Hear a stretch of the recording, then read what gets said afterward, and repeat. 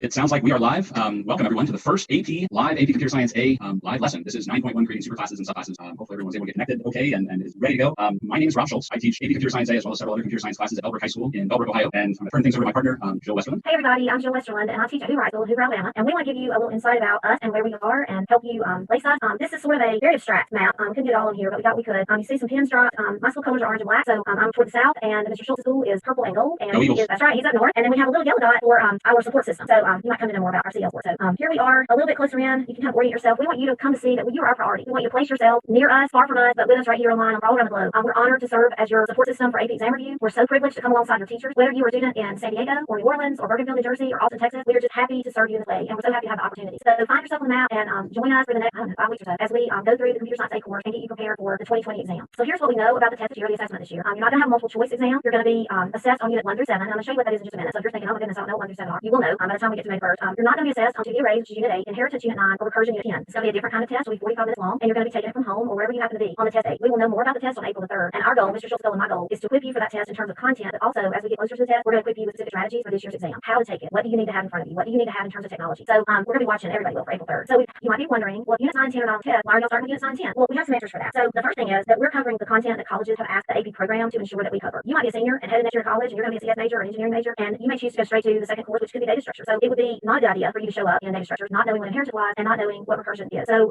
we're going to start with those 2 units, which are the last 2 units of the course, and it just might be that your teacher was close to those units. Maybe they already covered it, or maybe you've not gotten there. So we're going to cover those in hopefully a very relevant way to you. We've developed some material that we think you can customize and kind of dive into. So here's our schedule for the next 8 days. We're going to start with inheritance and then go forward into using a class to build an array, doing some things with that array, and then coming back to recursion so that you actually search and sort your array list. So now let's look at the big picture of the course that we all love at Computer Science A. You may not have ever seen this image. Your teacher hopefully has. This is from the course exam description. And I know it might be grainy, it might be small if you're watching this on a phone, but just let me kind of unpack it a little bit so that you can see where we fit during these weeks in relation to the whole course. So we're going to start with Unit 9, Inheritance, and we're going to be talking about how classes interact and really scratch the surface of what object-oriented programming can do so that you have a working knowledge of class interaction and how to move data up and down the hierarchy. Then we're going to go a little bit to the left and jog over and pick up the concept of ArrayList because we're going to build an ArrayList off of a class of your choosing. And then we're going to use that ArrayList to apply some recursion and write a method to recursively search your list. After that, we'll be at, look at the date it'll be the Monday after next Monday. We're going to go all the way back, so pretend like we're in a loop. And we're going to go all the way back to Unit 5, and we're going to actually slowly, methodically break down writing classes and map that really in a linear fashion to free response questions. And we're going to do a little bit of that before, but a lot more deliberate and slower. Then we're going to have a week on arrays, one-dimensional arrays, methodal arrays, what to do with arrays. After that, we're going to come straight on forward and hit Unit 7 one more time and go a little bit slower with ArrayList. So I hope that you're seeing some words that you've gone through in the classroom this year and you're feeling like you can connect to what I'm saying to you in terms of our schedule. So don't panic that we're starting Unit 9 and 10. Just bear with us, and there's a method to our plan. While we're working on Unit 5, 6, and 7, we're going to pick up concept from Unit 2, 3, and 4. So Unit 2, we're going to be picking up strings, and we're going to spend a whole week on string methods because if you've done some work with free response, you know that they love to include that and kind of wrap that in with a different kind of free response question. From Unit 3, we're going to be picking up if, else, and keys and selection. And then from Unit 4, we're going to go back to our always ran the for loop. So we are so happy that you're with us, and I wanted to explain to you this approach that colleges have asked us to do and why we're doing this content. In about a week, we're going to release a calendar. It'll show you everything we're doing all the way to May 1st. So I hope that helps you see our big picture. What we would love for you to do, either now if you have anything near you, or you can rewatch the video at another time. We would love for you to have a notebook or some paper, a pen or pencil when you're interacting with us in our exam session. There might be things you want to write down, and we definitely want you writing code. So our approach to what we're doing, every single session that we have is going to be course focused. Those 10 units that have been laid out for us that are approved for this course and that will get you ready for college. And we're going to be concept based, and we're going to focus on syntax because your assessment, remember, is going to be you writing free response questions with your own hand. So I know some of you don't want to write code by hand. Probably none of you do. I find that in my classroom at Hoover, Alabama. But you're going to have to write code by hand for your assessment. So I'm going to ask you to first write code by hand that we ask you to work on, and then second, test your code by putting it in an editor if you can. You may be watching us on your cell phone, and you may not have any way other than a cell phone to interact with this review session, and that is okay. Please do not panic. I've got resources for you. I don't want you to feel left out. We're going to do everything that we can to have you ready, but just remember that you're assessment by hand, so there's nothing wrong with you doing everything that we do by hand by writing code. So take a minute, grab a pencil, some paper. Maybe you have an old notebook that partially used from a class that wasn't your favorite last year, and you can make that notebook your favorite and let it be your Java notebook for the spring. So Mr. Schultz is now going to present our lesson for today, and then I'm going to come back at the end and talk about what we have to power you up. Okay, hey, thank you. Pardon me. So like I said, our goal for today is to start learning a little bit about inheritance and how we can work with classes to create a hierarchy of classes to benefit us in a lot of ways when it comes to object-oriented programming. So some prior knowledge that might be helpful. We're going to rely a little bit on knowledge of creating a class that comes from Unit 5 and the types of methods, constructors, mutator setters, or accessors and getters. So we're going to draw a little bit on the knowledge that we've got from Unit 5, and then we're going to learn how to create a hierarchy of classes, and we're also going to learn when to create a hierarchy class because sometimes it's appropriate to create a hierarchy, sometimes it's not. Sometimes we can force classes into a hierarchy where they really don't fit. So that's our goal for today. So let's jump in. Here we go. So first, I would like you to take 2 minutes and think about the things that Bo and JJ have in common. As you can tell, Mrs. Westerland and I are both dog people. We love our dogs. So we started trying to come up with a fun way to get some of the ideas across, and we're going to focus on Bo and JJ for part of this lesson. So I'd like you to think about the things they have in common. Now, I'm going to caution you a little bit that we could go down the rabbit hole here. We could spend an entire day looking at all of the things that they have in common. So we're talking just on the basic level. I know you're also thinking, okay, they're 2 totally different breeds of dogs. They do things differently. They walk differently. They run differently. They bark differently. So we'll deal with that kind of stuff and how we're going to deal with the differences between two different objects when we get to overriding methods on Friday. Today, I just want to focus on the basic things they have in common. So take a couple minutes. You can even think of it in terms of objects. We have a basset hound object and we have a mixed breed object. And think about the properties and behavior of those types of objects. I said we were going to refer back to Unit 5. Anytime we create a class, we have to think about the properties and the behavior of that class. So when we create our basset hound class and our mixed breed class, think about the properties and behavior that those two classes would have in common. Basically, I'll give you about 2 minutes while I sit here and kind of stare awkwardly at the screen. And I'll kind of step back in and show you the list I came up with, and then we'll kind of work from there. So 2 minutes. Okay, we've got about 30 seconds to go. I feel like we need the Jeopardy theme song playing in the background or some kind of elevator music or something just so that it's not dead silence during these little breaks. See if you can bring your list to a close. We've got about 15 seconds to go, and I'll show you. It's music theory. Oh, we could sing or hum for them, but we're not music theory. I don't think I do well enough. No, I can't hum or sing for anybody. Okay, there's our 2 minutes. Here's the list I came up with. And again, when I put this together, I wanted something just that I could use as an example. And I wanted just the basics of what a basset hound and a mixed breed might have in common. So again, we could come up with hundreds of properties and hundreds of behaviors that those two breeds of dogs, or I guess a mixed breed and a basset hound would have in common. But I just wanted to come up with something simple. Every dog, regardless of its breed, has a name, has an age, and has a weight. That's common no matter what the breed is. For my list of behavior, I threw in a couple of getter methods just so that we have a means of getting the dog's name or getting the dog's age, getting the dog's weight. And then on a basic level, pretty much every dog breathes the same way. They inhale, exhale. They all sleep the same way. And I also added a two-string method. And you're going to notice that as I go through this, there'll probably be a couple places here and there where I kind of jump back to Unit 5 just for some quick review. Just a couple comments about a two-string method. And while we're talking about inheritance, every object we create, whether we extend another object and we build into a hierarchy or not, it automatically inherits a basic two-string method. And if you've never discussed the two-string method in your class before, the purpose of two-string, at least the way I present it to my students, is that it's to return the state of the object. It's to tell us what the contents of the properties are at any given point in time. We'll talk more about state of an object, and we'll get a little more into two-string tomorrow. There's going to be a sample I'm going to pop up on the screen in a couple minutes, and I'll show you my two-string method. But tomorrow when we talk about constructors in subclasses and superclasses, we'll talk a little bit more about two-string and the state of the object. So just for now, understand that the purpose of two-string is to tell us the information that's in our properties, to tell us the dog's name, age, and weight. Okay? So if you have things that aren't on my list, you are perfectly fine. If you match my list, that's great too. But this is the list I came up with as far as things that both dogs would have in common. Okay? So now let's get to the good stuff. This is the stuff that we're here for today. Okay? I want you to think about, as programmers, what kind of problems this could present as we start putting code together and we start building a program. Let's say we're designing a program for the American Kennel Club or for our local veterinary office, where we're trying to come up with a program to keep track of information about different breeds of dogs or simulate dogs in a specific environment for some kind of a game we're creating. What problems could this present? And I know you can't answer back, so I'm asking hypothetically, I guess. To me, the biggest question would be, what if I want both dogs to behave the same, but I need to change the method? What if I decide I want to change my sleep method, but I still want both dogs to behave exactly the same? Well, now I've got duplicate code. I have to change the sleep method in the basset hound class, and I also have to change the method in the mixed breed. So now we can expand on this a little bit. What happens if I want to represent every breed of dog? I checked earlier today. I did actually look this up. There are over 340 breeds of dog that are currently on record known right now. So imagine we're representing all 340 plus breeds of dog. All I want to do is change one line in my sleep method. Well, now with this setup, I have to go out if I want all breeds of dogs to sleep the same way. I have to go to 340 plus individual classes and change that one line of code to make sure that they all continue to behave the same way. That opens up a lot of room for mistakes, for things to be forgotten, or individual types of bugs. Okay? So this is where inheritance really comes in handy for us. Inheritance gives us the ability to create a master dog class that has all of the properties and behaviors of a dog that we want to be in common across all breeds. Okay? So when you look at the diagram up on the screen, we have a dog class, just a generic dog class that has our properties. It has all our methods that we want to share to all of our dogs. And then at the point when I create my basset hound class or I create my mixed breed class, all I have to do is just tell it that that class is an extension of the dog class. So I'm going to jump out to Daygrass real quick. I know some of you probably use different browsers, different IDEs, and if that's the case, that's fine. In my class, we use Daygrass. So I've got a working copy of this, and this is why I'm going to count on you. I'm still getting used to the whole sharing screens thing. So if I share the wrong screen or talk about something, I'll jump and say it has private instance variables. Always 99.9% of the time instance variables. Just a little bit closer to your microphone.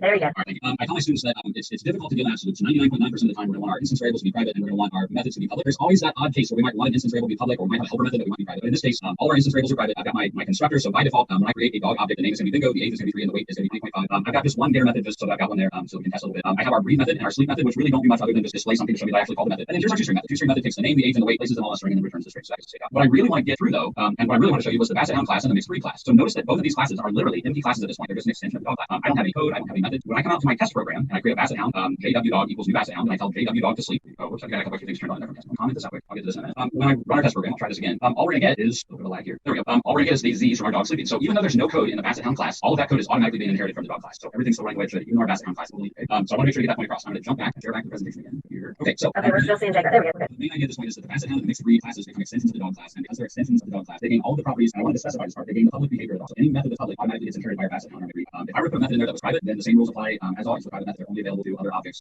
only available to other objects within the dog. Okay. All right. So moving on. So with just two classes with our basset hound or mixed breed, you can see that would already be pretty helpful. But once I kind of open it up, and now I've got 340 plus individual breed of dog classes that all extend dog, it makes it nice that all I have to do if I want to change my sleep method is go to the dog class, change the one line, and then it automatically trickles down the hierarchy to all the other classes that are extended. So that's the first big piece of the big piece of information regarding the power of inheritance in object-oriented. Okay. All right. So next question: how do we actually create a hierarchy? If I have two specific objects, how do I know when one would be a good subclass of another and when one of the objects would? You'll hear programmers and you'll see textbooks and different educational materials in programming and object-oriented programming talk about the ISA versus the HASA relationship. And I'll be honest with you, this is a tough point to get across. I just started this unit with my own class last Thursday, and the fact that we're doing everything virtually just within my own class, everybody's doing all this from home, makes it even tougher to get my across. So we were talking about examples of ISA versus HASA. A couple of my students were a little confused, and one of my students, Kai, stepped in and kind of took over the conversation and said, well, can't you just kind of think of ISA, you could replace it with the words is an example of or is a type of, and HASA would be has ownership of where it contains. And he was absolutely right. So I went ahead and added those quotes to my slide. Anytime we can take two objects and we can say that one object is an example of another object, or one object is a type of another object, that makes those two objects candidates to fit into a hierarchy, because we always want a subclass to be a type of the class that it extends. For example, a basset hound is a type of dog, it's an example of a dog. A mixed breed is an example of a dog, it's a type of dog. So it lends itself well to be a subclass of a class. On the other hand, the HASA relationship more is an ownership thing. So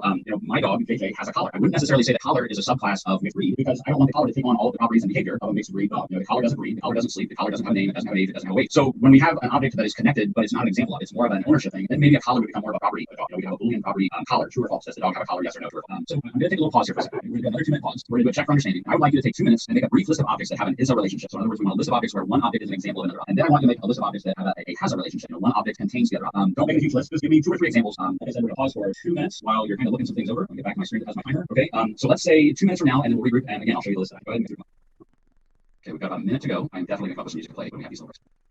Okay, about 15 more seconds. Go ahead and start bringing your list to a close. Okay, let's see how we did. I should probably throw in there that if you're watching a recording of this, if you're not watching it live, feel free to pause and take as much time as you would like. There's no magic rule about 2 minutes. Just try and keep things moving along a little bit. So here's the list I came up with. And the first one's kind of a cheat because we've already talked about basset hounds in college. But I came up with a list. A basset hound is a type of dog. We've already given that example. A dog would be the superclass, and I could come up with a lot of different breeds of dog that would be types of dog. I came up with the idea of a pine is a type of tree. So I could have a superclass that's a tree that has all the properties and behavior of just a generic tree. But below that, I could have a pine class, I could have an oak class, an elm class, a birch class. I could have a generic car class, and below that, have different types of cars. And the example I like to use in class, I like to use the doctor class. So we have a generic doctor class. Anybody that is a doctor can write prescriptions, diagnose illnesses, do certain things. But then when you get the individual subclasses below a doctor, you can have a surgeon class, you can have a pediatrician class, you can have a cardiologist class, a neurologist class. I mean, the list goes on and on and on. So these are all the examples of where we could create a hierarchy. Any of those is a type of or is an example of a superclass. Okay? Now, when we shift over to the right side of the screen, we start looking at has relationships. And I already gave the example that dog has ownership. I wouldn't necessarily want the collar to take on the behavior. I can't necessarily say that a tree is a type of forest. That doesn't make sense. So it wouldn't be a good relationship to make a tree a subclass of the forest class. What might make more sense though is within my forest class as a property, create an array or an array list of trees. So within my forest class, I might have an array that contains 200 trees. It doesn't really make sense to say that an engine is a type of car or an engine is an example of a car. A car contains it. So an engine might be a property within my car class. Along those same lines, a doctor has ownership of a stethoscope. Most doctors and every doctor has a stethoscope. So it wouldn't necessarily make sense for a stethoscope to extend the doctor class and inherit the behavior of a doctor. A stethoscope obviously can't write prescriptions, but a stethoscope could be a property within that. So you kind of want to think about that a little bit as you start thinking about the relationship between objects and whether or not it makes sense to really make one an extension of another. Okay, so let's talk about some of this. We've already talked about the 2 big ones. We can avoid duplicate code and we can define a common protocol for a group class. I have a group of dog classes. They all share common behavior. I can create a generic dog class, make every one of my breeds of dog an extension of the dog class, and then I can avoid duplicate code and I can share that behavior to all the dogs. We haven't talked about the one really big one. The one really big one is polymorphism. That's the idea that object-oriented programming is in my mind trying to build around. I know in my own classes I refer to that term polymorphism several times throughout the year, but I don't feel like my own students really get it or I would expect them to get it until we hit this point in what we're teaching. So for those that have never heard the definition of the term before, the definition I use in my class is that polymorphism is when we treat objects that are different the same. A basic example would be calling an object a roll. If I roll my net, that's one example of roll. If I roll a bowling ball, it's going to do something totally different. So I have 2 totally different objects that I can give the same instruction to, and they're going to behave differently. So what we are able to do now, because we can start classifying groups of objects under one subclass, is now we have the ability to create an array or an array list with multiple object types. And that's always been something that's kind of limited us with arrays and array lists up to this point. In the past, we could create a basset hound array called my bassets, and the only thing I could put into that array is basset hound, or we could create a mixed breed array called my mix, and the only thing we could put in the mixed breed array is mixed breed dogs. So we've been a little limited in that. But now that we know that both basset hounds and mixed breeds and all of our other 340 plus breeds of dogs are an extension of dog class, I can create an array of dogs. And anything that we talked about up here that would be an extension of the dog class is fair game to go into the dog array because a Siberian Husky is a dog, chocolate lab is a dog, a mixed breed is a dog, basset hound is a dog. So any dog that is a dog that I've declared as an extension of the dog class can now go into our dog array. So I'm going to jump back to digress again for a second and give you a little demo because there's one specific point I want to make as we look at this. Okay, this is the part that I uncommented for. I'll tell my screen is not updating. So I'm going to go to the dog header, and now is where I want to uncomment this part because I'm going to create an array of dogs. And there's a specific point I wanted to make. Keep in mind that this is a little bit of a review of arrays when we're dealing with arrays of objects. So the point where I say dog, our dogs equals new dog breed, I haven't actually created an array of dogs yet. All I've done is I've created an array of reference variables that can point to dog objects. So at this point, I would go in and type system.out.println our dogs bracket 0 toString, or our dogs bracket 0 sleep. I'm going to get a null pointer exception because every one of the elements of our dog array is basically an empty bucket that is not yet pointing to the dog object. So when we create arrays of objects, don't forget that we still have to actually assign an object detail. Okay, so I'm going down and to kind of show the point, instead of having our dog array filled with only basset hounds or mixed breeds, I'm going to put a basset hound in position 0, a mixed breed in position 1, and a basset hound in position 2. And then I'm going to go down and just run a quick little for loop that's going to display the toString method for all of the dogs. Okay, so now when I run, it's going to show us, it always runs slower when you're watching it. There we go. So it's going to show us the name, age, and weight for all 3 of our dogs. Now, the other thing I realize you're probably saying, okay, well, why are they all the same? Well, again, we set up our default constructor in our superclass in our dog class so that name would automatically be set to bingo, age would be set to bingo, weight would be set to 5. Tomorrow's lesson is going to be all about creating constructors specific to the superclass and the subclass. So tomorrow's where we'll deal with that. Tomorrow's where we'll add a little flexibility that we can give our dog a name. But I want to make sure that we're all comfortable with the idea that now we can put multiple breeds of dogs in the same dog array because technically they're all dogs. They're all an extension of the dog class. See if I can jump back presentation one last time. And there we go. Okay, so here's our debrief and summary. That's as far as I want to get today with inheritance. And again, we're gonna add a little more tomorrow and we'll add a little more on Friday. The big ideas of inheritance. Inheritance allows us to easily manage groups of similar dogs. I can avoid duplication of code and I can define common behavior for a large group of objects. The other thing inheritance lets us do is it lets us take advantage of the concept of it lets us start treating multiple types of things in the same way because now they share common behavior. Even if they do things differently, which eventually we'll get to that point, we can still make sure that we tell all of our different breeds of dog to do a specific part of the behavior. We can implement a specific method because we know that every dog will be able to. Okay, Mrs. Westland, I'm going to pass it over to you. All right. So I phoned a friend the other day, if we were playing that old game, and those of you who know me know my teacher friend is Gina, and said to her, what's a better way to call our homework? And we're going to call it power up because we were informed that in gaming, power up is how you get added enhancement, you get more features or more capabilities. So that's really what we want you to have during these weeks. So every day we're going to have you a power up lesson, hopefully something that you can work on, specific computer science A, and getting you geared up toward your AP exam for 2020. So I've made a bit.ly folder, and you can see the URL link here, and They are case sensitive, so I've got this reminder. I'll try to keep reminding you. It won't take too long. Type it in a couple of times and your browser's going to remember. I'm going to share my screen now and go to the Google Drive and show you what's there. So when you go to the share drive, this is what you're going to see. Actually, you're going to see one step out. I've got a folder for each day. So there's a folder for today. There are a few resources for today. And I could give you a power up sort of like homework plan in PDF format. And I'm going to try to do it in a consistent way each day, really referencing you back to the course and exam description. And I hope that your teacher at your high school has continually throughout the year preached to you about the course and exam description. You're going to hear it a lot from Mr. Schultz and from me. I'm going to go and show it to you now. Please bookmark this or remember how you say things on your side of the computer. This course and exam description, is College Board will to you about the computer science A course. Everything you need to know about the learning objectives for the course, the skill set that you're supposed to be developing, the exam component. There are some sample questions. You might have gone through those with your teacher. So we're going to be continually referencing back. I want you to also get comfortable with the book and spend some time hopefully looking at the content. Each unit in the book and each lesson has a linked resource from almost all of them do, from Runestone, which many of you may be familiar with. This is definitely accessible on a cell phone. So if you have a smartphone, you can go through the ABCSA course on the Runestone. You can read, you can practice. There's boxes to type in code. There's also this introduction to polymorphism document that is a little more teacher facing, but I felt like it was really useful to you. What I would love for y'all to work on tonight is I've given you a different pitch, a little spin off of Bo and JJ, and we've gone up the chain a little bit to just an animal class. And I've given you a UML diagram of a 3-level structure. So hopefully you found a notebook, you got some paper. I would love for y'all to sketch out a 3-level diagram for classes that can inherit from one another. An animal class will be the superclass. Wild or farm animal could be our subclasses, and you may want to change that and make them different. Totally fine. It's your case study work. And then a 3rd level class, and you can read my instructions there. And then on the 2nd page, I talk to you about other hierarchy topics. I've given you a link to brainstorming list that I came up with the help of the student, and maybe an image. I like to write things down, and again, go back to my speech about writing code. Plan your code on paper, think through your code, and we're going to be encouraging you to write your code. So that's your power up today, and a couple of pictures in the brainstorming guide. And you can see the other resources. I'm going to pop back to the main level. We are close on time, like 2 minutes to walk, right? So resources and read me. I've given you a copy in PDF form of the course and exam description, so if you don't want to follow the link, you got it there. Endorsed providers. So we've got some group who've come forward in our community and provided course material specific to computer science A. I've linked the ones there, they're free. I've also linked Java editors, they're free, and I've kind of indicated which ones are available on phone, and you can see the rest of the things. So take some time and look at your resources, and hopefully take some time tonight and do a little bit of powering up in computer science A. And we are so happy you joined us today. We hope that you come back tomorrow and walk through this exam review with us. Take care, everybody. Thanks for watching, and we'll see you tomorrow. Okay, welcome back, everybody, to day 2 of the AP Computer Science A live lessons. Today is 9.2, writing constructors for subclasses. For those that are joining us for the 2nd day, welcome back. We're glad that you enjoyed yesterday enough, or at least got enough out of yesterday to come back and see us a 2nd time. And for those that are joining us for the 1st time, welcome. Glad to join us today. My name is Rob Schultz. I teach computer science classes at Elbrook High School in Elbrook, Ohio. I'm Jill Westerlund. I teach computer science at Hoover High School in Hoover, Alabama. And we want to give you a little background information about our course, our exam sessions that we're leading, and we'll start with letting you place yourself kind of on our map where we are related to where you are. And you may not be in the United States, and that's just fantastic. We're going global. But if you are in the U.S., you can see that Mr. Schultz is in Ohio and I'm in Alabama. So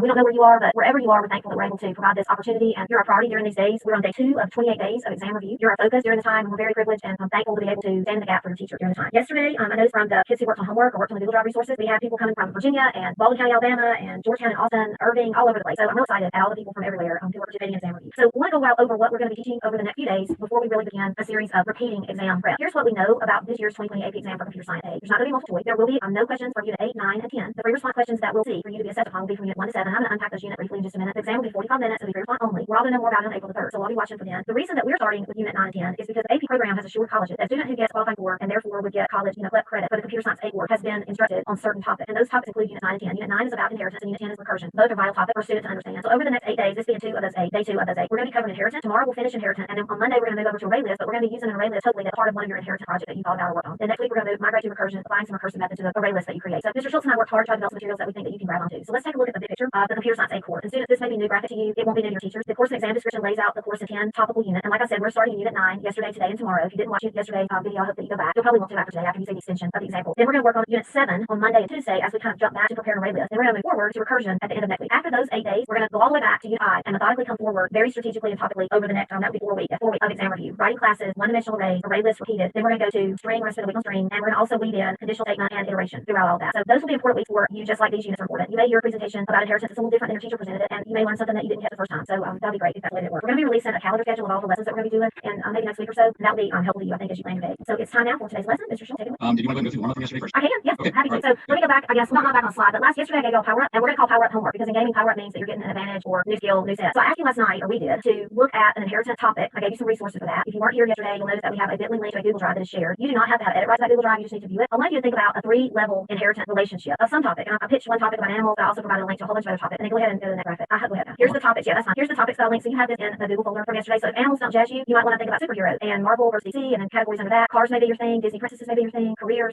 cats instead of dogs may be your thing. So you can make an inheritance diagram to practice your skill of the concept of hierarchy with any topic that is relevant to you. Media is another one. So hopefully last night or maybe this morning you spent some time on paper thinking about classes that might relate to each other. What would be your superclass? What would be your subclass level 2? And what would be your subclass level 3? So vocabulary from yesterday, we talked about inheritance has an is a relationship, composition is a has a relationship, polymorphism means that we can make many forms of an object of a particular type, superclass, subclass, use of the keyword in, and then constructor method. And we'll talk more about those words again today. You may have taken some notes from yesterday. I took a picture here of my little notebook that I'm taking notes in to kind of think through the topic as we come to them. I really do want to encourage you every day. If I get tired of saying it, I'm not saying it, to begin to write things down. Hopefully you found a notebook. If you're new with us today, we would love for you to find a notebook or some paper and create your own set of concepts related to the lessons that we do. Remember that your assessment is going to be paper pencil, so it's important that you become comfortable over these weeks of writing code by hand. We're going to be course focused on the unit that I laid out in that large graphic, concept based, and our primary goal is for you to be really comfortable handwriting code and then testing your code secondarily. So we'll give you a lot of resources for that, and I'll be back after the lesson to talk about the things that we'd love for you to work on tonight. So now it's time to start today. Okay, all right, here we go. So the topic for today is an extension of what we talked about yesterday, no pun intended. We're going to start looking at creating constructors to go into the subclasses and superclasses that we started together in our hierarchy. So prior knowledge would be the ability to create a class. Hopefully you've had some experience creating classes at this point, creating a constructor method and understanding really what the purpose of the constructor method is. There are different types of methods, and a constructor has a very specific purpose. And prior knowledge would be actually implementing a hierarchy of classes. So if today is your first day with us, if you haven't had any experience in implementing classes, you might want to go back and make sure that you watch the lesson we did yesterday so that you understand how to build a hierarchy before we start actually creating the constructors to go into subclasses. The goal today is to learn to create overloaded constructors in a subclass, create default constructors in a subclass, and we're also going to talk about the purpose of the use of super in a subclass. So let's jump in. So first thing I would like you to do, we're going to do a 2-minute kind of prep activity, so we have some things to talk about. This is our dog class that we had yesterday that we worked with. I've got 3 private instance variables. I've got string name, int age, and double weight, and I would like you to take 2 minutes and complete both of the constructors. We have a constructor with an empty parameter list that we're going to call our default constructor, and I have a constructor that takes string, and int, and a double list parameter. So take 2 minutes. I'll set the time here on my stopwatch. I'll give you a 2-minute go, and then after you've had a chance to put the constructors together, we're going to go over a little bit of vocabulary just so that we're all using the same terminology as we go from market set go. Yesterday I said I would find music and I didn't do that. I was tempted to just hum something, but I don't think anybody wants. I saw in an email yesterday that in one of the other live topics during a 2-minute break like this, the teacher that was presenting was actually dancing for the students that were watching. And I know nobody wants to see that. I don't know about you, Mrs. Westerland, but I have no moves. We can set up a camera on the dog to see what they're doing during 2 minutes. We could do a JJ. Let's take a nap, I'm sure. All right, we got about 1 minute left. The dog can. I was hoping JJ might join us today, but she hasn't poked her head in the room yet. Take a Friday. That would be fun. Or every Friday, maybe tomorrow. Okay, we're about 30 seconds left, so try and bring things to a close if you haven't already.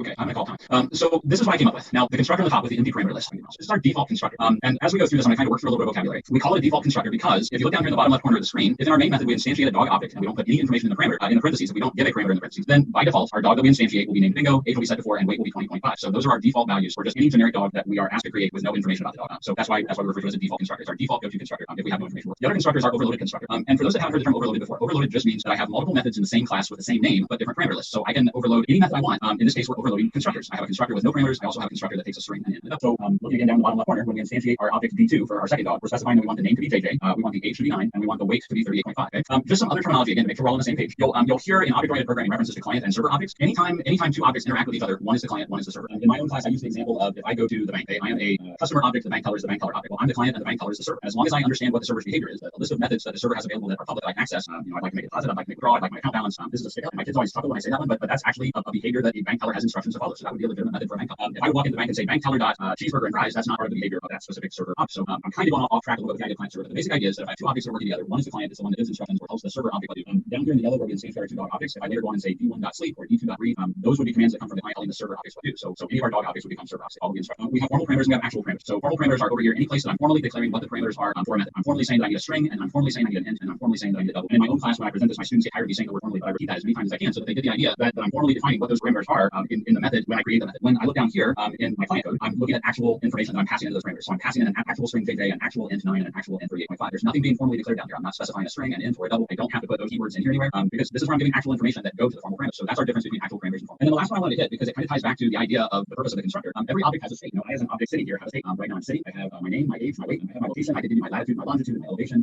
In 5 minutes, my state could be entirely different. I could be in a totally different location. I'll be slightly older. I might have a slight fluctuation to my weight at some level. 12 hours from now, my location will be different. I'll probably be sleeping instead of sitting. So just like people have a state that changes, our objects have a state that changes. And when we create a constructor, the idea of the constructor is to set the initial state of our object at the point of the state. So when we first state, we're talking about the state of the object, and we're talking about contents of the properties at any given time. Okay? So that's our vocabulary lesson for today. Let's move on to some new stuff. I wanted to start this part off by saying that we are covering when it comes to inheritance. We're just barely brushing the tip of the iceberg.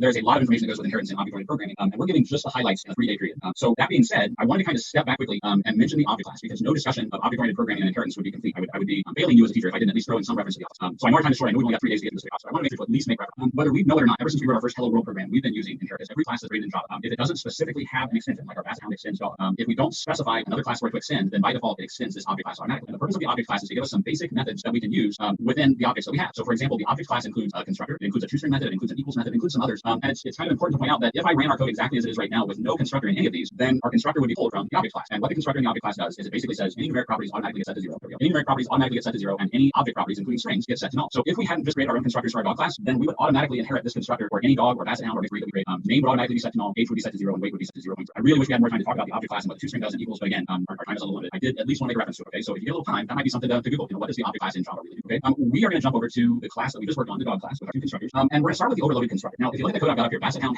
equals new basset hound, and we do system.printline. For those that were with us yesterday, you'll recognize that. That's the code that we ran to test to make sure that everything would work. Even though our basset hound class is literally an empty class, there's nothing. When we run this code in our client, it's going to go over and it's going to check the basset hound class for a constructor, and because there's no constructor there, it's automatically going to go to the default. It's going to set name to bingo 84 weight 20.5, and then when we call the toString method, which is down here with these other methods, it's going to display the state of the object and tell us that name is bingo, age is 4, and weight is 25. And we ran that yesterday. We know that that would work. Okay? So now we're going to expand on that a little bit, and we're going to do this in our client. We want to create another basset hound object called hound1, and this time we want to use the properties bow, 7, and 35.4. Now, I'm not a basset hound owner. I don't know if 35.4 is an appropriate age for a basset hound. That was a total guess, so sorry. It'll be twice that. He weighs like, well, close. He weighs like 60 pounds. We should have him on a diet pretty soon. All right, we'll say our basset hound hound1 is a 7-year-old baby basset hound. That's good. Okay. So at this point, when I plug this into my client, when I plug this into my tester in the main method, and I go to run this, our assumption would be that it's now going to come over and use our overloaded constructor and pass O into N, 7 into A, and 35.4 into weight. But when we actually go to run it, we get this. There's a typo. I'm not sorry about that. We actually get that constructor basset hound in class basset hound cannot be applied to given types. Well, the reason for that is in Java, in a subclass, if I don't include any constructors at all, then the compiler takes that as a sign that we really want to use just this default constructor. So as long as my constructor that I call has no parameter and I have no constructors in the subclass, then by default it'll pull the default constructor from the superclass. But now that we've given it specific information, Java is going to make us be specific, and it's essentially telling us you're looking for a basset hound constructor with 3 parameters and you have no constructors in the basset hound class. So what we need to do is we need to write an overloaded constructor that matches the overloaded constructor in the dog class so that we can pass that information to it and kind of make a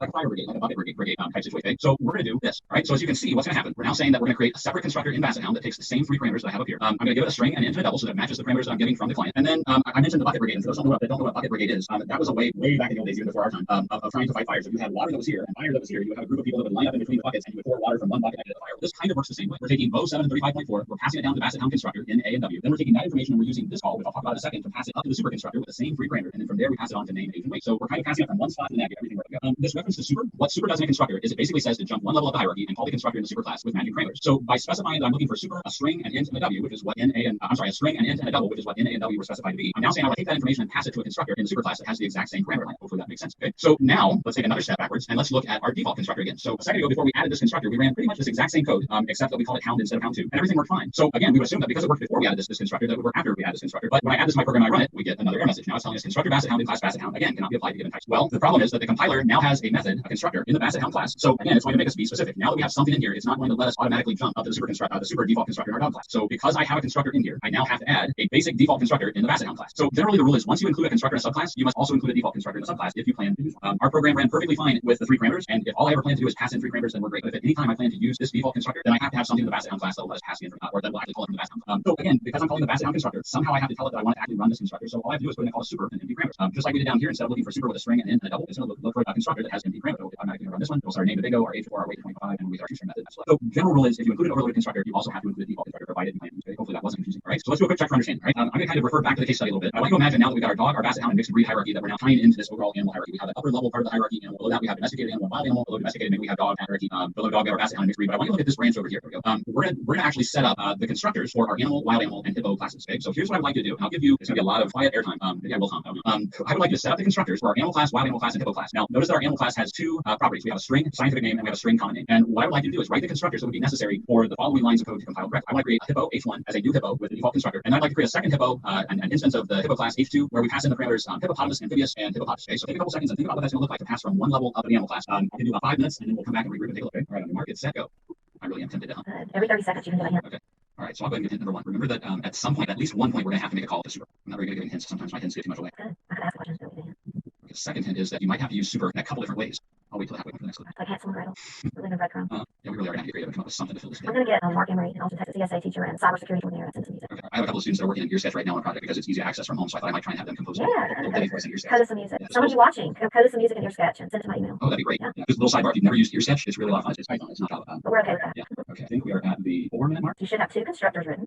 And then think about where those 2, the code for the 2 constructors would be and what you would need in the other 2 methods. And we've got about 30 seconds left. That seemed like a fast 5 minutes. I saw a hippo one time at the Hasasuma Wild Animal Park outside Tampa, and they had been a hippo in the movie. Oh, cool. They would toss, it was in a cool lake, I think. It's a really cool park in Florida. And they would toss it watermelon, and it would eat the whole watermelon. Wow. Well, here in Ohio, Fiona is our celebrity hippo at the Cincinnati Zoo. Okay, that's our 5 minutes. So here's what I came up with. Okay? So think about this for a second. At the upper level, in the animal class, we want our actual constructors, the coded constructors, to be in the same class where our properties are. So I have a default animal constructor. I couldn't come up with a good scientific and common name, so I came up with ArrayList Methods and generic animal for our scientific name and common name. And then I also have an overloaded constructor where we ask for a string and actually 2 strings, S and C. We set scientific name to S and we set common name to C. So if you look down at our client code where I instantiate hippo h1 with our default constructor, well, that's going to call the default empty constructor in our hippo class, which immediately makes a call to super. Super goes up 1 level and calls the constructor with an empty parameter list, which then calls super. So it's going to go up another level to here. And it's going to set scientific name to animalist, animalist genericus, and the common name to generic animal. Okay? If we go back down to our client code again and we instantiate hippo a2 with the parameters hippopotamus, amphibious, and hippopotamus. Hippopotamus, amphibious, and hippopotamus get passed to hippo that asks for 2 strings, which then immediately calls the super class that takes 2 strings. So we're basically passing those 2 strings to parameters S and C in the wild animal class, which then immediately turn around and call super again with the same two parameters. So I dump the animal class.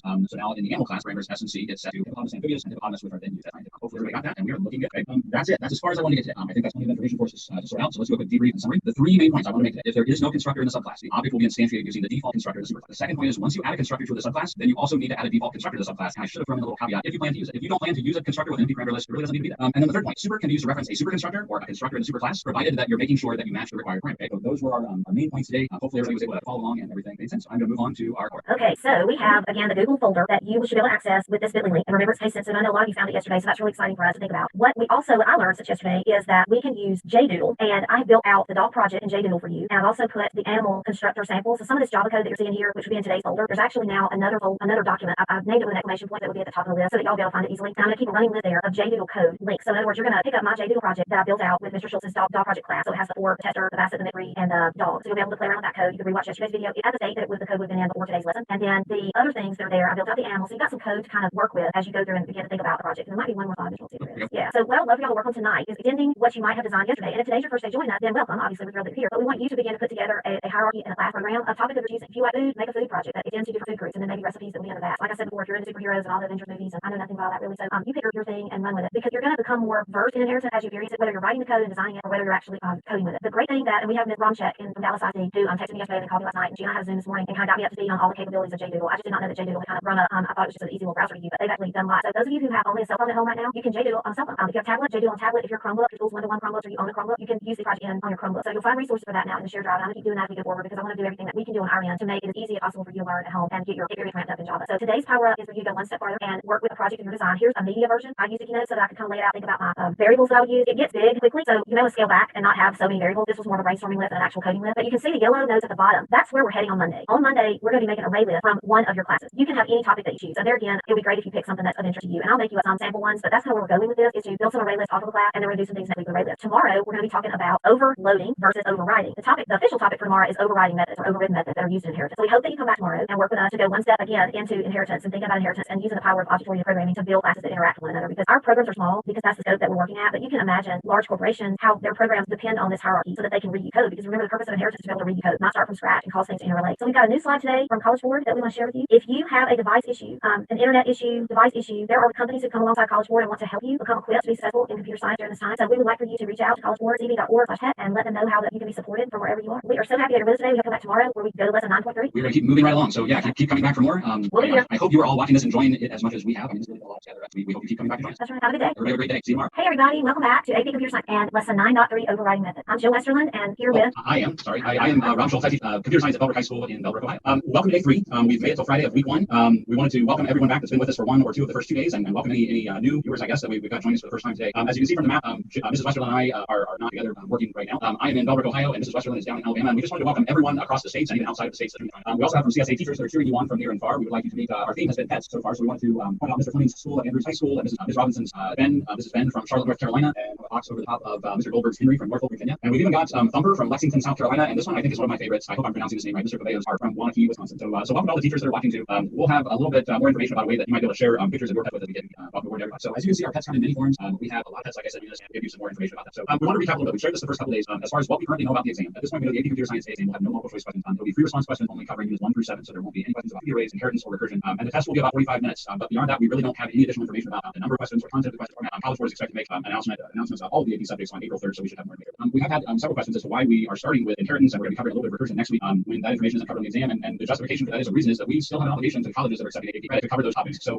as you can see from kind of the big picture from the course description, the course exam description that some of you might have, our plan for this week is to cover ArrayLists, inheritance, and recursion. We've done inheritance so far this week, and we're going to wrap up some information about inheritance today. Monday, Tuesday next week, we'll kind of shift gears into ArrayLists and maybe apply some of the things that we've started with inheritance, and then we'll kind of round out the next week with just a brief skimming the surface overview of recursion, just so that you'll have a little bit of exposure. Once we get through next week, then we're going to cycle back and we'll pick up review topics. So we'll cover the big primary topics that you might see on the exam, things like writing classes, arrays. We'll come back and we'll get into more depth with ArrayLists again. And during that time, we'll also go back and pick up some of the fundamentals. All of that will kind of be covered into what we're doing with units 5, 6, and 7. We'll hit using objects and working with strings, doing Boolean expressions into statements and iteration, for loops and while loops and all that. So don't worry, we will be doing plenty of review, and we've been trying to cycle. We'll continue to have review when it's a topic that comes up. Mrs. Westerland, I'm going to pass things back to you. Right, here we go. So we're going to start today by hopefully reviewing a little bit of what I hope you can do for homework. We've been talking about inheritance. This is our 3rd day, and I've been encouraging you each day to build on the code that Mr. Schultz has written, write some of your own code, handwrite some code, design a class hierarchy that uses more than one class in a grouping. So what you might have done by now, hopefully, is develop some sort of plan for a set of related classes. Maybe you did the media case study, maybe you did superheroes, maybe you did cars, maybe you played around with some code that we shared with you. And then yesterday I shared JDoodle code and project, which is smartphone friendly, tablet friendly, friendly, every kind of technology friendly. We're really excited about having JDoodle as an option so that there shouldn't be any type of barrier device-wise in terms of having an editor to work in. So I hope this is where your meeting is today. We'll have a few things for you to think about over the weekend, and let's look at our strategy. What we're hoping that you all do is use a notebook and a pencil and a pen. And I'm going to talk to you about a couple things today that I do hope that you maybe rewatch the video and go back and write down because they're foundational and easily misconstrued. The approach that Mr. Schultz and I have taken to planning the lesson for you is course focus, only course and exam description, the 10 unit, concept based, and then emphasis on syntax. Here's what we're learning today. Today's primary topic is 9.3, like I said earlier, overriding methods. And we're going to talk about how that looks and why it would be used in a hierarchy between classes that inherit from one another, and how it looks in both the superclass and the subclass and any other class that you have. We've talked for a couple days now with the dog project and any other project that you might have looked at about constructors and creating classes, and so some of that's going to weave in today's lesson also. So I have a big title here, misconception alert.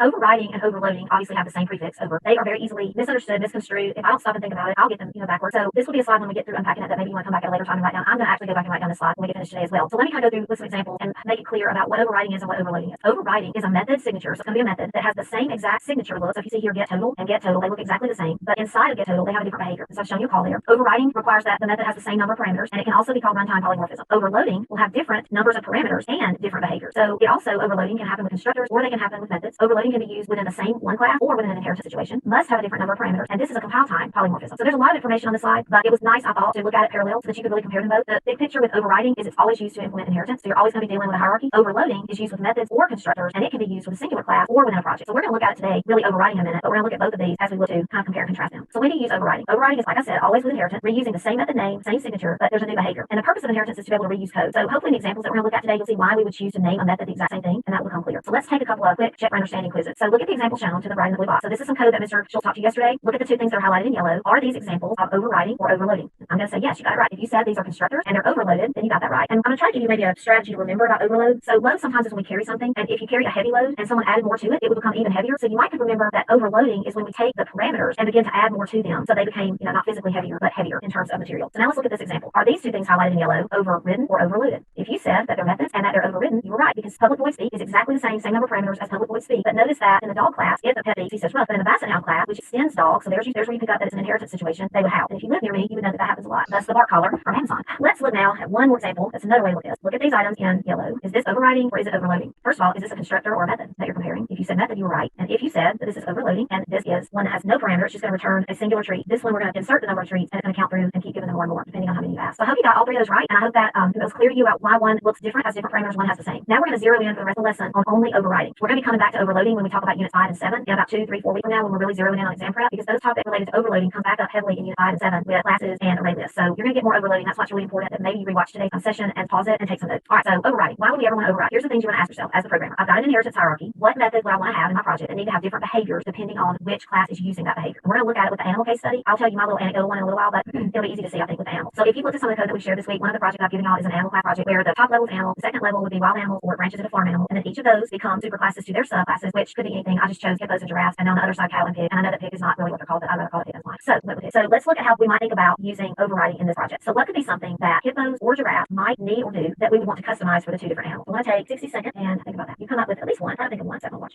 I love your pictures. Like them? I do. It's the Cincinnati Zoo that inspired me. They're doing virtual tours. We watched the first day of their virtual tour before we started doing these live lessons, and like I said, it was they focused on Fiona the hippo. She's been a celebrity in the Cincinnati area for quite a while.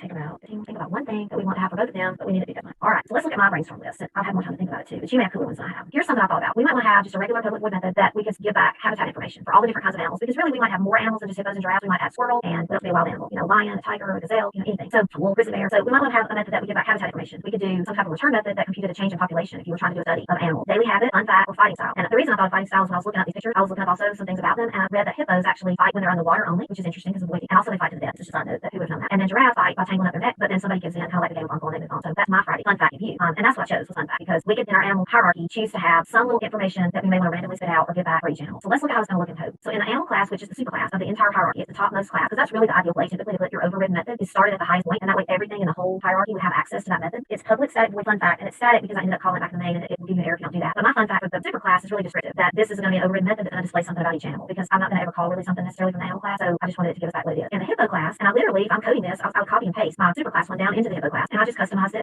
The word for hippopotamus comes from the phrase river horse. That's kind of cool. In the giraffe class, my fun fact for you today that if you're ever on Jeopardy, you may need to know is that giraffes have 32 teeth, just like humans do. Who would thought? And here's how these look when they're lined up together. So the signature is the same, the information and the way that they implement is different. But let's think about this in everyday life. What are some things in our everyday life, because you know that a method is a procedural abstraction. It's how that procedure is going to be carried out. So what are some things maybe in your household that are different, same method signature, but they're different depending on who they're called for. So let's just say that in our household, I'm going to fix one of my two sons. So I'm going to fix one of them lunch. Well, I know that my older son does not like peanut butter and jelly. He doesn't really like peanut butter. I can't imagine, but he doesn't. And so if I'm going to say Hunter dot fix lunch, it's never going to be peanut butter sandwich or anything that has peanut butter in it. If I'm going to have the same fix lunch method for myself, I love peanut butter sandwich. So if it's Joel dot fix lunch, that could be a peanut butter sandwich or peanut butter and jelly. And then if I call it for my husband or my other son, they like other things as well. Those will be methods that fix lunch will be different for each person that we happen to call it for. If you think about cars, if you had a Mach speed, like Mach amount of miles per hour you could go in a car. If we were talking about like a Maserati and we called Mach speed, it's going to be 100 plus super fast. If it's my Volkswagen that I had, my very first car was like a 72 Volkswagen. If I call that VW Bug Mach speed, it's going to be it would go maybe 60, maybe 70. I don't have to be going downhill to go 70. So the method will be called the same, but it's going to have a different behavior. So they're all procedural abstractions, but depending on what they're acting upon, they're going to have a different look. Here's how we call them: animal fun fact, hippo fun fact, giraffe fun fact. This will be the same thing as Hunter fix lunch, Jill dot fix lunch, Eric dot fix lunch, Rob dot fix lunch, whoever it would be. That fix lunch is going to be customized to that person's behavior that they may want. Here's how this code looks if it was run. We're going to get a system.out print line of exactly what you saw in the code. So here's our debrief for today. We use overriding method within inheritance project. We want to use the same name and the same signature. And it's really important to not just create more and more methods that all have their own odd naming. There's a method to your madness when you design your project, so that you pick descriptive, well thought out method names that are going to allow you to use these techniques of object-oriented programming like overriding, so that you can keep your code usable, because you're typically not going to code by yourself. You're going to be on a team with other people who are also going to be using your code. So you don't want to just keep creating more and more methods like the hippo fun fact versus the name that your method, or the giraffe fun fact and the lion fun fact. Just have the one fun fact and call it within this class. The third bullet, implement a new behavior, is another reason. And it all goes back to the purpose of inheritance, is to read you code. So to power you up, Mr. Schultz is going to pick up here and kind of talk about what we hope that you begin to work on. If you've not worked with the project yet this week, maybe you've been busy. I don't know, probably that you've been that busy, but maybe you think you're busy. Take some time this weekend and delve into inheritance. Work with the code that we've given you on whatever device you have, or handwrite it on paper, so that you can begin to think about implementing some of these constructors, methods, superclass, subclass relationships. All right, Mr. Schultz. Okay, I'll pick up from here. Yeah. So for those of you that have been with us over the past couple days, you already know that we have a folder that we've shared, bit.ly CSA _ exam review 2020, and remember that bit.ly links are case sensitive.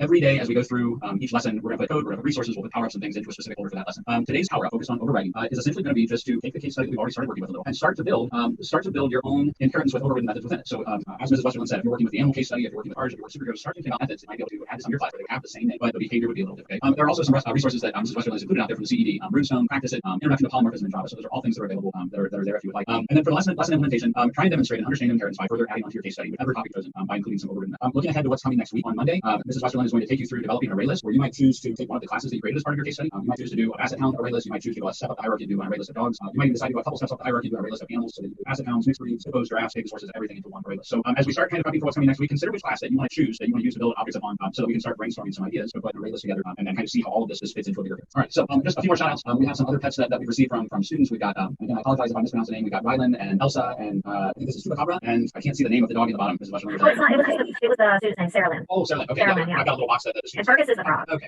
I just made TGIF Fergus because it's Friday today. You may not be watching this on Friday, so we're happy Friday. Even though we lose track of the days, we're still happy Friday. So for those that would like to include some pictures of pets or different things like that, Mrs. Westerland has created a form on bit.ly, and Floppy from Manhattan, our favorite pet from the Manhattan area, has asked that you go ahead and give us your 2 cents. If you have a picture of a pet, if you have some original music that maybe you made from GarageBand or Earsketch, if you have a podcast of yourself playing music, if you happen to be an AP Computer Science principal student and created something really super cool as your computational artifact, please feel free to share that with us. Let us know a little bit more about you. The toughest thing for us as teachers teaching in this format is that we have no contact with our students. So it would be nice to hear back from you a little bit. Share some information about yourselves. If you have an original meme, especially if it's computer science, I'm all about dad jokes. I'm a dad. I have 2 of my own here at home. So if you have a favorite computer science related dad joke, check out the form and send us a little information. And we might end up picking up pictures that you share, or music that you send and playing that during our downtime.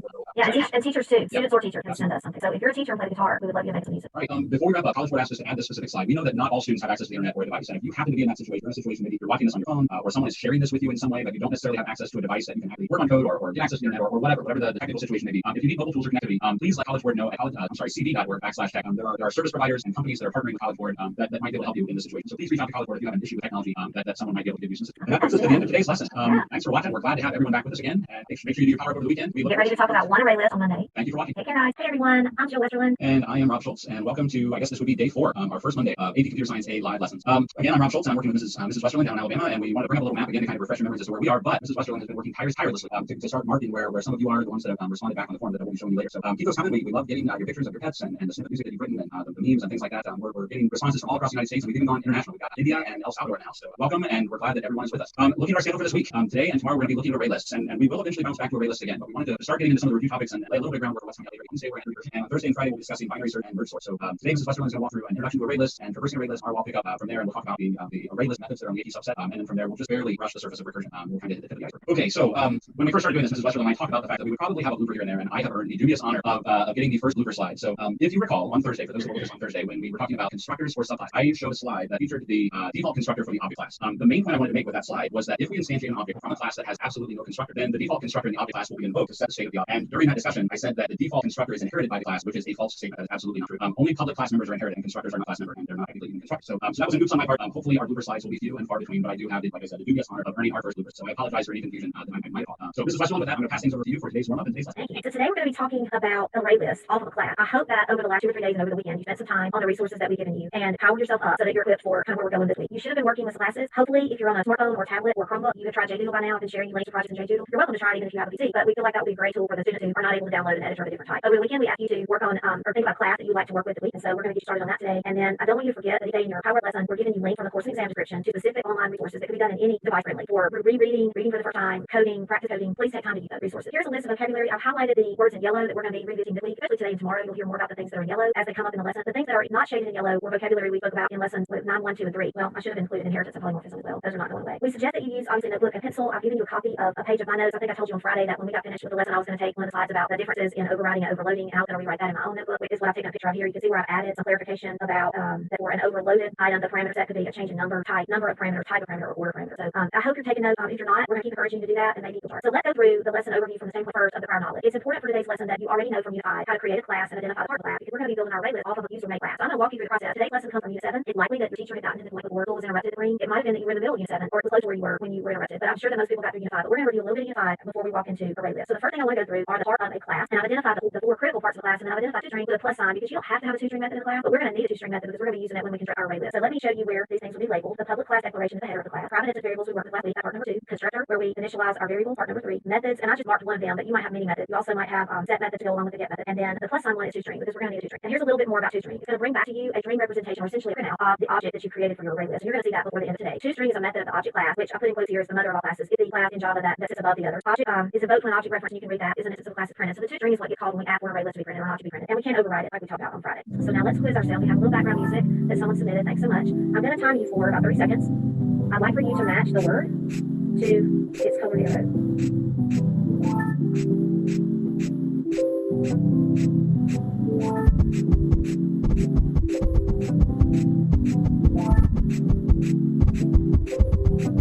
All right, you got them? So which one's the constructor? Yellow. Header, red arrows. Two-string, that was just there. Method, got 3 here. Private instance variables, 3 of those. I hope you got this perfect. Now let's look at what's happening in the two-string method. Which private instance variables are being called here?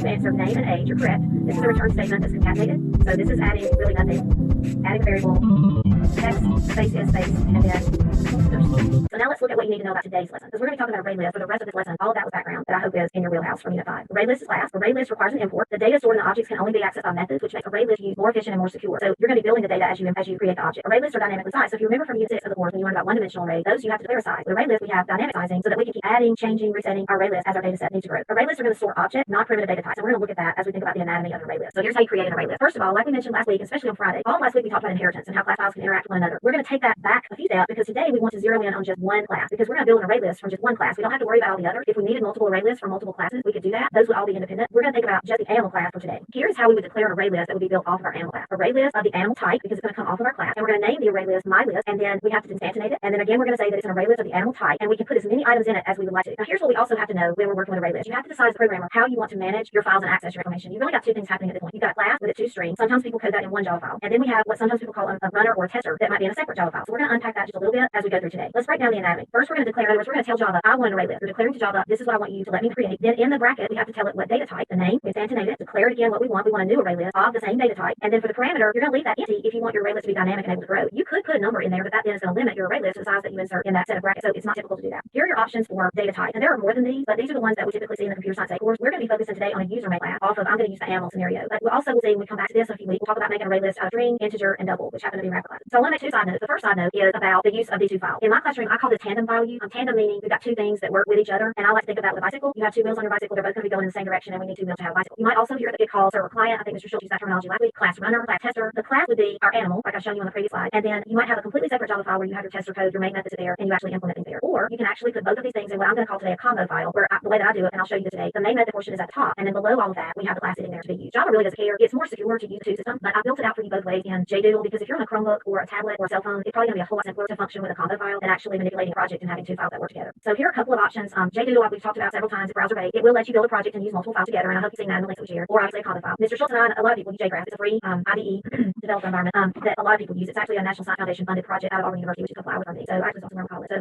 anyway, but that's a side note about JGraphs. But it's a free download. So if you have a PC and you use a different IDE, you may want to try JGraphs. It has some nice bells and whistles that we like in the Computer Science Classroom. And if you're on a Chromebook, phone, or tablet, definitely try JDoodle. So now let's look at making an array list. And what I did really is I just kind of launched off of animals that we talked about last week, and I created a new class called Animals of CSA. So last week I looked at some animals from teachers, maybe your teacher from around the country, and here are a few of them. Here are some more, and I don't really know the goat's name, but I decided that he or she was great at all time goat. So that's what made them. And I think this might be a car snake. I don't know. But I included it not because I love snakes because they terrify me, but because my uncle went to Georgia Tech after he got home from World War II, and so our family left Georgia Tech. So one of my students who was an Amazon future engineer is now a student at Georgia Tech. So anyway, that superseded the fact that it was a snake for me. So we have these animals that you can look at from your teachers who are supporting you all around the country, and I decided we'd make an array list of them. So I built a class called Animal CSA, and because this class is sitting below, it's in the combo file, and it's sitting below its tester up above, and you'll see that in a little while. It isn't its own public class because you can only have one public class. So that's why this looks a little bit different than you might have seen, and I can show it to you multiple ways if time permits. This is going to be one of those days. I told Mr. Schultz before we got started that it's like you teach bell to bell. So we won't be cutting out of class early today. So I needed to have two constructors or one constructor and an overlay constructor because I did not know the full name for all the different teachers that sent me pictures. So I knew their state or city, and it also brings back some prior knowledge that we reviewed last week. So up in the upper portion of the combination file, after I imported and declared my public class, Animals of CSA, and there's no magic to that, you can name it whatever you want to, and bring in my main method, I declare an array list of the Animal CSA type. That's the class I just showed you on the previous slide. And I'm going to call my list of animal pets, and it's not special either. I just decided I would call it that. And then it is a new array list of the Animals of CSA type. And because I left these open, I can put as many of them in there as I would like. So I just began adding animals, and you can see the structure of this. Mr. Schultz is going to teach tomorrow about the method for array lists that are on the Java quick reference. So you're going to see and learn more methods than just add tomorrow. But I began putting in animals. Some of these you've seen, some of them you haven't seen yet. So I typed them in. And now the whole point of this is we want to do something with our animal data. We have all these objects that are all pets, and we want to do something with them. So the first thing I wanted to do was just print out all my pets. So remember I told you at the beginning of the lesson today that when we want to print our pets, when I make the statement that's indicated with the blue arrow, it's going to reference what to print out my pet. I hope you answer in your mind the toString. It's going to look in the class that it's sitting on, which is Animal CSA, and it's going to see what's in that toString method, and that's what it's going to print. So here you see, I started with Mr. Schultz's dog, and then my dog, and then R, and in no particular order, I just began to add. I also wanted to check to see, well, how many animals do I have in my list? And so I called another method outside to tell me that I have 16 animals, and we have many more than that to look at. That's just where I stopped typing. So when we just call the toString in this format, it's going to print all the objects that we have in our list, one after the other, separated by a comma. So that's one thing that you can do in an array list really quickly to see, okay, does my code work? What do my objects look like? What's the format? If I wanted this to look fancier, where would I make that change? I hope you answered that I would go back to the class and go back to the toString, and I would change the toString statement because whatever's in that toString statement is what I'm going to get here when I call it to print. And you'll see in a few slides forward that I've done that, and so the printout looks a little bit different. So the second thing I wanted to do is I wanted to traverse. Now traverse means to move through, to go through. So if you've ever been to an amusement park and you started going through the back and forth lines, wiggling your way to get to the very front so you could actually get on the roller coaster, you were traversing through the cube. You might have been gone through a turnstile where they wanted to count how many people are going to ride this roller coaster today, and you traverse through that. So it's just a fancy word for going through something, going through a process. So this is a traditional for loop that's going to take our pets and it's going to look through pets until it gets to the size. And for every pet that it finds, it's going to print it out. And because I have a line statement there, print line, it's going to give me all my pets on their own line. Now we're going to look at a traversal using an enhanced for loop. So this is the same output. If you notice, the output did not change at all. The syntax of the for loop changed because this time I'm telling Java to look for all the items, which are pets, and print them out. The third thing I wanted to show you today, and this is just kind of an interesting little thing, I thought it would be fun to look for a random pet from our list. So we have this list that could be 16 pets, it could be 116 pets, and maybe we want to just pull one out of the hat. So let's say we have a dog toy or a cat toy or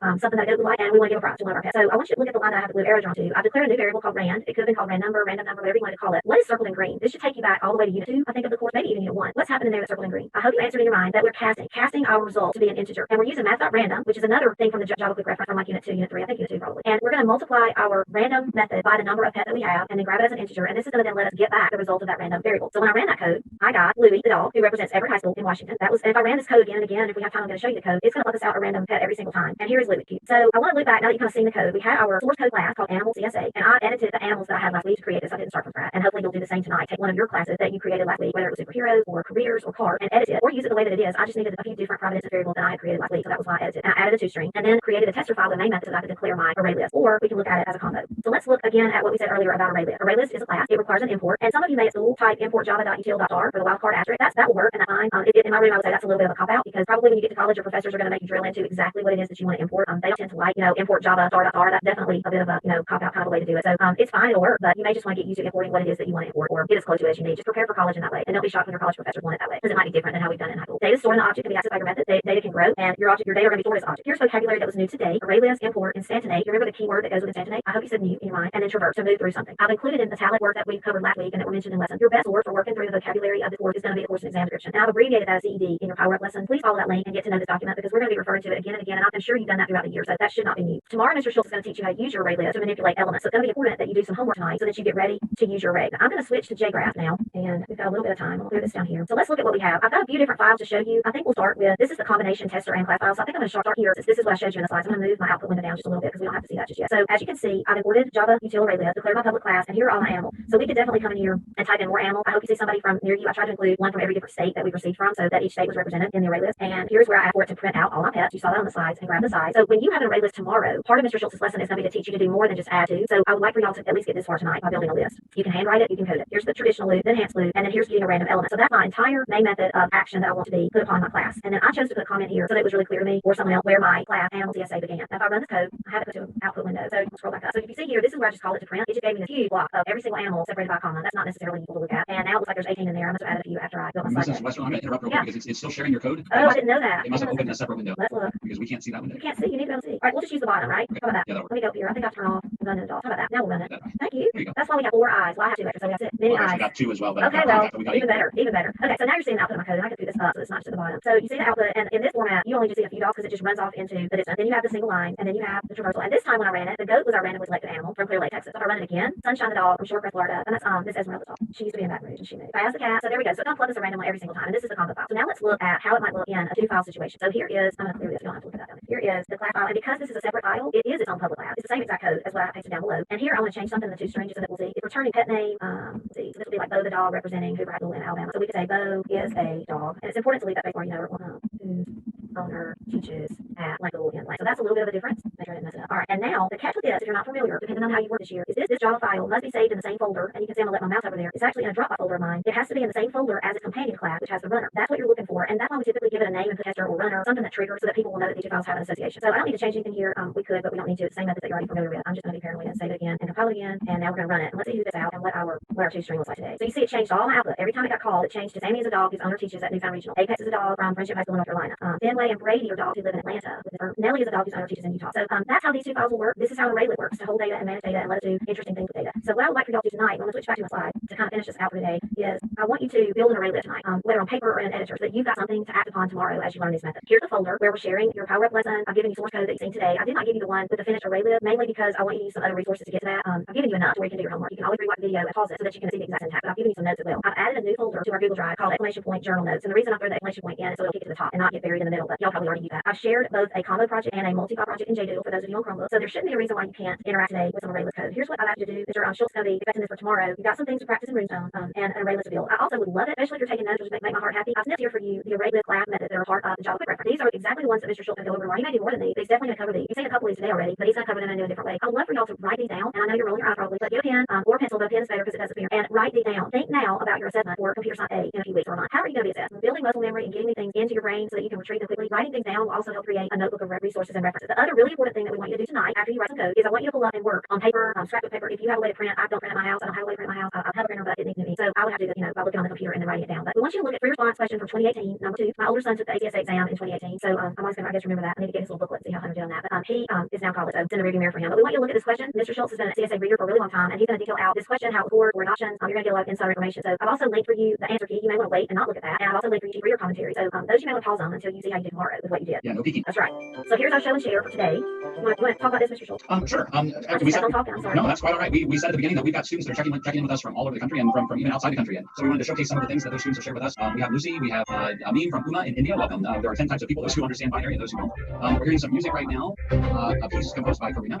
We're seeing Coco from Wisconsin, and she's plotting on those little gerbils for the hands. Oh, yeah. Guinea pigs, that's what they are. Yeah, we see guinea pigs who belong to Simon from Maryland, and they apparently don't enjoy Coco staring at them. And we mentioned a student from El Salvador who's joining us, and Ricardo's puppy who loves El Salvador. I'm so excited to hear from You might have to rethink the music. That's really loud. Is it? And one of our favorites, Floppy from Manhattan, says, continue to submit your 2 bits of CSA style via our form that is bit.ly at my2bit. College Board has asked us to share some information with you. Again, we talked about this last week. If you are a student who does not have internet access or a device, or if you know of a student who does not have access to the internet or a device, College Board is working on solutions to help you. So please fill out the form at cp.org/tech to share that information with College Board so that they can help you. Make sure that everybody has access to the internet, to the devices that they need.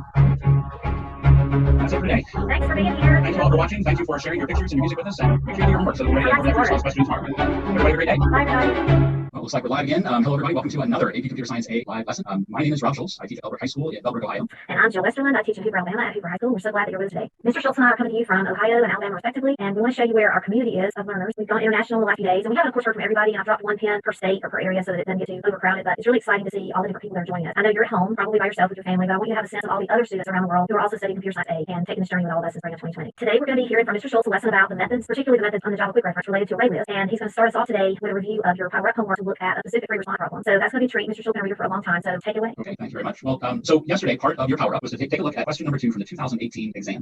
It's great having access to the links that were placed in the Power Up, but just on the off chance that you should ever want to look at one of the response questions but not have access to those links, it's really easy to find them. Just do a Google search for AP Computer Science A exam. It will bring you to this page. I believe this is the first page that will pop up, and then scroll down and you'll see the previous year's free response questions. So you'll see 2019, you see the free response questions, the scoring guidelines, the rubric, canonical chief readers report, all the scoring statistics, and then sample responses from each question. And these are actual student responses with some commentary from the readers that were present that year as to why those specific students earned the points that they got. To see other questions, click on the link for practice free response questions, and you'll notice that it says free response questions from 2018 and earlier. I don't remember off the top of my head how far back they go, but it goes well back into the C++ year. So you'll even find questions out there from the free response questions from the exams that were written in C++. But when you click that, it will bring up another link that looks like this. And for today, we're going to look at the free response questions for 2018. Okay? So let's jump right in. So question number 2, it says the question involves reasoning about pairs of words that are represented by the following word pair class. Now, a couple things I want you to notice before we dig in and start looking at solutions. When you read one of the questions, look for the specifics that are given. For example, in this case, they give us the outline of the word pair class. They give us a constructor, and then they give us 2 methods: get first, which returns the first string of this word pair object, and get second, which returns the second string of word pair object. All of these are given as abstractions. We have no idea what the code actually is inside the constructor or the methods. We don't really need to know. All we need to know is that if I need to get the second string, I can call get second. If I need first. It goes on to say that we're going to implement the constructor and another method for the following word pair list. And notice that in word pair list, we have the declaration for an array list of word pair objects of all pairs, but that array list is not actually constructed, and they specifically tell us that it's initialized by the constructor that we are going to write. We have the header for a constructor, and we have the header for a second method. A method called num matches that we'll return in. And the purpose of num matches will be described when we get to part B. Okay? So as we look at part A, there's a lot of wording here. I'm not going to go through all of the wording, but I'm going to point a couple things out. It says write the constructor for the word pair list class. The constructor takes an array of strings, words, as a parameter, and initializes the instance variable all pairs to an array list of word pair objects. I want you to make specific note of the wording and the font because all of that is very purposeful. When the font is changed to when that font looks like that, when the font is set in that specific way, that means that those specific variable names or array lists or strings, those have to be accounted for in the code that we write. We can't just write a generic array of strings. We literally have to reference an array of strings. We have to write the constructor for the word pair list class. There's some detail here that describes how the constructor is going to work. It specifically says that let's say the word pair object consists of a word from an array paired with a word that appears later in the array. Essentially, what that tells us is that when we get an array of strings, we have to create a list of word pairs where every single word in the string, every single word in the string array is paired with all the words that follow it. So 1 gets paired with 2, 1 gets paired with 3, and then 2 gets paired with 3. When we look at this example, the is going to get paired with more, the will get paired with the will get paired with Marrier, and then more gets paired with more gets paired with Marrier, and then the gets paired with Marrier. Okay. But one last final thing I want to say about this specific free response question. One of the common errors that I see as a reader is that students will see examples and then think that they are writing the code specifically for those examples. So they will write very, very specific code that handles a string array called numwords that contains 1, 2, and 3, or a string array called phrase that contains the, more, the, and Marrier. Keep in mind that these are just examples. We need to write our code so that will work for any string array of any title with any number of words. Okay. These are just there for examples. Right? When we get to the last week of this, when we get to the last week in April that we're going to do this, we're going to spend the entire week going in depth into free response question strategies and different things to watch for and scoring. So we'll get more into more depth as far as general strategies. But again, I just wanted to mention that for this specific. This is a 9-point question. Part A is worth 5 points, and to get the 5 points, we have to do the following 5 things. We have to create a new array list and assign it to all pairs. We have to access all of the elements of words with no bounds pairs. We have to construct a new word pair using distinct elements of words. We have to add all the necessary pairs of elements from word array to all pairs. And when we access the constructor, all pairs has to contain all of the necessary pairs and no unnecessary. And there was also a 1-point question specific penalty in this one. We all know that the constructor cannot return a value. So there was a question specific penalty on this question that if you did all of this stuff correctly, or even if you didn't, if you got even one of these points correct, but then at the very bottom of your constructor you put return true or return 0 or return 1 or return anything, it was an automatic 1-point deduction. So something to keep in mind if we're writing constructors, we can't put a return statement on. Okay? So this is what the chief reader posted, and you'll find this out at the link that Mrs. Westerland shared. This is what the chief reader posted as what's called the canonical solution. This is the benchmark solution that we use for this question. And what I'd like to do is kind of quickly walk through and point out where all 5 of the points were for this solution. Now, like I said, we could spend a lot of time talking about all what ifs. We'll take care of that during our last week of April. For now, we're just going to kind of quickly walk through this specific solution. Okay? So the first one creates a new array list and assigns it to all pairs. Remember, all pairs was constructed in the class, but it wasn't actually, it was declared, but it wasn't actually constructed. So inside the constructor is where we actually create a new array list and we assign it to all pairs. Okay? We have to access all of the elements of words with no bounds there. Well, we have words I and words j. We have nested for loops. I is going to go from 0 up to words.length -1, and we specifically need to go to -1 because j starts at I plus 1, so we want to make sure we don't go out of bounds. So the way that our for loops are created and the fact that we use I and j to reference specific elements in words, we will access all the elements of words with no bounds there. Do we construct a new word pair using distinct elements of words? Yes, we create a new word pair object using 2 specific strings from the words array. And do we have all the necessary pairs of elements from the word array to all pairs? We do. Now, in this case, we get exactly the pairs we need. Again, one of the common mistakes we saw in this question was to start at 0, which means we would also get a lot of extra pairs of elements that we didn't need. And that would be okay for this point. As long as you get the necessary pairs, even if you throw in some unnecessary pairs, you're still going to get the point for this one. The place you would get kind of bin for that would be this last point. It says on exit, all pairs contains all necessary pairs and no unnecessary. So essentially, did we get exactly what we needed? No more, no less. And it would be yes. So that's where the 5 points make on it. As we look at part B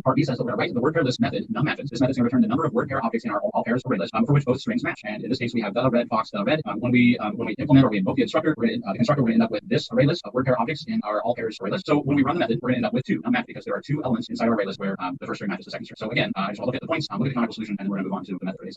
So again, it was a 9-point question. Part A was worth 5 points, so part B is worth 4 points. So to get the 4 points, we have to access all of the elements in all pairs with no bounds pairs. We have to all get first or get second on an element from list of pairs. And at this point, I usually have some students in my own class, and we've done this as an in-class example, and raise their hand and say, hey, where did it get these 2 methods from? Where was get first and get second? Because those aren't methods that we would normally be familiar with. We'll talk about that in just a second. Do we compare the first and second components of a pair in a list, and do we count the number of matches of pair like that? So those are the 4 things we have to do to get 4 grouping. Again, here's the canonical solution from the chief reader. So walking through the points. The first thing I want to point out, I guess, before I walk through the points, refers back to this get first and get second. Remember, in the problem definition, we were given the layout of the word pair class, and the two methods that are in there are get first and get second. So part of the requirement is that we use get first and get second on a word pair object, so we can figure out what the first string and the second string are. So for the students who are wondering where get first and get second came from, keep in mind that there was information that was given back into us back in the description of the problem that we can apply later. Okay? So the first one, do we access all the elements in all pairs with no bounds? Yeah, in this case, we very effectively use for each loop. So we're getting each word pair object pair from all pairs, and because we're using for each, we're preventing the possibility of any bounds there. So point one is going to go. Point two, do we call get first or get second on an element from list of pairs? And notice the wording. We don't necessarily have to do both to get the point. This specific point, all we have to do is call one or the other. But in this case, we call okay. The third point, do we compare the first and second components of a pair in a list? We do. We have pair.get first, we have pair.get second, and we have a comparison in we're comparing those two components of a pair. And then the last point, do we count the number of matches of pair-like values? We do. We iterate for a loop. If we find a matching pair, we increment our count. And again, the most common mistake that I remember seeing on this specific question was forgetting to either declare or initialize your variable that you're using as your counter. Even if you have the for loop, even if you have the if statement, even if you're incrementing a counter, if you don't declare your counter and set it to 0, you're not going to get the point. We're not going to count the number. Okay, so that's our response question. That's question number 2 from 2018. I encourage you to go out and take a look at some of the student samples. Look and see what some of the other students that took this test actually did on that question. Look at the things they did correctly, take points. Look at the things that maybe they might have made a mistake here or there to be awesome. But specifically, I want you to make note of the fact that this is not a binary all or nothing type problem. It was very common to see 7 out of 9, 8 out of this. There are ways in here that you get points by implementing certain parts of the problem or solving certain parts without having to get a Again, we'll talk more about free response questions in the coming weeks, and we'll dig really deep into free response questions in our class. Okay. Keep in mind at the end of each review session, we're going to provide info and resources to equip you to power up. This was last night power up. Let's very quickly just review some strategies before we get into today's lesson. Okay. Keep in mind that we're trying to keep things course focused and concept based. We are encouraging you to handwrite code when you can. That's our primary goal because we want you to have a lot of practice handwriting code. It's very easy to kind of rely on your IDE. Okay. So we want you to have a writing code from hand, so we don't have any IDE to help us with hints. And at this point, past AP exams, I know we said that we really don't know what's going to be coming with this year's AP exam, the free response questions, but past AP exams have all been handwritten. So hopefully we'll know more about this year's AP exam. There's announcements to be made on April 3rd. But even if this exam ends up not being handwritten, being able to handwrite code is still a good score. After you handwrite your code, then we encourage you to go back and implement this later. This is Weston has done a great job of keeping her own journal of notes. She's modeling good note-taking skills, and she's got a folder out in our shared area that, in addition to the power-ups, she's also sharing her journal note images with you. So hopefully everyone's keeping good notes. If not, this would be a good time to start working on developing those note-taking skills. I know a lot of you are seniors, you're going to college next year, and they're going to expect you to be able to take good, solid notes, and that's definitely a good skill to have. So take advantage of the opportunity of having some excellently modeled notes to work from. Okay, today's lesson, we're going to start getting into specifically the ArrayList methods that are on the in this CED. I almost said CDE, the CED, specifically the ones that are in the AP subset. Now, I will say this, just like pretty much everything else we've done up to this point, I probably already heard you refer to the fact that we're touching the tip of the iceberg, and my students will tell you I use that from a lot in my class. And this is another good example. We're looking at 5 specific methods, and that is the tip of the iceberg with ArrayList. There are a lot of other great methods out there that are very helpful, but we're going to focus on the ones that are part of the AP subset. In other words, the ones that you could be asked to deal with on the AP. Okay? Some prior knowledge, instantiation of ArrayList, which Mrs. Western went through with you yesterday, and ArrayList reversal, which Mrs. Western also went through with you yesterday. Today, we're, like I said, specifically going to get to the 5 methods. We're also going to talk about the fact that ArrayList dynamically manages its own size. Elements are added and removed, and I know that was or at least kind of review that a little bit. All right, so for our 2-minute prep, and I didn't think that will use it on my like Mrs. Western did yet, so I'll work on that for next. But I am using the animal CSA class from yesterday. What I would like to do in the next 2 minutes is I could write the code necessary to do all. I'd like to write the code to instantiate an ArrayList that will contain animal CSA objects, and then I'd like to write the code that will let us traverse the ArrayList and display the string that's returned by each object. Don't worry about putting anything into the ArrayList at this point. We'll do that in the next in the coming slides. All we want to do is instantiate an ArrayList and then write the code that will let us traverse it. Okay, go ahead and start. Mrs. Western, since I grabbed that music, would you like to sing for us? Oh, I'll pass. They'll be sad because it would definitely not be as loud as yesterday's music. It would be way worse than yesterday's music if I were to sing. Oh, this might be a good time to mention. I forgot to mention yesterday. For me, this is Hawaiian shirt week because my school is on spring break. So this is my way of celebrating since I can't really leave my house right now. This is my way of celebrating my spring break. So my plan is to wear a different Hawaiian shirt every day this week as my celebration of spring break. This is as close to an exotic beach somewhere as I'm going to get. That's about true for all of us right now. My problem is we've got 5 days this week. I've only got 4 Hawaiian shirts, so one of them's going to have to be recycled. Okay, we've got about 1 more minute to go. I think I hear JJ at the door. She's sniffing. My door's closed and she's sniffing trying to get it. She knows that she's going to be talked about today. Yeah, okay, so 15 more seconds. JJ wasn't at the door, JJ. She under her desk. Yeah, I'll move the camera down so you can see. Okay, let's take a look and see what we got. Okay, so to implement an ArrayList will contain animal CSA objects. We can look at the first line of code at the top. We've got ArrayList, and then in our greater than less than brackets, we've got animal CSA. We're going to call it pets, and then it's going to equal a new implementation of ArrayList animal CSA. So there is our ArrayList, and we're going to talk about that. So for the traversal, we're going to start at index position 0. We're going to continue as long as our index is less than the size of our ArrayList, and we're simply going to say system.line pets.get index.toString. And I know the toString is kind of an extra add-on in there. It's just a habit that I'm in. I know some students include it, some teachers include it, some don't. I just always didn't have it there. But if you just did pets.get index and did not include the toString, you're okay, right? So what do you need to know? Here we go. So we've already talked about 2 of the 5 methods without really thinking about it, because they were covered yesterday, and we just covered it again in some of the things that we just did with our traversal. The first one is int size, and what int size does is it returns the number of elements in our list. So that becomes handy if we want to know how many elements we have for whatever given reason. Or if we're trying to traverse the array, we really have to know how many elements we need to traverse. So as you look down at the code I have for our traversal, actually let me kind of describe what I did. The code that I'm going to be putting together, that we're going to build onto, is going to be out in the shared folder with the other resources. To make it easy for us to kind of look at things as we go, as things are added. This is going to be my Bob Ross moment, and I apologize for those that don't know who Bob Ross is. But I made this happy little status method that's going to live at the bottom of our class. Like I said, if you don't know Bob Ross, that probably makes sense. If you don't know Bob Ross, Google it. It would be worth it. In any event, I'm going to status method that's going to take an ArrayList of animal CSA objects. The first thing it's going to do is it's going to tell us the size of the ArrayList, and it's going to traverse the ArrayList and show us each individual element that's in the list. Okay, so at this point, if I were to put this code into my program and compile it, all it would do would say the size of the ArrayList colon 0 element, because at this point we haven't put anything in. Okay? The other thing I want to point out is that we've already really talked about the get method, and the get method is simply there to return the element that's at the index. So in this case, as we're traversing the array, we have a loop control variable called index, and every time I pass through the loop, we're going to get whatever value happens to be at the current, we're going to get whatever element happens to be at the current value of index. So right off the bat, we've got 2 of our 5 methods pretty much wrapped up in the page. So when you want to look at code, if we have time today, again, like yesterday, I think this might be another bell lesson. If we have time, I'll pull the code up so I can show it to you and show you where it has. Okay? So let's get to the first one. The first one is our add method, and I'm going to describe what the add method does. I've got some examples up here. The add method will automatically append to the specified object at the end of the list. Now, I mentioned that the methods we're talking about are the tip of the iceberg with ArrayLists. Several of the methods that are in the ArrayList class are overloaded, and at this point, we've already covered overloaded methods. We know what that means. For those that weren't with us when we talked about that, really all that means is that I have multiple methods in the same class that have the same name, but they have a different parameter, either different types or different numbers of parameters. And add is one of those methods. So for our first version, the plain old vanilla flavor of add, really all I do is I give it an object, and it pins the object at the end of my list. It'll dynamically increase the size of my list by 1, and it returns a Boolean value. So there are two different ways I can use add. In this case, I have to give it an animal CSA object. So the first option would be to actually create an animal CSA object to instantiate a CSA object named temp animal. In this case, temp animal will be a new animal CSA object, Sunshine the dog representing Shorecrest in Florida. And then once I've done that, now the temp animal is an actual animal CSA object. I can simply say pets.add temp animal. The other option, if I want to avoid having to create a specific instance of that object, I'm going to say it would be to simply say pets.add new animal CSA, and in this case, we'll do Spaz the cat representing Great Mills in Paris. So because I did Sunshine first, Sunshine was appended onto our empty list in position 0, and then we created an instance for Spaz the cat, and Spaz was appended on the end of the list and now has position 1. If I were to add another object using the same method, let's say this time we want to add a new animal CSA object for Sababu the snake from Georgia Tech in Georgia. I just love that name, Sababu. Once I do that, it's going to append an object and an animal CSA object on the end of our list for Sababu the snake from Georgia Tech. Okay, so that's the first way that we can use that. The second option would be if I want to add something at a space other than the end of the list. So there's a second version where we have void add. I can provide a specific index position along with the object that I want to add. Now I'm going to break it at this point. I'm going to share that I do get a common question from my students, and I have to be honest, I've never researched it, I've never looked at it, I don't know. But a common question I get is, why does this one return a Boolean and this one returns a void? I don't have the answer to that question. I would love to say that I know everything about everything there is to know about Java, but I don't. So this is usually one of those things where I don't know. I don't know why they designed it that way, but it might not be a bad idea for the student if they're really interested in figuring out why to look up and see what they find. Sometimes my students will do that, sometimes they don't. They've never come back to me and told me what the answers they have, and I've never really been concerned about enough of that. So if you are curious as to why one is Boolean and one's void, take a look, see if you can find an answer, and then let us know to find out. Do a little research. So getting back to our add, what the add method does. If I say I want to add a specific element at position 1, it's going to move all of the elements at position index, in this case 1, and higher to the right. So Sababu will move from position 2 to 3, Spaz will move from position 1 to 2, and we effectively leave an open spot for our new object. It then inserts the specified object to the given index position. So in this case, Nelly the dog representing Rowan Hall in Utah will be inserted into position 1 or added in position 1. And again, just like the other version of add, this version dynamically increases the size by 1. So keep in mind, ArrayLists aren't like arrays where we have a set physical size. ArrayLists will dynamically increase their size. Okay? Those are two add methods. The next one is our set. Now, I can tell you based on my experience that my students typically think that add and get are really the only methods that we have, the only methods that we. So I have to keep reminding them that there are others. If I want to replace something in a specific position, I don't have to remove it and then add something else in the slot. I can use set. We have a set method. And what the set method does, it takes an index position and an object and it replaces it. It doesn't add, it doesn't insert. It replaces the element at the given index position with the specified object. It does not change the size. I'm not adding anything. I'm not removing anything. I start with 4 elements. If I set something, I'm keeping 4 elements. But what it does do, so that we don't lose anything, and this is easy to forget too, it returns the element that was originally at the given index position. So if you look back to the previous slide, we had Nelly the dog representing Rowan Hall in Utah. Well, if I come down and say I want to set position 1 to a new animal CSA object, Bo the dog representing Hoover from Alabama, it's going to replace Nelly with Bo. But I don't necessarily want to lose Nelly, and because Nelly is being returned, I can create a temporary variable, or again, you can call this whatever you like. I can create a variable, animal CSA variable, that will let me hold on to the reference of Nelly so that I don't lose where Nelly the dog is. So by going through and using pets.set and setting position 1 to Bo the dog representing Hoover from Alabama, Nelly being the element that was originally in that position gets assigned that way.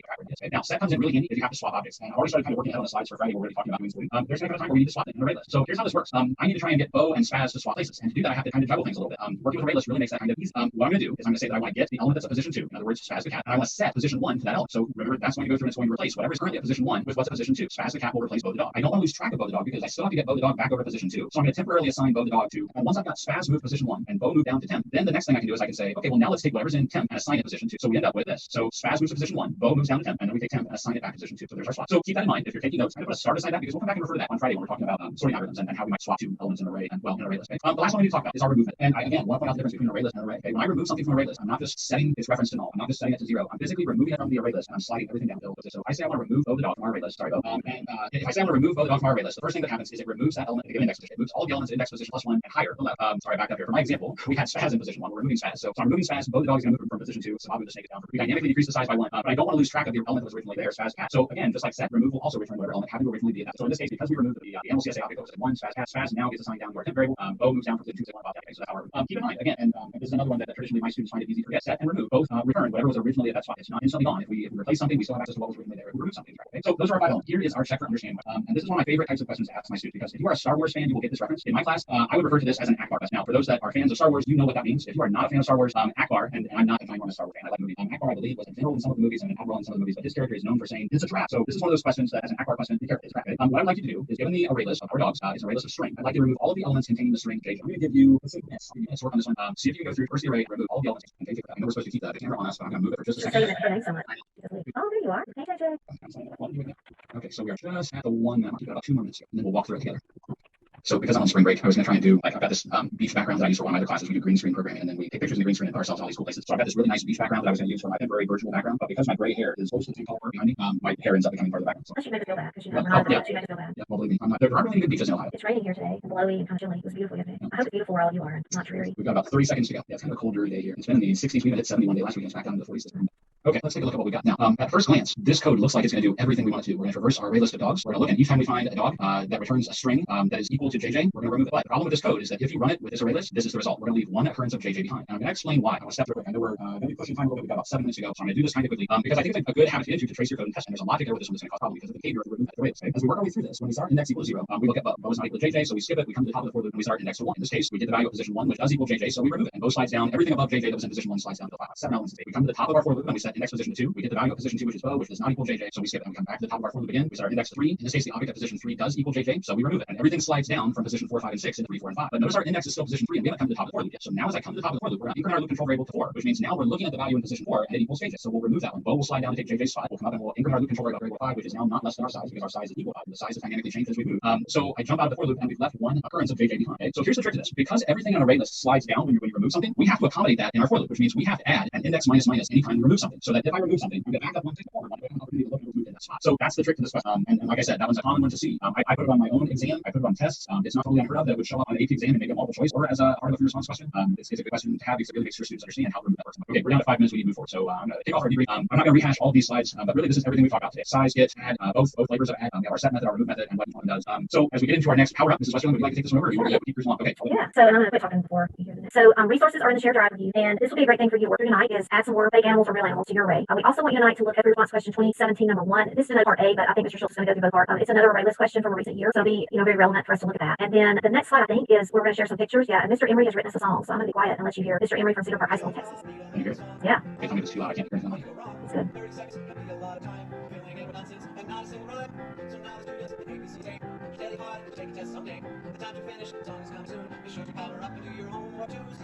Love that. It's an original Mark Emery special from Austin, Texas. So these are some other students who've shared puns and pictures with us, so we love hearing from you. And let's see, the next slide they're going to share if you have a technology issue. No, this is how to turn in a picture to us or a song if you code something. bit.ly/my2bits. The next slide, no, you're good. You can go down one more slide. This is the device and internet access. Go to cb.org/tech if you need assistance with technology. And we thank you for joining us today for exam review. Come back tomorrow. We're going to kick off Recursion. I'm going to be teaching about some of the common recursive programs that a lot of people think of when they think about Recursion. So join us tomorrow. Definitely keep your pictures of your pets coming, and thanks for listening today. And we'll see you tomorrow. Goodbye, everybody. Hey, everybody. Welcome to Computer Science 8. We're going to be talking about Recursion today. I'm Jill Westerland, and I teach at Hoover High School in Hoover, Alabama. And I am Rob Schultz. I teach at Bellbrook High School in Bellbrook, Ohio. As you can see, there's a little bit of distance between us. Again, hello from Bellbrook and from Hoover. And we also want to reach out and say hello to everybody that is tuning in with us right now. It still seems very surreal to me as a teacher in Bellbrook, Ohio, to be speaking to students all over the country and beyond. I mean, knowing that we have students in Canada and El Salvador and India that are following us right now. So welcome to everyone. We're glad that you are with us. Welcome to our virtual classroom. Looking at what's going on today. Today, Mrs. Westerland is going to introduce us to recursion and recursive algorithms. Tomorrow and Friday, I'll be kind of picking up from there and looking at searching and sorting. We'll look at binary search tomorrow, and we'll look at merge sort and some other sorting algorithms on Friday. So we're starting to get to the beginning of the end. So for our warm-up, yesterday, one of the things that was suggested that you look at, in addition to the lesson resources from the CED, was free response question number 1 from the 2017 exam. I know that specifically says part A. If you only did part A, great. I went ahead and kind of worked out the solution set for part A and B just so we can go through them quickly together. Just so, again, a little more experience doing some free response stuff. What we suggest, if you haven't already, make sure you have a notebook or some paper and a pen or pencil so that, again, you can kind of take notes as we go. The other thing that you'll notice is that Mrs. Westerland has also been taking notes to model some of that good note-taking behavior. So I believe her notes are all shared out in the shared folders that we've made available. So make sure you take advantage of that. Make sure you're working on those note-taking skills. So let's jump in and look at free response question number 1 from 2017. Okay, so this question, the overview. I'm going to move my laptop a little bit out of the way. We are looking at a class called the digits class. It says the declaration of the digits class is shown below, and we're tasked with writing the constructor and writing one additional method for the digits class. So I want to make sure to point out 3 things that we've got. Okay, in the kind of shell of the digits class that they show us, the first thing they give us is a private array list of integers called digits list. So that's declared, but it's not destructed, it's not constructed. So one of the things that we're going to do is when we write the constructor where it says it's to be implemented in part A, we have to make sure that we actually construct our array list. The other thing we're going to do is we're going to create a method. It is strictly increasing. That's going to return a Boolean value, and it says that's to be implemented in part B. So this is a 2-part question. Part A is going to be worth 5 points. Part B is going to be worth 4 points. So looking at part A, it says we have to write the constructor for the digits class, and it says the constructor initializes and fills digits list with all the digits from the non-negative integer num. Now again, I want to kind of unpack a little bit what it says because the wording and the font is very important. It's telling us that we have to construct, we have to initialize our array list, and we have to fill it. It's also telling us that the number that we're going to be given is non-negative, which means 0 could also be included. So I'm going to move. No, you're okay. Part of my screen is being blocked here, so I'm going to slide this down a little bit. So it says the elements in digit list must be integer objects representing single digits. We're going to talk more about the difference between integer objects and primitive data types here in just a second. And it says that they have to appear in the same order as the digits in num. So in other words, if our value in num is 1, 2, 3, 4, then that means the elements in our digit list also have to be 1, 2, 3, 4 in that order. And we get 2 examples. And again, I want to point out, just like I did yesterday, that these examples are not specifically what we are coding for. In other words, we're not writing a specific digits class that handles only the numbers 15,704 and 0. These are strictly examples. Okay, so we want to make sure that our digits class will accommodate any number, any non-negative integer, not just these 2. Okay, so let's go ahead and take a quick look. So this is the code that was presented by the chief reader for the 2017 exam. Now there are a couple things in there that you might not have seen before. Okay, I want to focus specifically on new integer. Up until I want to say Java version 8, Mrs. Westerland made reference when we talked about ArrayLists that ArrayLists have to contain objects, and primitive data types aren't objects. In other words, if I want to take a primitive data type, an int or a double, and put it into an ArrayList, I have to somehow convert that primitive to an object. So the process that we talk about, we use wrapper classes. Integer spelled out with a capital I is the wrapper class that corresponds to the int primitive type. So you can almost think of this as if I have something that I want to send to them, I can take what I want to send them, put it into a box, wrap it all up, and then once they get it, then they take the box, they unwrap it, and take out whatever I put inside. Well, that's basically how wrapping and unwrapping, or boxing and unboxing, I think it's referred to in the CED as boxing and unboxing. That's how that process works. In the past, we had to take a primitive, put it into an integer capital I object, and then we could put the object into an ArrayList. So again, that's referred to as either wrapping or boxing, and that's what's displayed here because as of 2017, that process was still valid content for the AP exam. So when the chief reader wrote the solution in 2017, because that was part of the AP subset, that notation was there. Go ahead and jump one more for me. There we go. So now if you look under topic 2.8 in the CED, auto-boxing is the automatic conversion that takes place when we take a primitive type and automatically convert it to its corresponding wrapper. So in this case, this is what the code would look like if we use or take advantage of that auto-boxing. Okay? I don't necessarily have to say new integer 0 or new integer num modulo 10. This would be perfectly acceptable, but I want to make note of that so that when you go out and look at the chief reader's canonical solution and the scoring guidelines and you see that notation, that you understand what that is. This is the first year that auto-boxing and unboxing is recognized on the AP exam. So boxing and unboxing is not something that would be tested on. So this for this year's exam, this is what a typical solution would look like. For the sake of being consistent, so that you would recognize what you saw in New York. Okay? I went ahead and kept the solution with the way it was written in 2017. So I want to make sure that was kind of made of it. Okay. All right. So we said part A was worth 5 points. We have to construct digit list. We have to identify a digit in num. Okay. To get a point, we just have to identify a digit. We had another point if we add at least one identified digit to a list, and then if we add all of the identified digits to a list in the context of a loop, that's our fourth point. And finally, if on exit our constructor digit list contains all and only the digits of num in the correct order. Okay. So let's look at our solution and work through one at a time. The very first line we say digit list equals new ArrayList integer. So we are constructing digit list. That is okay. So there's our first point. The second point, do we identify a digit in num? Yes, we do with num modulo 10. If you think about what modulo 10 does, modulo gives us the remainder of a division problem. So if I have, for example, the number 369, if I divide by 10, remember in Java, an int divided by an int gives us an int. So 369 divided by 10 will give us 36 with a remainder of 9, and that's where the modulo comes from. So by using num modulo 10, we're identifying the last digit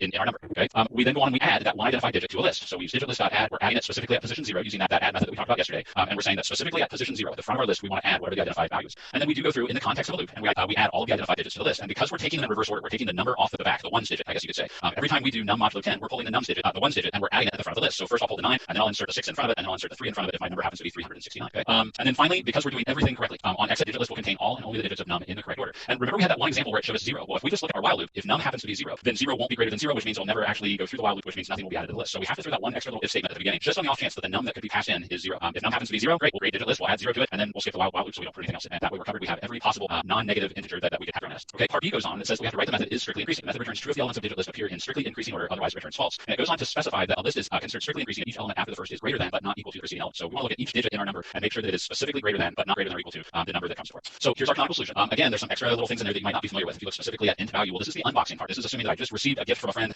Int value is the process of opening the box and taking out the primitive integer that's inside.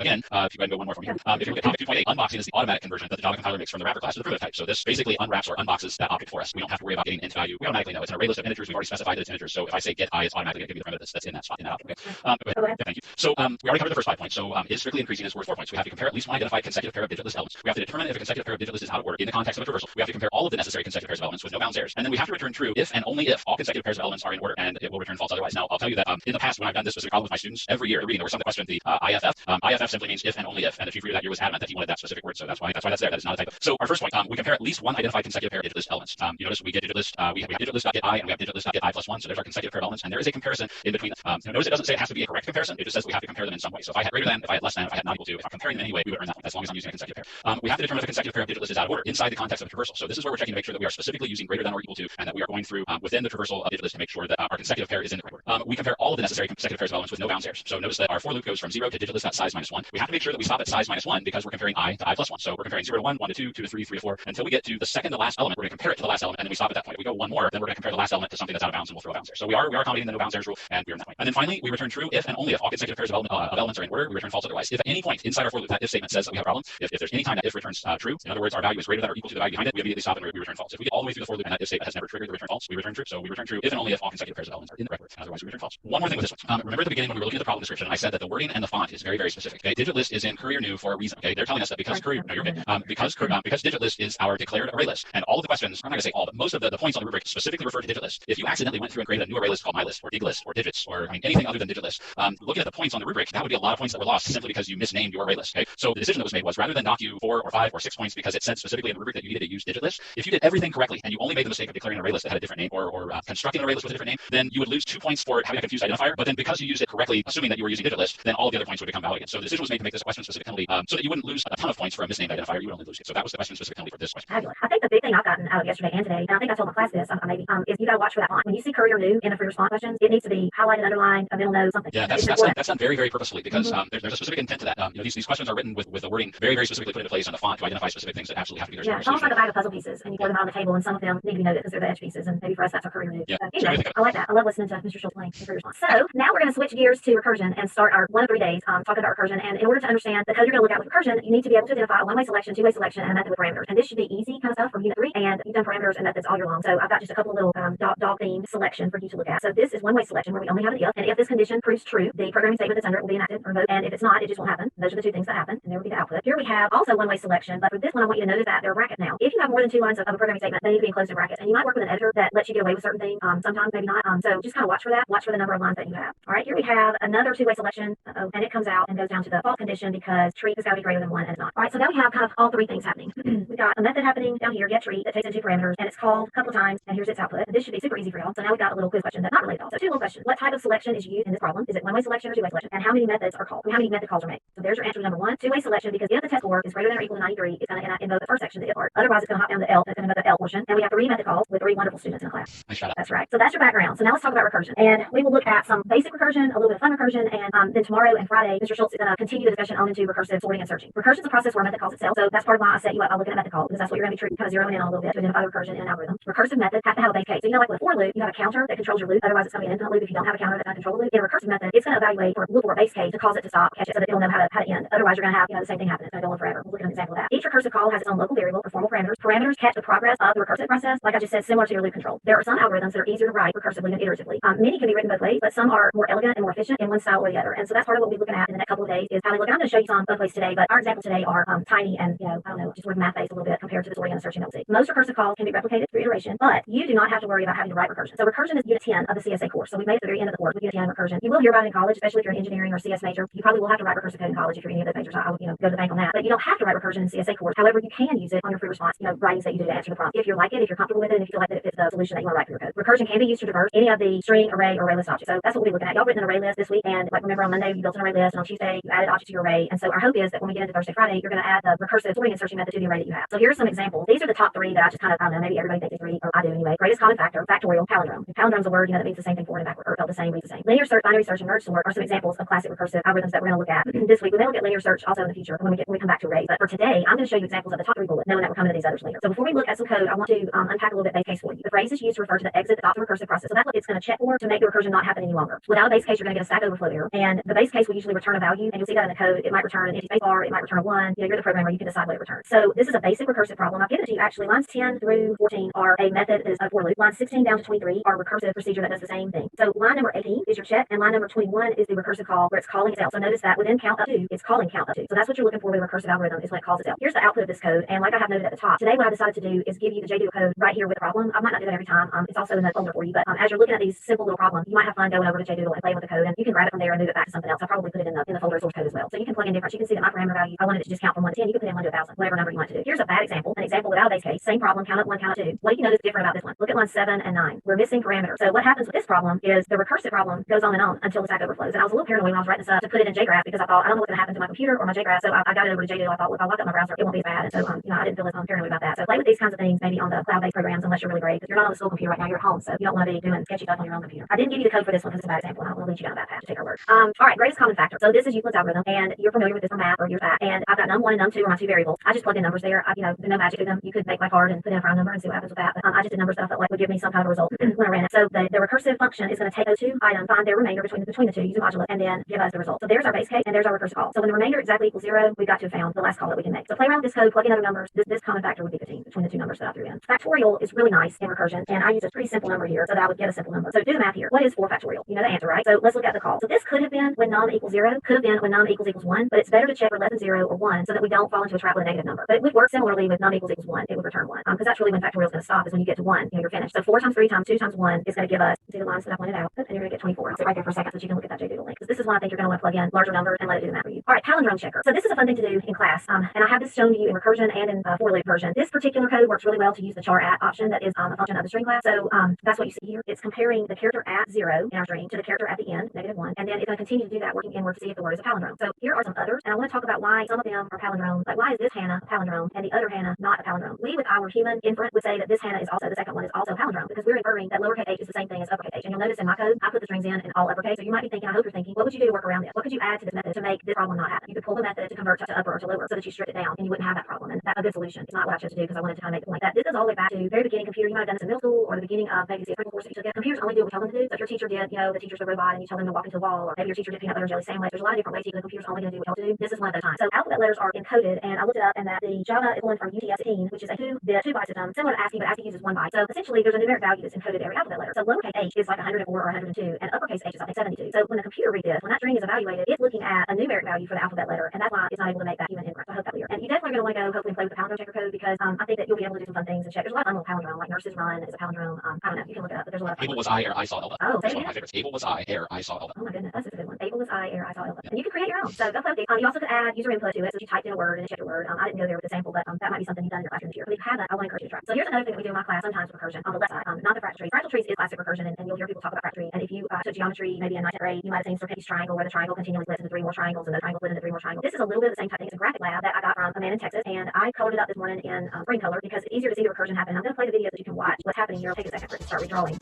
So it's going to start in the middle with a large pink square, and it's going to start drawing out. It happens so quickly. In the northwest corner, then it draws the southwest corner, northeast, southeast. But it's continually drawing smaller and smaller shapes, always out to the northwest, and so the colors really help you see which direction the shapes are going in. I've given you this code called lab_graphic recursion in the Google Drive folder so that you can play with it. I don't know that this will work out on a cloud browser. It might. I didn't try it there. You're probably going to want to put it in an editor, and you can of course change your colors to be different than my color. You could do, and these are not hard-coded object colors. So you got 2 options if you want to have some fun with this recursive project. You can look up more colors in Java. What colors does Java know? I'm not going to tell you the answer. You'll see there that I've used basic colors, so you can replicate mine. Or you can get really fancy and look up how Java lets you create your own color using red, green, blue, and create color objects that are calling from red, green, blue values between 0 and 255, and make your own color and have kind of something fun and fancy. You can also add another drawing on top of the center object. Now, fractal tree, you can kind of see what's happening over here. It starts with one trunk of the tree. So first it's going to draw this, and then it's going to split 2 directions and go 2 different angles, and then you'll notice every time it picks up, that singular branch continues to live. And you'll find fractal code to draw trees and Snowflake all over the internet. All of those are recursive programs. I don't know what you can draw a lot of different things, but you see a lot of trees and Snowflake, but people draw some really cool things with that. So I wanted to just show you these because they're interesting. All right, let's kind of wrap up our Recursion 101 lesson today. Here are the 5 big points. Recursion is a method that calls itself. You're always looking for a method. It needs to have a base case, or you're going to have a problem that will result in stack overflow.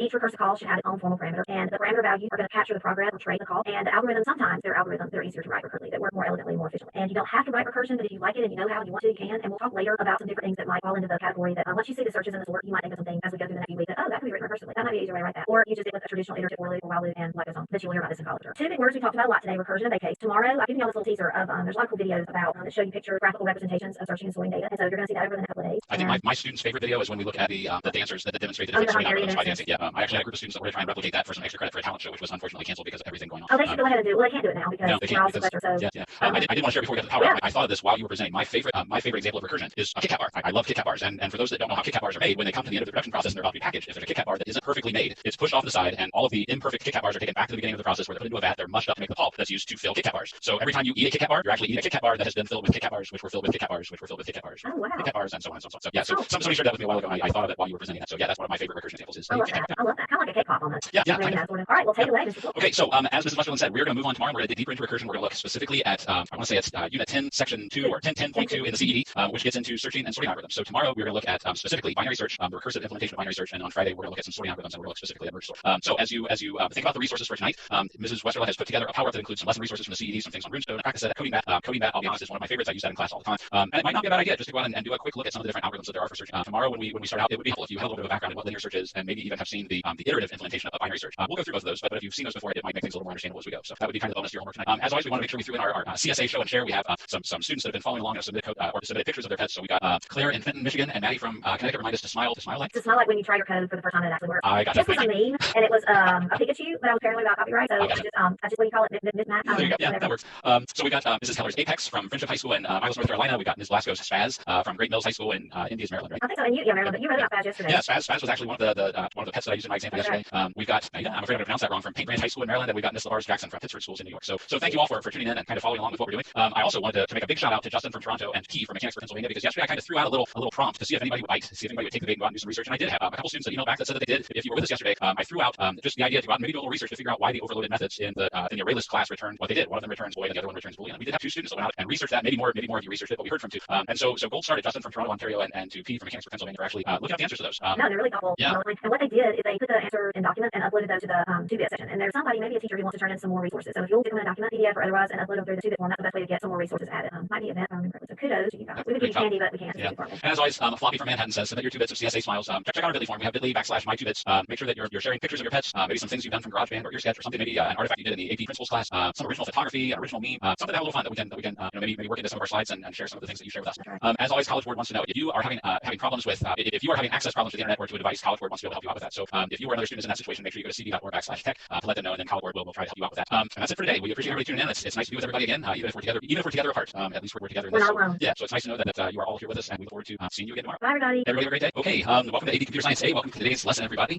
Today is Thursday, the 2nd, which means we are looking at recursion and binary search today. So my name is Rob Schultz. I teach at Bellbrook High School in Bellbrook, Ohio. I'm Jill Westerland. I teach at Hoover High School in Hoover, Alabama. There we go. Yes, yeah. Can you hear me? Yeah, we good. Okay, good. Okay, so we're so happy that you're with us today. And here's where we are in Ohio and Alabama, respectively. And I think you're going to see where everybody else is that we have marked on our map. Something happened. There we go. There we go. I don't know what's going on. I'm not sure. I don't either. We'll make it work. We'll roll with it. That's right. That's right. Okay, so here's where our community is. We're so thankful that you're with us. And we're going to give out a shout out next, I think. Here we go. So what we're doing today. Yeah, today we're doing binary search. And brand new yesterday was CS Principles release of videos. So I know that this is CSA, but there are sister course. And many of you took Principles. You may have friends who take Principles now. And we want you to contact them and make sure that they're aware that as of yesterday, videos were released for CS Principles. There are 2, the ones that I have checkmarked on yesterday's date. And then there are, 8 more coming. And you can see the dates on the left. And it's Mr. Bonrigo and Miss, I got her name covered up, I'm sorry, Miss Alano from Indiana, Mr. Bonrigo from outside Chicago. And they will be covering with you, the CSP student, on things about the core performance task and the create task. So if you happen to be taking those courses, be sure to watch those so that you know all the particular and check in with your teacher. And if you have friends or siblings taking Principle, please let them know. All right, so last night we hope that you looked at ringtone or practice it or coding that and looked a little deeper into recursion. I've got a recursion compare and contrast for you to consider today. I did not include this one yesterday because the recursion on this particular algorithm is really not good. It can be done recursively, but it definitely is not what you want to do. You would want to do this particular algorithm iteratively. The recursion is a lot shorter, so originally you might think shorter. But I wanted you to look real quick at the functionality of the for loop on the iterative side. Does that look familiar to you? I'm going to assume you said yes, and I hope that you recognize that it is essentially a swap algorithm. If you've done a card program where you shuffle cards, you're doing that here. You're doing a little math with what's happening with N3, but it's a lot of a shuffle. You're moving around. N3 becomes N1 plus N2, N1 becomes N2, N2 becomes N3. So the next thing I have circled that I want you to notice is for the iterative algorithm, what circled is how many times the loop is going to execute. So it's going to execute as many times as N for the input. Now, if you're not familiar with Fibonacci, it's a numbering system that is where you add the previous letter with the previous 2 letters form the next letter, and then you add the next 2. I've got some code for you, and I'll put some links in there so that you can read more about it. It's named for an Italian mathematician, so you should look that up. The recursive formula on the right, or algorithm, the base case is what I have circled in purple. It's on the board. Check for 1 or 2. But then if you notice, every time Fibo2 call, it's going to call it's L minus 1 and it's L with the input minus 2. So I did a tree, and my example that you're going to see is that I'm going to put in 9. That means that when Fibo2 calls with 9, my result down there you can see is 34. But this recursive algorithm would end up making 109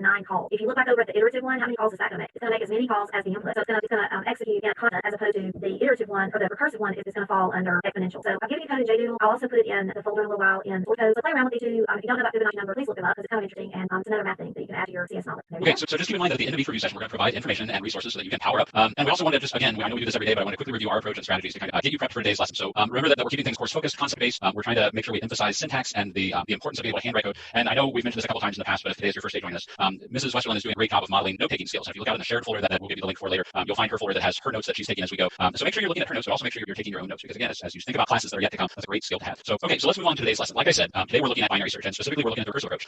So if you think about prior knowledge, if you think about information that would be helpful to have kind of going into this lesson, we've already talked briefly about ArrayList and ArrayList implementation. If you aren't comfortable with ArrayList, you might want to go back and rewatch those videos. It's also helpful if you have an idea of the iterative approach to linear search and binary search. So we're going to look at both of those as well. But I promise eventually we will get to the recursive approach to binary search because that's really kind of the main point of the lesson that we're looking at today. Okay? So for our 2-minute warm-up, here's what I would like you to do. I want you to complete the following method, and I'm going to move my little window here out of the way because something's blocking my paragraph. But complete the following method: search for num. That will take a sorted array list of integers called intlist and a target integer called target, and then return the index position of target if target is found in intlist. If by some chance the target value is not found in intlist, then your method should return -1. So feel free to use whichever approach you feel would be the most appropriate, or whichever approach you know. I know we've looked at traversing array lists, things like that. So see if you can come up with a little algorithm that will go through and find our target, and I'll give you about a minute and a half to 2 minutes. So I'm not sure what happened there at the beginning. We had a little internet lag in there somewhere. That was strange. No, hopefully everything, whatever it was, worked itself out. It's not raining today. We can wait on that.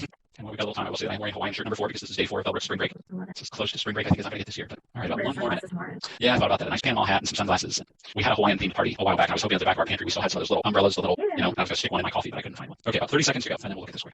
Okay, let's take a look. I know I said you could use whatever approach you wanted, but I would be willing to bet that if we had a means of surveying the students that are following us right now, that you probably came up with something pretty similar to this. This is a very straightforward traversal of an array list. We basically start at index position 0. We continue as long as our loop control variable is less than the size of the array list. And if by some chance, as we're working through element by element by element, we find an element that is equal to our target, we return that position. This is probably the most straightforward searching algorithm, in my opinion, that there is. And this is actually called linear search. So linear search is really nothing more than just traversing an array or an array list and stopping when you find the value that you're looking for. Okay? We're going to go on from there, and we're going to talk about something that is a little more efficient. So if I've got 20 or 50 or even into the hundreds of elements to search for, linear search with computers we have today is fairly efficient. But imagine if we had thousands of elements or millions of elements to search for. Then we start noticing some lag time where things might be a little more time sensitive. So we want to start looking for searching algorithms that are going to be a little faster and work a little better to meet our needs. So we're going to break protocol a little bit. I know every lesson we've done up to this point has been PowerPoint driven with our little picture just up in the top corner. But I'm actually going to pause our presentation. Let's see, can I do that? And I'm going to stop share so that we go full screen because I want you to see what we're about to do. I do this little demo. I have to give a shout out to Jim Huggins at Kettering University because he's the one that I first saw do this little demo. And I thought it was so brilliant in its simplicity of how to demonstrate searching algorithms that I've done it every year with my students since. The problem is you need a phone book or a dictionary, and in this technical day and age, those are kind of hard to come by. So I do have a phone book, but it's at school in my room, and we aren't at school right now. So I happen to have a dictionary. Mrs. Westerland had a dictionary. It's not my best one ever. And she was willing to sacrifice it for the cause. Right, so right. we're going to do a little comparison. So Mrs. Westerland, I would like you to look up the word recursion in your dictionary, but I would like you to do that using a linear search algorithm. Okay, so you're acting out a linear search algorithm. And for the students at home, I want to pay attention. I want to count how many comparisons it's going to take doing a linear search for Mrs. Westerland to come up with the word recursion. Okay, whenever you're ready. Okay, so here's my dictionary. I'm going to move in a little closer. Maybe I can figure on the edge. And you can see that he wants me to look up the word recursion. But I'm going to start at the beginning, obviously, of our alphabet. And I want y'all to think too. You do something all the time that is linear search. And if you're in my class and you're watching this, you might be screaming to the computer. I know what it is. I know what it is. What do you do if you're going to do homework and you know that one of the answers you need has something to do with the word shape? You're going to do Control F. Control F is linear search. It's searching that document or whatever it is you're looking for. So I need recursion. So I'm going to go all the way over here to the R. Look right away. I can find the R's here. R-E-C. And this is like a dollar store dictionary. So it might not be that we have recursion in here. Well, but so the point I want to make though is that if you're doing this as a linear search, you're going to start on page 1. So if you, what's the very first word in the A's? That's right. The first word in the A's. Yeah. So you can go ahead and look and actually work through it. Yeah. First word in the A's. It's actually the word A. Okay. So if you were to start a linear search, could you read about the first 20 words for me? All right. So we have A. We have air and beard. Aback. Abacus. Aback. Abandonment. Okay, that's probably far enough. So imagine if we did a linear search, we were trying to find a word in the dictionary. If linear search was our only method to find a word, we would have to start at literally the letter A and read each individual word page by page by page until we come up with the word. Okay, so let's try something a little different. What I'd like you to do is take the dictionary and open it to the middle. All right, so y'all are looking at me. Here it is, basically the middle. And tell me what word is in the upper left corner of the rightmost page. Malevolence. Okay, so what I'd like you to do, because recursion comes after malevolence in the dictionary, I'd like you to rip that dictionary right down the binding. Rip it. All right, so here we go. Okay, and then we can get rid of anything that is in the half that does not include recursion. So with one comparison. All right, y'all looking. So we have our two sides. This is the left side that we don't need the A through M. Right. So with one comparison, we basically just cut our list in half. So now let's do the same thing. Take the piece that's left, open it to the halfway point. All right, so everybody's looking. Okay, tell me what word is in the top left of the rightmost page. All right, now we have the word site. Site. Okay, so again, we're gonna rip it right down the binding and get rid of the half that does not include recursion. All right, so here we go. Ripping in here. All right, so now we have our two halves, and which side do we want to keep? Because this side starts with site, S-I-T-E. So where was our key word? It was in front of site, right? U-R-S. I need to keep this. Go ahead. Okay, so yeah, so we're gonna get rid of the half that does not include the R's. All right, so we're getting rid of the S-I through X or Z. Okay, so now with two comparisons, we have 1/4 of our list remaining. So let's do the same thing. Open it to the halfway point. Okay, so now here we go, and I'm at postage. Postage. Okay, so again, rip it right down the binding. All right, so now I'm ripping. So this is the postage side, and over here is recursive through the F. Okay, so now we will eliminate the half that does not include. And so hopefully by now everybody's kind of noticed that every time we do a comparison, instead of just eliminating the one value or the one word that we looked at, we're eliminating half of whatever part of the list is left. So we went from an entire dictionary to half of a dictionary to a fourth of a dictionary. Now we have an eighth of a dictionary, or I believe actually we're at the point where we have a 16th of a dictionary. So we can probably stop at that point. I think that probably makes the point. But the idea is that every time we do a comparison, we're eliminating half of whatever part of the list is left instead of just one word that's in the list. Okay, and that's our binary search. So that's actually what we're going to be talking about for the rest of the day. Thank you for sacrificing your dictionary. I appreciate that. Anything for the CS college.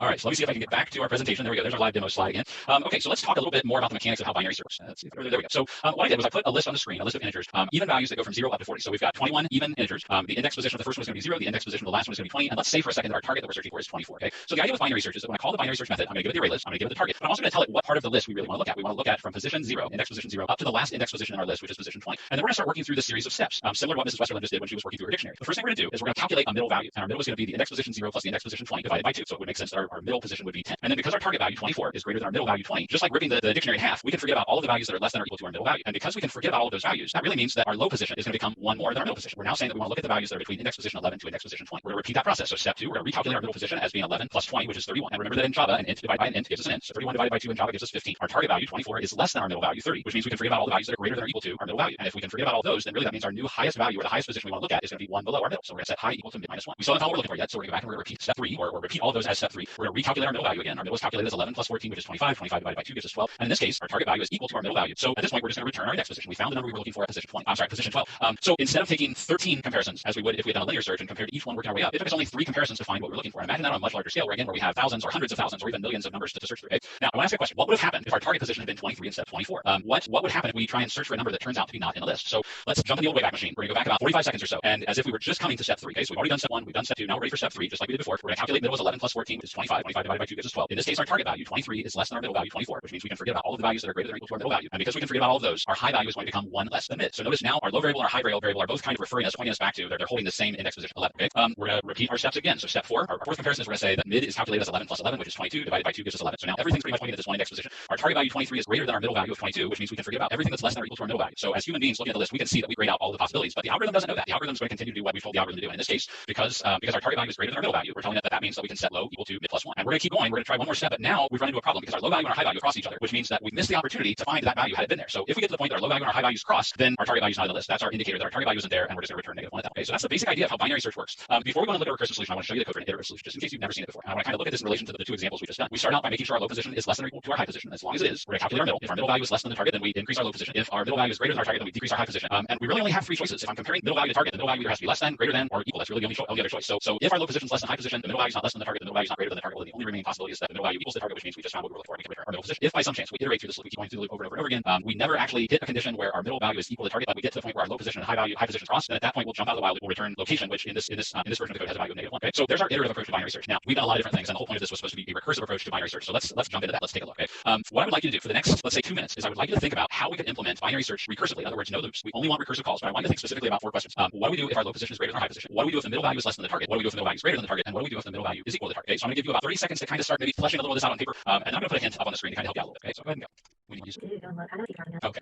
Okay, here's your hint. I'm going to show you kind of the just basic skeleton structure of the code for the recursive approach to a binary search. But I still left those 4 questions in there. I left kind of the code that would answer those questions out. But take a look at what we got. We have, instead of a while loop, we have an if statement. The if statement says if our low position is greater than the high position, well, then we have to respond by doing something. And otherwise, as long as our low position is less than or equal to the high position, which would make this a false statement, then this looks pretty similar to the code that was inside our loop in the iterative approach. We're still going to calculate the middle position. We still have to check and see if our middle value is less than the target or our middle value is greater than the target. So now you can kind of see where the answers to those questions would fit. I'll give you another 30 seconds or so, and then we'll start breaking those down one at a time and see how we would answer each of those questions. Okay, let's start working through these one at a time. So the first question we've got, what do we do if our low position is greater than our high position? In other words, we get to the point that we call our recursive binary search, and the low position and high position across. Okay, well, if you think about what we did in our iterative approach, that was our signal that we didn't find what we were looking for. Okay, so really we're going to do the exact same thing. If we get to the point that we call our recursive binary search and we pass in a low value that has a greater value than our, a low position that has a greater value than our high position, then okay, that's going to be the signal that we have cross paths. Our low and high values have crossed each other. We're just automatically going to return -1. If we pass in values for low position and high position that make this false, then we're going to jump down to the else. We're going to calculate our middle. So the next question is, as we start looking at our middle value, the value in list that would be in that middle position, what do we do when the middle value is less than target? Well, this is where the recursion kind of comes back into play. We don't have anything that we're doing iteratively. We don't have any loops. But if you think about what we've done with our recursive binary search, we basically called a method saying that we want to search in all of the values between low position and high position. So really all we have to do is say, okay, well now we want to call a new version of recursive binary search saying that we want to search only for the values between this low position and high position. So if you think about what we did in the iterative approach, we replaced low with mid position plus 1. That's really the same thing we're doing in our recursive binary search. We're just basically calling the method again. But we're saying instead of passing low position back into this new call, we're going to treat mid position plus 1 as our new low position. So the first time we call it, we might have 20 elements. The second time we call it, we're only going to have 10 elements because we've just said to start our low position at mid position plus 1. Whatever value our call for recursive binary search returns to us, we're just going to go ahead and return back to the method that called us. Okay. And if our middle position happens to be greater than target, well, really we're going to do kind of the same idea. It's just that this time instead of substituting for our low position, we're going to substitute mid position minus 1 for our high position. Okay. So you can kind of picture as we work through this algorithm, you know, I'm going to call a version of recursive binary search that's going to give me 20 values to search, and then I'm going to add another one of the method stack that's going to give me 10 values. I'm going to add another one of the method stack that's going to give me 5 values, and then 2 values and 1 value. So you can kind of picture the method stack as a stack of trays where we keep calling recursive binary search on top of each other, and then eventually we're going to get to the point where either low position is greater than high position, so we'll return -1, or we get to the point where our middle value is equal to the target, which means we found what we're looking for. So we can just return middle position. At that point, middle position gets returned to the method below it, which will return it to the method below it, which returns to the method below it, and all of those stacks of recursive binary search that we put on top of each other start popping off the stack. At the end, we end up returning either -1 or our middle position because we found what we were looking for. Now I know that's a lot to digest. We've talked about linear search, we've talked about iterative approach to binary search, and we've talked about recursive approach to binary search. The code for all 3 of those searching algorithms is out in the shared folder that we've made available to you. So my challenge to you tonight would be first, go out and play with them a little bit. There is a main method where it'll generate a list of numbers, modify that a little bit, make it 1,000 values, make it 100,000 values, and play with it a little bit and see what happens as you run each of these different searching algorithms. But the other challenge I would give you would be actually see if you can modify this a little bit. So instead of an array list of miniatures, maybe it looks at an array list of dogs or an array list of hippos or an array list of animals. See if you can go through and search for your pet's name in a list of dogs or cats or hippos or animals. Okay, let's see. Final question. I had one final question, and hopefully you've picked up on this. What has to be true about our data in order for binary search to work? There's one big difference between linear search and binary search, that linear search will work, but binary search won't if something is not true about our data. Okay? Well, the answer to that is, and the reason we specifically have to use a phone book or a dictionary for our live example, our data has to be in sorted order for binary search to work. So if you think about it, everything is based on a comparison of knowing whether our number comes before or after, or our word comes before or after, depending on what it is we're searching for. Well, if we just have a list, an array list of random words that are not in order, or random numbers that are not in order, then there's really no way to know whether the number we're searching for comes before or after the number that we just found is our middle position. So in order for binary search to work, it's much more efficient in most cases than linear search. But the catch is our data has to be in sorted order. If our data is not in sorted order, then we really don't have a lot of choices at this stage. We would have to look at linear search instead. So here's our debrief and summary for the day. Okay? Binary search can be implemented iteratively or recursively. There's an iterative implementation and recursive implementation of binary search. Binary search essentially works by eliminating half of the list with each comparison, as opposed to linear search, which only eliminates the one number that we just compared to. And this, in most cases, makes it much more efficient than linear search. So every once in a while I'll have a student say, well, give me an example of where linear search is more efficient than binary search. Well, imagine we've got 1 million integers that we need to search, and the number that we happen to be looking for is in slot 0. Well, if I'm doing binary search, I have to go to the middle, and then go to the middle, and then go to the middle, versus linear search, because I'm fortunate enough to have that number that I'm looking for in that first position, linear search would win in that case. So I can't say 100% of the time that binary search is always going to be linear search. A lot of it kind of depends on the data and what it is we're searching for. And then the last little bullet point here for our debrief and summary: binary search will only work when data is in sorted order. That's our lesson for today. So here's the idea for our power. Okay? Make sure you take a look at the bit.ly/CSA_exam review 2020. And again, remember that the bit.ly links are case sensitive. Out there you'll find, you'll find a folder that has Mrs. Westerland's notes, and you'll find all of the folders and files that we've shared for past lessons, as well as a folder for today's lesson that has today's power up and then example. So for today's power up, take a look at the lesson resources from the CED. Again, there's some examples, practice it, and coding back. Tomorrow I'll start our power up with just a quick example of something you might see in coding back. But like I said, the main goal for tonight's power up, actually see if you can implement a binary search with an array list that you created based on Monday and Tuesday's lesson. See if you can go back and create an array list or see if you create a binary search that will let you search an array list of dogs or cats or horses or hippos or animals or whatever you may have put together. One last thing, and I'm going to turn it back over to Mrs. Westerland. Tomorrow we're going to be looking at sorting algorithms. So if you have some time this evening, there are some great resources that are available on YouTube to watch that involves sorting. Tomorrow we're going to watch just a small segment of my window. By the way, we're going to watch a small. Rules of modern living. Yes, thank you. My window's in the way. It's wonderful. But wait till tomorrow. And then yeah, hold off on that one until tomorrow. We're going to watch a small segment of that. But if you get a chance, just for fun, take a look maybe at one of these others that shows a visualization of some of the sorting algorithms that we might talk about. Okay. And then I do have one more slide I want to throw in. I just found this in some notes when I was looking through some recursive stuff. I thought this was kind of funny, so I thought I would add this in. If you know anything about recursion, you know not to order the combo flag.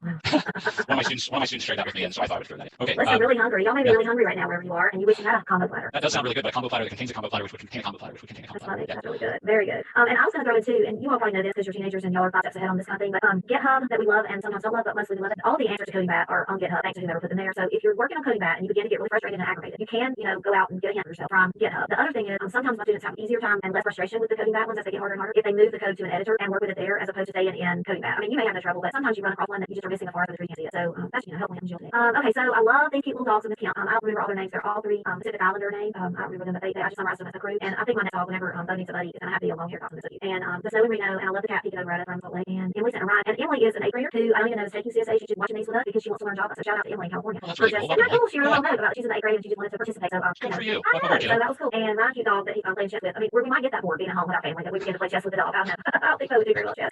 And send us your input. You can make us a note. You can send us information. You can send us pictures on anything. It's fun to see where y'all are from and what happened. And another shout out for Stanford.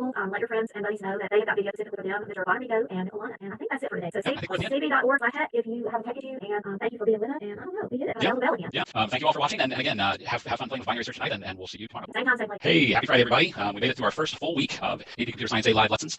My name is Rob Schultz, and we'll put the slide there. There we go. My name is Rob Schultz, and I teach at Bellbrook High School in Bellbrook, Ohio. And I'm Joe Westerlin from Hoover High School in Hoover, Alabama. We are so glad you're with us today. Hope you've been here many days, but you can see from this map, we are respectively in Ohio and Alabama, and then here's our map. I haven't updated the whole world map in a few days, so I'll do it this weekend. So if some of you have sent us something that lets us know where you are, an asset of some sort, an artifact, then we'll populate that. I think we do have some Oregon, and I think some other, maybe Ontario. And I wanted to jump in real quick and send a special shout out to Mrs. Wyman's class in Phoenix, Arizona. I received an email from Mrs. Wyman saying that our live lessons happen to be synchronized to their actual kind of virtual classroom. Wow. So they've been kind of tuning in their virtual class. So welcome to Mrs. Wyman's class in Phoenix, Arizona. And I heard from my Hoover kids today. We had a little class meeting, and several of them were watching. So shout out to you, Buccaneers. Oh, good deal. So we got our information today. It's April the 3rd. Time is ticking right by. So here is, we'll give you a few slides here with some exam information. You do need to go to AP Central and click on the banner at the top with the information about the exam. I've snipping to several things related to CSA, but I want you to go to AP Central too. Always consider that your source and we pull from that and consolidate it here. So you're going to have 2 AP questions, and we'll talk about the date in a minute, but it's going to be May the 15th, which was your exam date anyway. That was the same day we were already shooting for and working toward all year. So that flag in the sand has not changed. Question number 1 that you'll be presented with is going to be from Array or ArrayList, and it's a former, what we would have called and talked about all year as free response question 3, and you can read the box that's there. You'll have 25 minutes to work on that question and then 5 minutes to upload your completed item, and we'll kind of break that down a little bit more. And that question will be worth 65% of the total AP score that you're working to get. After you submit question 1, you'll be presented with question 2, and it will be on methods and Constructors, which is a lot of what we spent some time talking about, and we're going to be zeroing in on the 3 topics, really, I guess you could say 4, but array, 1D array, ArrayList, and then methods and Constructors. So question 2 will come after question 1. You will not be able to go backward to question 1. So once you're at question 2, that's your full focus. You'll have 15 minutes to do that question and a 5-minute upload, and it's worth 35%. And it's a question that we would talk about all year from the course exam description as being question 1 that you prepared for. So that's slide number 1. And then on the next slide, our test day, of course, like I said, is May the 15th. That's a Friday. So I think it's 6 weeks from today if I did my calendar right earlier today. And you see the time. So Hawaii, Alaska, it'd be morning for you, all the way over to Central Time where I live, and Eastern Time where Mr. Schultz is. So everybody, all of you, and if you are in India, I know we have Emma from India and we have Ricardo from El Salvador. You guys, I think El Salvador by Central Time, but I don't know what India is. So you got to figure out what that time is because everybody's going to be taking their ACSA exam at the same exact time and uploading it. And then there's a lot about the timing, and it's a little bit of what I just said. And then other course information. And we're going to start kind of a new little segment on Monday. I'm going to use TV terminology, not that we're on TV, but it's like TV. So we'll be adding a feature on Monday with some type of specific strategy that, and I'm going to work on this, and Mr. Schultz working on it, and we're brainstorming now about what are some things that you need to be able to do to accomplish this exam well. And one of them is related to this other course information. An IDE, which would be JGraph, JDoodle, Java Doctor, or Dr. Java, whatever it's called. Notepad++ can be an editor. That might be some way that you work. It's not required, but it does say that you won't have an advantage if you use one, but you can use one. So if you're comfortable working in JDoodle, if you've been doing that with us along on your tablet or phone, or if you're using whatever editor you use school, and you're going to be able to use that. So we're going to start working on strategies of how do I get that code and then get it to where I can submit it. We're going to have to read more about that. Mr. Schultz and I are, but we'll figure that out. That's right. But you also have the option to write your code on paper and grab it as an image and submit it that way. So we're going to begin to kind of scaffold you for strategy for that. And I know some of the teachers, y'all are watching this, we're very thankful for that, and we're honored to represent you. So we'll all be thinking of that and kind of working toward that thing. So don't worry about that yet. We got 6 weeks to get there. Test security is obviously something that college board has spent a lot of time thinking through and figuring out. I put the link in there. It's not really a link, but I've given you the path. You're going to go to AP Central Coronavirus Update, and then there's a whole section on exam security. What I need you to plan right now for is you're going to do your own work, and you're going to do the best work, and you're going to manage your time, and you're going to turn it in. So don't start thinking now about outsmarting the box. No, being Get there and do your work by yourself. I told my class morning, I want y'all to be in a room with the door closed, alone, have your open note, and we're probably going to work on that over the 6 weeks as well, and have your little system ready and just walk in there and own it. So that's our plan. And if something happens on May the 15th or that day, is got a conflict for you, the makeup date will be June 3rd. So I think there's one more little note. This is from the course exam description. And I threw this in because I want you to begin to notice, and your teachers probably talked about this. There are 3 verbs that are used on free response, and we're going to begin next week mapping free response every single day along with the topic of array, ArrayList, methods, and control structures. But the word assume has a special meaning. Assume, complete, and implement/write. So we will be coming back to these. We may not always come back to all the exam particulars every day, but these verbs need to mean something to you, and I'll probably add this slide as an image in the journal notes section so that you can learn those because you're going to want to be able to read the questions. So that's our exam update, but please go to AP Central and read everything for yourself. Today we're talking about recursive searching and sorting, particularly sort and particularly merge sort. So Mr. Schultz is going to, I think, take it away, right? Yeah, we'll jump in. Right. Okay, so for our warm-up, yesterday I mentioned that one of the things I would show you today was just very quickly what you might, I'm going to show you what you might see if you get into coding math to do some practice problems and you've never used coding math before. Okay, so the first thing I'm going to say, I did have this extra in here that I forgot about. The other thing that we suggested was maybe going out and watching, just for fun, some of the sorting algorithm visualizations that are out on YouTube. They're kind of fun and they show you different ways to look at different algorithms. But, to get back to coding math, I'm going to preface this by saying that as a teacher, I find it very, I'm going to say irritating is probably the best word. When I assign my students a project using an online resource and then I find that somebody somewhere has posted the answers. Okay, so the first comment I would make is please avoid posting answers. For the sake of all of the teachers out there that like to use online resources, please don't post answers online. The second part of that is that I was reluctant to show you a solution in coding math because I don't want to break my own rule. I don't want to post an answer. But then I realized that if you go to the recursion section under Java in coding math, the first two questions are just kind of warm-up questions that they will show you a hint or show you the solution for those problems. So I'm really not giving anything away by posting my solution. Anybody can go to this specific problem and see the solution. So if you don't want spoilers, you might want to fast forward a little bit if you're watching this recorded. But I'm going to show just a quick solution just so you kind of see how coding math works. And like I said, I don't feel like I'm really giving anything away on this one because this is already. Okay. So for this specific problem, we have a number of bunnies. Each bunny has two big floppy ears, and we want to compute the total number of ears across all of the bunnies recursively. Now, obviously, the quickest, easiest way to do this would be to simply take bunnies times 2 and return that result. But the whole point of coding math is to provide exercises to practice skills, and the entire purpose of this problem is to practice your recursion skills. So it specifically says that we want to do this without using loops or without using multiplication. Okay. So I'm afraid we're going to be a little tight for time with everything we've got planned today. So normally I would give you a couple minutes to try and work up a solution. I'm just going to jump to the final chapter of our little story here, and I'm going to show you the solution that I came up with. Okay. So when Mrs. Westerland walked us through recursive algorithms on Wednesday, one of the things that we specifically said we needed would be we need a base case, and we also need a recursive call. So our base case for this one would be if we call bunny ears and the number of bunnies is less than or equal to 0, we're going to return 0 because obviously 0 bunnies would have 0 ears. Anything other than that, we're going to return 2, and we're going to add to that a call to bunny ears with 1 fewer bunnies than we started with. So if I call bunny ears with 2, I'm going to return 2 plus bunny ears with 1 bunny. Well, 1 bunny is going to return 2 plus bunny ears with 0 bunnies, which will then hit our base case and return 0. So with this code, when I press the go button, one of the great things about coding math is that it gives us multiple test cases. In this case, all of my test cases came up with green across the board, which means that my solution works correctly. If there had been any problem, maybe a couple of these would have shown up as red, and I would have to go back and do a little debugging. But in this case, everything looks good, and we're ready to move on. So I would click the next button, and it'll take me on to the next problem. So again, if you haven't tried coding math before, that's just one of the resources that's out there. It's kind of a fun one to work with. I find myself getting a little addicted to it. There are nights when I'm sitting and watching TV, and I have my laptop sitting in front of me, and I'll go out just to kind of refresh my own skills. There's an AP category where you can do AP level questions. There are string questions, logic questions, array questions, all kinds of things out there to practice. So if you haven't before, try this or one of the other resources that we put out there. So just to kind of keep in mind, at the end of each review session, we'll provide influent resources to equip you power up to go to the next level. And then we also want to just kind of quickly review our strategies, and then we'll get to today's stuff. All right. So keep in mind that our approach every day is going to be to keep things course focused, concept based. Mrs. Westerland mentioned that with the upcoming exam, one option is to do your code in writing on paper and then take a snapshot. So we're going to continue to focus on handwritten code, but we also want you to get to practice implementing code. So again, keep working on both of those skills. And as always, okay, my own students get tired of me saying this. I hope they're watching right now. I hope they're nodding that yes, we get tired of you saying this. Make sure you're taking your own notes. Make sure that as we walk through these things, you're getting some extra information as the information goes from your ears to your brain to your hand to paper. It's reinforcing the things that we're saying. So make sure that you're taking your own notes and developing the notes. Okay? All right, on to today's lesson. Today we are specifically focusing on sorting algorithms. So prior knowledge, we're going to be sorting an array list. So implementation of an array list would be helpful. Again, if you missed a couple of live lessons we did on array lists, it might not be a bad idea to go back and watch those before going on. The other thing that might be helpful is a knowledge of how selection sort and insertion sort work. So in the AP curriculum, in the AP subset, there are 3 specific sorting algorithms. There's selection sort, insertion sort, and merge sort. If you haven't seen selection sort or insertion sort before, that's okay. Next week as we start looking at array lists, we'll make sure we mention at least one of those, if not both. But today, because we're still kind of in this pattern where we're talking about recursion, we're going to focus on merge sort algorithm and how you sort an array list from merge sort. So to kick things off, we thought this would be a little fun and different. We actually have a video, and this was the one we kind of hinted at yesterday. If you've already watched it, that's great. If not, we're going to show about an 8-minute snip. The entire video runs about 60 minutes or a little less. So it is wonderful. It is an amazing video. Mrs. Westerland introduced me to this video. I had never actually seen it before, and now I'm hooked. I've watched the entire thing through start to finish, actually twice. So Mrs. Westerland, I'm going to go ahead and start it, and I'm going to stay quiet. I know we've had some issues with sound in the past, so if you hear something that sounds off that is different than what I'm hearing, make sure please let me know. Okay? Lots of types of algorithms have been created with the compute. Some of the most important are sorting algorithms. Yeah, I think we're okay. Now, the job of a sorting algorithm is to put things in order, and they have lots of uses. For example, on the internet, information gets broken down into packets of data, which then get sent across the web. Now, to reassemble that data, sorting algorithms are absolutely crucial to putting this data back in the correct order so that we can view the picture or read the email we've just been sent. This is the System Development Corporation in California. It's considered to be the world's first computer software company. And it was here in 1963 that 2 computer scientists first formally wrote down one of the most iconic sorting algorithms of all time. It's called bubble sort. And here's an example of bubble sort in action, sorting blocks instead of numbers. It gets its name because with each round of the algorithm, the largest unsorted object bubbles to the top. Like all our algorithms so far, there's method in the madness. To see how this algorithm works, we're going to use it to sort 8 objects. Now, the bubble sort algorithm says to consider the objects in pairs and swap them over if they're in the wrong order. So we're going to start at this end here and work our way to the top. So I consider these 2, they're in the wrong order, so I swap them over. Consider the next pair, they're in the right order, so I leave them as they are. Consider this pair, they're in the wrong order, so I swap them. And we just continue doing this. Now the bubble sort algorithm says to go back to the beginning and repeat the process over and over again until the objects are in order.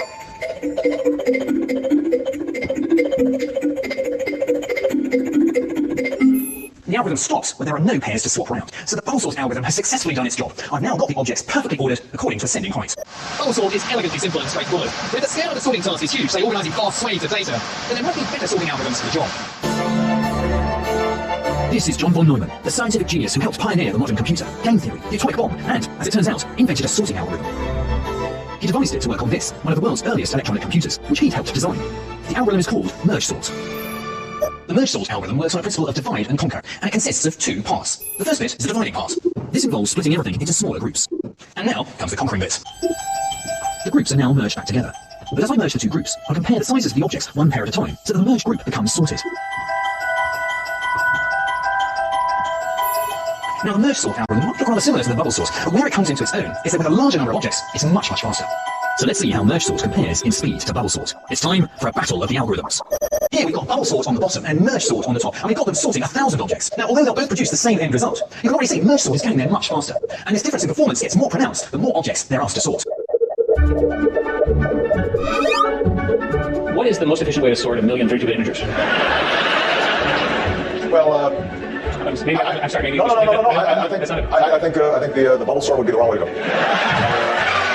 Come on, who told him this? Merge sort beats bubble sort hands down for sorting large amounts of data. But in the crazy world of algorithms, there are many, many different ways to sort. At the last count, there were over 20 different types of sorting algorithms, all weirdly achieving the same result, but by different means.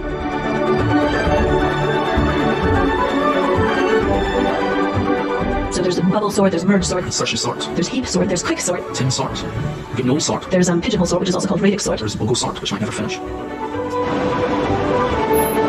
There's no such thing as the best sorting algorithm. Each has its own pros and cons, and which one gets used often depends on the specifics of the problem. I think the beauty of studying algorithms is to try to aspire for solutions that are as elegant and efficient as possible. Well, I actually think bubble sort's very pretty. I like it.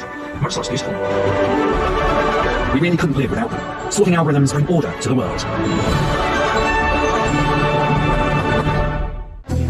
So far, we've seen algorithms. You're back. I've got to figure out how to make it stop. All right, well, I'm going to go ahead and jump in and There we steal go. the share back. Sweet. Okay, yeah, I love that video. I'm so glad you shared that with me personally, and we were able to share it with everybody because I really think that's a great intro to what sorting algorithms really do. I do want to reiterate, though, that they talk specifically about two different sorting algorithms, bubble sort and merge sort. And bubble sort's not part of the AP subset. That's not something that would normally be required to be covered in an AP course. But I am kind of glad they threw it in. I mean, it's kind of a nice intro to sorting algorithms and explains really one of the simplest algorithms to execute and to implement. But then it also goes on and explains merge sort as well. So let's go ahead and jump into merge sort. We're down to about 15 minutes, so I'm going to have to watch the time here. So when I cover merge sort with my students, we typically take 3 class days to go through merge sort. I give my students kind of a high-level description of what it does and a demo. Day 2, anybody that didn't really figure it out the night before, I share a little more detailed pseudocode of how the algorithms work. And then on day 3, if there's still somebody that's struggling, then I sit down with that small subgroup of students and we look at the actual code. We take a list, like an array list on paper, and we trace through the code step by step, line by line, and actually break down what the algorithm does. So I'm going to kind of essentially do the same thing with all of you today, even though, again, we're down to like 15 minutes left. So first I'm going to show you, for this implementation of merge sorts, I'm going to show you, there are actually 2 different methods involved. One of them is merge sort and the other one is merge. So in the video, he described merge sort by saying that it's a divide and conquer, and that's exactly what these 2 methods do. The merge sort method divides, and the merge method conquers. It puts them all back together again. Now, like I said, on day 1, I really just give my students kind of a high-level description of what each one of these methods do, but the merge sort method itself is pretty straightforward. I mean, the high-level description of what it does is really close to what the code does. So even though I try not to give them detailed pseudocode, this is about as basic as you can make merge sort. We pass an array list, we pass in a low index position and a high index position that we want to merge sort everything in between. And as long as our low value is less than the high value, we find the middle, and we immediately call merge sort on itself with just the left half of the array list. And then we receive that one. As long as low is less than high, we recall merge sorting with the left half, and we continue to break things into smaller and smaller pieces. So this is the divide part. This is the part where we implement recursion, we call merge sort on itself, and we keep breaking our list that we're sorting into smaller and smaller and smaller pieces. And then we get to the conquer part, where after we've broken things into smaller pieces, we merge them back together again. And this, like he said, is where the merge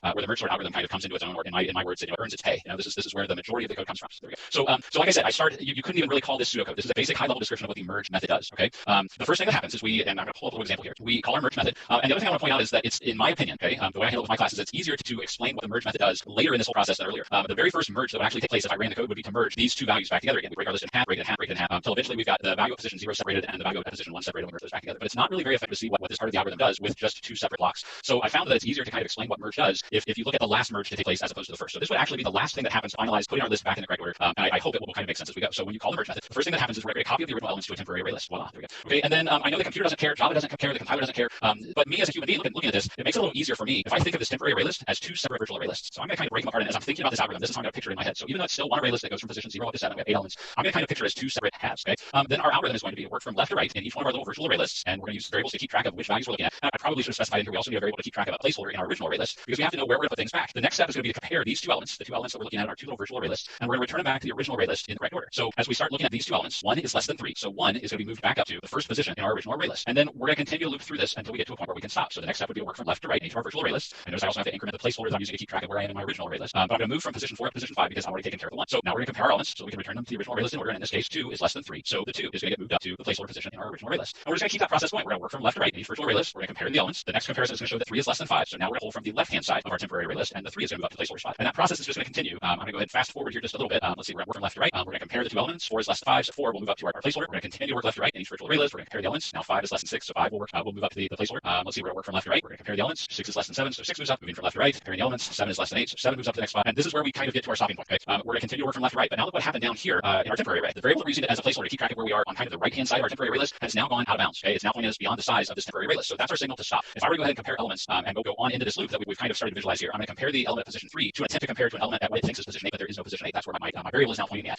So we would get an index out of bounds exception. So that's our signal that we stop this loop. If at any point this value goes beyond mid, the middle value that we passed in, or if this variable goes beyond the size of our array list, or I should say high, if whatever we designate as our high position, then that's our indication that we stop. But notice that we still have some things unaccounted for in the left-hand side of our array list. So the other thing I point out to students, I don't show them this part because again, I want them to figure some of this out on their own, that if by some chance the right-hand side of our temporary array list finishes first, then we have to include a little something down here at the bottom to pick up the pieces, to pick up the leftovers from this left-hand side. So the last thing we would do is we would say, okay, we're totally finished with the right-hand side, we need to pick up the leftovers, so we'll copy 8 up in that. Okay, so that's a very quick demo of our merge sort. Now, what I'm planning for the power up for tonight, give this a try over the weekend, or I should say the power up for the weekend, give this a try over the weekend and start with just the description that I've given and see if you can flesh out the code for a working merge sort. If you get to a point that you feel like you're kind of spinning your wheels, then go to the next step. Out of the shared folder that we're sharing things with you, I've put a PDF that contains a pseudocode hint for the merge method, and the pseudocode in that is much more detailed than what you're looking at here. So then take a look at that pseudocode and see if you can work out the details. And if you still look at that and you're not quite figured it out, that's okay. Then go on and also in the shared folder you'll find a Java file that contains working code for merge sort. Take it apart piece by piece, look at each line, maybe take a piece of paper with 8 items in random order, 8 numbers in random order as your array list, and work it through on paper and trace it very slowly, very carefully, one line at a time, so that you can see what the actual algorithm does. Okay, that's our lesson for today. Let's do a quick check for understanding. There wasn't really, normally this is where I would let you do some coding, but again, I know it's going to take a little while to kind of digest what we just looked at and come up with merge sort code. So I thought I would do a little true or false check for understanding today. Okay, so the first question I have: true or false? Merge sort and bubble sort are the only 2 known sorting algorithms. Hopefully, your answer to that was false. In the video we watched, the video said that there are more than 20 known sorting algorithms. And again, it would be fun to try and rattle them all off, but I do want to reiterate that only 3 of those more than 20 sorting algorithms are part of the AP subset. We have selection sort, insertion sort, and merge sort. Those are the only ones that we really need to focus on in this course. If you want to take a college level computer science class, I know when I was an undergrad, I had to take, let's see, it was analysis of computer algorithms with Dr. Gupta, and we spent the entire semester looking at all of the different sorting algorithms, and breaking the algorithms down and measuring efficiency and learning cool things like that. So you'll get the others at some point, but in this class, we're only looking at those 3. Okay, bubble sort is not part of the AP subset. Okay, merge sort and bubble sort are equally efficient. I don't know if you can see Mrs. Westmoreland or not, but she's shaking her head no. That is absolutely right. That is false. Merge sort and bubble sort are definitely not equally efficient. In fact, in the video, we saw a side-by-side comparison, and bubble sort barely even started. Merge sort was already finished. So merge sort is much more efficient. The merge sort algorithm is designed to implement recursion. That is a true statement. Merge sort is definitely designed to implement recursion. And our final question: the merge sort algorithm splits a list into pieces, then merges them all back together. That is also true. The splitting the list into pieces, that's the recursive segment, where we recursively break our list into smaller and smaller pieces, and then we have a method which uses iteration and looping to merge them back together again. So that is our intro to merge sort. Just a quick debrief and summary. There are a wide variety of sorting algorithms. The 3 that we focus on in this class are selection sort, insertion sort, and merge sort. Merge sort is the one of those 3 that's designed to use recursion. Okay? And merge sort specifically works by recursively splitting a list into smaller pieces and then putting the pieces back together again in order. And I was going to add, sorry. No, Next week we're going to be doing 1D arrays all week long. So they're going to have good lists of data to apply their code that they're going to work on this weekend. And if they worked on binary search today, or if they worked on some algorithms in the last 2 days, they're going to have some good place to apply it. Yeah, because that's good to point out, because the algorithms that we've looked at over the past couple days, we focused Monday and Tuesday on ArrayLists, but then as we've talked about binary search, linear search, the other sorting algorithms, merge sort even, all of those can be applied to either arrays or ArrayLists. So our focus has been ArrayLists up to this point. Next week is where we start getting the data array side of things. Okay, so our resources for you to power up, remember that you can find those at bit.ly/CSA_exam review 2020, and just remember that bit.ly links are case sensitive. So our power up for this weekend, again, the lesson resources from the CED are always very helpful. We're going to practice at coding back. But the main thing that I'd like you to think about over the weekend, see if you can apply the merge sort algorithm to an array list that you created this week based on Monday and Tuesday's lessons. Okay, see if you can get merge sort working, and then once you have it working for an array list of integers, go back and try and apply merge sort to an array list of dogs or horses or animals in general. Think about what you have to do to try and sort an array list of dogs based on their name using the get name method that we talked about earlier in the week. Okay, and again, there are a lot of video resources that are out there. Bill Barnum's YouTube channel on Recursion, Cody Hendrickson's YouTube channel on Recursion is fantastic. They're fabulous teachers. They are excellent, very well-known teachers. I have to admit, I've never met Bill, but I know Cody fairly well, and he is also my AP reading running coach. So when we go running at the AP reading, he's always there to coach us along and keep us all pent up into it. So shout out to Cody.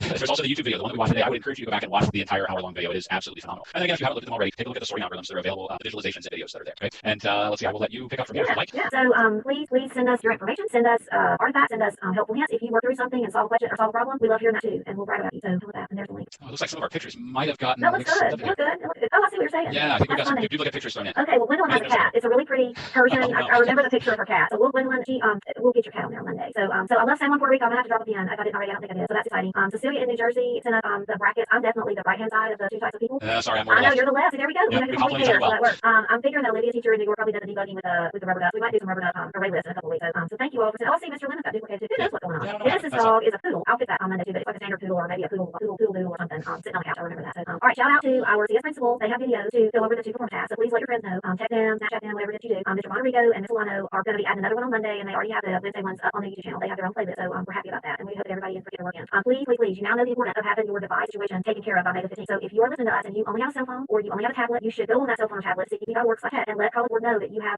maybe less than the number of devices you would have in your school room. And there are places that have committed to help you and to get you prepared and equipped for your examination. So please take advantage of that resource. And that's it. That's all we got for today. That's all we got for this week. Went fast. So thank you for being here with us. Come back Monday. We're going to do Unit 6 from scratch, 1D array, and it'll be a great week. Yep, come back and see us again. Everybody have a great weekend. Hey everybody, welcome to Computer Science 8. I'm Jill Westerland. And I am Rob Schultz, and we'd like to welcome you back. Happy Monday. I would say good afternoon, but looking at our map, we've got students from a lot of different time zones, so it might be morning where you are, it might be early morning, it might be evening, it might be who knows. So welcome, wherever you happen to be, and we are happy to welcome you to our community of Computer Science A exam viewers. As we get into things, we want to kind of take a couple minutes and review some of the announcements that were made by College Board about specifically the AP Computer Science A exam for 2020. For those that were not with us on Friday, we'll give you kind of a brief overview of some of the things we learned. For starters, the exam is going to be formatted as a 45-minute online free response exam that's designed to be taken at home. It'll be 2 questions. Question 1 will deal specifically with arrays and array lists, so you will be required to write program code to satisfy method specifications using some of the things from earlier in the course: exam description, expressions, conditional statements, loops, and then also we want to make sure that you're able to traverse and manipulate elements of 1D array or array list. That'll count as 65% of your exam grade. And then question 2 will be the methods and control structures question. So with that one, you'll be instantiating objects from a class and calling methods, and again writing code that will take advantage of expressions and again conditional statements and looping statements. And I want to specifically point out that down at the bottom, each question has been modified a little bit to include an open-ended question part, and that one's kind of the wild card this year. At this point,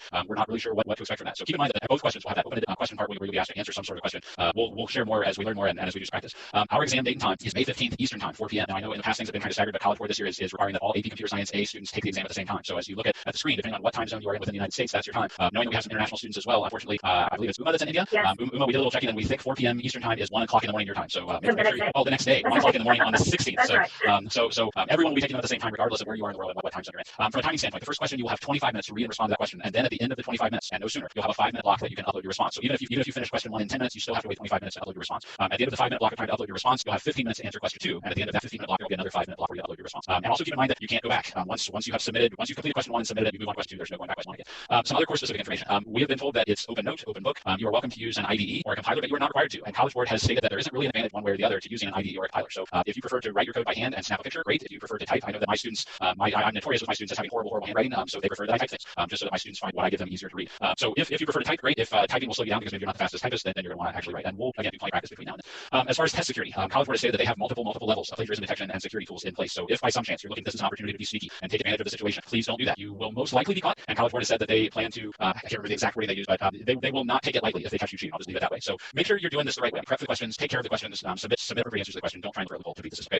Take back up on slide something on our if by some chance you aren't available on May 15th, there is a makeup date available, and that's June 3rd. The exam would be Eastern time, 2 p.m. And this is will include a couple things down at the bottom corner. So passwords that are used for the free response questions, things like assume that you can suppose that certain cases are true without having to prove them, complete as in complete program code, and implement or write program code. So that's basically the information we have about the exams at this point. Hopefully by now all of you have gotten an email or your teachers have gotten an email with all of the specific details if you have questions about that. So looking at what's coming up this week, this is array week. I feel like we're on the channel that does Shark Week. This is array week. So our focus today is going to be creating and accessing elements in arrays, creating arrays and accessing elements. Mrs. Westerland's going to walk us through that today. Tomorrow I'm going to take us through traversing arrays. On Wednesday, the two of us are going to kind of tag team, and we'll look at enhanced for loop for arrays and the difference between a regular for loop and enhanced for loop.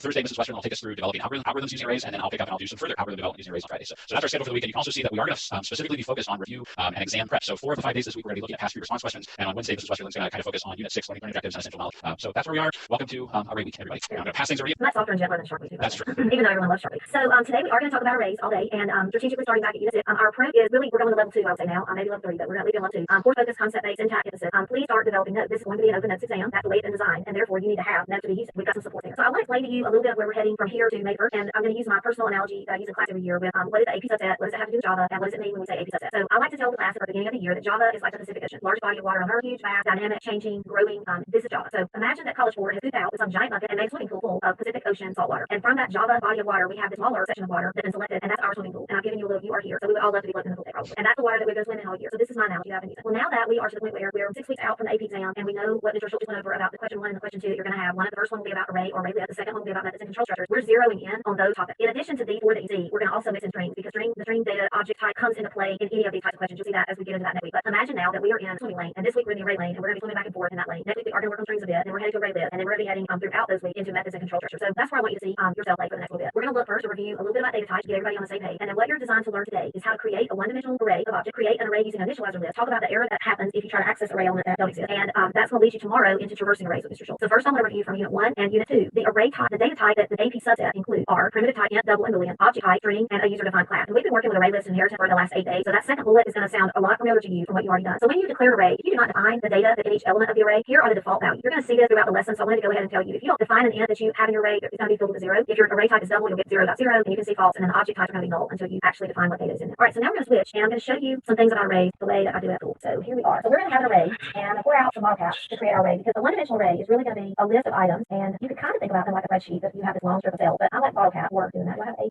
There we go. So I have these bottle caps, and these are going to be our array, and we're going to put things in them. So when we have an array, the first element is going to be called index 0, and then we go forward with 1 and 2 and 3 and 4, 5, 6, 7. So this array has 8 items in it, but they're going to be indexed from 0 to 7. Now there's one problem with my array. If this were Sesame Street, they might ask you which ones are different. Here are the ones that are different. different. And that is a big no-no. You can't have different, all the items in your array have to have exactly the same data type, so I gotta have exactly the same model count. So now let's talk about what we might put in this array. We can put a variety of things like you just said. And there are other data types that you can put in your array. They're not a part of the Java subset. But one of the types of arrays that are a part of the Java subset would be an int array. So if we're gonna fill our array with int, I'm gonna pick numbers and I'm gonna put in each slot. They're gonna be called elements. We can put any number here. It could be the number 2, even though it's indexed 2. If this is an int array. So how do we declare an int array? We're gonna tell Java that it's an int, and then we're gonna use square bracket because this says I want a 1D array. And then we're gonna say what we want to name the array. So the next thing that happens is the array name. So let's just call this array 1. And then we're gonna say equals, and we have to instantiate it. So what's our keyword that goes with instantiate? It's new. So we want a new, and what do we want a new thing? We want a new int array. But what size do we want our array? Because arrays are declared at the time that you create them, and the size cannot be changed. So this would be the program statement to declare an int array that is size 8. And if we don't fill these items, what are they going to be filled with? Hopefully you said 0 in your mind. So now let's look at what we would do if we did a different kind of array. So let's say I'm going to have to switch my paper here so I can write my tissue paper. We want to make arrays of different types. I'm going to show you several different ways to do them today. And then for homework, I've given you a JDoodle document or a source code that you can pull in, and I've got several different kinds. So the other options you can have is we can make a double array, we can make a Boolean array, and we can make a string array. So let's look at the syntax of how that would work when we move my sheet up here. So this one's going to be the same type of syntax, except it's going to be double, and then we have to tell Java that we want an array, and then let's call this one array 2 equals new. And what is it? It's a double. And if we wanted it to be 8, that's what we would put there. So the same thing here, except this one's going to be a Boolean, and we bring down the data type, and it would have to have a different name. Say array 3, and it would be Boolean, and you get the drill. And then we have string. Remember, capitalized because it's a class. And each item that you put in your string, you're going to want to put in quotes. So that's one way to declare an array. And you'll see in the code that I'm going to show you in a little while that after you declare your array, you then have to fill it. And that's part of what you're going to learn tomorrow is a much faster way to build an array than I'm going to show you today. So I got one more example. This is the best example. I'll save the best for last. So remember we talked about when I showed you the slide before we switched, you had the primitive types over here, int, double, Boolean, and over here we have string, which is a reference object type, and then we have user-defined class. And y'all heard about that for the last 8 days. We have animals, and we have dog classes, and we have hippo classes, and whatever kind of classes you make. So we can also build a one-dimensional array off of a class on a day. So I was trying to think over the weekend, what do I have here that I can do with? And I thought of a couple things. So I have a wonderful friend named Carol, and you're going to see her dog later on. And a couple years ago, she made me and our other friend these fun little robot characters with epoxy and I don't know, some kind of chip. I don't know, it's super cool though. She made us 2 of these. And so I remember that I had young because maybe he sits on my desk, should be she. So I thought we could have a person class, and in our person class, just keeping it real simple, our person could have a name, and that could be one private instance variable. And then I thought, well, okay, this one doesn't have much more than that. But then I remember my older son, both my kids have some toys that you all probably have, and one of them has a city scene, and so he has in his room this whole city scene with all of these guys. So I thought, we could build an array with minifigures. So some of these people have accessories. So my other variable I thought that we could have would be an accessory, and this one could be a string, obviously data type, and this one could be a Boolean. Do they have an accessory or do they not? So let's look at how this could be, and I've given you code for this so that you can work with it this afternoon or this evening. So let's just say that we're going to let this be our default constructor because we don't have a lot of data on this side. So in our 0 slot, we're going to put our default person, and I forgot what I named him. Maybe just robot. I can't remember. And accessory, I think I said no. And then in index number 1, element at slot 1, I put Santa, and since he has a bag, he has an accessory. And then we could fill him in any particular order. This is a construction worker girl, and she has a ponytail, which I love that. And he thinks he's really cool, and he died. And then I found this one on the floor under my desk. So here's how this would look if we were making an array for the person class. Remember, there's our class, private instance variable. So here's where we're declaring the array, and I just called it array mini, and I put in here to represent number. We would have 8 if we decided to take him out. We would just have 7. And when you begin to define the actual items at each index, it's a different program statement. And notice what I did here. What this one's going to call, you should know it from last week. This one's going to call the default constructor that I have. And I have an overloaded constructor that lets me put in, so I can put in here Santa, and it would be true that Santa does have an accessory. And I would have to go through and individually do all the characters. And so I've also taken a picture of the characters. So I want y'all to play that tonight as you're kind of reflecting on the lesson and going back through it. So let's look at code that goes along with today's topic. Okay, while you're switching over, I have to say that I am crazy jealous of your document camera. That was so great. cool. Well, Oh my gosh. It went well partly because shout out to Shrija, my wonderful student who emailed me and said, Miss Western, is there anything I can do to help you? And so she let me demo her today how to swap everything. That's great. That's great. Thank you. So I have one at school that I use all the time, and that's another thing I do with my journal too is I'll slap it underneath there. So I might bury all that. So here's some facts from the learning objectives, essential knowledge statements, and some studying that I did. A 1D array is a collection of similar type elements, and I really hope that you remember those blue bottle caps and how I had to eliminate the orange and the light blue and the clear. The data type can only be one. You have to make your choice, and it allows us to have one variable represent probably an infinite amount of data because we can just make an array as large as we want to make. One drawback, disadvantage, is arrays are fixed or static. It's a data structure that once you declare the size, it's not changeable. Elements are indexed beginning with 0, allows primitive or reference data type, can retrieve and sort quickly, and that's what we're going to be learning. This bullet here is our focus really second half of Tuesday, all of Wednesday, Thursday, Friday. Allows access at any position, and so here's some code. Now I've given you 1, 2 files today. The file that I call array1 has got lots of different types. So what's going to happen here? Take a minute and look at the code. I've declared an array of integers called ARRA, and I've defined it to have 8, and notice that I did a two-step definition and creation. This is fine with Java. It's less common to see. Most people do the one-liner like I showed you with my homework a minute ago. So have I told Java what is going to be at position 0? I have not. So what's going to come out for an integer? Remember back to that first slide, we should be getting a 0 because it's going to put 0 in it. Here's another example where I have the one-liner, the declaration, creation. I've defined the size, and I've also now defined my element, and I'm printing them out one at a time. So you would get what you think you get a list. Now we have another way to make an array. This is called the initializer list. When I declare my array, I want a Boolean array because this triggers Java to say, hey, she wants a one-dimensional array using the square brackets. If you're not familiar with those, the left one is next to P on the keyboard, and the right bracket is just to its right, 2 spaces over from the letter P. I can also define my items at the various indexes using the initializer list. So true is going to be at 0, 1, 2, 3, 4, and so forth. So when I call it to tell me what is that position 6, it told me it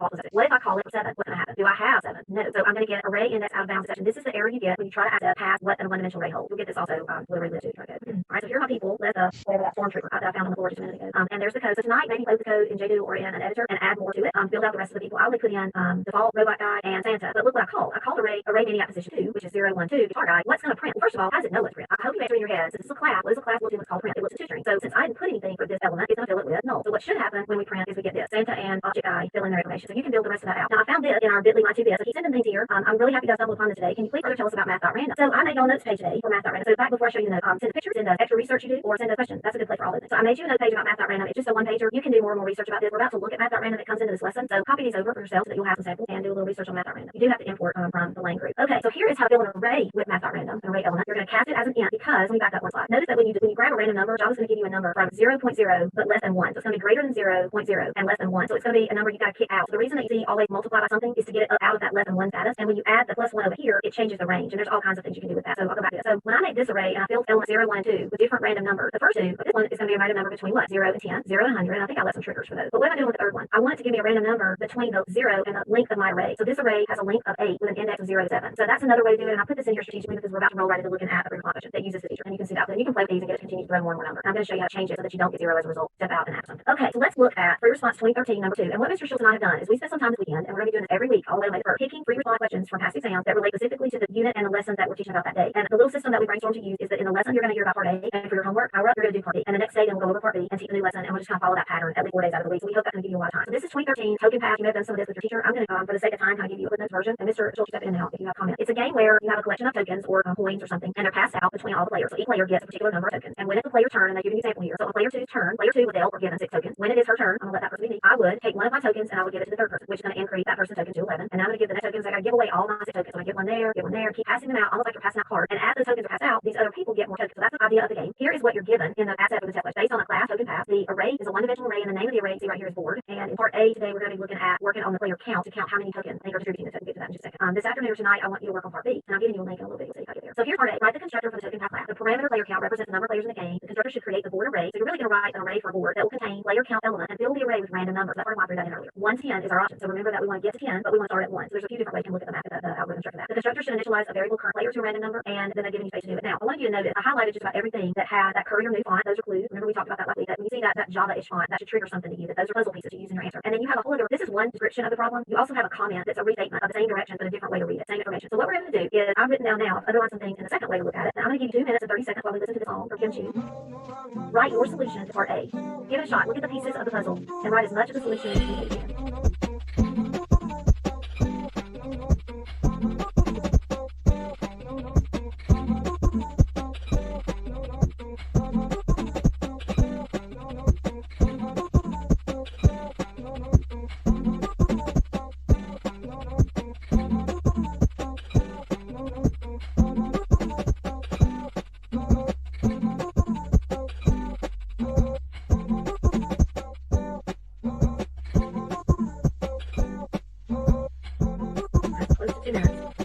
What you might have done. Did you initialize a board and make it a new, this is a different look than the samples that I showed you. New board, a board variable that is a new integer type array, player count. Did you write a for loop that goes through all the player count? In your board, did you assign each lot? This is part of what you're going to learn tomorrow is to traverse an array, filling the board at each index, starting with index 0 with a number between 1 and 10. And remember, I added my plus 1 out here to the side, but you can definitely do it to the left. And remember, this is casting. So the board is dynamically filled with a number between 1 and 10. Yeah. And I've kind of shown you the points over there. You get 2 points for that one line. Yeah. Just to avoid us another blooper slide tomorrow, it looks like yours is doing the same thing that mine does when I put together slides. It tries to auto-capitalize if you use I as a variable. So when you look at the blue, that capitalize should be a lowercase I. Mine does that all the time. It's really frustrating when you use. Well, I have that on list for exam prep. It's like autocorrect. Yeah. So this was a perfect example of what you should do when we're doing our exam prep. Yes. You did that on purpose. There you go. No, I did not, but yeah.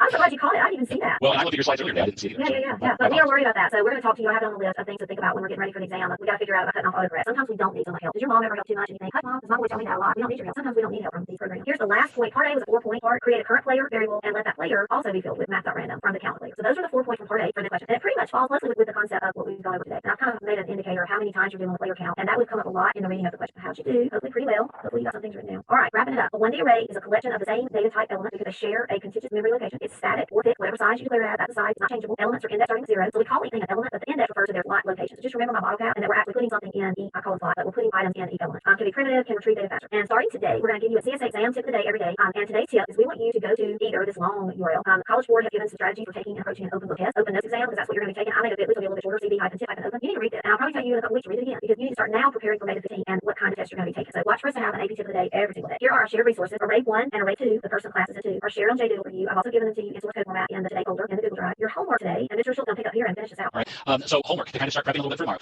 As always, we want you to look at the lesson resources from the CED. So again, go back and look at some of the resources that are available from Ridgestone for practice set and for coding math. Under lesson reflection, now like Mrs. Westerland said, we're kind of stepping things up a notch because now we are in full exam prep mode. So the power-ups are going to be a little more powered up. Okay. So for lesson reflection, we want you to handwrite code to go through and try a couple of different things. Declare, then fill an array of string values. Declare, then fill an array of 10 int values, fill a random number. Declare and fill an array of 10 double values based on the temperatures in your town over the past 5 days. So try some of those because again, we want you to get into the habit of being able to handwrite code when you aren't totally reliant on the compiler to help you out. Okay. For lesson implementation, Mrs. Westerlin took you through the free response question for the 2013 exam, number 2, part A. So for your power up, take a look at free response question take a look at the free response question from 2013. Look at question number 2 and try part B. See if you can wrap that one up, and you can even go out and there's a link provided that'll take you to the free response questions, the solutions, and the commentary. And then finally, the last piece, as Mrs. Westerlin already said, go out and take some time and read the tips from College Board on open book, open note exams. It kind of makes sense since they are the ones offering the exam and they know it's going to be open book, open note. It would probably be a good idea to look at their tips specifically for creating their open book, open note exam. So that would be some good information to have. All right, here's our CSA show and share for today. We love hearing from the students that are in our virtual classroom. And so as always, we look forward to seeing pictures of your pets. We have an adorable cat from Gwendolyn, Cambridge, Massachusetts. We're looking at Gizmo from Mrs. Yarbrough's class at the Alabama School of Fine Arts. We have Keller that's showing us that we need to stay safe and wear a mask, and I do love the mask. And then we have Dennis's pup from Philadelphia, Pennsylvania. So thank you all for sharing all of that with us. As we said last week, we wanted to make sure that we pointed out for those of you that are also taking AP Computer Science Principles, or if you have a friend that's taking AP Computer Science Principles, there are new resources available for students in AP Computer Science Principles. You are welcome and encouraged to join Mr. Bonrigo and Mrs. Alano's CSP video lessons to review the performance task guidelines and revisit key content. So make sure you check those out, or if you have a friend that you know is in AP Computer Science Principles, clue them in and let them know that those videos are there. If you are in a situation right now with our current stay-at-home order that you have an issue getting access to the internet or to a device, College Board wants to help you. Okay? College Board wants to make sure that everyone has the tools that they need and the access that they need to be able to be successful in this upcoming exam. So if you're in that situation, or if you know of anyone that's in that situation, please reach out and let College Board know at cb.org/tech. And that's it for today. Again, I wanted to tell you how jealous I am of that document camera. That was phenomenal. I love that. Anytime. I'll just ship it right on. Just right on up here to Dayton, Ohio. Okay. Well, again, thank you everyone for joining us today. Please be sure to join us tomorrow, and we'll look at traversing. And you won't have to do them one by one. He's going to teach you how to let the computer do the work. Oh yeah, definitely. To build the array. Yeah. See you tomorrow. Bye everybody. Have a great day.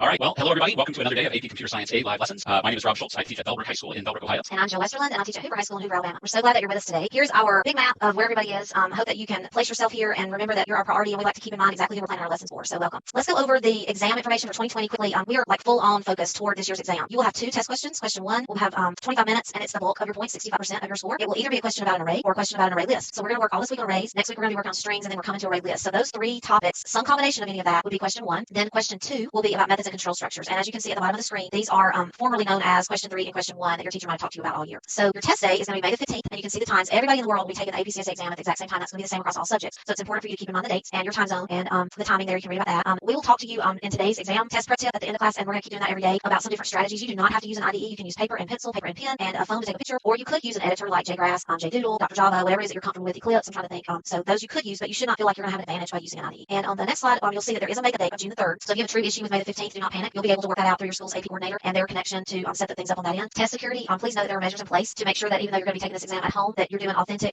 personal work and you're doing it by yourself. So plan toward that. And we're going to talk tomorrow as well about these verbs at the bottom of the page. This is a snip from the course and exam description. But as you begin to ramp toward the test, it's important for you to look to the course and exam description to see every single thing that College Board has told us about the course and plan that way. So today you're going to be learning about traversing arrays. Yesterday's lesson, I talked to you about creating arrays several different ways and accessing elements of the array and defining what's in each element. Today you're going to learn about going back and forth and iterating or looping through an array. And you can see the free response questions that we've mapped for this week and our plan. So we hope that you join us each time and rewatch the lessons if you need to pick up concepts that maybe we talked a little bit quickly on the first time. All right, what we're going to do for warm up today is go through part B, which was your homework of the free response question that we finished class with yesterday. So if you remember, we talked about token pass yesterday, and it's a game. I think if you hit one more, there we go. It's a game where you have players. So the example shows 4 players, and you have these coins or tokens, and they're distributed to all the players. And if you remember from part A, we're going to distribute the tokens based on a random number between 1 and 10 inclusive. So we worked through part A yesterday. Today we're going to look at part B. And if you notice, one more time, there we go. All of this question is based on a token pass class, and we built an array yesterday off of that class using the players in that class as part of our board. So player count is something that was fed into the question, and we use that as you're building the board. So let's look at part B. Part B, we're going to be doing the distributing of the tokens. So part A was setting up the board and the players. Part B is going to be giving out the tokens. And let's see, I think I might have, here we go. So the tokens are collected and removed from the game board at the player's current position. They're distributed one at a time. So this is during gameplay. This is not the initial distribution. This is during gameplay. So as a person's turn, if you remember we talked about yesterday, if it became my turn and I was the second player on the board, I would have all my tokens given away, and I would start passing them out to the other players as we loop through the array. So it tells you that we're removing all the players' tokens at the current position, and then they're going to be distributed one at a time, starting with the player that would be to my right or next to me. And so that's the part about our position. And they're given out until we reach, I don't have any more tokens left. So we're really going to be writing a loop structure to distribute these tokens correctly, starting with my position if I think about myself as current player and forward. And like I told you yesterday, looking at this test question, we have part B up at the top where you see the lines underlined. That's one way that the directions are stated. And then where I have this arrow pointing down at the bottom, this is a restating of the same directions, just in a different way. So you can read it both places. You may like the verbiage of one better than another, but it's the restatement of the same. So distributes the tokens from one position at a time until the highest position is reached, and then we start back over at 0. So now let's look at how the code would look to solve question B. And I hope you worked on this last night. So the first part of the solution is that next player becomes current player. So the person to my right, if I were current player, is going to become the next player is going to become the current player. So in other words, it's going to iterate forward once by redefining that variable. If you're not familiar with using the word becomes in replacement of the equal sign in computer science, please start doing that. It'll help you kind of say the algorithm or the programming statement in a way that might help you make sense. I learned that from a guy in Texas, and it has proven true for years. The second thing, just number 2, distribute. How many tokens you want to give is going to be the place on the board that is the current player. So ever how many player tokens a particular slot has, that's going to become how many we need to distribute, because remember, you're going to give them all away one at a time. And then the third part was the board position at current player. My spot becomes 0 because I've already passed that number into number to distribute by creating that new variable. Okay, the next thing is you can use a while loop to this. This is really the best way to do it, because while the number to distribute is greater than 0, which means it's 1 or more, we want this thing to keep happening. And what's going to happen is that next player is going to become next player plus 1 so that we can continue to march through while it gets the remainder of being divided by the board length. And then every time that happens, we're going to add 1 to the board so that we can continue to march through the index of the array. And the third part is we're going to just subtract 1 from the number of tokens that we distribute. And this while loop will, of course, keep happening until we are down to 0 tokens. So that's the solution to B, or a solution. I wanted to give you some commentary about it from the chief reader for that year. You already kind of know about how it works. This was considered an average difficulty question. The mean score, the average score on this question that year was 4.16 out of 9. And on the issues or the common mistakes, it said many students made mistakes using math.random. And we're going to look at that again because Jill made a mistake with math.random. So everybody can make a mistake with math.random. And many students had issues with going out of bounds. And I know that Mr. Schultz is going to talk about that a little bit today in terms of traversing arrays, of not going outside the bounds and going off the size of the length of the array. And then students would benefit, the chief reader said, from practice with use of random number generators in various contexts. So I hope that you spend some time with the source code that I gave you yesterday, and you're going to see some more of it today about using math.random in different contexts. So how did you do? Hope you scored yourself. That half of the question was worth 5 of the 9 points. So hopefully you got some points. And between the two, you might have done better than the average that year. So that'd be great if you did. All right, a little bit more, and then we're going to get to today's lesson. Yesterday's power up. You had some arrays that you were going to build. I hope that you did that. I hope that you looked at part A of the question, or part B of the question for homework 2. And I think we can get on to the next slide. And like Mr. Schultz said yesterday, we're going to be ramping up. We're staying course focused. I gave you my swimming pool analogy yesterday. We were in the array lane, swimming laps back and forth all week. We were sticking straight to the concepts from the course and exam description. And I gave y'all a notes page yesterday. This is actually, if you hit the thing one time, there we go. So this is about version 4 of my random notes. I think we're going to be, the word of the day, y'all, is perseverance. I am that kind of person. Mr. Schultz is that kind of person, and we are assuming that you all are that kind of people. We are going to persevere until we conquer. And what's another word? Tenacious. I'm definitely a tenacious kind of person. So if you'll notice a few things, I changed my second little arrow looking thing to optional. Doesn't require the import of java.lang.math. You can import it. If you use random.random, which is a whole other story that you could use, it functions a little bit differently. I think it does use the import, or maybe it's optional there too. So don't hold me to that. But typically in my room, we import this. So that's one thing I wanted to tell you. And then the second thing is I finally have corrected my little algorithm so many times that I finally just cut out a piece of index card and glued it on top. And I know I said it correctly yesterday, but I did not write it correctly. A math.random generated random number is going to be greater than 0.0 or equal to 0.0, but less than 1. So it's finally stated correctly. Mr. Schultz is giving me a thumbs up. It's finally stated correctly, but like I told you yesterday, we normally multiply this number by something to get it up out of the less than 1 state that it's in, and then you work with adding something to it to form the range that you want it to behave in. So, and you'll see this again today, but there's a lot of different ways to multiply by this, add this to the end, anyway, math.random. So there you go. So I think we're finally to the lesson, so you can quit listening to me. I forgot to tell them, if I sound better today, it's because we've been schooled on instead of clicking the correct microphone. I tried to ask them, do I sound less Southern now that I have the right microphone, but I don't think that part's going to change. So if I'm louder or I sound less Southern, it's all because this microphone. I was already using this. I just wasn't clicking the right thing on this end. So take it away, Mr. Schultz. I will be quiet. You sound great. Okay, so for today's lesson, we're going to look specifically at array traversal. Now, one thing that will help you as far as prior knowledge would be array implementation. It's going to be easier to traverse array if you know how to create an array. So if you aren't comfortable with array creation and array implementation, see now I'm the one that can't speak. If you aren't comfortable at this point with array implementation, you might want to go back and watch yesterday's presentation first because it'll help you to know how to create an array as we start looking at manipulating arrays and traversing arrays and doing different things with array elements. Okay, so that's our goal for today. Our goal for today is to traverse arrays and figure out how to manipulate array elements. Okay, so here's our lesson prep, and we're going to make this a very quick 1-minute lesson prep. This is a review of yesterday. I'd like you to write the code necessary to create an array called int array that contains 10 integers, and then I want you to fill just position 0 with a random value between -20 and +20. Okay, so I'm going to give you about 1 minute starting right now. Okay, that looks like it's been about a minute. So let me go ahead and put the 2 lines of code up that you would need to complete these 2 instructions. First thing we're going to do is we're going to declare and initialize an array of ints that contains 10 elements. And then as Mrs. Westerlund showed us yesterday, we can go through and we can specify a specific element in an array and set that value of that element to whatever number we want. And in this case, we're using the formula that we learned yesterday to fill it with a random number. And just some quick review, math.random gives us a value between 0 and 1, where it could be 0, but it'll always be less than 1. We're going to take that value in parentheses, so we're following order of operations. We're multiplying it by 41. And the reason we're multiplying by 41 is our range of values goes from -20 to +20. So if you're thinking, well, that's only 40 values, we have -20, +20, don't forget 0 is in there as well. Our total range from -20 to +20 will include 41 possible values.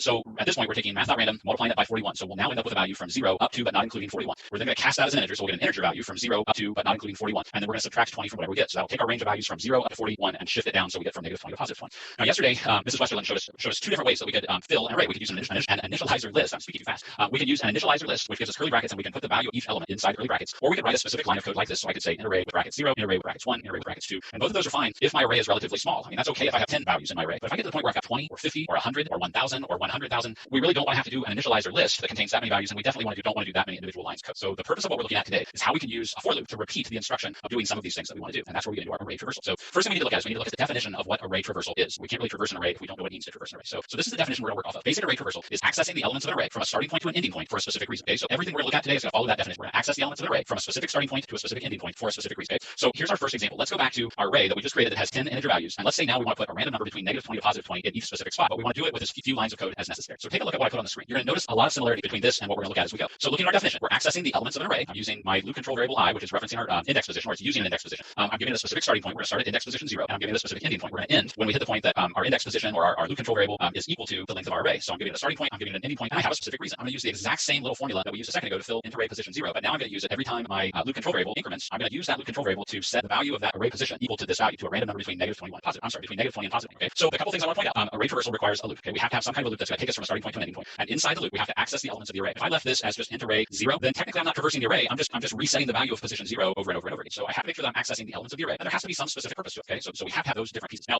in my class, I'm going to go into a little analogy. So bear with me. In my class, I like to tell my students that a programming class is kind of like in the old days. I don't know how many schools offer like woodshop, but when I was in high school, I took woodshop with Mr. Fisher, and Mr. Fisher taught us how to use the tools of woodshop. Obviously we had the basic hand tools, a hammer, a screwdriver, a chisel, a vise, different things like that. But we also used some bigger, more high-powered tools, a drill press, a belt sander, a lathe. Different things that we could use in a combination of ways to build different things. Well, in Java programming, a lot of the things we do, we're kind of following that same idea. Math.random is a tool, and array traversal is a tool. So as I learn to use all these different tools, I can put them together and use them in different ways to build cool things. And what I'm going to show you with the next few slides is that basic array traversal, it has all these same elements, but I can use it to do a lot of different things. Okay, the key is this for a specific reason. Okay, well, the for a specific reason can mean a lot of different things. For example, with this one, I'm using basic array traversal to set each value in my array. I can also use, there's what I would end up with. So this is the array where I kind of work from. I can also use basic array traversal to display each value. Okay, so I'm accessing the elements of my array from a starting point to an ending point for a specific reason. The specific reason is that I want to display each element in my array as I iterate through my loop. Okay, so with each one of these, I know that we're telling you to kind of take notes and write things down. So I'll give you a couple seconds with each one of these to kind of jot down, what it is we're doing. You'll notice that the for loop stays the same for these examples for pretty much all of the examples I'm going to show you. Basic array traversal, our starting point is going to be 0, and our ending point is going to be the end of the array. So really, the only thing that's going to change is just the contents of the for loop. So we know how to fill an array. We know how to display each value in an array. Well, let's say I wanted to search for a specific value, and I wanted to display all the locations that contain a specific value. Okay, well, without changing a whole lot, notice that my for loop stays exactly the same. I'm still going from the same starting point to the same ending point. I'm still accessing the elements of the array, but now my specific reason is a little different. If the value at my array position I equals -12, then I'm going to display the location. I'm going to display the value of I. So in this case, the output would simply be 5. 5 is the only location that has a value of -12. If I want to go on and modify this a little further, let's say I want to count the number of occurrences of a value. Okay, well, the one thing I have to add up here is anytime I'm counting something, I have to have a variable to keep count. So I have to declare and initialize a variable called counter. My for loop again is exactly the same. I have a starting position, I have an ending position. I'm accessing all of the elements of the array, and if by some chance the value of an element equals -12, I add one to my counter. Okay, so again, I'm using the same basic tool. It's just I'm tweaking it a little bit each time so that specific reason I'm using it for becomes different. Okay? I can use array traversal to accomplish a lot of tasks. Right? The next two examples I'm going to show you, I'm going to slow down. We're going to work through in a little more detail because they're going to apply specifically to the response question that we're going to look at just a minute. Right?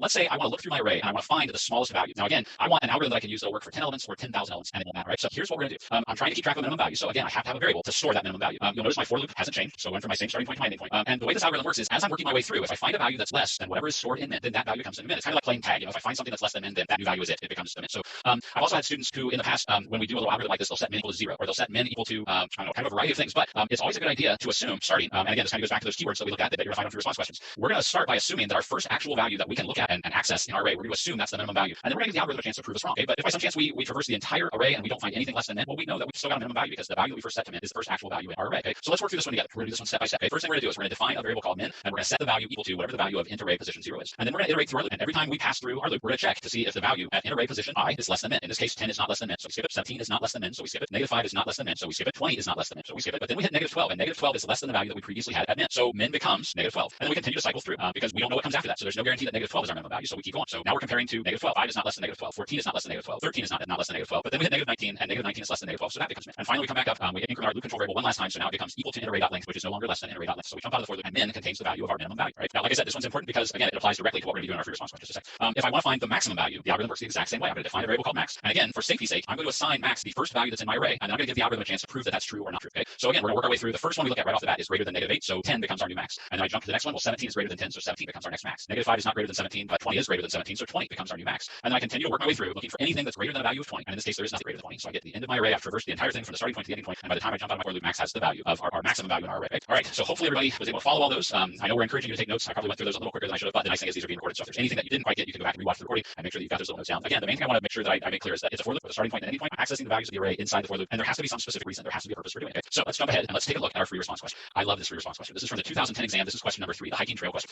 Just a basic description of the problem. It tells us that a hiking trail has elevation markers posted at regular intervals along the trail. And in Bellbrook, one of my favorite hiking and running trails is our Sugar Creek Reserve, and it doesn't show elevation. I mean, we're relatively flat at Sugar Creek Reserve. There are some smaller hills, so we don't have elevation markers, but we do have markers kind of along the path that tell us when we've gone certain distances. So I can kind of relate this. But I'm picturing a trail where maybe we're increasing, decreasing elevation quite a bit. It goes on to tell us that elevation information about a trail can be stored in an array, where an element in the array represents the elevation of a marker. So the elevation of the first marker is stored in position 0, the next marker is position 1, and so on. So they give us this nice chart that shows the elevation of a sample trail. Okay, so again, I want to stress that we're not building our code specifically for this one and only example. We have to make sure we're building it for any trail array that they could give us. But for this example, they show us a graph that shows our elevation, and then they show that data converted into a table. So at marker 0, our elevation is 100 meters. At marker 1, our elevation is 150 meters, and so on and so on. Okay, so looking specifically at the declaration of the trail class that they give us, our job is going to be to write 2 totally unrelated methods for the trail class. So they give us some different things. Right? They give us a private instance variable, an array of ints called markers, and I want you to notice that we're declaring it as a private instance variable, but we aren't constructing it. I'll get back to that in a second. They're giving us a method header for the first method that we're going to write. The Boolean is level trail segment method, which takes 2 integer parameters, and then we also get a method header for what we're going to write in part B, a Boolean method called is difficult. Now, I made a comment a second ago that we're declaring markers, but we're not actually constructing it, and you'll notice that we aren't given a constructor in here anywhere. But there's a little note at the bottom that says there may be instance variables and constructors and methods that are not shown. Okay, so what that means is we can make certain assumptions about things that are taking place in this class. We don't have to worry about the implementation of those things. Okay, the only thing we're going to worry about is writing the method is level trail segment and is difficult based on the specifications we're given. The main thing I wanted to point out is that we have to be careful because we aren't doing the constructor, which means we won't necessarily know the length of markers until we go to use it. Okay, so we can't specify. And again, this kind of goes back to saying that we're not looking specifically at the one and only example we were given. We could have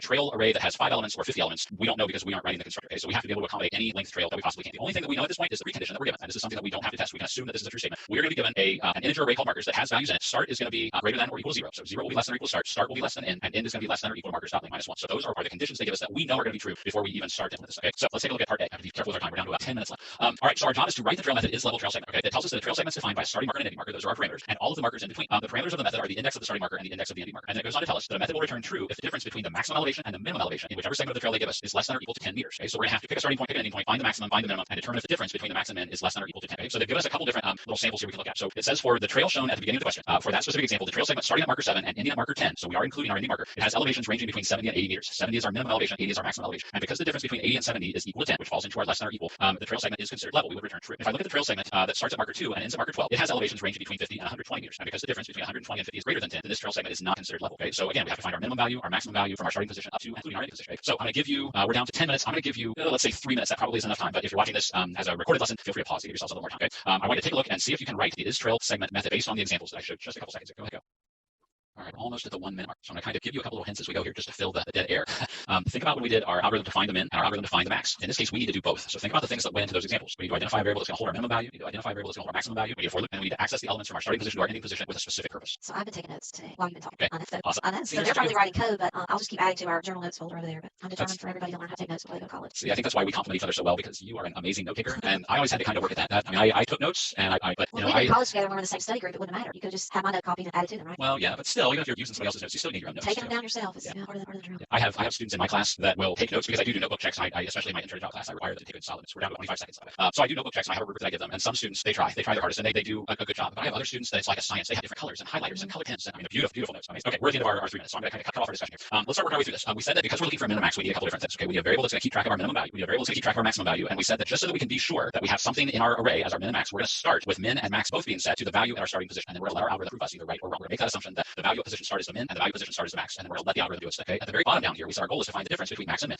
And if that difference is less than or equal to 10, this is going to result in a value of true. It's a Boolean expression, so it'll be either true or false. And we're going to return whatever the result is of this Boolean expression. So if this works out to be a true statement, we're going to return true. Otherwise, we return false. Okay. We said we also need a for loop. And in this case, our starting position is the parameter start. Our ending position is the parameter end. But remember the precondition that said that end will always be less than or equal to the length of our array minus 1. So we are guaranteed that even if we go up to and we include end, we won't go out of bounds. Okay. We want to make sure that we're staying inside the boundaries of our array so we don't get any bounds errors. All right. So we're going to start at position start. We're going to go up to and include position end with our loop control variable, our index position. And then the last thing we need is our 2 little if statements that we had for our find the min, find the max. If whatever value we happen to be looking at is less than min, that becomes our new min value. On the other hand, if whatever value we look at is our max is greater than our max, it becomes our new max value. And we don't necessarily want this as an if else. We want these operated independently of each other. We're looking for 2 independent things, so we don't want those together. So here's our algorithm. Now, I purposely didn't provide the points off of the scoring guidelines for this one because in 2010 scoring was a little different. In 2010, we used half points, and I was afraid that showing you half points would confuse things a little more than it helps. So I purposely didn't include the point values off of the original rule for this just because scoring was a little different. Okay, we're down to 5 minutes, so I'm going to pick up the pace just a little bit. Okay, here's our debrief and summary. An array traversal involves accessing the elements of an array from a starting point to an ending point for a specific purpose. And the other thing I want to make sure I make clear today that array traversal is a tool and it can be used for a wide variety of problems. Okay, here's our tip of the day. Okay, we said we were going to include the tip of the day. So today's tip is taking code from your IDE, copying it to a Google Doc, and then downloading it as a PDF. All right, and there are several steps to this. The first thing that you need to do is turn off all of the auto formatting settings in your Google Doc, and I'm going to walk you through each of these steps in just a second. Okay, the second step is going to be a copy from the IDE and paste into your Google Doc, and then the third step will be to download from the Google Doc as a PDF. Okay, so step 1, turning off all of the auto formatting settings in your Google Doc. You want to click preferences in the tools menu. Once you get to preferences, you're going to tell it you want to turn off all general settings. And it's going to bring up a little pop-up window like this with all these checkboxes, and I believe by default all of those are checked. We want to go through and uncheck everything. We do not want to automatically capitalize words or use star codes or text. We don't want to do any of those things. Okay?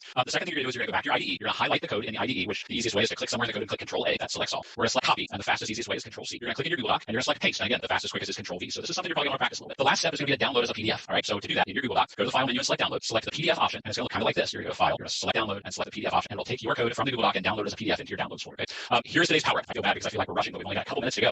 Remember that all your power ups and files that go along with today's lesson are out of bit.ly /CSA _exam review 2020. We're going to look at part B, and I'm going to kind of walk you through part B quickly. We're going to finish the method is difficult. It says a trail is rated by counting the number of changes in elevation that are at least 30 meters up or down between 2 consecutive marks. So we're going to traverse the array again, but we're looking for something a little different this time. We're going to keep track of the number of consecutive markers that have a difference of at least 30 or more. And if we have a trail that has 3 or more of those, then that becomes a difficult trail. So we're going to return true. This trail will be rated difficult because it has 4 changes in elevation that are 30 meters or more, as you can see. So I'm going to give you some time to think about this one. I want you to look at it overnight, and then we'll go over the solution tomorrow. Mrs. Westerland, I'm going to turn things over to you for the last couple minutes here. Yeah, and if you want to look at the whole question, the link to the repository for release for response was in yesterday's power up, or you can certainly find it. We've shown you a couple times how to find it. So here's some pets. Summarize kittens. Scout and Harley live in Phoenix, and it's so pretty and sunny there. And then there's Teacher from Phoenix who has that pretty cat. So thanks for sharing those. Yeah, I've loved all the pets that we've seen so far, but this dog is adorable. Isn't he cute? It looks like it's a little bit of St. Bernard or something. I can't tell. Yeah. I like the name Scout because who doesn't love, Scout and Skill Lumber. Yeah. And I think we just have our device. If you need device help, go to cb.org/tech, and then our thank you. So it was another bell to bell. So thank you for being with us. Yeah, come back tomorrow. All right, I had to pick up the pace there at the end. We hope everybody had a great day. And yeah, we'll see you all tomorrow. Take care, guys. Okay, we are live again. Welcome back for AP Computer Science A live lessons, and it is Wednesday of Array Week. So welcome back for those that are joining us for some information about arrays. My name is Rob Schultz. I teach at Bellbrook High School in Bellbrook, Ohio. And I'm Jill Westerland. I teach at Hoover High School in Hoover, Alabama. We're glad you're with us today. Here's our map for right now. We're always going to try to drop new pins as we have people joining us from different places. Welcome. We hope that you're glad that you are reviewing with us during this spring. First, we want to cover what came out last Friday about the exam for 2020. It will be 2 questions, and I'll try to speed it up. If you come every day, then you've heard this multiple times, but it's never too many times for you to hear what's going to happen this year. 2 questions. The first of them will either be an array question or an ArrayList question. You'll have 25 minutes to answer that question, and then you will upload it. And then you'll be presented question 2, which will be it will be methods and control structures. And you'll have 15 minutes to respond to that question and upload it. And you can see that respectively there's 65 and 35% of your exam score. The date of the exam is May the 15th, unless you have some issue, and you'll see the makeup day on the next slide. The time is synchronized globally, so you can look at your time zone. And we have some folks in India, and we think that's about 1:30 in the morning the next day for you. So place yourself there. And then there's a paragraph, sort of what I explained about the timing. And you'll be able to work in an IDE like JGraphs, JDoodle, or on paper, or in a text editor, or maybe something like Notepad++, even Google Docs, wherever you want to put your code. But you don't need to feel like you have a disadvantage if you don't have an IDE to work in. So that's that. The next slide talks about security, and we'll be reminding you of this throughout. You need to plan now to be doing your own work and to be prepared for this take-home test. And we're going to talk a little bit about that as time goes. But on Monday, which would have been I think the 6th was Monday, we had a homework assignment for you to read what College Board has put out about approaching a take-home open notes exam. So we'll be reminding you of that again, or you can look back at Monday's power-ups. And then you see at the bottom, the makeup day is June the 3rd, and the verbs. And I'm going to reference those verbs at the end of today again and give you the page number where they're from, because it's important that you start looking at those types of things. So today we are working on enhanced for loops and kind of progressing through arrays. Yesterday you looked at loops, different kinds of things to do with loops to automate arrays. Monday we learned about creating them, and then you can see that tomorrow and Friday we'll be spending 2 days on the last topic in Unit 6, which covers a variety of algorithms, 9 specifically, and of course you'll be able to add your own flavor to those. And now Mr. Schultz. Okay, yeah, I'm going to pick up from here. So if you were with us yesterday and you did last night's power, go ahead and pull that out, and we're going to take a couple seconds and walk through. So this is from one of the past 3 response questions, and we had started yesterday. In yesterday's lesson we did part A. So if you haven't watched yesterday's lesson yet, you might want to go back and pick that one up before you watch this one. But we're going to finish up part B of the pre-response question. This is the trail elevation question. Okay, so just to kind of briefly review what this question is asking us to do, we are to write the trail method is difficult. So in yesterday's lesson I shared the full description of the trail class. So this one says a trail is rated by counting the number of changes in elevation that are at least 3 meters, increasing or decreasing between 2 consecutive markers. And then it goes on to say that a trail with 3 or more such changes is rated difficult. So they've given us a table, an example that shows trail elevation data and the elevation changes between consecutive trail markers. And as you can see, it says that this trail is rated as difficult. In other words, our is difficult method would return true because it has 4 changes in elevation that are 30 meters or more. Okay, and notice also that includes both positive and negative changes, increasing or decreasing. So our goal is to complete the is difficult method. So let's take a quick look. The first thing that we need is we need a counter, because we're counting the number of times that difference is greater than or equal to 30. So anytime we need a counter, we have to start by declaring and initializing our counter. So we're going to create a variable called counter and set it equal to 0. We've got a little if statement down at the very bottom that we're going to say if our counter ends up greater than or equal to 3, we're going to return true. Otherwise, we're going to return false. So that takes care of keeping track of the number of changes for us. The topic yesterday was traversing arrays. So we're going to need the code that lets us traverse an array. And if you remember our definition from yesterday, we said that array traversal is where I access all of the access the elements of an array between a starting point and an ending point for a specific purpose. So our for loop gives us our starting point and our ending point. And I'm going to explain in a second why it has to be markers.length -1. And then here's where we access the elements. Okay, so we're accessing the elements from 0 up to markers.length -1. And then the specific purpose we're looking for is if the absolute value of our difference between a marker and the marker that follows it is greater than or equal to 30, then we're going to add 1 to our counter. And notice this is where we take care of. I'm going to back up. I can't really back up. This is where we take care of that issue where the difference might be negative 30 or negative 45 or negative 50. We're going to take the absolute value of the difference, and that way we always get a value that's positive. So here's where we have to make sure that we're stopping at markers.length -1. When I do my comparison, I'm comparing the value at position I, and I'm finding the difference between that value and the value that's at position I plus 1. So if we took I all the way to markers.length, then when we actually check this one, when we check the value of position I, then the value of position I plus 1 would be out of bounds. So we would end up with index out of bounds. So knowing that we're going to look at I and I plus 1, we have to make sure that I stops short of the end so that we don't go out of bounds. Now, I think I mentioned yesterday in the past I would have shown the point values off the scoring guidelines. This was from 2010, I believe, and in 2010 scoring worked a little bit different. We used half points and some different things like that. And I was worried that might confuse things more than help, so I did not show points. But this is our solution for our is difficult method. So how did you do? If it wasn't quite where you wanted it to be, maybe go back and take a little time and take the code apart, put it back together. You know, I tell my students that when they're working on lab assignments or when they're working on any assignment, really, whether it be a paper-based assignment or a lab assignment, the goal is to make sure that you can work through it line by line and explain what each line of code does. So if you didn't quite have the correct solution, go back and look at the solution I shared, or go out and look at the actual solution that was shared from the reading that year, and then walk through it one line at a time and see if you can specify or see if you can figure out or explain specifically what each line of code does. And if there's any line that you're not sure about, that would be a good one to touch base with your teacher. Maybe share the code with them and say, hey, can you explain what line 12 does? Because I really don't understand what that one's telling me to do, or why logically it's set that way. But if you go through and you can explain every line, then you got a pretty good understanding of what the algorithm does. Okay, so just a reminder, at the end of each review session, we are going to provide some information and some resources so that you can power up. Let's very quickly take a look at some review strategies as we start getting into what's to come today. Okay, remember we said that now that we're in review mode, we're cranking things up a notch. So make sure that you're staying with us as far as focusing on course concepts, making sure that you're following the concepts that we're talking about, and pay special attention to syntax. Okay, syntax is going to be something that's really important as we work forward. Even if you're planning on using an IDE for the exam, it's still a good skill to have to be able to handwrite code and then go back and implement it and make sure that your code does what it's supposed to. And if you're like my students, you're going to get tired of hearing us say this, but you have to be taking notes. This is an open book, open note exam this year. So it would really benefit you if you have good solid notes that you can go back and look at. And Mrs. Westerland has done an amazing job. We talked yesterday about the fact that her notes are pristine, and she's such a great note taker. So use her notes as an example. Make sure that you go back and you're looking at her notes and not just using hers, but make sure that you're using your own notes and then supplement maybe with the notes she's putting out there, or use them as an example. Okay? All right, let's move on to today's lesson. Today we're talking about the enhanced for loop. So some prior knowledge that would be helpful. We're going to be using for loops and enhanced for loops to look at arrays. So if at this point you're joining us for the first time, you've missed the lesson that we've done on array creation and access or array traversal, it might be a good idea to hit the pause button, go back and take a look at those first, because that's some prior knowledge that might answer some questions before you even get to the point that you need to ask them if you watch those first. Okay? What we're going to learn today is we're going to learn how to use an enhanced for loop for an array. And we're also going to talk in pretty in depth about what the difference is between a regular for loop and an enhanced for loop, because there's kind of a misconception that they're both for loops, they both do the same thing. In some cases they do give you the same result, in some cases they don't, but even when they give you the same result, they give you the result by going a totally different direction to get there. Okay?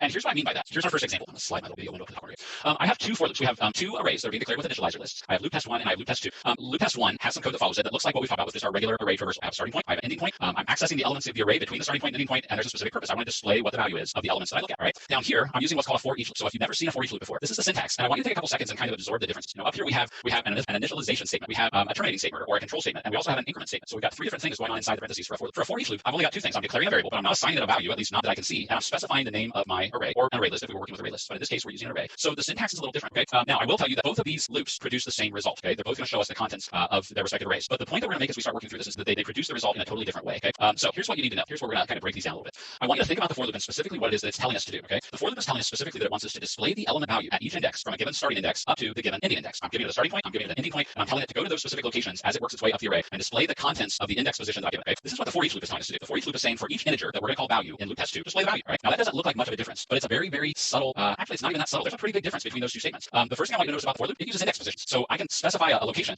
and tell it to go to a specific location and do. I can give it a starting point. I can give it an ending point. I can tell it that I want it to start at position 5 and end at position 15. I can tell it I want it to start at position 15 and work down to position 5 if I change my increment statement. So I decrease instead of increase. So I have some flexibility that I don't necessarily have with for each loop because a for each loop literally says for each integer value in loop test 2 display the value. I'm saying that I want you to give me everything from the start to the end, no exceptions, no flexibility. I'm just saying I want everything from beginning to end, every single one. Okay? I mean, literally, I want each integer. Right. So notice down here, I'm not using index positions. Now again, you might be thinking, okay, that's not really that big of a deal, but here's where we start seeing the benefit of having index positions and no index positions. Because I'm referencing an index position, I can use a for loop. I can use a for loop to access and to modify elements in an array. I can get an element and then I can go back and I can change the specific element. Right. Because I don't access index positions, a for each loop can be used only to access the elements in the array. I can't go back and modify. And I'm going to explain why. Right. So now I can practically hear your thoughts. Coming from my screen, you're thinking, okay, well, if I'm limited and I can only access the elements in an array, why would I ever use a for each loop? Why not just use a for loop? Well, there's a benefit. There's some pros and cons. Okay. The trade-off is because I'm using index positions for my for loop, now I have a risk of bounds errors. I can go out of bounds. I can reference an element that doesn't exist. Okay. Or I should say I can attempt to reference an element that doesn't exist. Right. I can change my less than to less than or equal to, and I can throw an index out of bounds exception. The big benefit of a for each loop, there's no risk of going out of bounds because we're telling it we want each one. So it's going to know where to start. It's going to know where to stop. It's going to give us everything from the first one to the last one, no more, no less. Okay. So that's the trade-off. Okay. I can't modify things, but I know I'm never going to go out of bounds. All right. So for the code you're looking at where I'm accessing a value and I'm displaying it to the screen, as far as the result, there is a big difference. Now I want to take you back and I want to look at this. Let's say we modify our code so that instead of displaying each element, our goal is to go through and multiply each element by a factor of 5. Okay. So for my for loop, I'm taking the value at position I in loop test 1 and doing multiply equal 5. In my for each loop, I'm taking my value and I'm going to multiply it. I'm going to use multiply equal 5 without. Okay. And again, the goal is to try and update our array. So I want you to take a look at the examples and kind of follow what's happening. Okay. Let's look at our for loop first. First thing that happens is we use an initializer list to declare an integer array called loop test 1. Right. We hit our for loop, and the first thing we do is we declare a variable I, and we initialize it to 0. So anytime I'm tracing code with my students, I over on the side of the page where we're looking at the code, I make a little column where I keep track of my variables. So I'm going to try and model for you in my PowerPoint what I would do if we were doing this on paper. Okay. Now 0 is less than loop test 1.length, which is 5. So we're going to go into loop, and this next line tells us we're going to take the value at loop test I position 0 and multiply it by 5. So we're physically changing that value. We come back to the top of the loop, we increment our loop control variable 1. 1 is still less than 5, so we're going to update the value of the element at position 1 by multiplying it by 5. And we're going to kind of continue through this. We get I equals 2. 2 is less than 5, so we go into the loop. We increment the value, or I should say we adjust the value at position 2 by 5 by multiplying. We increment our control variable again. 3 is less than 5, so we come down into the loop. We adjust the value at position 3 by multiplying by 5. Our loop control variable becomes 4. We go into the loop, and this process continues until our loop control variable becomes 5. And now 5 is no longer less than loop test 1.length, which means we jump out of the for loop and we've completed what we wanted to complete. We've updated each of the elements by multiplying it by 5. Okay. Now let's take a look at the for each loop. Exact same start. Okay. We have an initializer list that's going to create loop test 2. But notice what's different about this one. With this one, the first thing that happens when I hit the for loop is we create an integer variable called value, and value is the actual contents of the element. It's not the index position. Okay. Again, remember that for each does not use index position. So we're going to take the contents of our element. We don't even necessarily know which one it is. We just know that our for each loop is going to give them to us one at a time. And then as we go into our loop, we're going to multiply value by 5. Then we're going to get the next value. And again, we don't know its actual location, but we're taking the contents of an element and storing it to value. And then we're going to multiply value by 5. And then we're going to get the next integer value, and we're going to multiply that one by 5 and the next integer value. So notice as we go, really the only thing we're changing is we're changing this integer variable off the side that we're using as kind of a temporary placeholder for the value of the element that we're looking at. So this is why it's important to understand that with for each loop, we can access a value of an element, but we can't actually modify because there's no way without index position to know which element we need to change. Okay, so now we get to the point where we get to the last one. We change value to 25, and at this point there isn't really even a loop control variable that we need to compare size. All of that's done automatically for us. So we jump out of our for loop, and our loop test 2 remains unchanged. The only thing we've ever changed was value. Okay, so here's our check for understanding. I want to know what the outcome is of running this for loop on int values as it's shown. Okay, now if you were with us last week, I think I referred to one of the practice problems or one of the check for understanding problems as an ACBAR question. So if you are familiar with Star Wars, you know that General Akbar is the one that always says it's a trap. This is another one of those ACBAR questions. So I'm going to give you about a minute to get into this, but be looking for the trap. Everything is not what it appears. You found the trap yet? Okay, we've got about 15 more seconds. Okay, if you think the outcome, or if the outcome you came up with was that this for loop is going to display 63105, raise your hand. Be honest. Okay, put your hand down. We can't see you. Let's walk through what this is actually going to do. Okay, first thing that's happened, just like we did with our for each loop before, is we're going to create a variable called value. And there's nothing magic about the word value. That's just a variable name. So I just call it value because we're getting the value of the element. Okay, but it's going to take the contents of the element, not the index position, and it's going to store it to value. Okay, then we're going to come down inside the for loop, and the first thing it's going to tell us is that we want to go to int values position value, which value is 6. Our value is not our index position. Our value is the contents, which means if you're really kind of paying attention, what we're really looking for, or what we're telling it that we want it to try and do, is go to int values position 6. Well, there is no int values position 6 because I only have 5 elements in my array, so they're numbered 0 through 4, which means we are going to throw an index out of bounds exception. So hopefully you caught that. That one was kind of a trick, okay? But the point I want to make with this, because it's a common mistake to make, we're using a for each loop. We're not getting an index position. I can't stress that enough. For each loops do not use index positions. They give us only the actual value that's in the element. Okay? So hopefully everybody got that okay. Let's do our debrief. All right. So I gave us a little table where we can do some comparison for our debrief. Okay.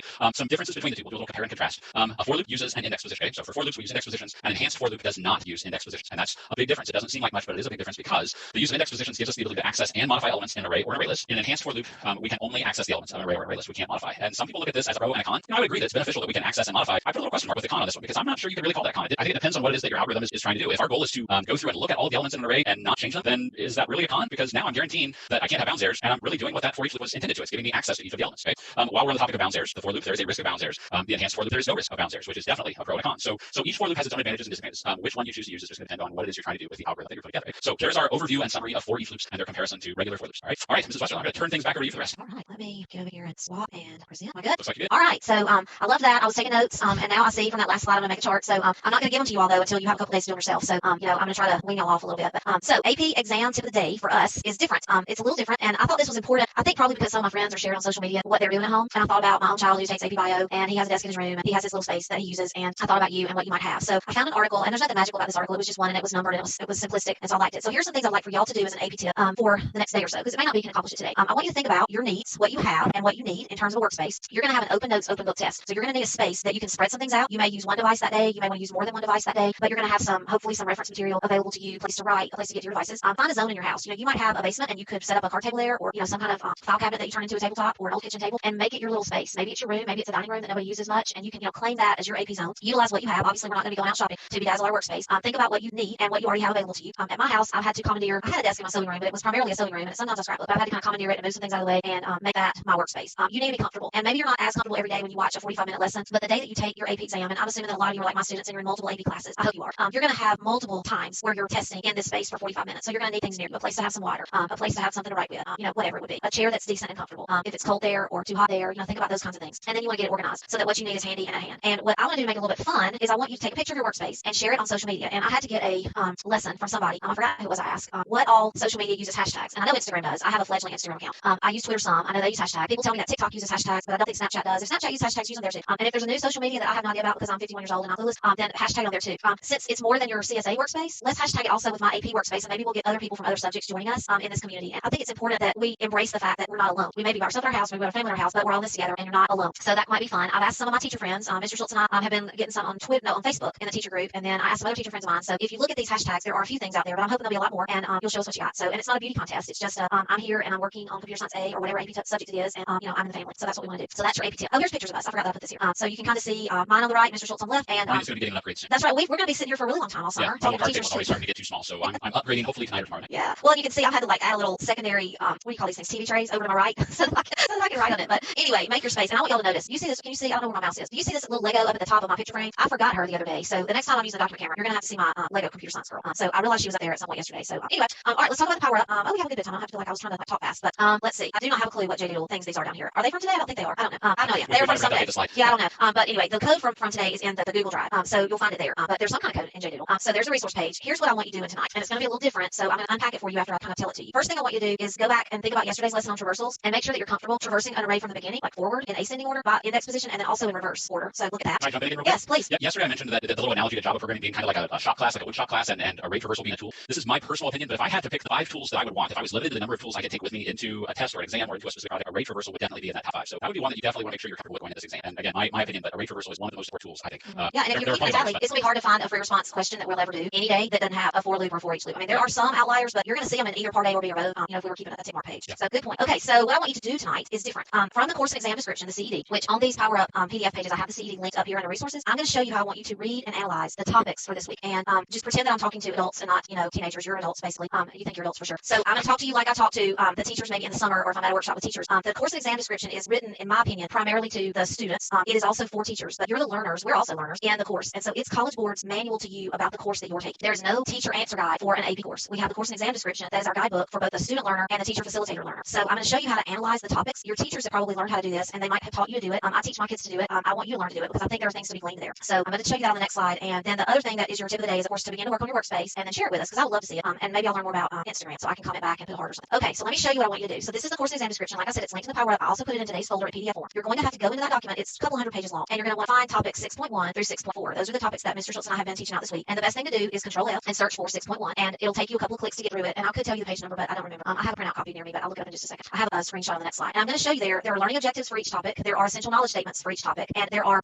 many of the essential knowledge statements define something for you. So I want to show you that, and I want you to take notes from these topics. The second thing when you're there is complete the coding traversal and method practice for the arrays that you created in the last couple of lessons. So on Monday, you made some arrays. We declared some, and hopefully for homework, you declare a Boolean array, a string array, a double array, an int array. Go back and write some code, either using a traditional for loop, mix it an enhanced for loop, do some math with one of them, do some if else, if it's true, print it out, if it's not, work with those. And then the third thing, from the course and exam description, I want you to go to page 190, and the page numbers are a little off just because of the way PDFs work. The book page number will always be a few pages less than the PDF page number, but you'll be able to just shoot straight to the PDF page number. Y'all know how to do that in the top right corner. And go to page 197, and that's that little block of the verbs for free response questions. I want you to write those down because you do need to pay attention to what you're supposed to assume, what you're supposed to implement. I forgot what the third, I think there's 4 of them. So you don't have to commit them to memory because you're taking openness test. So here's a picture, and you can see down there, it's page 112, see down the bottom, of topic 6.1. And remember, you got 4 topics that I want you to look at tonight. So I'm going to show you, this is exactly how I would teach a teacher to learn the metadata of this course, or any AP course, because there's a structure to each of these that's similar. So every single topic has an enduring understanding. And what that means is that when it's all said and done, and you walk away from Computer Science A after May the 15th, we want you to understand this variable 2. You see it has a little code number in gray. We want you to understand that at a deep level. So that's kind of like the biggest umbrella point for what we're looking to get from this topic. All right, the second thing you'll notice is there's a learning objective, and we call those LOs, I guess, in the little teacher world. And that's always going to be a action verb. The student will. Your teachers are familiar with that. And if you're a teacher and you're listening, you're nodding your head. The student will represent collections of related primitive or object reference data using one-dimensional arrays. So those are always going to start with an action verb, and you are the person that action verb is directed toward. We want you to be able to do whatever that learning objective says. Then we have this whole little swath of what I like to call column 3, essential knowledge, and that really is the metadata. These are the little bitty points of knowledge. I don't know where to say it. It could be a vocabulary word. It could be a clarification. You're going to notice in topic 6.4, there's a list of algorithms, and we're going to spend a lot of time on that tomorrow and Friday. So these are, the best word I know is metadata, to unpack the learning objective. So in order for you to accomplish the learning objective, you're going to need to accomplish all of the essential knowledge statements. So these are the little, devil in the details kinds of things. All right, the other things that you're going to see on each topic page is one or more, and usually there are 2. I probably plural skills. You again are our intended person that's going to be doing these skills. So from this lesson or this topic, you are supposed to, you the student, be able to learn to have the skill of determining code that will be used to interact with program code and write program code to create traverse. So these are the actual action statements that go along with the learning objective that's action oriented that Mr. Schultz and I are trying to get through to you in each lesson. And then the last thing that you're going to see on this page are links, and they actually are all hyperlinked. So these are the links to the resources that I'm also including in your power ups every day. So it's not that I'm going out and finding those. Thankfully, other wonderful people have done that in the past, and I'm pushing you toward those. And sometimes the topics are a 1-page thing. Sometimes they go on to the next page. I think this one continues, and some of them are 1-pagers. So I want you to look at topics 6.1 through 6.4 tonight, and really spend a lot of time on the learning objectives and the skills, and looking at each one of these essential knowledge statements so that you can kind of see, okay, yes, I know how to do that. Think about it like a checkbox. Yes, I know that. Yes, I know that. Yes, I know that thing. That's what we want for you to be able to do. So that's your homework for tonight. And here's a reiteration of what I want you to do. Read them, take some notes, work on your traversals for Monday, and review the verbs. And here are our fun friends for today. I thought this was so cute because both of these dogs are standing up. Isn't that amazing? Bo can't do that. I mean, the physics of the basset hound prohibit, his ears would knock him over, I'm going to say. JJ can't do that either. That's not they can't? physics. Okay, well, I think they're so cute. And then I thought Bella was really cute because she let her dress her up. I had a dog when I was little that would let me do all kinds of things and pretend like she was a baby. So today, CS Principles has a new release of videos. Tell your friends and let us know, let College Board know, not me, Mr. Schultz, but let College Board know if you need help with the digital divide. We want you to have everything that you need. And thanks for watching. And I'm going to be looking at for hashtags in the morning. I'm going to get so excited if I see them. I'm going to start looking too. I'm excited to see the things you are all putting out there. So, Yeah. Well, everybody have a great day. Yeah, come back tomorrow. We'll be here. We'll Same time, same place.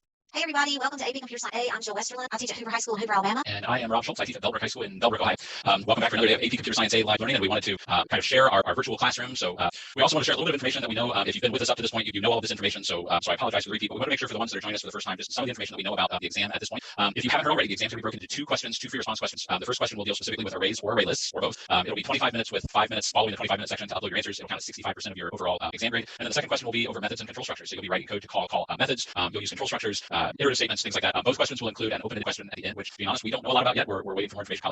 Our test, the AP Computer Science A test, is scheduled for May 15th at 4 o'clock p.m. Eastern time. So if you're within the United States, you can see your time zone up there. If you are outside the United States, you'll have to kind of figure out your time zone. Everyone around the world will be taking the exam at the exact same time. So I know for some of you that means very early in the morning, late at night. You'll just have to figure out your time zone, but the exam will be 4 p.m. Eastern. Again, as far as the timing, you'll have a 25-minute block for question 1, and then as soon as that block ends, you'll have 5 minutes to upload your response, at which time you can't go back to question 1. Then question 2 will open. You'll have 15 minutes to answer question 2 with a 5-minute upload time at the end. And as far as other course-specific information, College Board is saying that you are welcome to use a compiler if you want to use something like Notepad or Notes++ or JGrass or JDoodle, Dr. Java, whatever you might have, but you aren't required to. There is a specifically advantage to using one versus the other.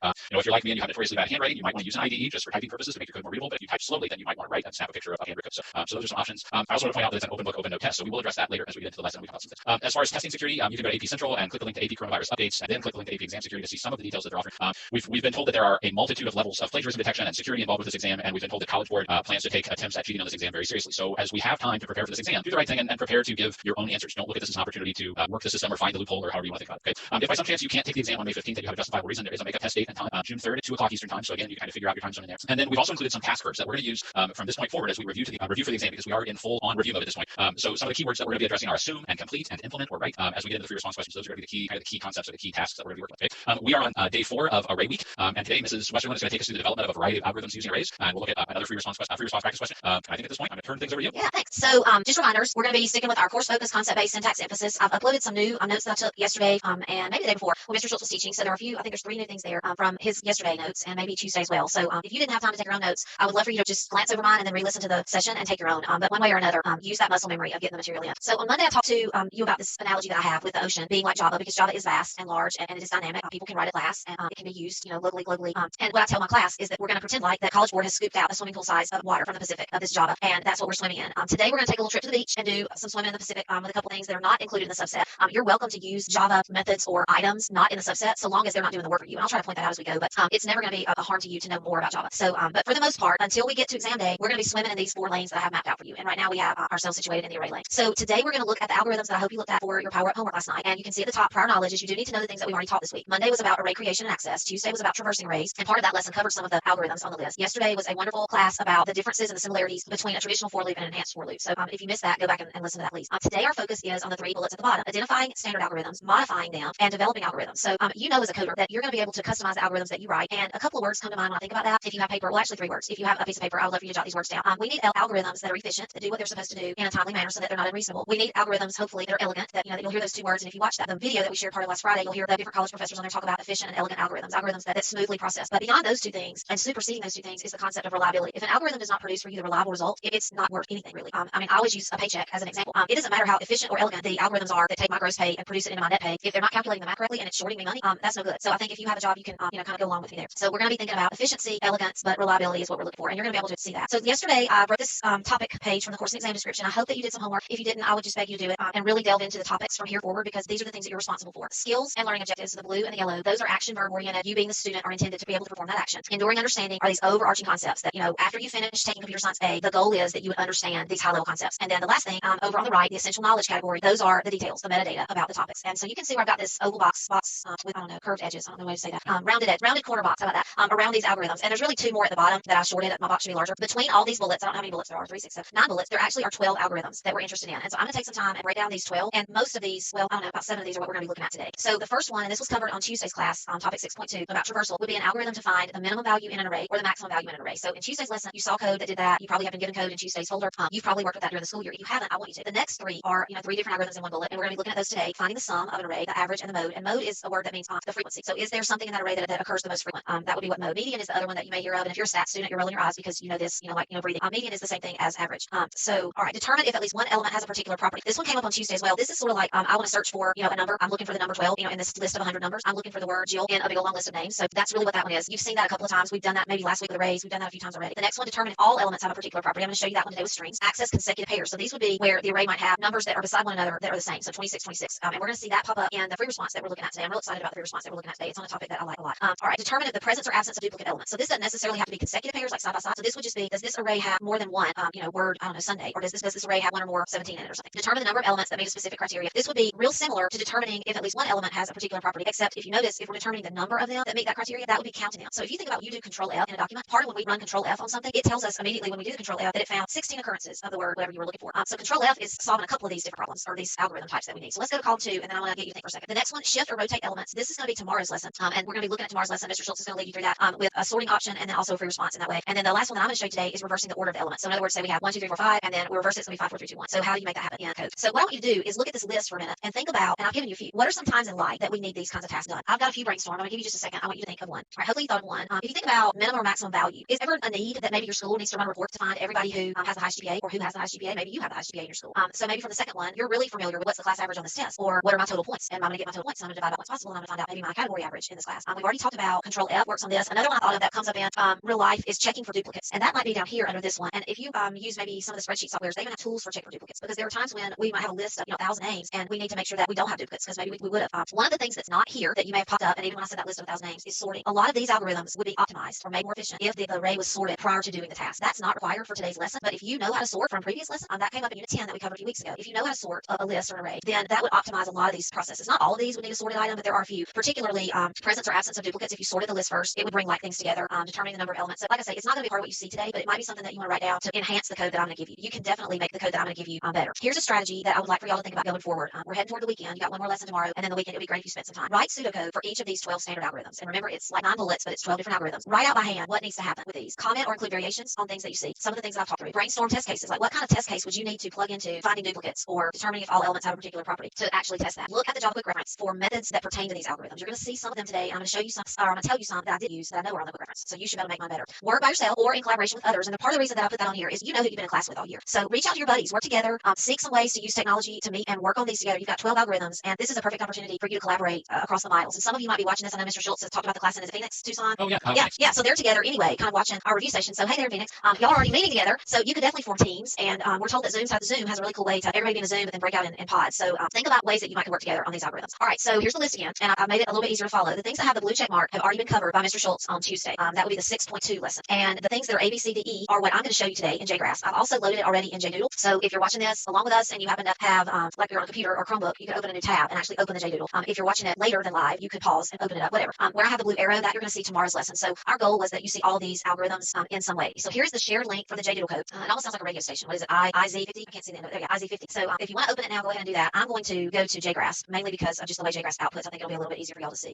And if you didn't write down the JDoodle code, I've got it up here that you'll see in just a second. So here's the JDoodle code if you need it. If I switch too fast, jdoodle.com/A/1Z50. And the source code that you can open in any editor is in the shared folder. So there's just a lot of different ways that y'all can get to what you need to get to. So that's good. All right, I'm gonna have to move this around so I can see. Okay, I'm gonna try to make this make sense and show you the implementation of these different algorithms. So first of all, let me get past that. I had to build 3 different arrays in order to make test cases to show you that the running of these algorithms. And when you're working with this code, I hope that what you'll do is make additional arrays and edit the code and make your code, snazzier and cooler than mine, and add some of the functionality that we've discussed as options like swapping or something. This is a baseline, and there's definitely other places to go. So the first array that I made is called an array of ints, and it only has 10 in it. We can obviously change that if we need to and throw out more. And I have all 10 of them being populated from a random number 0 to 100 because it's going to stop at the beginning of the 101, which is only going to give us through 100. If you don't want to have zeros in your array, you have to add a +1 out here. Then we have array of days, and you'll see why I picked this in a little bit with Sunday through Saturday. And then an array with pairs because sometimes this one doesn't throw consecutive pairs, and I needed to have a way that I could guarantee the test. So this array has a couple of 78s and a couple of 1s. So those are the 3 arrays that you're going to see happening. And then I have this long section of output statements because at the bottom of this code I have a whole bunch of different methods. So the first one that you're going to see is it's going to print out for us our array of ints, and I'm going to show you that before I click go. I also have turned on right now to print out the reverse order. So this is the last in the bulleted list to reverse the order of the elements in the array. So when I run my code, you're going to see the original 10 random numbers, and then you're going to see that same thing reversed. And I'm going to have to scoot up just a little bit. Oh, maybe make this a little bit taller. There we go. So my first array, my array of ints is here, 10 random numbers between 1 and 100. And then here's my method to reverse the order. So I wanted you to see that it works. And now I'm going to scroll down and show you the code. Well, first of all, before I show you the actual method, I named the method reverse order. But in order to print that, I had to call it the same way that I called print the other. To get it to print out the array, you've got to run for a loop to get it to print because my method returns an int. So, all right, let me scroll all the way to the bottom of the code. And if you're in JDoodle, you're probably 10 steps ahead. But here's my method down here. It uses a temporary array that works to create a new array, a temporary array based on my array of ints. And then it's going to use that a temp variable or the temp array to reverse the order. And it returns the temp variable. So that's the reverse order one. Do you have anything to say about that, Mr. You'll speak up if you do as we go. Okay. All right. So I'm going to turn that one off. That way you'll be able to see how the others work. Yeah, feel free to do uncomment. I did. I've been using JGraphs for 2 years, and I didn't know that block and comment feature was there that you just did. Oh, wow. I learned something today. I love that.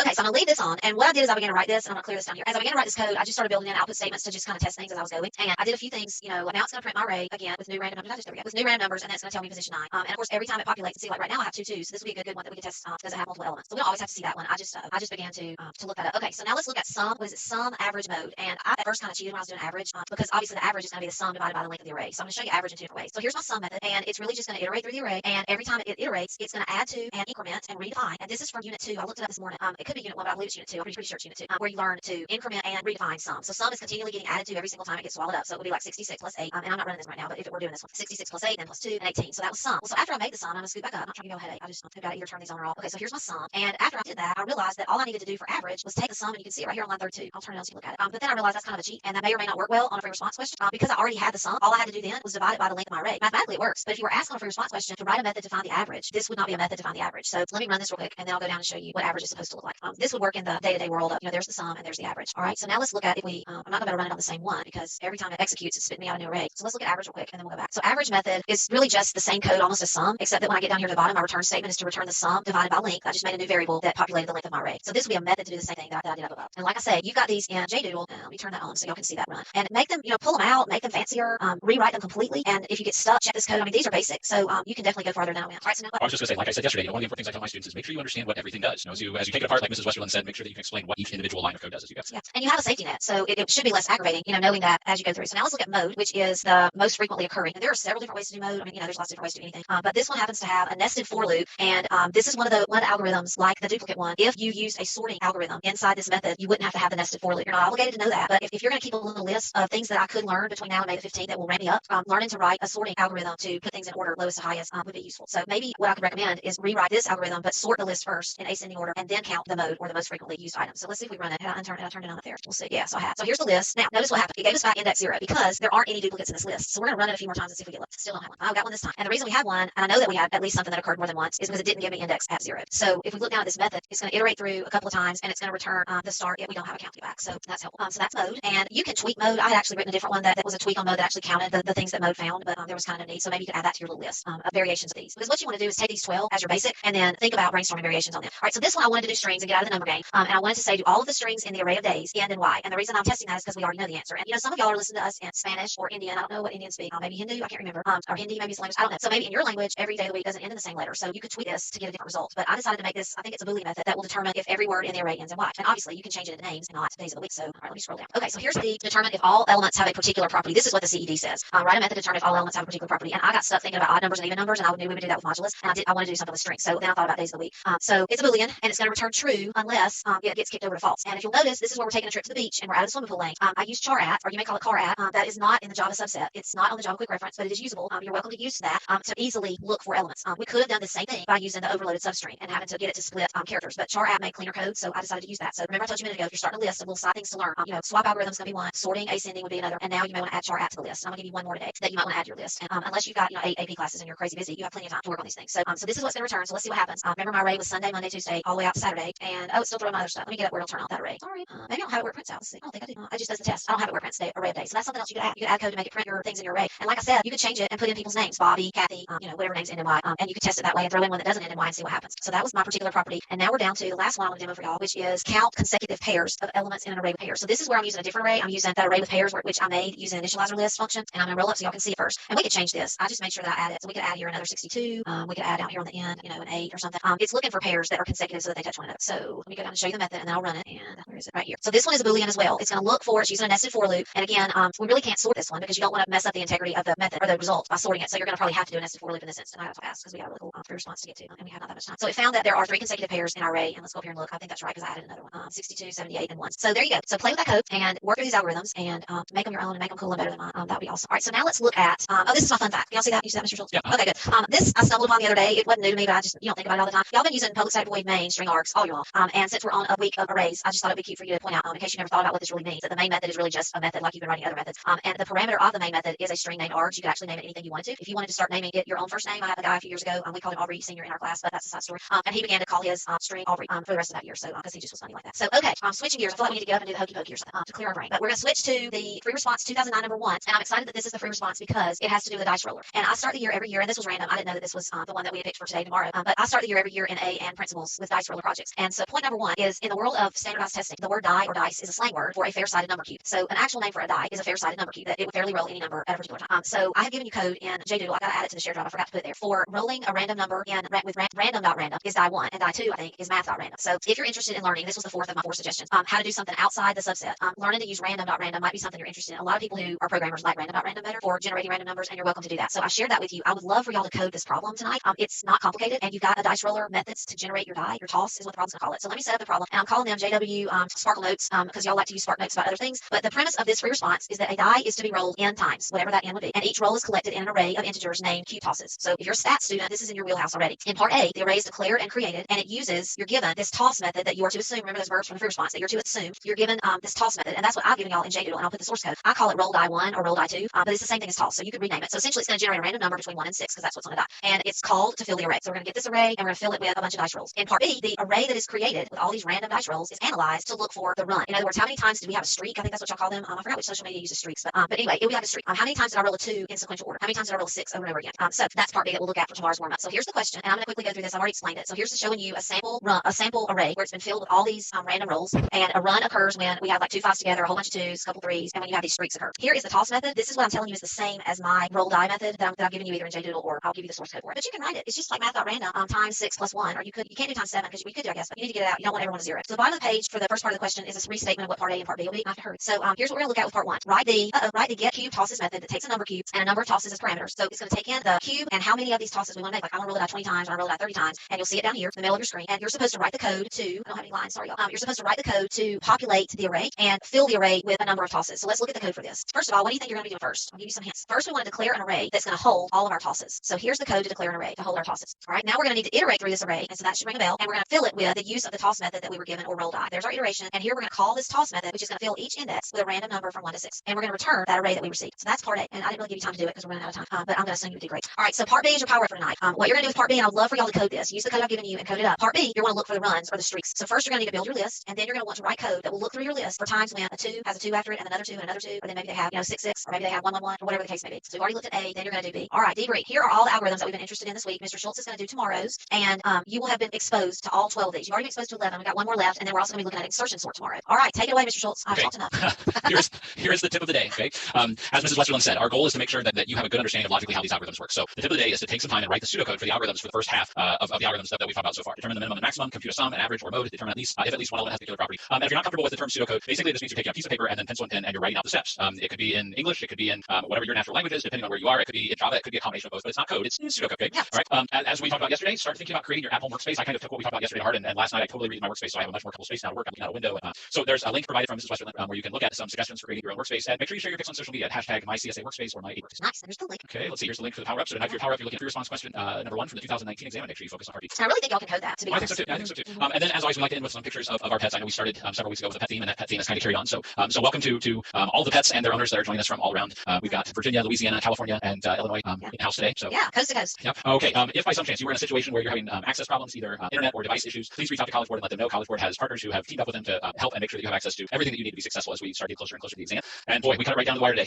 We're at exactly the 45-minute mark. So thank you all for joining us, and come back tomorrow. We'll talk about one more of these algorithms, and we'll hit insertion. Yeah, and guess what you're going to see tomorrow? Alice. So all of you folks, my friends who love Alice, come on back. Mr. Schultz has a surprise. If you don't know what Alice is, we'll have to come back tomorrow and find out. That's right. It's not a person. It's a coding language. All right. Bye, everybody. Everybody have a great day, and we'll see you tomorrow. Okay, happy Friday, everybody. This is AP Computer Science A, our live lesson. This is our last day of Array Week. I'm sure we'll get back to arrays at some point in the next 3 weeks. We've got 3 more weeks to go. My name is Rob Schultz. I teach at Bellbrook High School in Bellbrook, Ohio. And I'm Jill Westerlund from Hoover High School in Hoover, Alabama. We're so glad that you're with us today. Here's our map. We're looking for some more pins to drop this weekend. So if you haven't sent us something in our Google form, please take time to do that. You'll see a link to our Google folder later. And the first item in it is instructions of how to send us a pet picture, sunset picture, something that's inspiring to make us all smile. So here's our exam information for Computer Science A in a condensed format. If you're with us every day, then you may want to fast forward a little bit. If not, if you're live with us, you can't do that. But if you're watching, you may want to fast forward. You're going to have 2 questions on the AP exam this year. One of them will be either an array question or array list question. The other will be methods and control structures. And you can see the times and the weights are distributed differently. Question 1 will be more time and more weight, and question 2 a little bit shorter. The date is May the 15th, unless you have some extenuating circumstance. And all the information that you need to know is on AP Central under coronavirus updates. Today we're going to be covering the second part of topic 6.4, developing algorithms using arrays. And if you were with us yesterday, part of your power up homework was to really deep dive into these 12 algorithms that you're expected to know how to manipulate. I'm going to finish free response 2009 number 1 about the number cube or dice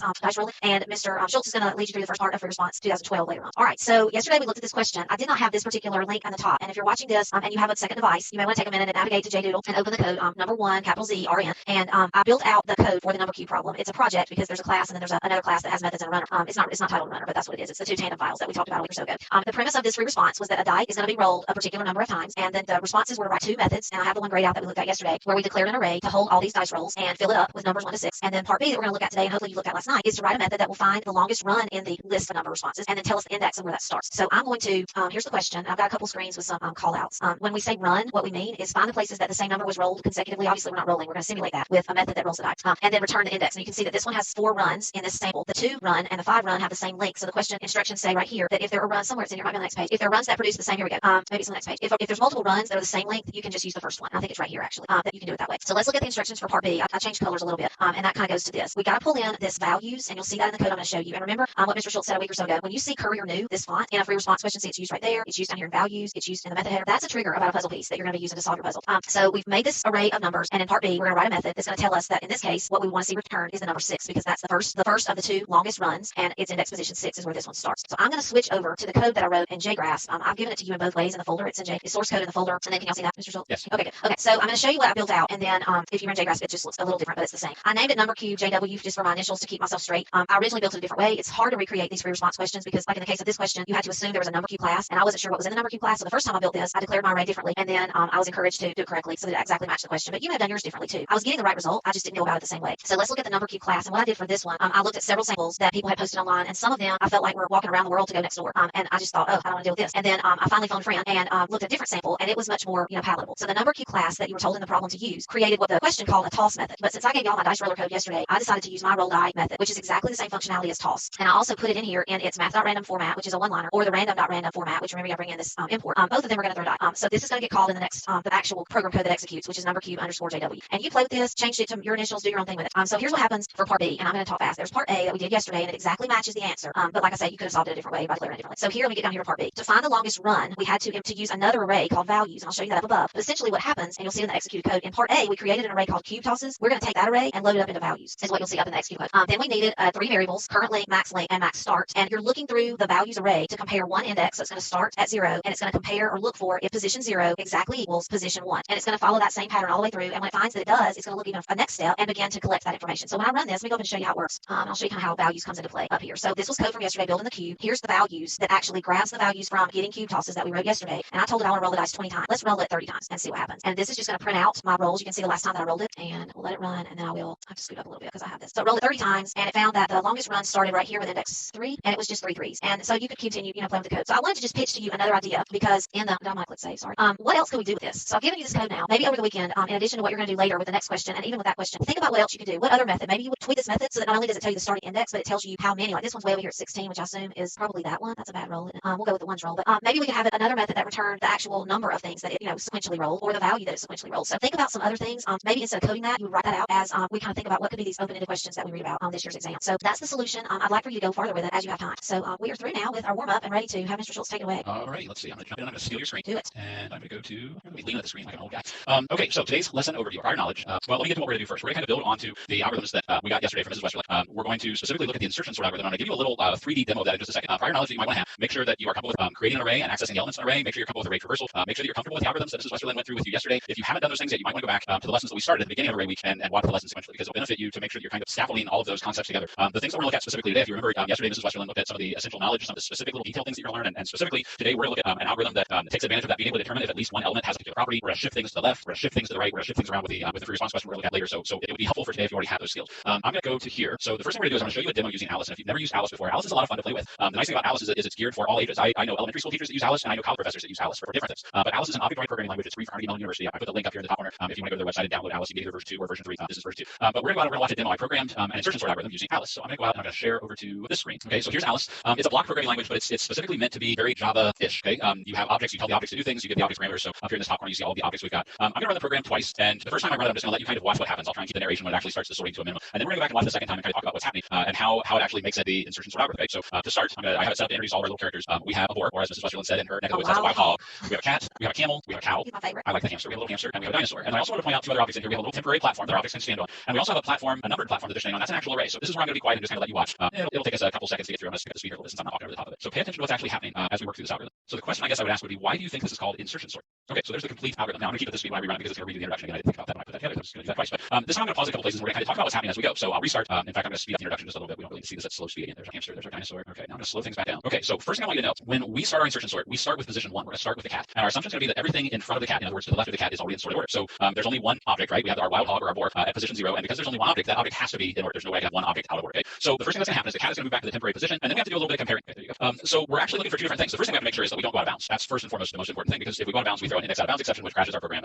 That's not good. So as long as we're in bounds, then the next thing we look at is to make sure that the height of the cat, because we're sorting by height, is less than whatever object is in front of it. And in this case, the cat is shorter than the boar. So the boar is going to slide up and open up a space. And now that we're at the beginning of the array, there isn't really any place else for the cat to go. So now we're going to insert. So this is where the term insertion sort comes from. The cat back into position 0. Now we're going to start our way traversing up the array. We're going to go to position 2, and the camel is going to slide to our temporary position. And again, we're going to check 2 things. We want to make sure that we're not out of bounds, which we're not. And we also want to check and see if the camel is shorter than the boar. And because the camel is not shorter than the boar is not going to move, which means the camel is going to insert itself back to its own position. And now we're going to traverse further up the array to the cow in position 3. We're going to make sure we don't go out of bounds. And the cow is shorter than the camel, so the camel's going to slide up. But now when we get to the point that the cow is no longer shorter than what's in front of it, we stop sliding things up one position to the next, and the cow is going to slide up and fill position 2. So there's our insertion. And now we're going to do this all over again with the hamster in position 4. Position 4 is going to move back to our temporary spot. The hamster is shorter than the camel. The hamster is shorter than the cow. Actually, got a little cow sound effect or something. The hamster is shorter than the boar. The hamster is shorter than the cat. So anything taller than the hamster is going to slide up one until we either get to the beginning or we get to a place where we find something shorter than the hamster, and then the hamster is going to insert itself. Now our dinosaur is going to move back to its temporary location. We have plenty of room, but the dinosaur is the tallest. There's nothing that needs to move room for the dinosaur, so the dinosaur is going to slide back. So there's our little demo. If you've never played with Alice before, I would recommend it. It's kind of addictive. There are all kinds of cool objects out there that you can play with and manipulate. So I've given my students assignments in some of my intro classes where we've actually told stories and done these little dance routines and all kinds of stuff. So I put a copy of this code for Alice, by the way, out in the share for. So if you have a copy of Alice, or if you get a copy of Alice, you can download that file and load it and actually watch this place and play with it.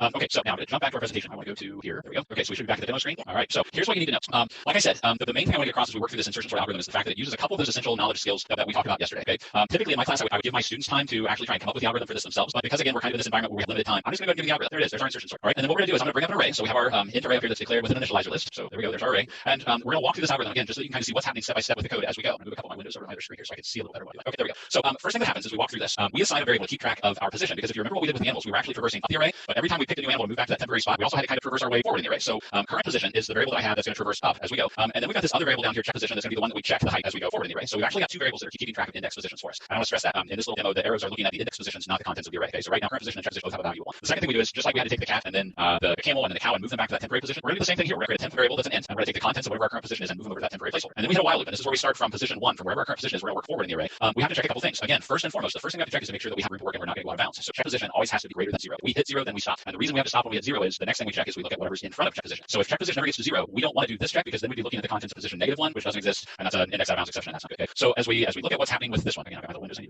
check position has a value of 1, which is greater than 0. That's fine. And temp has a value of 2, which is less than 5. So that's fine. So both of the conditions of our while loop are okay, which means we're going to come in, and then this is the process where we took our little animals and we slid them up to the next open spot. In this case, we're taking the 5 and moving it up from position 0 to position 1. And then we decrement our check position, so we slide down to check the next spot. And when we hit the top of our while loop, check position is no longer greater than 0. It's equal to 0. And again, that's very important that we put this Boolean comparison first, because this, let's see, there we go. If I actually get to the point where I do this comparison, it's going to throw an index out of bounds exception. And this is probably where we need to kind of break in and talk about what a short circuit evaluation is if you've never heard that term before. If I have a Boolean expression that has multiple Boolean conditions, okay, if I have again multiple conditions all separated with an and statement, we know that everything connected with an and has to be true in order for the whole thing to be true. So in other words, this expression will only be true if check position is greater than 0 and temp is less than the value at check position -1. As soon as we find a condition that's false, reading left to right, then that expression short circuits and we don't look at anything after that, which is why this has to be our first check in our while loop. If we were to swap these two conditions, then we would have thrown an index out of bounds exception because it would have checked check position -1 first before figuring out if we were out of bounds. So that's something that we kind of pay attention to as we're traversing up arrays and down arrays, especially if we're using while loops or traditional for loops. We have to make sure that we stay in bounds first. That always has to be the first thing we're looking at because we don't want to throw an exception in there anywhere. And I'm going to say this about the free response question that you're looking at for a nice power up. There's a similar situation. It's not necessarily that we're worried about going out of bounds, but in the one that we're looking at, there could be a possibility that the contents of the array is null. And so if we try and reference a method from a null value in the array, it's going to throw what's called a null pointer exception. So we'll talk about that a little bit down the road. But anyway, in this case, 0 is no longer greater than 0. We short circuit, which means we never check the second condition. We jump out of the while loop and we insert from temp back to array check position. And then we start the process all over again. We increment our current position. So now we traverse up to the next spot. We reset check position. We reset temp to 1, and then we go back into our while loop again. In this case, the index position of our check position is 2, which is greater than 0. That's fine. Temp is less than the value that we're comparing to at check position -1. That's fine. So we go into our while loop.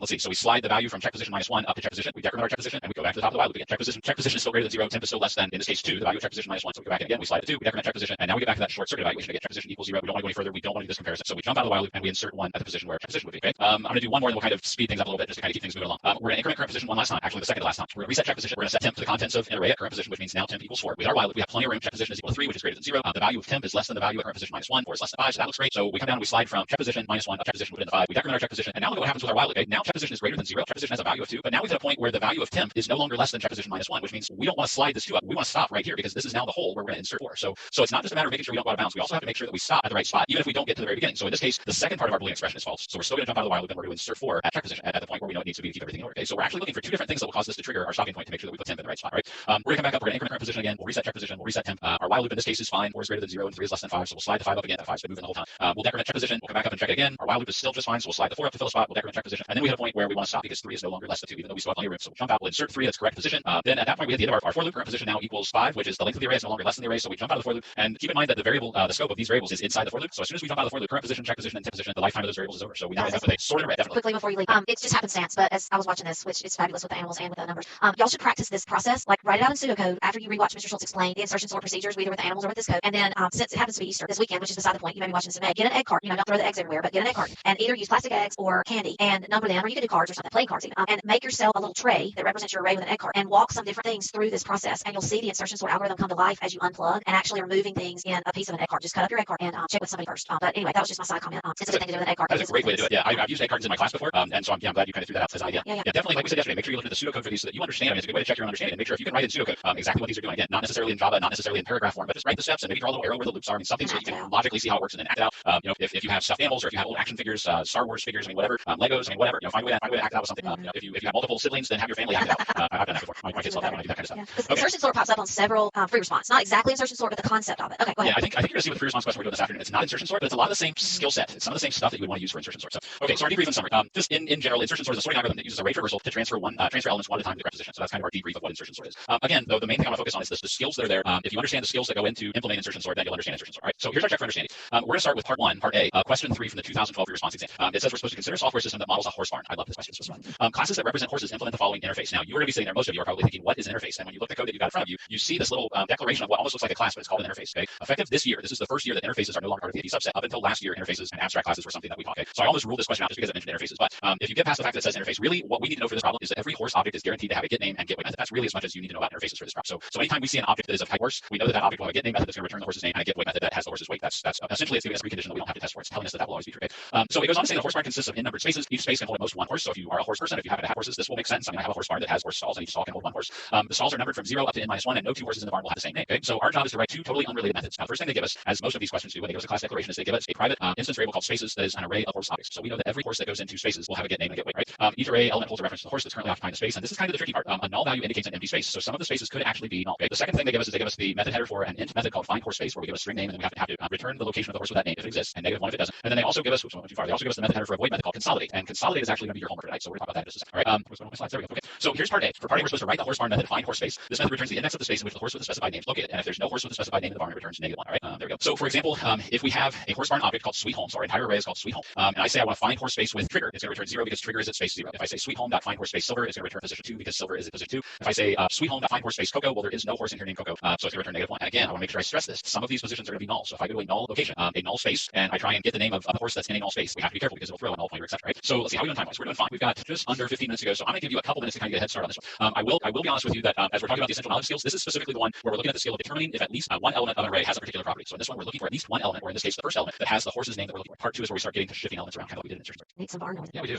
Alice does include, it has a little, there's a way that you can tell an object to make a noise, and there are some barn noises included. I should have thrown a couple of I don't know. Might startle somebody, especially if I played it big loud, something coming out. Give us your best wild boar impersonation. Oh my gosh. I can tell the GS story. North Alabama has a huge wild boar problem. Wild hog, that's what they say. Where I live, we do not have those. Yeah, we don't run into many of those in Dayton, Ohio either. Hawaii has a lot, I've heard. Also, yeah, I think so. Ohio, our biggest problem is, well, we have deer, we have skunks. Our poor dog, poor JJ, has been skunked 3 times since we moved into this house. And JJ They don't doesn't. think he is a skunk. He's just like a big skunk. He's just a white stripe. He's got the But I mean, she just doesn't get it. She'll see a skunk and think it's playtime, or a squirrel, or a rabbit, and then she'll go chasing after it, or she'll get sprayed, and then she comes to the door and has this look like, well, look at what it did to me. And it's a mess. And it's usually like at 11:30, just as we're getting ready to go to bed on Friday night. We stay up later than it's tomato juice, right? Is that the thing that tomato juice? And our vet has recommended a couple things. We have a shelf dedicated in our garage to all the JJ deskunking stuff. Oh. So okay, we've got about 30 seconds left. Everybody, then we'll walk through this thing. Yeah, poor JJ. But JJ, yeah, she loves to chase. But skunks are an issue. We have a what's up a tiny bill? Groundhog. We have a groundhog that lives in our backyard. We have a big backyard, and he's quite huge. He's out of hibernating. He's waiting on our chestnut and walnut trees to drop to just sit there and eat. He's kind of terrifying though. They're a little scared. They can be mean. Probably. All right, I'm gonna call time. Let's go ahead and work this one through. Okay, so the key idea with find horse space is array traversal. So we're gonna go back and this problem, at least this part of this problem, gives us a chance to go back and review some things that we did earlier in the week. So first thing we have to do is we have to work our way from one end of the array to the other and look specifically for a horse with a specific name given by the parameter. So we're gonna work through our array, right, from a starting position to an ending position, and we have to make sure that we're looking at each element in the array to compare name to get name. Now, if you see dot equals in here, I know we haven't talked a lot about strings. Remember, next week is string week, so we'll spend the entire week talking about strings and string methods and string comparisons. But just remember, if I'm comparing 2 strings, we can't use equal. We have to use dot equals because they do totally different things. That dot equals is the one that gives us a character by character comparison to make sure that all the characters in our 2 strings are the same. Now, notice I left a little extra space in here. So this is where I remember. This is where I check to see if you remember what we talked about when we did our insertion story. We talked about short circuit evaluation a couple seconds ago. When I pointed at our array, we said we had some null spaces. So if I go to one of those spaces and say get name, and I haven't checked first to see if it's null, well, it's going to throw a null pointer exception. So before I can do this check, we also have to do this. We have to make sure the space is not equal to null first. And in this case, if it equals null, there we go. If it equals null, it's going to short circuit. It won't check this part. It will jump out of the state for us. All right. So if it's not equal to null and the name equals the name of our horse, then we're going to return I. We're going to return the position where we found that particular horse. If we get all the way through the for loop and we haven't successfully met the conditions for our if statement to return I, then clear down here at the bottom, we're going to return -1. We've gone from one end to the other. We didn't find what we were looking for, so our horse that we're looking for with the given name isn't there, so we'll return -1. All right. So there's part A. We're going to talk about part B in just a second. Okay. Let's get to our tip of the day. Here's the CSA exam 2020 tip of the day. Kind of the same thing we talked about yesterday. Yesterday we highlighted the algorithms at the top. Mrs. Westerland went through computing a sum, average, or mode, looking to see if one element has a particular property, which we just kind of reviewed a little bit, determining if all the elements have a particular property. And your homework for last night, or at least the suggested skill, was to go through and handwrite the pseudocode for each of those algorithms and make sure you understand what each one's doing. So to finish out the list, now the recommendation is that you do the same thing for the last one's list. Make sure that you can access all of the consecutive pairs of elements. And kind of like the example that you did with the part B of the power up, or last night's power up. Look at all the different ways you can use that information. How many consecutive pairs are there? What's the longest consecutive run? Different things like that. Play with the code a little bit. Make sure you really understand how those algorithms work. Determine the presence or absence of duplicate elements. Determine the number of elements that meet a specific criteria. Maybe we can modify our horse barn program to figure out how many horses have the same name or have the same weight, or how many of them have a weight that's within certain boundaries, greater than 1500, less than 1600. We also want to make sure we can shift or rotate elements left or right, and that's where we kind of got started with our insertion sort. And we'll talk about that a little bit more with part B of the free response question we just started with your power tonight. And then also make sure you understand the code to reverse the order. That was another one that Mrs. Westerland kind of walked you through the algorithm yesterday. So write out the pseudocode, make sure logically you understand step by step what's going on, and then model it. Whether it's Easter candy or Legos or your rubber duck collection or whatever, whatever you happen to have that you can work through these algorithms, actually model them and do them hands-on. Okay. The second thing, keep sharing your pics. Make sure that when you create your homework space, make sure it's a space that you feel comfortable and you can get work done effectively. And then after you've kind of taken these ideas into account, make sure you share your picture with us on social media at hashtag #myCSAWorkspace or hashtag #myAPWorkspace. And then as for the power up, so as always, we've been providing resources for you to power up. Make sure you go out to bit.ly /CSA_exam review 2020.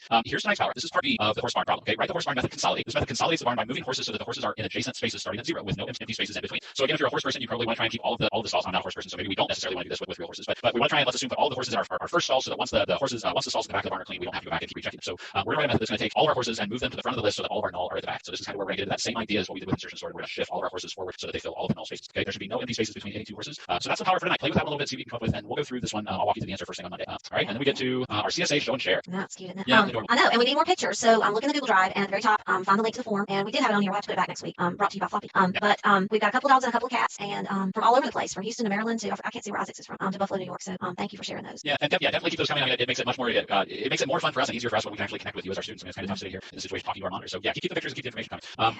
Let's see. If you teach AP Computer Science Principles, or if you know someone teaching AP Computer Science Principles, please make sure you go out and check out or recommend to your friends that are taking AP Computer Science Principles that they check out Mr. Bonarigo and Mrs. Alano's CSP videos that they're putting out to go over some skills and some ideas for exploratory performance tasks. If by some chance you are in a situation where you know someone in a situation where they don't necessarily have the access they need to the internet or to a device, please reach out to College Board at cb.org/tech so that they can kind of help you out with that or help out whoever would need help with that as we get closer and closer to the exam. And that's our lesson for today. Yeah. Friday. I hope everybody enjoyed Array Week. Like I said, tune in next week for String Week. Next week we'll start taking strings apart, putting them back together, and look at all the different things you can do. Y'all have a good day. day. Have a great weekend. Okay, good afternoon, everybody, or I guess good morning, depending on what time zone you're in. This is AP Computer Science A, and welcome to String Week. We are kicking off String Week today. My name is Rob Schultz, and I am from Bellbrook High School in Bellbrook, Ohio. I'm Jill Westerland from Hoover High School in Hoover, Alabama. We're glad that you're with us. Here's our map of AP CSA exam reviewers, and we hope you find yourself somewhere on here. You could be under a cluster in the U.S., or we have somebody from South Korea with us now, and there are probably lots of people from all over the place. These are the people that we know of who have sent us something. And I added another pen in India, and then we have Puerto Rico and El Salvador, and then Bo and JJ and Jill and Rob. So here is information about the exam. Your date is May 15th for the regular exam, and that's the day that is recommended. You need to have a serious extenuating circumstance really to think about postponing. Question 1 will be either an array question or an ArrayList question, and you'll have 25 minutes, and that's the large majority of the points. Right about 2/3 of the points, I guess you'd say, mathematically close to it. And then question 2 will be methods and control structures, and have less time. It's also worth less weight. And together, I thought that we would talk about, Mr. Schultz and I, this wonderful question that we got from Nate in our mailbag. You can definitely send us a question like this. We also got a different comment that I'll talk about later, actually, too. But from Nate, hi, Mrs. Westerland, Mr. Schultz, I wanted to ask you a question. Does the code I submit have to exactly match what's written on the answer key to receive points? Also, do you know what percentage we have to get correct in order to get 4 or 5? So together, we can kind of put together our thoughts on this question. Question part A, does the code I submit have to exactly match? The answer to that is no. Absolutely you have to have working code, but as long as you have a valid solution to solve the problem that is not excluded, which you wouldn't know that, then you can get points for your solution. And there's typically, 6, 8, 10, 12 answers. You want to talk about that for a second, Rob? About when you go out on the College Board website, you see under the scoring guidelines what the chief reader. There's one person that's assigned the role of chief reader, and they kind of oversee the reading process. And part of what they do in cooperation with the development committee when they put the exam together is they create what they call that canonical solution. I don't know whether it's meant to be the most common solution or the most efficient solution. It could be one, it could be the other, but it's the one solution that the chief reader submits as the canonical solution. But anyone that's ever attended the reading will tell you that we will get dozens of different solutions that actually work. I tell my students all the time, anytime I give you a larger problem, there are a million and one different ways that you can put a solution together. And the goal is to try and find the most efficient solution and the cleanest solution. But when it comes to the exam, as long as it's a solution that works and someone can actually trace the code and show the solution that works and produces the right output, you'll get full credit for it. Yeah, and that's part of why we keep prompting you and spurring you on to write code, follow up with the code, sample code that we're giving you, practice it this way, take notes that way. You want to kind of come at these things from a variety of standpoints to get to the solution that you're going to produce on May 15th. Yeah, and this, I was just going to say, the one other thing that I was going to throw in, Mrs. Western will make a reference to it here in a minute when we talk about the AP subset.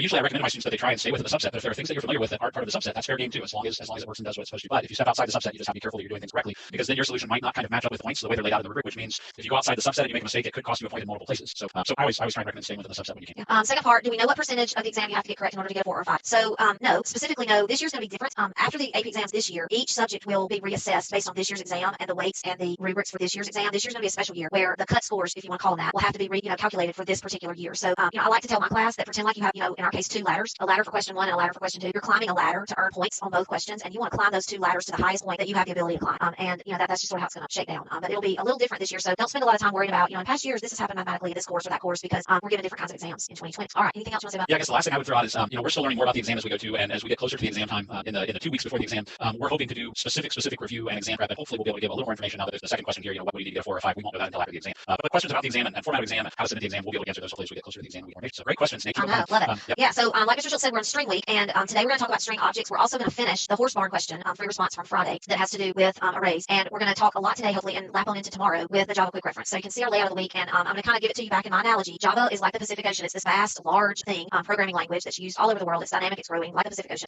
We've scooped out a swimming pool size amount of content that is made up of what we call the AP subset, what College Board has said that students are responsible for. And that's formed our lanes. And I've added this week that you are going to be now in the string class lane. We're going to be on the string class all week long, swimming back and forth, but that really has a lot of carryover into methods and control structures. It's hard to do something with a string that doesn't also, a part of that we build a method or working with a control structure. So those are the 3 things that we're doing this week, and we'll probably also touch on arrays and ArrayLists. It's just hard at this point to get to cut all these things apart. Yeah, we'll definitely see things pop up, especially as we look at the practice response questions, that the lanes overlap, the water drifts from one lane into the other. So yeah, I think we're kind of go with that analogy. We'll definitely be dealing with arrays and ArrayLists and things as we look at strings with the response questions. Please remember to take notes, go back and watch the videos, pause. I'm making some sample notes, but you need to be making your own notes. So Mr. Schultz is now going to finish up horse barn with you, and after that, we're going to come back and talk about 2.6 string objects. Okay, I'll tell you what, it is not letting me steal the screen. So would you mind unsharing? I know I should be able to steal it, but it's not letting me. There we go. Yep, that works. And then I will pick up the slides from there. All right, so in our warm-up, so last week we started the 2012 question number 3, the horse barn question. We went through part A on Friday. So if you haven't seen the first part of the question or the description of the question, you might want to pause now. If you're watching this after the fact, if you're watching live, you might want to go back and look at it later. But I'm just going to jump straight into part B, where we have to consolidate our horse barn. So the idea is to take our open spaces in our horse barn and consolidate so that all of the horses are moved down to one end of the array, and we have all of our null spaces open at the other. And I'm going to kind of approach this rather than what I've done in the past, where I kind of piece through the code one point at a time. I'm going to show you all the code, and we're going to kind of look at it from a tracing standpoint, because we haven't.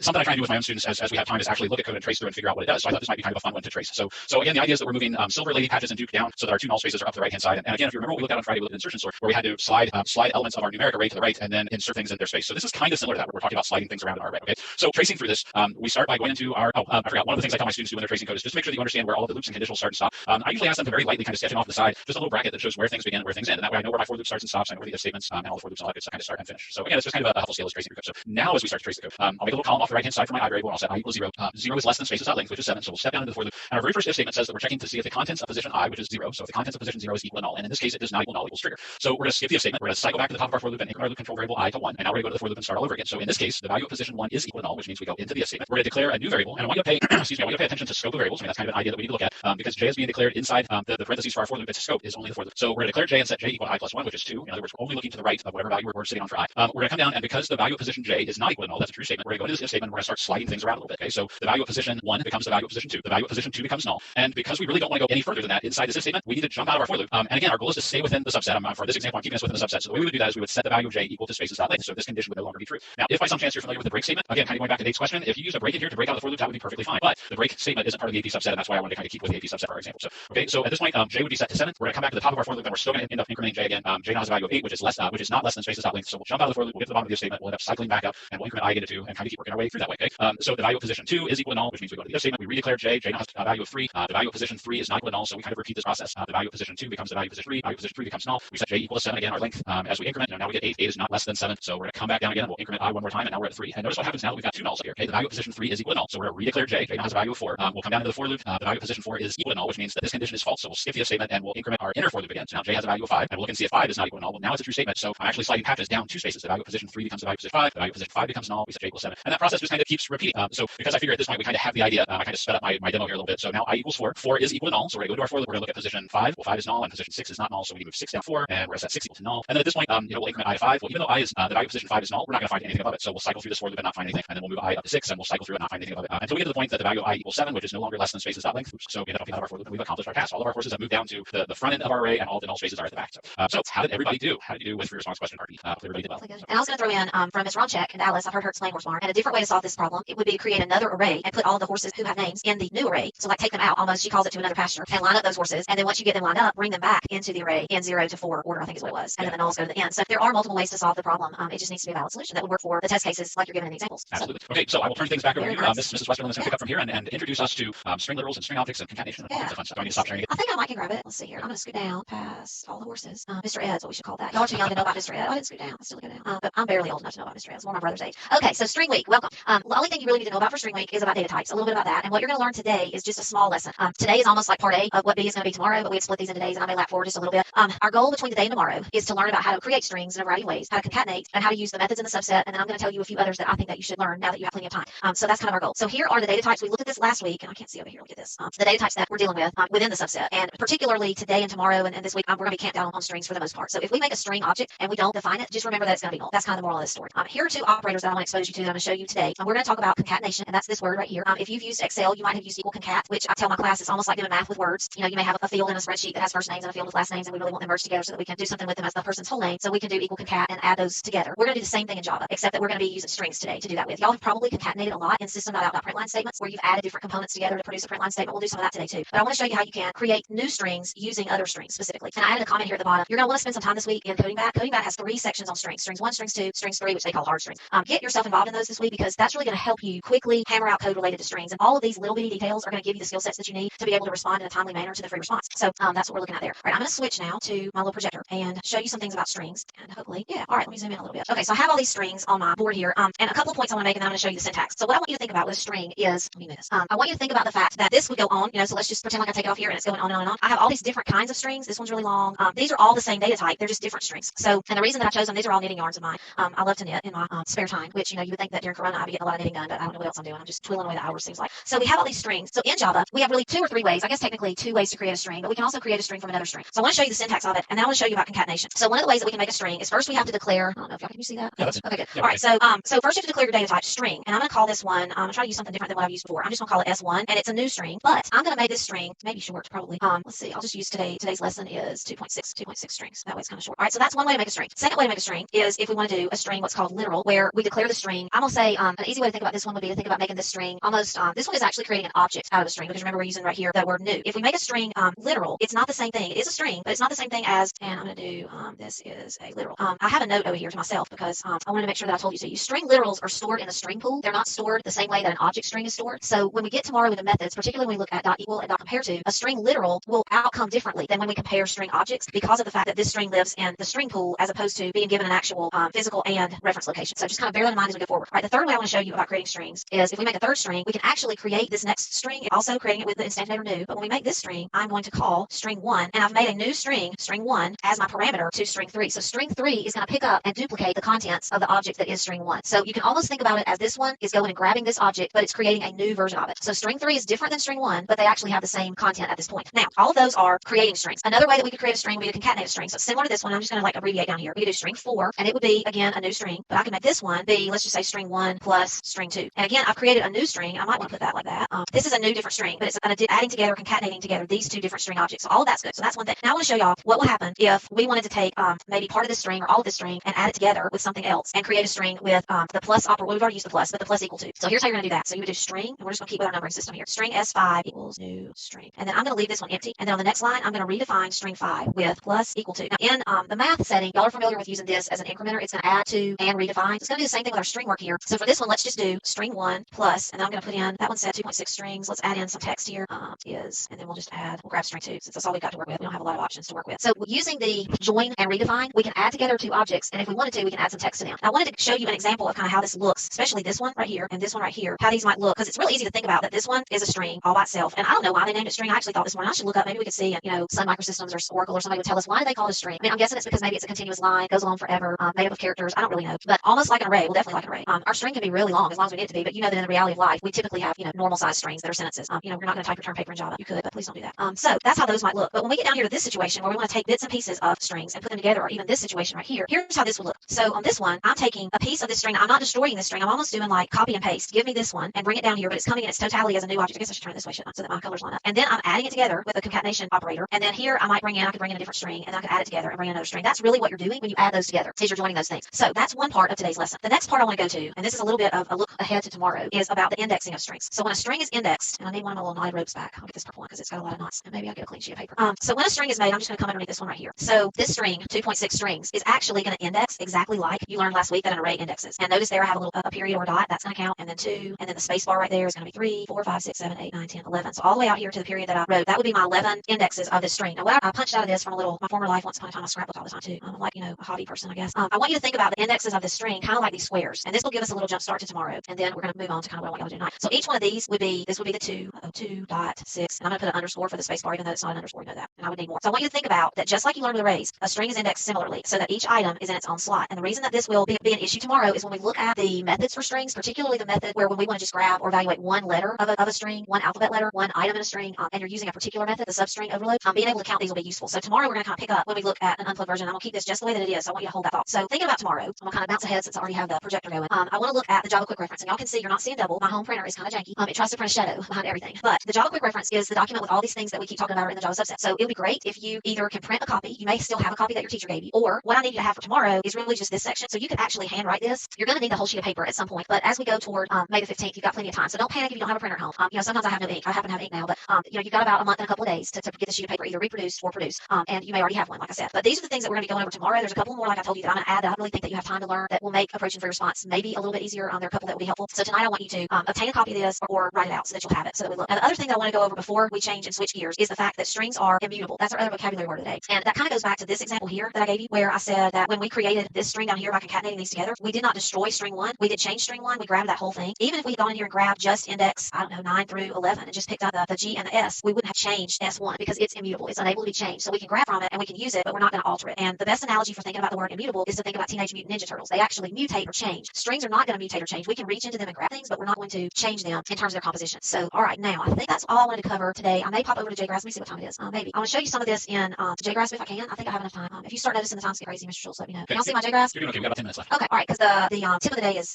fast. Okay, so I've made some strings here. They're different than the strings that you have on the screen on the unplug. Created a literal, created one as an object, created another one as an object that I grabbed. And the next thing I wanted to cover that's a part of today's lesson, and it was going to be hard to show you this on the unplugged version. The unplugged version, I really wanted you to get the concept of how a string, I want you to have that in your head, of how it's treated. It's a continuous line. Okay, so you see how to do print statements. Y'all know that already. Here's what I want to cover about escape sequences, and this gets us into our tip of the day about making a snipping tool image. So escape sequences are ways that we can print things using the backslash key. Backslash is above enter and below backspace. It's about 2 spaces down from the P as in Paul key on your keyboard. So if you wanted to print a character that typically we use in Java for special things like an actual backslash or a single quote or a double quote, because in Java a double quote signifies a string. So if we just type a double quote, it's not going to want to print us out a double quote. So there are a variety of escape sequence keystrokes that all have to do with calling them via a backslash that will let you do special things. Backslash n will create a new line. Backslash t will put in a tab. I don't have a lot of them committed to memory because it's just not something that I do every day. So what I thought I would do to demo for y'all, here's the code to create some of them, and then here's what comes out on the bottom. You can see the result of here's the backslash n that's a part of my string. string, but when Java sees that together, it created a new line. To display these double quotes down here, you see where my mouse is pointing? I had to type backslash quote. To get a single quote, I had to do backslash single quote. So that's really what's meant by an escape sequence. So the concept of an escape sequence is a part of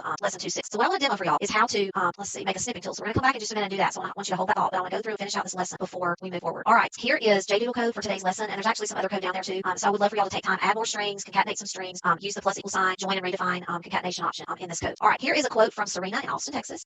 I thought that was really appropriate for today. She sent that in. I know she sent it Thursday or Friday. So I wonder what 5 languages she knows. I'm trying to think. I mean, most kids might know Python. I don't know, maybe C# if you did some web design. Yeah, maybe C++. Or yeah. So I don't know. Keep learning languages. You know. I thought that was cute. Okay, so here are some strings that are similar but different than the ones that we have today. So what's happening on this line that I have the red box around? We're creating a new string out of an existing string by the parameter being a string object that we're calling. So str30 is its own new string object, but it's going to bring in str10. All right, here's a concatenation version. So string 40 is going to be 10 and 10 joined together. And you may be thinking ahead, that's not going to look very pretty because there's no space bar added in between. So if you want it to look nice, you're going to have to do something else with it. String 50 is not null. It contains 1 space bar. But string 50, what's happening there? I hope you said in your head that it has a tab. This is an escape sequence for a tab, so it's going to move you over. Then it's going to pull in string 10, and then it's going to create a new line. Next one is this one, same deal, created with redefine. And then I have a statement to print it out. So now let's talk about our tip of the day, and got about 6 minutes. Okay, so we do not know. This goes back to not Nate's question, but Alan wrote in and said, ask some questions and left a comment about the submission for this year's AP exam. We do not know, Mr. Schultz and I, exactly how you're going to turn in your code that you write on May the 15th. It might be that you handwrite your code like a typical year and you take a photograph of that code and you upload it somehow. Since in the instructions there's a mention of an IDE use, it might be that you could type your code in JGrasp or JDoodle or Notepad or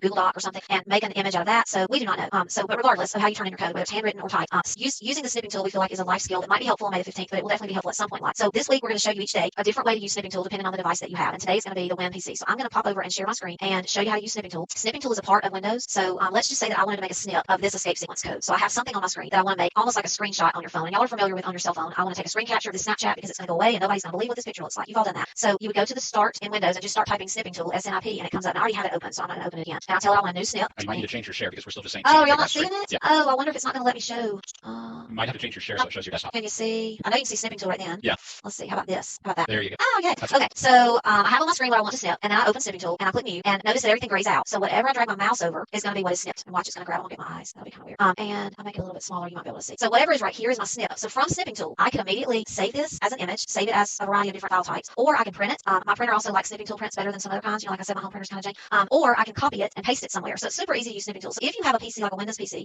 look for snipping tool. There are some web applications that do the same thing as snipping tool. Like I got in my class a couple years ago, and he used something that started with a Z. I don't know. That was basically snipping tool, but he just liked to find a different application than the known and be his own person. So you might want to do it that way. So there's that. You can definitely save it, like I say, copy it and make it an image, and it's really a nice way to grab something. So tomorrow I'm going to show you how to do snipping tool for Chromebook, and then the next day I'm going to show you or tell you how to do it on a Mac. And then Wednesday we're going to talk about phones, and y'all already probably know that. And then on Thursday how to accomplish the same thing on a Mac. And you can get 15 steps ahead of us and know how to do it before we even get there, because we just feel like that this is going to be possibly a skill that will be helpful. But we don't know. We just want to make sure that y'all are as equipped as you can be. So here's our debrief. String is a class. String objects can be created by declaring a literal, calling a new string constructor, and that can also include when you call the string constructor bringing in a known string, an already defined string. They're immutable, so they're not going to be changed. We can use them, but we don't have to mess them up in order to use them or tear them apart. They can be concatenated. Primitive values can be added. Escape sequences start with a backslash. So tonight your homework is to acquire a copy of the Java Quick Reference, and it's in the folder in your Power Up for today. It's available also through the CED. It'd be great if you got into Runestone and practice it. You can jump ahead and start working on coding that, so that tomorrow you're prepared to work on the methods. Look at this bunny from Idaho. I know. At first I thought it was a cat, and then I was like, that's a bunny.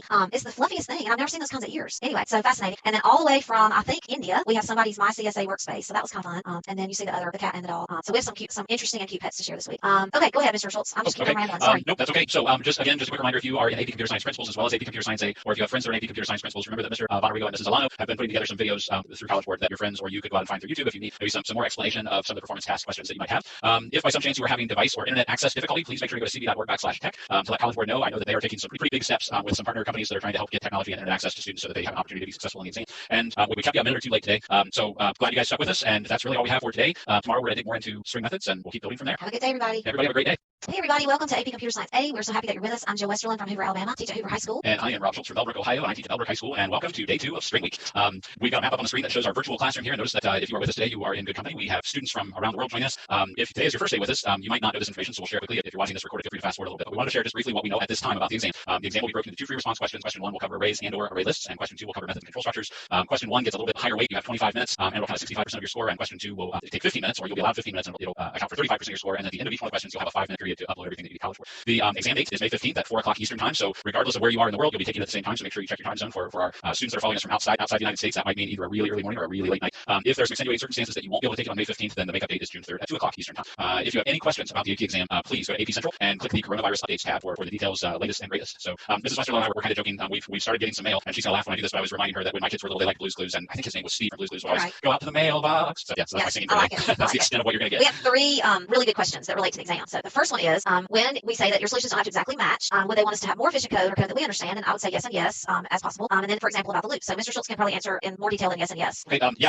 Again, when we are at the AP reading, we look at responses. The first thing that we look for is does the code actually accomplish the problem? And I tell my students that if you're looking at the test when it was a traditional paper pencil test, if you had this much space on the page, let's say half of a page that you were allowed to answer the question, then you would probably be able to answer it in half of that because they allow plenty of room for you to write.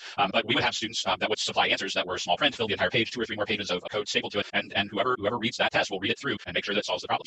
So yeah, I mean, you want your code to be efficient. You also want it to be code that you understand. But again, as long as your code solves the problem and does what you are asked to do, you'll get the points. You'll get credit for solving that problem. All right, question number 2. I have a question about the format, and we love this question, anonymous person. Do you know if the 2 questions will contain multiple parts, A or B, or will they contain? I've got that covered up. Will they contain 1 part? We don't know. We don't know. It sounds like there's going to be a part, and then there was that mention, and this goes to the next question. I'll go to the next one. Wondering what the open-ended question will be like. We want to know as well. We're dying to know. People are obsessed with that, teacher people, and I'm sure there's many more student people that are, but we're not sure about parts, and we're not sure about what open-ended means. Open-ended should mean discussion-based. Yeah, that's kind of my interpretation. Now, again, that's my interpretation. There hasn't been anything official from College Board specifying what the questions will look like, whether it'll be multiple parts. There's nothing specific so far that we have seen that describe exactly what the open-ended question will look like, and we haven't seen anything practice. So I know College Board has mentioned a couple times that students will be able to practice, but we're waiting for that too. So we don't have those answers yet. So like I said, this is day 2 of String Week. Our focus this week is strings and string methods. Mrs. Westerland is going to continue where she left off from yesterday and take you in depth into the string methods. Tomorrow we're going to tag team a little bit. We're going to walk through a free response question strategy demo, looking at free response question number 3, 2018 exam. And then Thursday and Friday we're going to actually start developing some algorithms. We're going to write live code and do a simulation of a Wheel of Fortune game. And Friday we'll go into depth with comparing string methods, comparing string objects and comparing strings, the difference between equal, dot equals, and dot compare to. So stick with us for the week.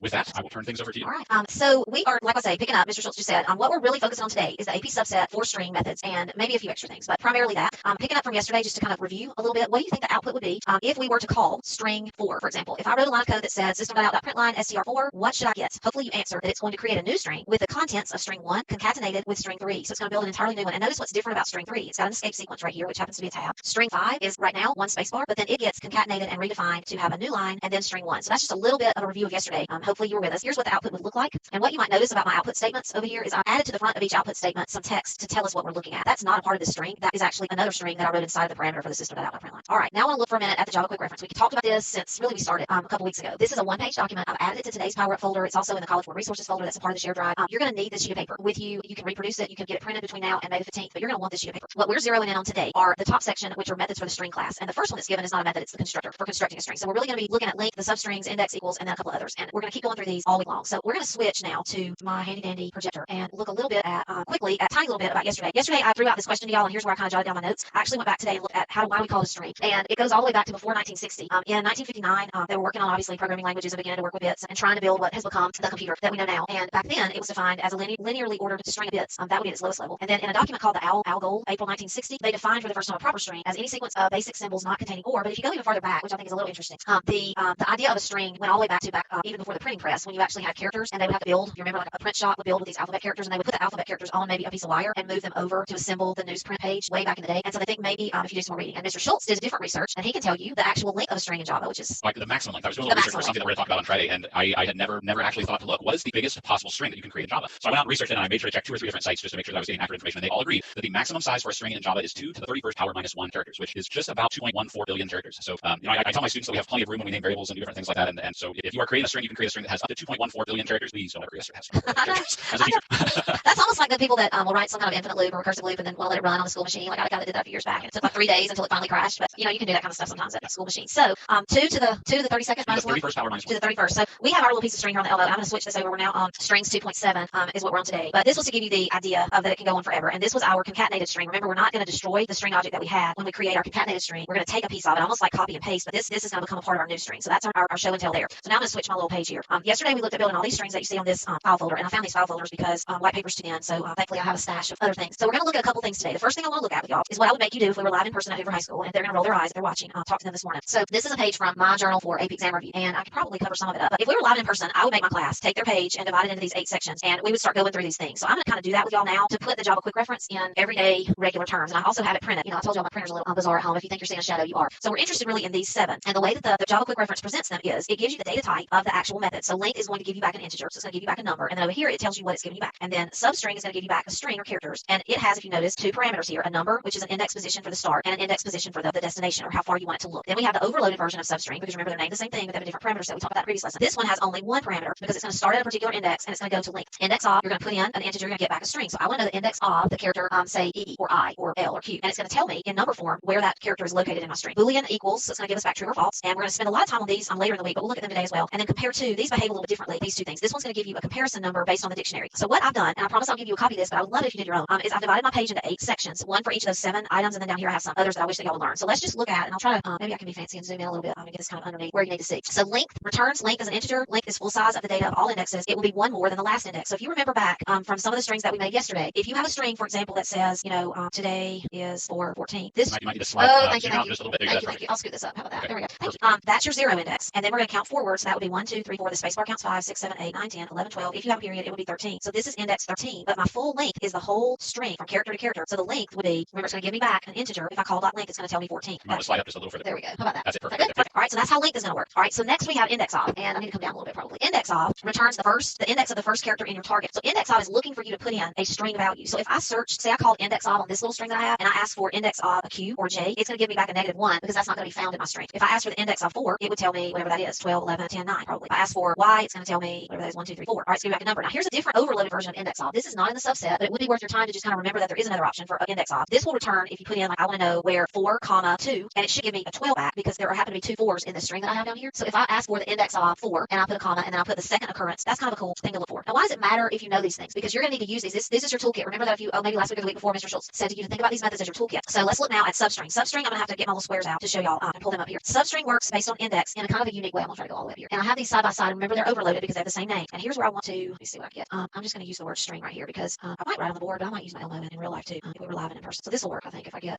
those letters. Okay, so if you call substring, and notice that the first one that I have listed is the substring that needs a 2, or a from, 2. So let's just say this was our string right here. Here's where 0 begins because this is index 0, and y'all can't see that. I'll write it There's a little up there. Is that better? All right, and then we have 1, 2, 3, 4, 5. So we have a length of 6, index 0 to 5. Notice where I'm going to put these dots. This is where 0 begins. This is where 1 begins. 2 begins. This will become important. This is kind of, in my opinion, the big kahuna of the methods that you really need to learn is this one right here. So if I call substring, I'm going to just abbreviate. Let's just say I call 2, 4. Here's what Java's going to do. It's going to go over here to where 2 begins. So this is our 0, this is 1, this is 2, this is 3, this is 4. So 2 begins right here. I need to get a different color pen. Here's where 2 begins for this call. And it's going to take me over to where 4 begins. So I'm going to be able to pick up this one, and that's where 3 begins. And then I'm going to go here to 4. Here's where 4 begins, but that's where Java's going to stop the actual looking in my call to substring 2.4. So substring 2.4 is going to give me back just an R and an I. I don't know if you can see that. I'll try to highlight it so you can see it. So this behaves a little bit odd. It's not inclusive. The word inclusive means includes. So if we call substring 2.4, we're only going to get back 2 and 3. That's going to be something you're going to need to remember. And if you haven't dealt with this a lot in your class, you're going to want to really learn that this week because you see this constantly in the free response. So that leads me to my next point about substring. Let's say that I want to just look at every letter in my string. I want to iterate through this string looking at every single individual thing. I'm going to move all this down so that you don't have to look at all that junk anymore. How about this? Get this back over here. It's showing up right. So remember, this is where 0 starts. This is where 1 begins. That's where 2. You got to think about it like that. And I'm going to give you a homework activity to kind of drill this in. If I wanted to look at each individual letter of a string and I want to use a for loop to do it, that for loop is going to iterate usually with something like, I is equal to 0,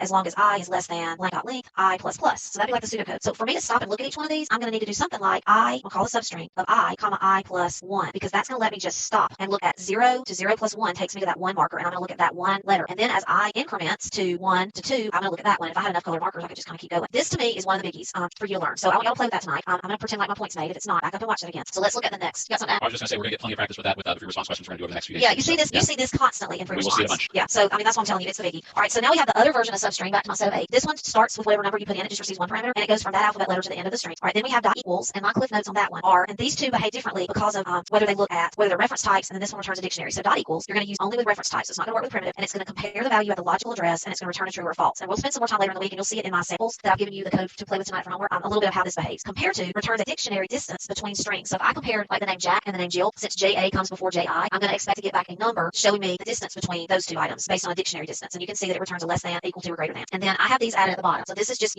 friendly suggestion. There are times when knowing how to use char at, which is outside the subset, like swimming outside the lanes of our swimming pool, is nice to be able to get. I've added it for you in your code. Char at is going to give you the actual character. It's kind of like the opposite of index of. So char at, you put in a number. Like I want to know the char at 9 or 12 or 3085 of my super long string. I want to know whatever alphabet or number value is sitting in that index, and it's going to tell me what's there. Index of tell me where J is, tell me where Q is. So it's almost like the brother sister opposite to that. Here's some others that we use a lot in my classroom. Ignore case, so that we can compare things without worrying about uppercase or lowercase. Making things upper or lower, replacing and trimming. So those are some things that I thought that you might want to know. The next thing I want to do, and I'm going to give y'all pictures of these, but this is an example of how the code might look to both index a string and then to call various items of the string. And I've got some code for y'all so that you can look at that. All right, now before I get off the Elmo, I want to talk about your homework for today because it'll make more sense if you look at it on paper with me. The first thing that I've given y'all to look at is a worksheet that I use in my room a lot, and I'm gonna zoom out a little bit so that y'all can see this. This is not intended to necessarily just be a worksheet. It's intended to be a launching pad for a coding project. So the idea of this sheet, and if you don't have a way to print it, it's not a big deal at all, but I put it in the folder. The idea is that you would declare a string called my name and whatever your name is. So my name is Jill Westerland, so I would, type in my whole long name. Here's a space for you to index out the letters and space bars in your name. And you could do first, middle, last, whatever it is. Then I've given you some calls to the string named my name, and you would anticipate what the answer is. What I really want y'all to do with this project, and I'm gonna write on the back, is I would love for y'all to create, see if I can write, create a method out of that project, and that method would receive string my name, because we're really trying to push you toward free response that we can anticipate on the AP exam. So what would a method do that received your name? Well, you could use every single method in the Java Quick Reference set to call it to do things with your name. Have it index, have it substring apart, have it, and I've given you some of these over here. Have it do all of these things, add more to it, practice using them, write a for loop that will iterate through every single character of your name looking for a particular thing. Go in and use this replace all. This is outside the subset that we use a lot in our room. And then replace one of the characters of your name with some symbol, and then go through and look for where that symbol is. So this is kind of a launching pad activity. So that's one thing I wanted to kind of pitch to y'all. The second activity I want to pitch to y'all is one that we did. We barely started this in my class, and you'll see it written about in your homework. And I'm going to show it to you and get in a little journal again because I wrote it down. I've got two other projects I want to pitch. And if you're watching with your teacher, I know we have a class in Arizona. Y'all might think about doing this, or just please do it on your own because figuring out how to anticipate these. So years ago, my older son had a fourth grade teacher who we love, Miss Giffen, and she had a thing they had to learn vocabulary called word in a word, and they had these long vocabulary words in fourth grade, and they had to constantly all week make other words out of their word. And so I've tried to replicate that in our CS classroom with a strings project. So what I want you to do, and you can see my words over here, I'll get this down a little bit. I want you to find a 15-letter word, and it could be bigger than that, letter word. And I would love it if you would take the word and put it on little tiles. And what I did in my classroom is I bought a bunch of Scrabble tiles on Amazon, but obviously we can't all do that. If you happen to have the game of Scrabble, you might do that. I would probably do something like this, just take an index card and make yourself a grid so that you can cut it apart. But let's just say that I picked the word, and you kind of want to think about picking a cool word that has some good letters, like the word extraordinary, and you would write one letter on each one. I'll show you why in just a second. Let's write Monday. Oh, and y'all get the drill. I'm gonna write a few more letters so that I have some stuff to deal with over here. Okay, so you declare a string of this long 15-letter word, and then from that word you can do all these Java Quick Reference things. But also what I want you to do with that word is make other words out of this word. So like I could make the word tax if I called that letter, and this is why you need them on little tiles that you can kind of slide around and play with. So remember, you're gonna make a new string out of the pieces of your really long string and make as many as you can. So I could make the word tax. I could make the word I would actually have more letters if I wrote it all the way out. That's why you need a long word. So you kind of get the drill. And from this, you can substring, char at, index of, and make lots of new words out of your word. But turn that into a method. This is the flavor of what you could be asked to do on an AP free response question. So the more you practice building these methods, doing funky things with letters, the more prepared you're going to be. The other project that I want to pitch to you today to work on is a password generator project. And this is one that some of my students have worked on for computer science principles create tasks. But in order to do a password generator creator, you need an array of uppercase letters, an array of lowercase, and those would be string arrays, an array of strings that are numbers, an array of strings that would be symbols. And from that, the way that several of them have done is they wrote a method. There's a bunch of ways you can do it, but a method that receives an int, and that might be like, I want an 8-character password, I want a 10-character password, and it will pull from these different arrays, and we learned about 1D arrays last week, and it will spit you out a generated password that is a new string, and maybe it spits out 5 or 6 different new string passwords, and each time it creates a password, it makes them as a new string object. One of them even worked on a variation where the person put in their first name or their last name and it pulled a substring out of their name and incorporated that with this password program. So you are so creative. I'm completely confident in you making cool projects like that. So these are two things that came up that I think would help you work on the skill set for working with strings. And I have one other little thing is Ms. Romchek shared this today. This is a really good formula for the range of a substring, that one that I told you really need to know about. The substring version that is substring where you have the 2 parameters. The formula for that is it's going to look from its from position, which is going to be less than its to position, as long as the string still has length. So y'all may want to pause the video and write that down. We normally see it looking like this inside a traditional for loop. And like I say, you're going to see this throughout the week in free response. Okay, I think that's all of my little demo. I wanted to pitch you those 2 projects, and I think we've done that now. Let me switch back. You have anything to share? I've got nothing. More singing? Anything? No, I've not necessarily. hit my limit for singing for the day. There we go. I like it. Okay, so remember the operators to concat, and you'll see that in coding bat also. Hopefully you're doing that this week. JDoodle, I put a project out there today called string methods where I've used all these methods, but I would love for y'all to build them out into a project. That was really just to wet your whistle. What you need to be doing is making some projects that have more meat on the bone and using them in a method. That would be awesome. And here is our tip for the day. And we also got a little note from Ellie. I forgot where Ellie's from. That on pretty much any Windows 10 or close to 10 computer you can do. I've got my little note here. Windows plus the Windows key plus Shift plus S, and it will screen capture your screen in a good way. So that's kind of cool. I didn't either. Here's Chromebook version to do snipping tool-ish on a Chromebook. And this came from Connor, my student Hoover, where I was telling him last week I needed to know all this, and he immediately rattled this off. Control plus Shift plus the square with the 2 lines beside it. That came directly from Connor, and it made perfect sense to me. I took a picture of my son Will's Chromebook screen, or that's what do you call it, keyboard. There's a second control button over on the right, and there's a second Shift key, but a lot of people would probably just use that with their left hand. So I put boxes around that. So if you have a Chromebook, don't fret over not being able to get the snipping tool as a part of Windows. You have your own little version. All right, here is our covering all the little details about strings. Application program interface is our interface or our communication tool for working with a language in computer science. So you might have one for, or you do have one for Python, you do have one for Java. Within that, we can call and import and use libraries or packages. And the only thing I know to tell you in terms of what is a library, what is a package, you've used them before. We import them a lot of times. Sometimes we don't have to import them because we inherit them. They just work regardless. If you're a gamer and you get a skin, I don't know what that is, but that's what people tell me. If you get a skin in gaming, you get all these little tools and I don't know, things you can do. That's sort of the same thing they tell me at school is as a library or an import. So that may help you. These make things easier for us. They also can be built and customized. Tech companies build their own libraries of common tasks. So how do we know what's in those things? We look it up in the documentation. So part of what you see in what's the Java Quick Reference has been made into a usable form for our course and simplified. You could go out on Oracle, who kind of runs Java and manages Java, and read lots more about sort of the math class or whatever class you're interested in. They're grouped in packages. String class is part of java.lang, but we don't have to import it. Remember when I talked about using the random class last week? We did have to do an import for that. If you do anything with graphics, you have to import. So some of them you do have to implicitly import. This goes back to that the indexing that I showed you on paper and pencil. Indexing is going to start with 0 and go to the link. And link is, it can be referred to as -1 because that's going to be the absolute end. And string object, I don't know why that's backwards, can be concatenated. But I wanted you to see what the index out of bounds is the error that we get. So last week we were dealing with 1D arrays. It was array out of bounds. Now it's string index out of bounds exception if you try to go beyond. And you can also use an enhanced for loop. If you did not see Mr. Schultz's fabulous lecture last week, it was it Wednesday or Thursday last week. It was wonderful on enhanced for loop versus traditional loop. You wouldn't have to worry about the going out of bounds, but they don't work in all circumstances. So you'll see some of those in the free response tomorrow, Thursday, Friday. We already talked about that. And I showed you the last bullet, the formula for substring index +1. Please play with that. Make some of these projects I pitched to you, especially write some code to have it go through and iterate through the indexes. Okay, you want to pick up from here, Mr. Schultz? Sure. So as we do every day, we provide you with a little power up to kind of take you to the next level. So for tonight's power up, again, as Mrs. Westerland said, make sure you're going out looking at the lesson resources from the course and exam description, the Runestone review, the practice set, and the coding math that are out there. Make sure you take the time to look at the source code or JDL program code that we've shared, specifically that Mrs. Westerland has shared, and make sure that you're looking at the name that string activity. I'm personally going to steal that one and start using that for my classes, but that's a great one. And then look at some of the other projects and challenge yourself to come up with some projects of your own. There's the word string project, there's the password generator project, and then start thinking about other things you can do with strings. See if you can come up with cool things that you can use the not just the methods that are in the Java subset, but yeah, also experiment with some of the ones that are outside the subset as well. Make sure you're taking a look at make sure you're looking at free response question 2018 number 3, the code word checker. That's the one that we're specifically going to look through for tomorrow. And because we're going to do it as an unplugged lesson, it might not be a bad idea if you have access to a printer. If you don't, that's not a big deal, but it might if you do, it would be helpful if you actually print a copy of it off so that you have a paper copy that can work, because again, we're going to treat this as a hands-off activity, or I should say as an unplugged activity. And I put it in the folder as a one-pager PDF. So yeah, and I should probably preface, I noticed you added a note, I've already got things plugged into the slide. The very first thing you're going to notice when you look at that question is that it refers to interfaces, and this is the first year that interfaces are not part of the AP subset that would be typically covered on the exam. So we'll address that tomorrow. We'll talk about how we're going to modify that question just a little bit to kind of bypass the interface reference. Here's what it looks like. Yeah, there you go. At the very top. Make sure you check out the resources that are available at bit.ly CSA_exam review 2020 and the projects shared at JDoodle. And we have more pet pictures. Keep the pet pictures coming. We've got from Neil in Peoria, Arizona, and we've got Velvet, the near-right snail from North Carolina. I'm pronouncing that right. That is pretty cool. And of course, Schultze, with a name like Schultz, I appreciate Schultze. So Schultze is from Perry, Georgia. So yeah, we love seeing the pictures. We have a really cool workspace to share next. Yeah, so this is and I'm horrible with pronunciations, but this is from a city right next to Shanghai. Been watching all the classes so far, and so yeah, welcome and thank you for sharing your workspace. We're glad you're with us, and see, it looks like you're going to be taking the AP exam at 4 a.m. on May 16th. So yeah, you're one of the students following us. That's going to be I guess I don't know whether you would think of that as an early morning or a late night, but but welcome. We're glad that you're with us. If by some chance you were in a situation where you or a friend does not have access to the internet or access to a device, College Board is working with partner companies to try and resolve those issues. So please go out and fill out the form at cd.org/tech. Let College Board know so that they can reach out to you and help you resolve that situation. And we've hit the end of our day. Thanks for watching. We're glad everyone's been with us. Excellent job, great examples, and I love the like I said, I'm stealing your worksheet. Yeah, please, everyone steal it. And teachers, we did get a note. As far as we know, this will be around forever. So use the YouTube videos until they go away. All right, well, everybody have a great day, and we'll see you back again tomorrow. Come back, same time, same place.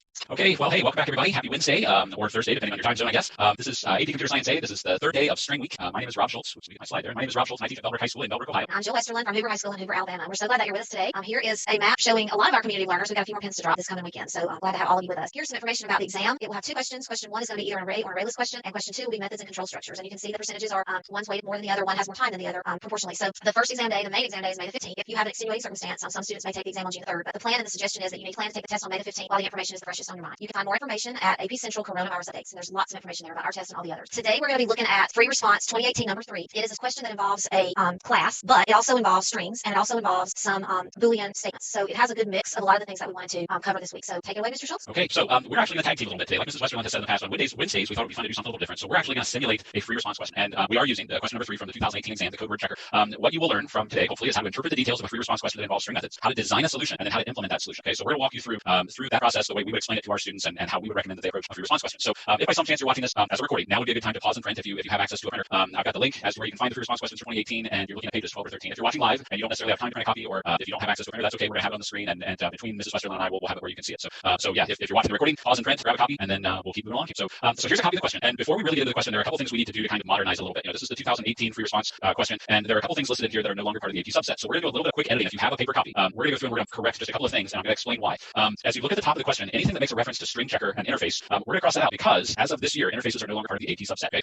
We don't really need to get into what an interface is or how interfaces work. If you've covered them in your class already, that's great. If you haven't, that's perfectly fine, because again, they're not part of the subset that we really need to deal with. Okay? Really, all we need to take away from this first part is that every code word checker object that we instantiate has to have this specified is valid method. So as we write our code word checker class, we have to include a Boolean method is valid that takes a string as a parameter. We'll get more into that in just a couple steps. Okay? Down towards the bottom of the question, there are also a couple places where it makes reference to string checker, and because we are not including the string checker interface, we're just going to modify those real quick and say that those are code word checkers, not string checkers, and we will be perfectly fine for this question. Okay? So I'll give you a second to make a couple quick updates, and then we are going to hit it. And also, by the way, I put a one-pager of the question in the Google folder that we have the power-ups in. So that's another place. Yeah, it's another place that people want to go there. It's the same thing. Okay, so we are going to go totally unplugged, and I'm going to pass the baton over to Mrs. Westerland so that she can bring things up on our handy document camera. Let's see how we can. I'm so really jealous of. How can we do this? Let's see how smoothly we transition. How about that? Oh, it's look at that. I know. So, okay, so I was following directions and I was writing on my page. I'm also going to pull it on my phone so that you can see it. So we want people to understand that if you are participating in the AP exam by cell phone, you should be able to do everything everybody else is doing. We don't want you to feel like that you're at a disadvantage if you're on a cell phone. So and I do want to want to point out that at this point we don't know exactly what the questions are going to look like. So I can tell you that this is what a 2018 question would look like if you were looking at it on your phone. Okay, we aren't quite sure yet what the format of the 2020 questions will be.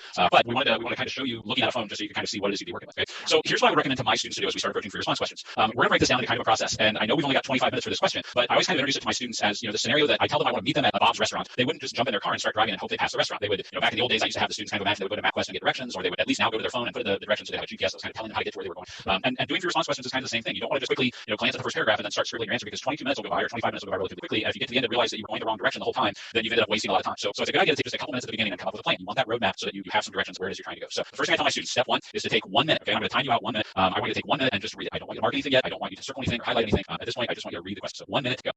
Okay, we've got about 30 seconds left. About halfway there.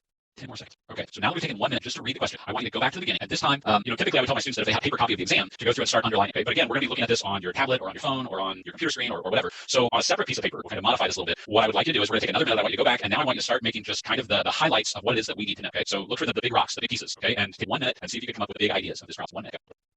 And Mrs. Westerland, if you want to go ahead and start writing. Start writing? Yeah, go for it. No, I'm going to write. So it's fine. Let's pace behind a little bit. Okay, we have 10 seconds left, and then we'll compare with my list and the list that Mrs. Westerland's going to come up with and your list at home. Okay, that's time. That's our 1 minute. Okay, so we'll see what we come up with here. Now, while Mrs. Westerland's writing, I'll share my big takeaways from this thing. Okay, so again, we're just looking at from a half a mile away, what are the big ideas of this question? The first thing that I read at the top, and we've already kind of addressed it, we have to make sure we include a Boolean is valid method.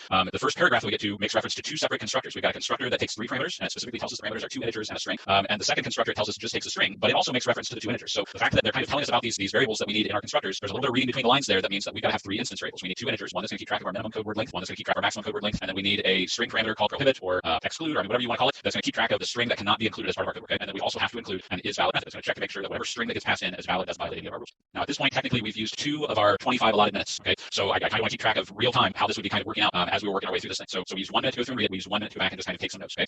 Next thing I'd like you to do, and this is what already kind of got a head start for us, is to take those big chunks and start actually kind of writing them out in pseudocode. So we have a constructor that takes our 3 properties or our 3 parameters. We have another constructor that takes 1 parameter, and we need to go through and start figuring out what our constructors are going to do. And we also need to take a look specifically at how we're going to make is valid do what it's going to do. Okay. So take just a second and see if you can write out a little bit of pseudocode for our is valid method. That's going to be the one where I think we're going to end up doing all our heavy lifting this one. Now as you go back and read the examples, it specifically tells us that a string that gets passed into the is valid method is valid if it's between our minimum and maximum length, and if it doesn't include the prohibited word anywhere in there. Okay. Now, I always try and tell my students that the key to doing some of this design is just timing. We obviously don't want to use 15 of our 25 minutes to come up with a design.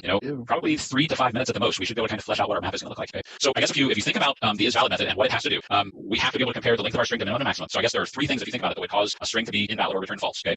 If the length of the string we pass in is too short, if it's less than our minimum length, then we would return false. If it's greater than our maximum length, we return false. Or if it contains our prohibited word, it returns false. So we can really kind of set this up as either an if-else with a compound Boolean expression, or we could set it up as a series of if-else-ifs. Might look kind of nice. So again, kind of view how you want to design, but we need to start thinking about what this design is going to look like. So as I look at my notes, because I did kind of follow the same patterns I worked it through under is valid, I just have written in English. If string is too short, return false. Else if string is too long, return false. Else if string contains invalid, return false. And at the very bottom I have else, return true.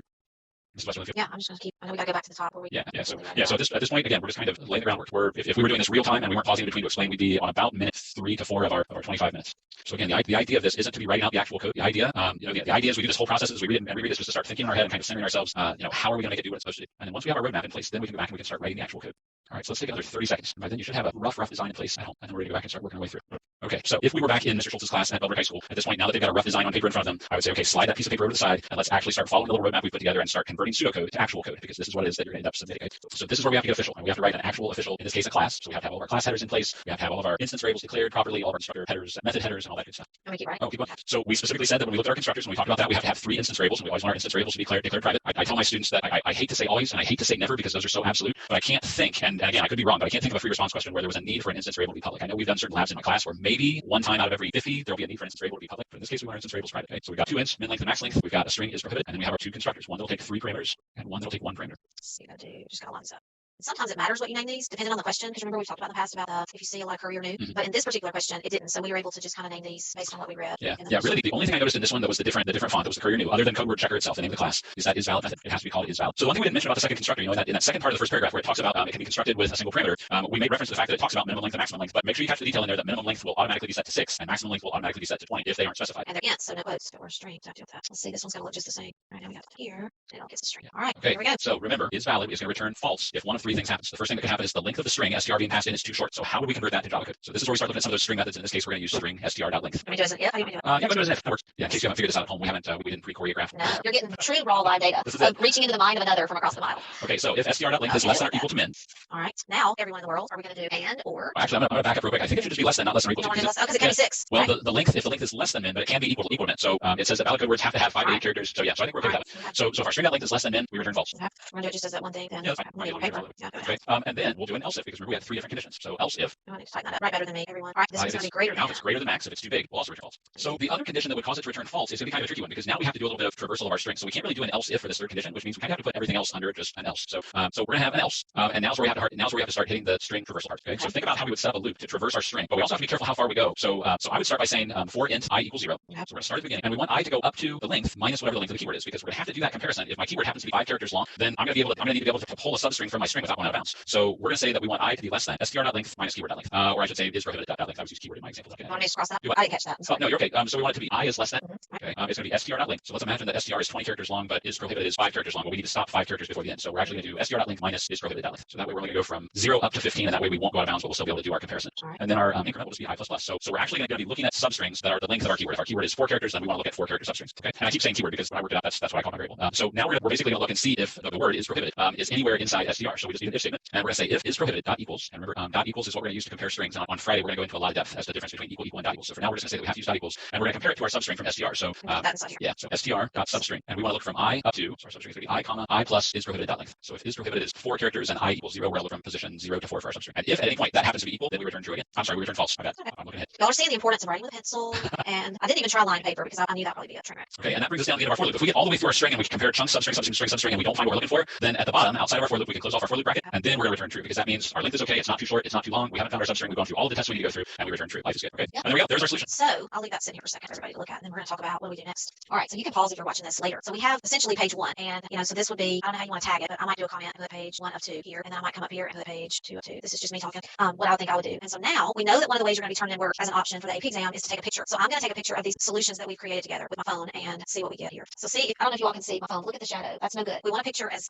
not shadow, like this would not make a good photograph. So one of the tricks that I've learned in taking pictures of my journals for y'all is to, and you can't really see it. I'll turn the camera, maybe you can't. I propped the page vertically up. I need to get this one out of the way. That's my other page before. And I'm going to try to take a picture of it straight away. And that's going to help a whole lot with I'll show you in just a second. So there's the picture that I can't see it. There's the photograph. So it has a little bit of shadow in the bottom corner, but it is still readable. You'll see that. I'll hold it real still. It's not overly shadowed. So now let me take a picture of the other page. So that's one trick is getting your page vertical. And one of the things we're planning to do during the last week, or what right now we're thinking will be the last week. So next week is ArrayList week, and then the week after that we're going to be working just on free response question tips and tricks, and we'll make sure we cover some different things to think about during that week as far as lighting and making sure your device is charged and all that good stuff. Yeah. So here is, that's better. You can kind of see that. I'll zoom in a little bit. That's the second picture. I think that's very readable. If I were scoring this, I think I'd be able to read. Absolutely. And then there's the first one. And I think if I had zoomed in a little bit, I could have gotten rid of that corner shadow, but you can still read through that. And having the page 1 of 2 up there, I think will help. You don't want to put your name on your paper. It's not important to the AP reader to know your name, but you're going to need to be able to take a clear photograph of the code that you write. And there may be other options that we'll get to that, like Mr. Schultz said, but we wanted to kind of simulate the process from I wrote an answer. I do think probably unlined paper is a good thing. Yeah, I would say so. I mean, because you see how I had to run over a line, and it's okay, but getting all the way to a clear photograph. So now I would need to upload those pictures to go to the next step to get my work submitted from that point. So yeah, there we are. There we go. So okay, so I'm going to steal the screen back. Thank you. Please. Thank you for scribing. We hope that was helpful for y'all to kind of see the thought process all the way to getting a picture made. Okay, so I was afraid we were going to run out of time, so I put some code up there, but since we have code, we're going to go ahead and move on. So now I'm going to give you a chance to kind of do the same thing. We have just under 15 minutes left,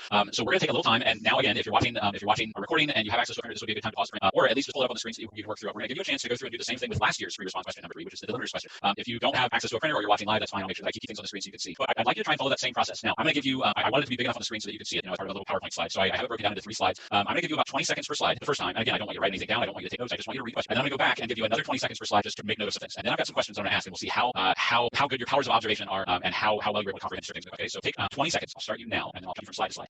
Okay, here's the next one. I apologize if you're like me and you read slower. The nice thing is that this recorded, so you can always go back and play it again and kind of slow things down a little. Okay, 20 seconds. Okay, so I'm going to go back to the beginning. And again, I apologize that I'm kind of rushing through these. I'm trying to be aware of the time constraints that we have. But understand that if you were doing this as the actual test question, you can take more time. There's nothing magic about 20 seconds or a minute or anything like that. Okay? So take the time that you would need. Again, if you want to go back and rewatch this recording later and actually slow this down and read in a little more detail, you can do that. So now I'm going to give you 20 seconds because of our time constraints, just to go through and just jot down some quick notes about things. Okay, so starting now, go. Okay, here's your next one, another 20 seconds. All right, and here's the last one, another 20 seconds. Okay, 5 seconds to go. Okay, so here are the questions. This is what I've got for you. Okay, first question: what is a delimiter? So hopefully you were able to pick that out. The delimiter is a non-empty string. Okay, so in this problem, when they refer to a delimiter, they're referring to a string variable that is non-empty. In other words, there will have to be something in it. They're guaranteeing us that. Okay, what is a pair of delimiters? Okay, well, a pair of delimiters is an open delimiter and a closed delimiter. So in the context of this question, when they refer to a pair of delimiters, that's what they're referring to. And then how many types of delimiters will there be for each string? Well, each string that we receive will give us only one pair of delimiters. So if you're familiar with like HTML coding, I think you might have multiple open delimiters and multiple closed delimiters. This is not like that. So here we start getting to the specifics about this question. What is the overall goal for part A? And again, we're looking just for a general goal. Are we writing a class? Are we writing constructors? What's our goal? Well, our goal is to write the getDelimiters list method. Okay? Are there any parameters for the method? Well, hopefully you noticed that the parameter for the getDelimiters list is an array of strings called tokens. Okay, and then as far as what's returned by the method, well, the purpose of getDelimiters is to create an array list that contains all of our open and closed delimiters that it finds. So what is returned is an array list of strings containing all of the little window blocking here, all the occurrences of open del and closed del in tokens. And we've got two questions left. Where do I get open del and closed del? Since that's what we're actually putting into our array list. Well, those are our instance rates. Those are things that are already set for us. And then last question: what skills will I need to complete this task? Well, the big skills for this one. This is one of those that covers a lot of different things. We have to be able to traverse an array. We have to be able to compare strings. We have to create an array list, add to the array list, and then return the array list. So this is one of those that kind of covers a broad spectrum of different topics. This isn't specific to just strings or arrays or array lists. This kind of takes a little bit of everything. So I'm going to kind of walk through the pseudocode quickly. Again, I know we're running out of time. So if you're watching this as a recording, feel free to pause and work this one out. This is a really good problem. And it's kind of fun to think about all the different pieces. So as I think about this from a pseudocode standpoint, the first thing that we need is we need a loop that's going to traverse tokens. I underlined tokens in my little design because tokens is our array of strings. Okay.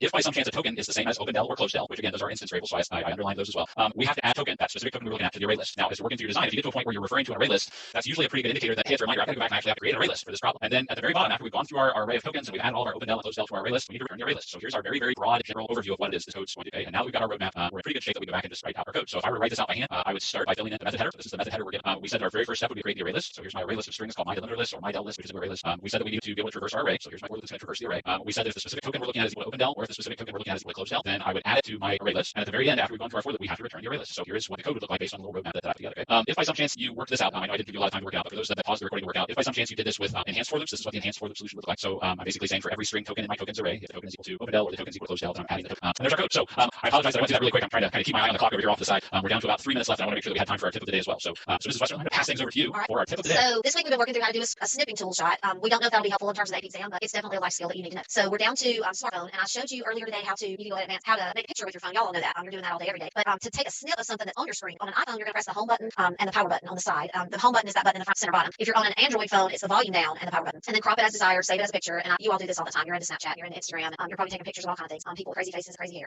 And then if you're on an iPhone, sometimes I find that my iPhone saves things as this odd HEIC file type. If I email a picture to myself, it'll sometimes convert it for me into a JPEG or PNG. So just kind of watch file type when you take snips off of your phone. So that's today's little tip. Tomorrow, I've got Mac instructions to share with y'all. So your homework today is really to finish or work through either of the two free response that we looked at. But yesterday I pitched to you my name, and I did put that in the folder. I also said that you ought to think about building a Word in a Word project and then a password generator. So you might be working on any of those three projects, or if you were really, really bored, all of them. You also have online. If you build a project, if you code out something, we'd love for you to share it with each other. Use that hashtag #MyCSAExamPrep. You can make a little video of your code executed, kind of like the principles, and you did a task. You make a video of your code executed, and y'all can encourage each other in that way. And then today's free response, you can work on part B. I've given you links to that. You also need to begin to practice take pictures of your handwritten code. Look at taking the picture with it vertical, to not get a shadow. Sunlight is also helpful, but it isn't always sunny, and some of y'all are going to be doing things in the middle of the night in other time zones. So we got 3 pet pics to show you. Miss Jimenez's chessmate, she teaches at Eleanor Roosevelt High School, or Mr. Jimenez in Maryland, and then this cute little doll from North Carolina. And look at the vertical leap on this cute fuzzy doll from Massachusetts. Isn't that fun? I know, it's like an action photo. It's like a stuffed animal. Also. I know, it's so cute. It's so cute. And I've recently been told today that people are sharing pet pictures on Instagram to AP College Board's Instagram feed about their pets watching AP live review sessions. So show some love on there. If your dog or cat or turtle or snail or whatever is watching us with you,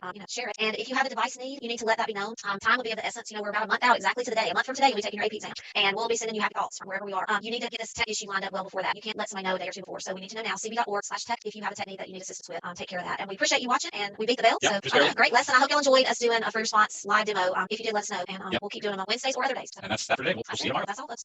All right. Okay. Hey, welcome back, everybody. Welcome to day 4 of Spring Week. Happy Thursday, or I guess Friday, depending on your time zone. This is AP Computer Science A Live Lessons. My name is Rob Schultz from Bellbrook High School in Bellbrook, Ohio. And I'm Jill Westerland from Hoover, Alabama, Hoover High School. We're so glad that you're with us. Here's our map of learners. List 2 new pins to drop. Actually, on both sides. We got to get to bookend when I update this. We have a pin to drop in China and a pin to drop in Kazakhstan. So that's kind of fun. So that's exciting when we get mail from places far away. It's also exciting to get mail from nearby. So, all right, let's go through quickly the exam information that we have, and I have a couple of post-it note things over here to throw into. You're going to have a test on May 15th. It'll have 2 questions. The first one is 65% of your score, and you'll have longer to do it, 25 minutes, and it will either be array or array list. And we're actually sandwiched in between that. If we were the Oreo cookie lesson plans this week, we're at the white building right now. Last week we did arrays, which was 1 cookie, and next week we're doing array lists. But because strings are such a part of a lot of these questions, we sandwich strings in the middle. So you're at the right place to hear about implementing arrays and array lists and strings. And then your second question will be methods and control structures, a little bit shorter question, and 35% of your score. So keep May the 15th on your calendar, and for all the information, go to AP Central Coronavirus Updates. All right, so we got some good mail from yesterday. I actually have, like I say, a few notes over here. This is from Nandika, and she wrote her own code. I assume it's a she, but I don't know. I think it's a she. Love the comments. We get real excited when we get encouragement. Wrote her own code for Code Word Checker yesterday. I really like her solution better than the chemical solution because she declared a new variable, location of forbidden, and then used that in the return. I just like this. It's different than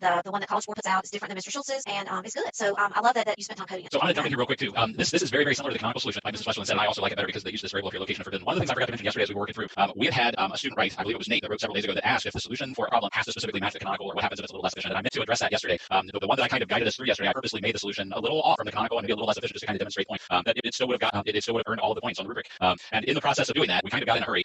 We had Kong that pointed out that there was a logic error that our code wouldn't have gone all the way to the end. So before we kind of address Kong, and his comments, I want to point out that I love it. Obviously as teachers, we all as teachers try and avoid making little goofs, but when we do, I love it when students catch us. I point it out because it tells me as a teacher that one, the student is paying attention and they know their stuff, and then two, it also gives us an opportunity to hit some talking points, like for example, making sure that you aren't rushed. And yesterday we kind of fell into that trap. And I take the heat for it. We got a little sloppy. Well, I was the writer, so there's I was the eyes, behind the writer. So we'll have to arm wrestle over who takes the heat. That's right. But we're persistent. We're not perfect. We're persistent. So that's what so apologies for the goof for those that caught it yesterday, or I guess even for those that didn't. But definitely kudos to you pronounced it Nandika? Yeah, I think so. I think that's how you pronounce it. Apologies if we're pronouncing that wrong, Nandika. And kudos to Kong for catching our little goof. But I also like this question about the data set. He's asking about will the AP readers, the graders, check our code on a given data set? And the truth is no. I mean, they're going to check the code against what's going to work. Yeah. I think I mentioned this a couple times as we looked at different free response questions. Those examples are just examples. They are not the end all be all that you're writing the code for. So if they give an example that says it's supposed to work, we as programmers need to make sure that we're checking all of the different possibilities. And in the case of yesterday, looking specifically at boundary conditions. Does the keyword occur in the middle? Does it occur first thing? Does it occur last thing? And anywhere in between, we make sure the code's going to work for all of us, not just the examples. So gold star. I know we should have candy to give you, but we're restricted by that. The other note that we got really along, and maybe a second note from Trevor, recommended some different options. If it comes up once we know more about the exam submission, we will be recommending different options. So if you're listening, Trevor, I love your detail and I love what you told, and I'm gonna personally look at it all, but we'll share it when we keep it. All right. So like I told you, we're in string week, which is an important week, and today you're gonna really be dazzled by Mr. Schultz's example that he's built for y'all. We talked about it over the weekend, and he just got, I guess, inspired to make something super cool that y'all are gonna be able to see. And then we'll roll into 2017 number 3 and look at that question. But before we do that, we're gonna finish the delimiters question from yesterday. I hope you're taking notes. If you are a note follower of mine, I think yesterday I put about 6 or 8 pictures of new notes pages related to this week's work in the journal folder. I would love it if you would take your own notes from the lessons instead of recopying mine. But if you feel more comfortable recopying mine, I think it still builds that concept in your head. You're thinking through what you're writing down. So please do that. And we modeled writing code out and taking pictures yesterday. So I hope that was helpful too. And here we go with delimiters, part B. Okay, so yesterday we started the delimiters, the 2019 question 3. We worked through part A. So if you missed that, feel free to step back, watch the video from yesterday, so that you understand part A. Today we're gonna pick up with that, and we're gonna look at part B, which is to write a method called isBalance, which is gonna return true when all of our delimiters are balanced. And again, I don't want to take a whole lot of time to go back and kind of rehash what the question does, but there is one example I think in the actual question they give like 4 examples, and I copied one. But we're looking at delimiters in a string. In part A we wrote a method that would create that would take all the open closed delimiters and put them into an array list, and then now we're gonna write a method that's gonna tell us whether or not our delimiters are balanced. In other words, for all of our open parentheses we have a closed parenthesis and they're all in the right order, or for every delimiter that you see in the example, everything opens and closes the right order, everything works the way it's supposed to. So yesterday our theme was kind of looking at what we would do if this was a free response question and kind of following some steps. So I'm gonna kind of skip through the reading part and go straight to the design part where we kind of sketch out a rough sketch of what our solution is gonna do. To make sure that the solution works and that our delimiters are balanced, the first thing we have to do is we have to have a loop that's gonna traverse delimiters. And delimiters is a required keyword, that's why I underlined it. If the delimiter that we're looking at is equal to open del, which is an instance variable, so I have that one underlined, we're gonna add one to a counter. Otherwise we're gonna add one to a closed counter. And because our delimiters list from yesterday has to contain only open delimiters or closed delimiters, we know it has to be one or the other, so we're okay there. As I was kind of writing this out, as I kind of practice what I try and get my students to do, and I was kind of sketching this out, I got to a point where I needed a variable open counter that I could add. Well, again, that's kind of my reminder that don't forget, we got to go back to the beginning, we got to declare and initialize these counter variables, so we throw those in. And then inside the loop, if ever the closed counter count is greater than the open counter count, the open delimiter count, then that means we're unbalanced. We have an extra closed delimiter that doesn't go with an open. So at that point, we can immediately return false. We know that they're not balanced. And outside the loop, so that's the end of our loop. Outside the loop, after we've gone through and we've counted all of them, if open counter is equal to closed counter, then we know that they have to be balanced. We can return true, otherwise we'll return false. So now we have a little roadmap. Then what I would do is I would slide that piece of paper over to the side, and I would take a clean piece of paper and I start writing out the code. And really, we can just kind of follow this exactly like a map. And I kind of set it up so that we can kind of trace our way through here. The first thing we have to do is declare and initialize our variables, and then we have a loop that's going to let us traverse delimiters. We're going to get a string from delimiters. So if our string happens to be equal to open del, we'll add one to the counter of our open counter. Otherwise, we'll add one to closed counter. Inside the loop, so we're going to say if closed counter is greater than open counter, then we return false. And again, by kind of doing it this way, we have a nice little map to make sure that we catch everything that we need to catch. So we get to the bottom. If open counter equals closed counter, then we return true. Also return false. There's our code for our isBalance method. If you've never done a little project like this before, this is kind of a fun one. Sometimes if I have students that are ahead in class and I want to give them a little challenge problem for a little extra credit, I'll give them something similar to this where they have to take a string and then a string consisting of nothing but open and closed parentheses, and they have to determine whether or not the parentheses are balanced and if they open and close correctly. So it's kind of a fun one to play with if you've never actually tried it. So how did you do? Hopefully you came up with a good solution. Make sure when you work on free response questions, go out and check the canonical, check the scoring guidelines. We're gonna spend more time down the road looking at free response questions and digging deeper into how to look at the canonicals and the scoring guidelines to kind of check your work as you go. So feel free to check those out. Okay. All right. So today we're gonna focus specifically on developing algorithms that use strings and writing program code to create objects of a class and call methods. Those are a couple of our learning objectives that we're gonna get into. So for some prior knowledge, a knowledge of data types in Java is always a good idea. Knowing how to create string objects, knowing the basic string methods that are part of the Java subset. And I'm gonna preface by saying there are a lot of ways we can do what we're about to do. I'm gonna try and keep everything in the subset. So if something pops up that I see a different way we can do it by going outside the subset, I'll mention it. But the code I'm gonna use is gonna stay within our subset. Okay? So Mrs. Westerland kind of mentioned that earlier this week, maybe over the weekend, when we were talking about different ideas of things we could do for strings. We were talking about yesterday and the fact that we were gonna tag team the lesson. And I believe you were the one that made the comment that I would be Pat Sajak and you would be Vanna White. Right. And that kind of immediately clicked this idea that hey, we could write a little spin off of Wheel of Fortune. So what was it you were calling it? Spiel of Fortune. So this is our Spiel of Fortune game, okay? And we're actually gonna code this in just a couple seconds. So I kind of want to run through how it works. So we have a string, okay? And the letters of the string are represented by asterisks. And when someone guesses a letter, is there an A? Then we redisplay the board, but we're gonna show where the actual letters that have been guessed are. So we have a string that keeps our phrase, we have a second string that keeps our guessed letters. And every time a letter is guessed, we add it to our guessed letters, and then that one becomes okay to display in our phrase, okay? So then somebody says, okay, how about S? Well, now we got ACS as our guessed letters. Is anybody screaming the answer at home already? Winning the 5,000 or the 20,000? I don't know. I hope so. Wait, is it APCSA rocks? Of course it does. Of course, yeah. Okay, so that's the main idea of how the game is going to work. Okay, so we're going to write a little game to simulate that. So first thing, again, kind of staying with this idea of maybe designing things out a little bit, I want to make a quick list of the things that we're going to need to do this. So first thing we need is we need a string to keep track of our phrase. We need a string to keep track of the guest letters. And because we have two instance variables now for this class we're going to write, we need a constructor to initialize them. We need a method that's going to display the phrase in whatever form we're going to display it, whether it's the asterisk or the actual letters. And then we need a method that's going to let us guess a letter. Okay, so if we were to sit down and kind of take a look at how we would design this out, okay, we got our instance variables and we got our constructor. We're going to have our display phrase method, which is going to have to traverse the phrase. We're going to have to get a letter. So as we go through, we're going to get one letter at a time. We're going to have to determine whether or not the letter that we picked up is in our letter list, our guest letters. And if it is, that means it's already been guessed, so we can display it. And if it's not, we're going to display an asterisk in place. Okay. The other method we need is we need a method that will let us guess a letter. So we'll pass a letter in. It'll add a letter to our letter list, okay, our instance variable. And then every time we guess a letter, once we add it to the list, we can just automatically call display phrase. So that way all I have to do is pass a letter to my guest letter. It'll add it to the list, display it, and I can pass the next letter and so on. So anytime I do one of these, I kind of look at the design just briefly when I'm done and go, okay, have I answered everything? Have I dealt with all the possible cases? Well, first thing that popped up as I was looking at this was, well, how are we going to deal with spaces? Because there are spaces actually in our phrase. We don't necessarily want to have to guess a space for it to show up, but we don't want to cover it up with an asterisk either. So that's one thing we're going to deal with. And the second question that popped up was, how do we do this part? How are we going to check to see if a letter is in letter list? Yesterday, we did a problem that was very, very similar to this, where we did a solution that had to traverse the entire letter list and then compare one letter at a time, substring compared to substring. And that's a little tedious, but it works. There is actually a much faster, easier way to do it, as Nandika kind of demonstrated to us. She was a step ahead of me on this one. So there's our design. Now we're going to go out, we're going to unplug. This is the fun part. And we're going to go to JGraphs, and we're actually going to write some code to do this. If my JGraphs comes up. It looks good. It's Can coming. you see it? I also learned a new trick in JGraphs, by the way. Mine does not want to come up for some reason. There we go. Now I got it. There it is. Okay. Everybody see it okay? Yeah, we're good. Okay. So what was your trick in JGraphs? If you zoom out your screen, you know how you make it larger for us? You do Control-0, and it'll reset it back to normal. Really? Yeah. I did not. Okay.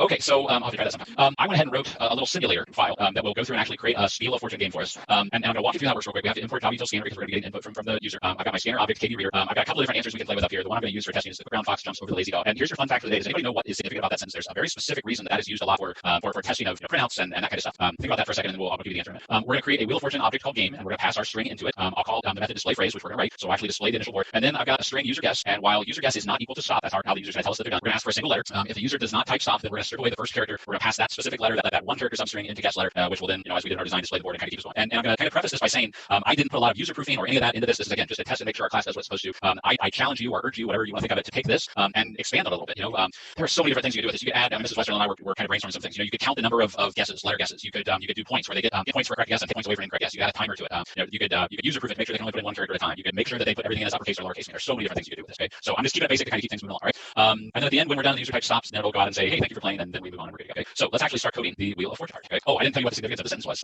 So if you look at the letters in the quick brown fox jumps over the lazy dog, every letter of the English alphabet is represented in that sentence. So that's why it was used, or I assume still is used, to test printouts to make sure that all, with different fonts, I assume, and things like that, to make sure that all of the letters in the alphabet show up clearly. So yeah, I just thought that was kind of another fun fact. Yeah. So one of the things that my students watching right now, hi guys, they'll kind of roll their eyes because they know that I'm a stickler for documentation of code. When I was an undergrad, we had a professor, Dr. Fisher, who taught my COBOL class as a freshman at my university. So shout out to Dr. Fisher if you're out there watching somewhere. I'm still listening to what you said, but he was adamant about the importance of documenting your code. Making sure that you have header documentation, making sure that everything is readable and indented correctly, making sure that your variable names make sense. So I force my students as part of our rubric, it's 10% of the rubric for every project that they have to document the code. So just so I can say I documented our code April 16, 2020, programmer Schultz. This is exactly how Dr. Fisher made us do it too. It's just this is obviously not purpose, simulate Wheel of Fortune. Okay, so there we go. Thanks, Dr. Fisher. All right. So we're going to start by creating our class. Public class W of F is what we call it. We said that we need two instance variables. So and we want our instance variables to stay private. So private string phrase, and private string guest letters. So this was the thing that Dr. Fisher was always adamant about. Make sure you give your variables a name. That as you're looking through, down the road hundreds of thousands of lines of code, you don't have to try and guess what they are. So I know that a phrase is my phrase and guest letters my guess. I had a student a couple years ago that would use variable names like larg and gack, and I finally had to sit him down and say that he had to stop doing that because I was looking for his code. I had no idea what his variables were. Okay, so we need our constructor, and we said that we need to set our two values. And if you remember for our simulation that I wrote, we were going to pass the actual phrase to be guessed in. So string p phrase equals p, and our guest letter list is just going to be an empty string at this point. Yes. Okay. So there we go. We got our instance variables. We got a constructor that's going to take a string, set our phrase, and it's going to set our guest letter string to an empty string. So now's where we start getting into the good stuff. So we're going to write public void display phrase. And we said in our design that the first thing we have to do is we have to actually traverse our string. So int I equals 0. I is less than. My students get mad because I can't type code without saying it at the same time. And we said that the first thing we have to do once we go inside our for loop is we have to actually grab a specific character. We want to do one letter at a time. Now, Mrs. Westerland earlier in the week mentioned some of the string methods that are out there. They're outside the AP subset. They're outside the swimming pool. They're down at the beach. So one way that we could do this is we could use character at, and then we could compare characters as opposed to strings. I decided with my approach I was going to try and keep things in the AP subset. So we're going to say we're going to create a string that's going to hold our letter that we want to check. We're going to call it letter to check, and it's going to be just a one character substring phrase. And that's the one that you've learned anything this week. Become friends with substring I, +1. Yeah, that'll always give us comes one. Constantly. Yeah.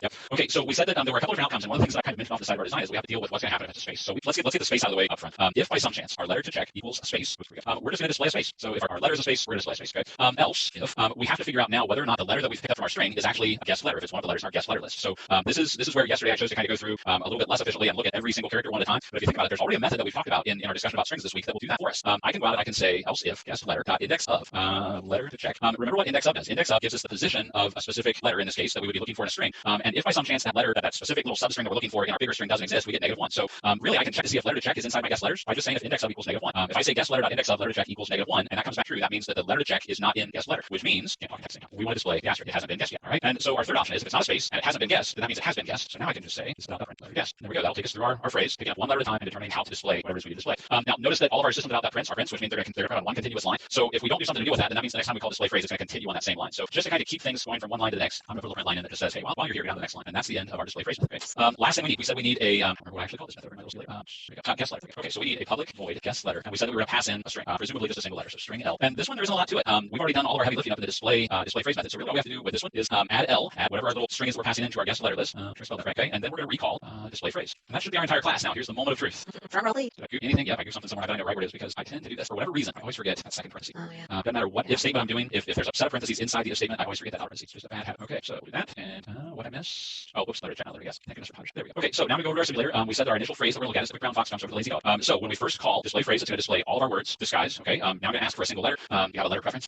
Let's do J for Jill. J for Jill. Okay, so we have our J. And I can just kind of keep working through letters. If I do G, if I do E, if I do Q. There's not a lot of repetition. There's 2 O's. No, there's 3 O's. Yeah, the vowels. It's a great phrase. E and O are given. Yeah. So yeah, I can go through pretty much the whole alphabet. T, H, E, U, I, C. I hope y'all love this project because I love it. I can't wait till school next year to do this project in my class. Well, like I said, I mean, it's kind of a quick one. It's one that you can do in a hurry if you just want to kind of go through the class. But like you were saying, there's so many other things you can add to it. Yeah, we brainstormed some of that to share with y'all too. And then at the point where I feel like I know it, I can just say stop, and it'll come up and it'll display the whole phrase because I've got it set down here at the bottom. Oh, that's another thing you could add. Is type in the phrase you think it is and check to see if you know it or not. So then you can use dot equals to compare your guess against the actual string. So there's a little game. So play with that a little bit. It's something that you can kind of play with maybe after you've coded it. Get your little brother to play along, or your parents, or whoever happens to be around. Have a best for you. Play a little bit, and again, expand on it, add to it, see what you can do to it. Make sure you share with us. We love hearing from you different things that you're doing with the things that we do. So make sure you send us some examples of add-ons, and little bells and whistles that you add to make it a little more involved. Okay. All right. That's fun. I tell my students it would be really cool if we could just sit and code stuff all day. That's the part. Okay. So we're back. Is the presentation back? Yes. Okay. All right. So here's our check for understanding. We're going to take a look at question 3 from the 2017 exam. So I'm going to give you just a second to read that while I get my screen squared away here. Make sure I'm keeping track of time. So take a couple seconds to read it, and then we're going to walk through and we're going to do part A. So I'm going to give you again kind of looking at this as if it's our one of our free response questions. Take just a minute because again I know time is going to be short on the exam, whether it be the 25-minute question or the 15-minute question. We don't want to spend half of our time just reading the question, but take at least a minute to go out and read it and make sure you know all of the details and all of the important little pieces, and then we'll go back and break it apart together. Okay, mark it, set, go. I always feel like when I'm coding in front of my students, it's like my Bob Ross moment. It was gorgeous. Oh, You're gonna have to, it was fabulous. Like I'm sure I'm gonna speak for teachers out in the wild blue yonder and say that they're drooling right now and they're probably thinking, oh, I can't wait for school to start. I'm gonna do this with my class. That might be a bit of a stretch. But well, I think because little instance variables out there. And, I don't know. I remember my grandmother watching Wheel of Fortune, and so it's always a happy memory. So if you can connect to something that was happy. Yeah. So 15 seconds left, everybody. We could call it Spiel, a fortune cookie. Oh, there you go. I know. Oh yeah, and then you get every phrase could be some little like uplifting, uplifting point to ponder. Yes. Yeah. You will be a tall stranger. That's not a good point to ponder. Unless you're a young person waiting on Prince Charming. That's always the one that comes up in the movies. So you're gonna be a tall dark stranger. You're gonna receive money in the next week. That's the fortune that we all want. But not from what is it, the Persian prince or whatever. No. All right. Hey, before we get this, before this spins out of control. Okay. So looking through the different things with the question. Now I'm all thinking like money. Yeah. Back to phrases and occurrences. So the first thing they give us, they tell us that we have an instance variable that has a current phrase and we have a constructor. Okay. Then there's this kind of unknown. We have this method in here, find int occurrence, that takes 2 parameters. It tells us that it returns the index of the occurrence of string, but it says implementation not shown. So right off the bat, that should be kind of a big red flag. Ding, ding, ding, ding. This is going to be something that we have to use somewhere as we finish this problem. So we're going to box around that and hold on to it for later. Okay. We look at the first method that we actually have to write, replace int occurrence. It says that it modifies the current phrase by replacing the int occurrence of str with our EPL. So we're going to look for whatever the int occurrence is of whatever they pass us as our first parameter, and we're going to replace that with our last parameter. Okay. And then part B says we have to find the last occurrence of some string. Okay. So those are kind of the biggies. All right.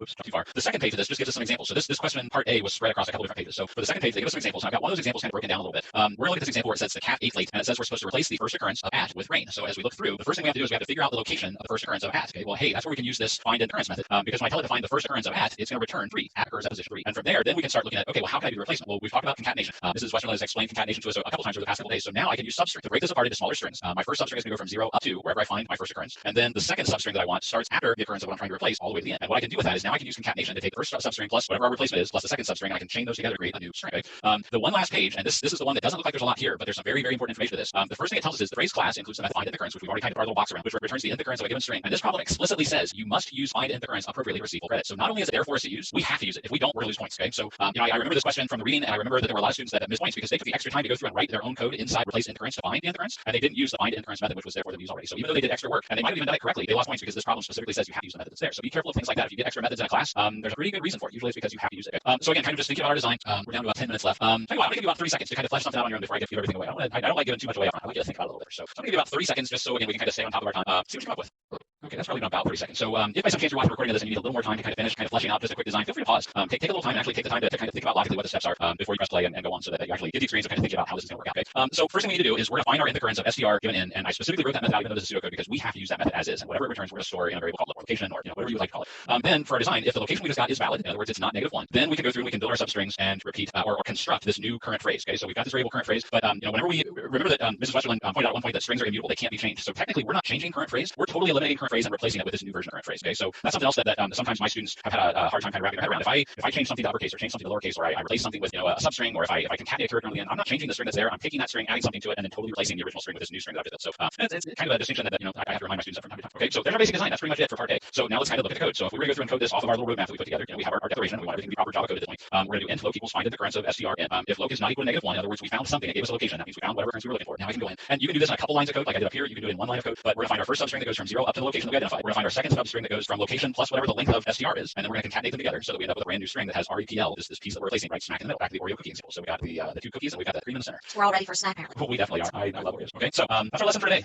Today was all about creating algorithms and writing code, and hopefully you enjoyed the live coding. I need to do more of that. I like doing the live coding stuff as opposed to just walking through PowerPoint. So tip of the day. Yeah, and I hope you're inspired to do some mundane things with strings and kind of see how to make them come alive in real life samples. Okay, so tip of the day, which is day 4 of our different ways to use snipping tool, and today are our Mac folks, the passionate Mac users among us. Control-Shift-4. I had to text former student Lindsay, who's now a software engineering major, and I know she's a Mac person, and she sent me back this. I made my slide, and then I sent it to Lindsay and said, "Did I do it right?" She said, "Yes." So on a Mac, this is how you use snipping tool, and it saves it to your desktop, Lindsay said. So that is kind of a nice place to save, easy to find. So you should now know how to snipping tool from something, from any kind of device that you have. So we hope that's helpful to you. I know it's a life skill. All right, so yes. I was just going to say, every non-Mac teacher needs a Lindsay. Oh my gosh. I have students that will ask, well, how do I get this to install on a Mac? And I'm not a Mac guy. She actually made me, I think I can figure it out, but when she was in CSA, she made me a set of directions for downloading and setting up JGraphs on a Mac. Oh, nice. So if anybody needs that out there, I have Lindsay's notes. Okay, so your power up for today is to work on your projects, work on your like independent coding. You've got like 5 options now up there at the top. We're trying to inspire you with projects that are meaningful. So word in a word, password creator, the name that string activity, Wheel of Fortune, and if you think about it, make a fun video and share it on probably Twitter or TikTok or something that we could see on a hashtag. And then you need to also finish 2017 part B, and we'll go over the answers to that tomorrow. And how much time do we have? All right, we get to the end. Yeah, I've made a new document along this line. I was going to grab the screen and show it to you, but it's not important. There's a new folder. It starts with an exclamation point, and it's called recommended projects. So I'm going to try to catalog here some of these projects that we recommend that you work on. Please don't be bored at home. Use this time to sharpen your skills, and that way you won't have to dig through all the different power ups. And if you're a teacher and you're watching us, we'll build a project bank that will help us all in the future. I'm trying to catalog them by when they were presented here, so you'll have the video date, and then maybe I'll get fancy news links, and then also what unit from the CED they go with. So we'll have some good projects for the future. Okay, so that's your homework, and here's our show and share. Is that Donna Precious on the left? Oh my gosh. I know, Aspen Sadie, and then I think that the thing in the middle is an original meme. It's quite a choice. Do I look at cute puppies or doing the coding that? Anyway, Bo and JJ would choose the left. I'm going to steal that and actually make that a poster in my room, I think, at school. Yeah. We finally get back. So Riley, I love that. I know, it's so cute. The person behind it, my personal students, I showed them this on our class meeting, and they told me where the person, it's some kind of like big-headed little cartoon character. I think it might be trademarked or something, so I hit it. But if you know what it is, then you'll think it's cute. And then I love these, are they French bulldogs? I forgot what kind of dog that is. My neighbor has a mixed breed of similar to that. So cute little Jack from Sparks in Edmond, Oklahoma. So that's pictures coming. I know, love the pictures and the memes and all that good stuff. I know, sometimes the memes we're afraid we'll get in trouble in terms of trademark or copyright, so I bet they're great. That's exactly right. Okay, again, if you need tech help, the clock is ticking. You cannot wait until like May the 13th to contact about this, because they're might have to ship something to you. So cb.org/tech. If you have any, if you have only a phone or you have only a tablet, then I'm talking to you. Contact this cb.org/tech and see what is available to you for support. We would like for you to have more than a phone or a tablet to take your AP assessments on. It can be done that way, but it would be a little bit of a disadvantage. So we want you to do that. Along the same line, I have another note over here, my sticky note collection. If you do not regularly get email from College Board, it would be a good idea, since AP Classroom is available to you, for you to go and look at your settings in AP Classroom and check the email address that is there, and perhaps think about using an email address that's not associated with your school email, in case it could be caught in some filters that your school might have set up. So use maybe a personal one. You might be hearing that from your teachers and AP coordinators in the next few days. So check that. And we are so happy you're with us. I know you love today because our spiel of fortune cookie is amazing. And come back tomorrow for whatever it is we're doing tomorrow. We're doing a little more strings. Tomorrow we're looking at comparing the difference between equals, equal, dot equals, and compare to, and we'll kind of dig in depth about what happens behind the scenes with some of that. And I'm already getting excited about ArrayLists on Monday. I'm already brainstorming. So keep coming back. That's right. See you next time. Yep, we'll see you next time. Coffee with my mouth full. I was drinking my coffee. Welcome to AP Computer Science A Live. This is day 5 of String Week. My name is Rob Schultz, and I teach at Bellbrook High School in Bellbrook, Ohio. And I'm Jill Westerlund from Hoover High School in Hoover, Alabama. We're so glad that you're with us today. We are going to be finishing up String Week, but we will not be through strings because they're going to keep coming back again and again and popping up in for your response. So we're glad that everybody's with us. We hope that this will kick off your weekend in a good fashion. So quickly about our exam, you're going to have 2 questions. The first one will either be arrays or ArrayList. And I told you yesterday that if this were like an Oreo cookie, we've had the chocolate cookie of array, and we're in the white filling of strings right in the middle, and we're getting to ArrayList next week. And that was prophetic because last night we went and got a blizzard with Oreos in it. So I don't know where that came from, but it just worked into the talk yesterday, and then it got in my brain. So that'll be your test, question 1. And then question 2, which is worth 35%, you'll have a little less time. We'll have methods and control structures. And you'll be using methods and control structures in question 1 as well. So you're not going to get away from those on either question. And the test day is May the 15th. And then you see the makeup day if you have an extenuating circumstance. And all the information is at AP Central. So avail yourself of making good use of the materials that are provided there. So we got some good feedback yesterday in our 2-bits bag. And this one is about can I use string.contains in code word checker? And string.contains is a lot similar to, well, I don't know, Mr. Schultz, you speak. Yeah, you can definitely use contains. I mean, you can find a way to do it. Contains will tell you whether or not one string contains another string. But what you have to be careful about is the way it's presented here. It looks as if contains is a static method, which means you would reference it directly from the string class, and that's not how it's used. It works kind of similar to what we're going to see today with compare to. I have to give a specific string, my string.contains your string or something like that, and then it'll return the result based on whether or not the one string is actually contained within the other string. You have to specify 2 specific strings,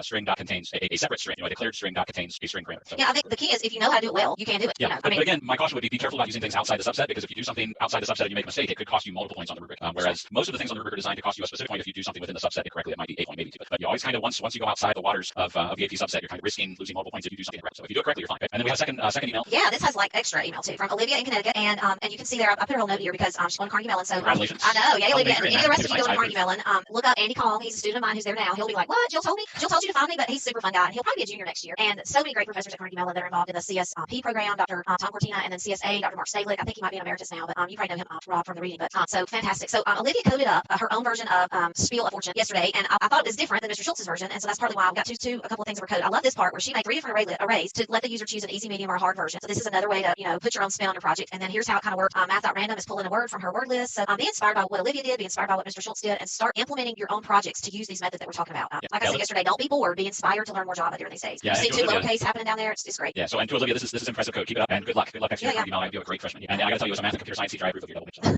Very good. Today we are, like we say, finishing string week. We're really spending time today. Mr. Schultz is going to teach you about compare to and about equals, how they function differently and they have to be used differently. And along that vein, from Tuesday's lesson, these were my notes that I showed you on Tuesday, and I walked you through. I think you hit one more time. This is a zoom in on my little, put it in English Jill version of dot equals and dot compare to. This will be just a launching pad for today's lesson in terms of how Mr. Schultz is going to break it down for you. And if you hit one more time, there's another page of notes. This is all in y'all's journal notes folder. This was just as I was reading and looking. This would have been last weekend and refreshing my own memory. These are not perfect pretty notes, but they're the notes I took when I was reading various textbooks and trying to make specific points about how compare to and dot equal work. So look for these in y'all's folder. Take your own notes. I will probably be taking more notes today while Mr. Schultz is teaching the lesson, and I'll share them if I do. So here we go. The warm up. Finishing the winners. Yeah. So if you recall, yesterday we started the current phrase question, question number 3 from 2017. And as we originally started looking through the question, we saw that they're giving us a private string instance variable current phrase and a constructor, and then they give us this extra method that we don't really know what the implementation is, but it's this find int occurrence, where all we know about is that it returns the index of the int occurrence of str in the current phrase. So and if it doesn't find it, it'll return -1. So again, like I said yesterday, anytime you have an extra method in there, that's a pretty good immediate red flag that they're telling you, okay, we're giving you this as a tool, you have to use it somewhere. Yesterday we did the replace int occurrence method. So if you missed yesterday, take advantage of the fact that these are recorded lessons and go back and watch that one. But today we're going to focus specifically on just the solution to find last occurrence method. So the idea of this one is that we're given a string str and we're supposed to find the last occurrence of that in our phrase. Okay, so kind of again staying with the theme that we've been talking about, treating this as we would a free response question. The first thing I did was I kind of laid out what my design would look like. So to start, we have to keep track of occurrences. We want to find the first occurrence and then the second occurrence, third occurrence. So I have a little variable to keep track of the fact we're looking at the first occurrence. And then if you kind of think logically about how this problem's going to work, we need to return the result of calling find int occurrence. So in this case, it's going to return the result of finding the first occurrence, and it's either there or it's not. So it's either going to give us a location or it's going to give us -1 if it doesn't find it. But the problem with this is I don't necessarily want the first occurrence. I want the last occurrence, which means we need to know if there's a second or a third or fourth or fifth. So the way I kind of think of this when I'm working through this with my students, it's kind of like I'm reading a book, but I'm going to kind of peek ahead at the next chapter because I just can't wait to find out if the butler did it. Okay, so with this one, we're going to assume we're looking at n equals 1, the first occurrence, but I'm going to kind of peek ahead a little bit and say, hey, is there a second occurrence? Because if there is, then we want to find the second occurrence. And if there's a second occurrence, is there a third occurrence? Because if there is, we want to find the third occurrence. So we've got this little while loop in here that says while there's another occurrence beyond n, well then we're going to add 1 to n so that we can make sure that that's the one that we're looking for at the end. Okay, so here's how the code for this one actually looks. And again, kind of using this as a roadmap, we're going to create our method header because again, this has to be proper Java code. We're going to say int n equals 1. Here's our little while loop. So if find int occurrence of str of n plus 1 is not equal to -1, in other words, there exists another occurrence, then we're going to go ahead and add that value to n so that once I come down here, now I'm going to be looking for the last occurrence is. So if I set n equal 1, we're going to say, well, okay, if there's a second occurrence, set n equal 2, and if there's a third occurrence, set n equal 3, and if there's a fourth occurrence, set n equal 4. And as soon as we get to the point where this returns -1, we find out, okay, there is no fifth occurrence, for example. Well, by then n is set to 4, so I'll come down and I'll return the location of the fourth occurrence. And there you go, there's a solution. The one thing I want to point out about this one is I know this is string week and we've been focused on strings, and this part of the problem really doesn't have anything to do specifically with string methods. But remember that second question that we're trying to prep for this year's AP exam is methods and control structures. And if you look at this specific solution, this is methods and control structures. That's this is a good example of a type of question you might see in that methods and control structures question. So I thought this was still going to leave in, even though it doesn't specifically have anything to do with string methods or things like that. So yeah, how to do? Make sure you have an opportunity if you can to go out and check the canonical solution. Make sure you're looking at the website. Just do a quick Google search for AP Computer Science A exam, and then you can scroll down and find all the past free response questions, canonicals, and scoring guidelines, and all that stuff. So, okay, now we get to the good stuff. So today we're going to focus on looking at the big difference between equal, and dot equals. I can tell you in my own classroom every year my students have a hard time remembering that dot equals and equal do totally different things for strings. Okay, and we're also going to look at the compare to method, and we're looking at the fact that it tells us more than whether or not simply two string objects are the same. It gives us more information than that. So some prior knowledge that might be helpful is data types in Java, how to create strings. And if you have some exposure to equals and compare to, that might be helpful as well. But if not, we're going to go over them today. Okay? So we're going to start with a little bit of quick review. Okay, we're going to go all the way back, and this is something that would probably be covered. I know every teacher teaches a little bit differently. In my class, this is probably going to be even during the first week or 2 weeks of the year. Okay, of maybe my intro class, or if you're in a class where you don't have a prerequisite intro course, this might be the first few days of your AP Computer Science A. But when I go through primitive data types with my students, I tell my students to think of each primitive data type as a bucket that we put things into. Okay, so for example, when I create an int, when I declare an int, I get an int bucket, and an int bucket is 32 bits. It has a size. When we do a double is a 64-bit bucket. So now I've got a 32-bit bucket, a 64-bit bucket, and I can even demonstrate, if I have different size buckets, so I can pour an int into a double, but I can't pour a double back into an int and all that good stuff. And we have a Boolean bucket. So these are the 3 primitive data types that are specifically part of the AP subset. And I put a little asterisk beside 1 bit because it was pointed out to me, or I was reminded by a good friend, that a Boolean it represents 1 bit of information, but it isn't necessarily being stored as 1 bit. So that's from the Oracle website. So I threw that in just a little caveat that a Boolean isn't necessarily stored as 1 bit of memory, but it represents a bit. It's either a 0 or a 1. Okay. So the reason this is important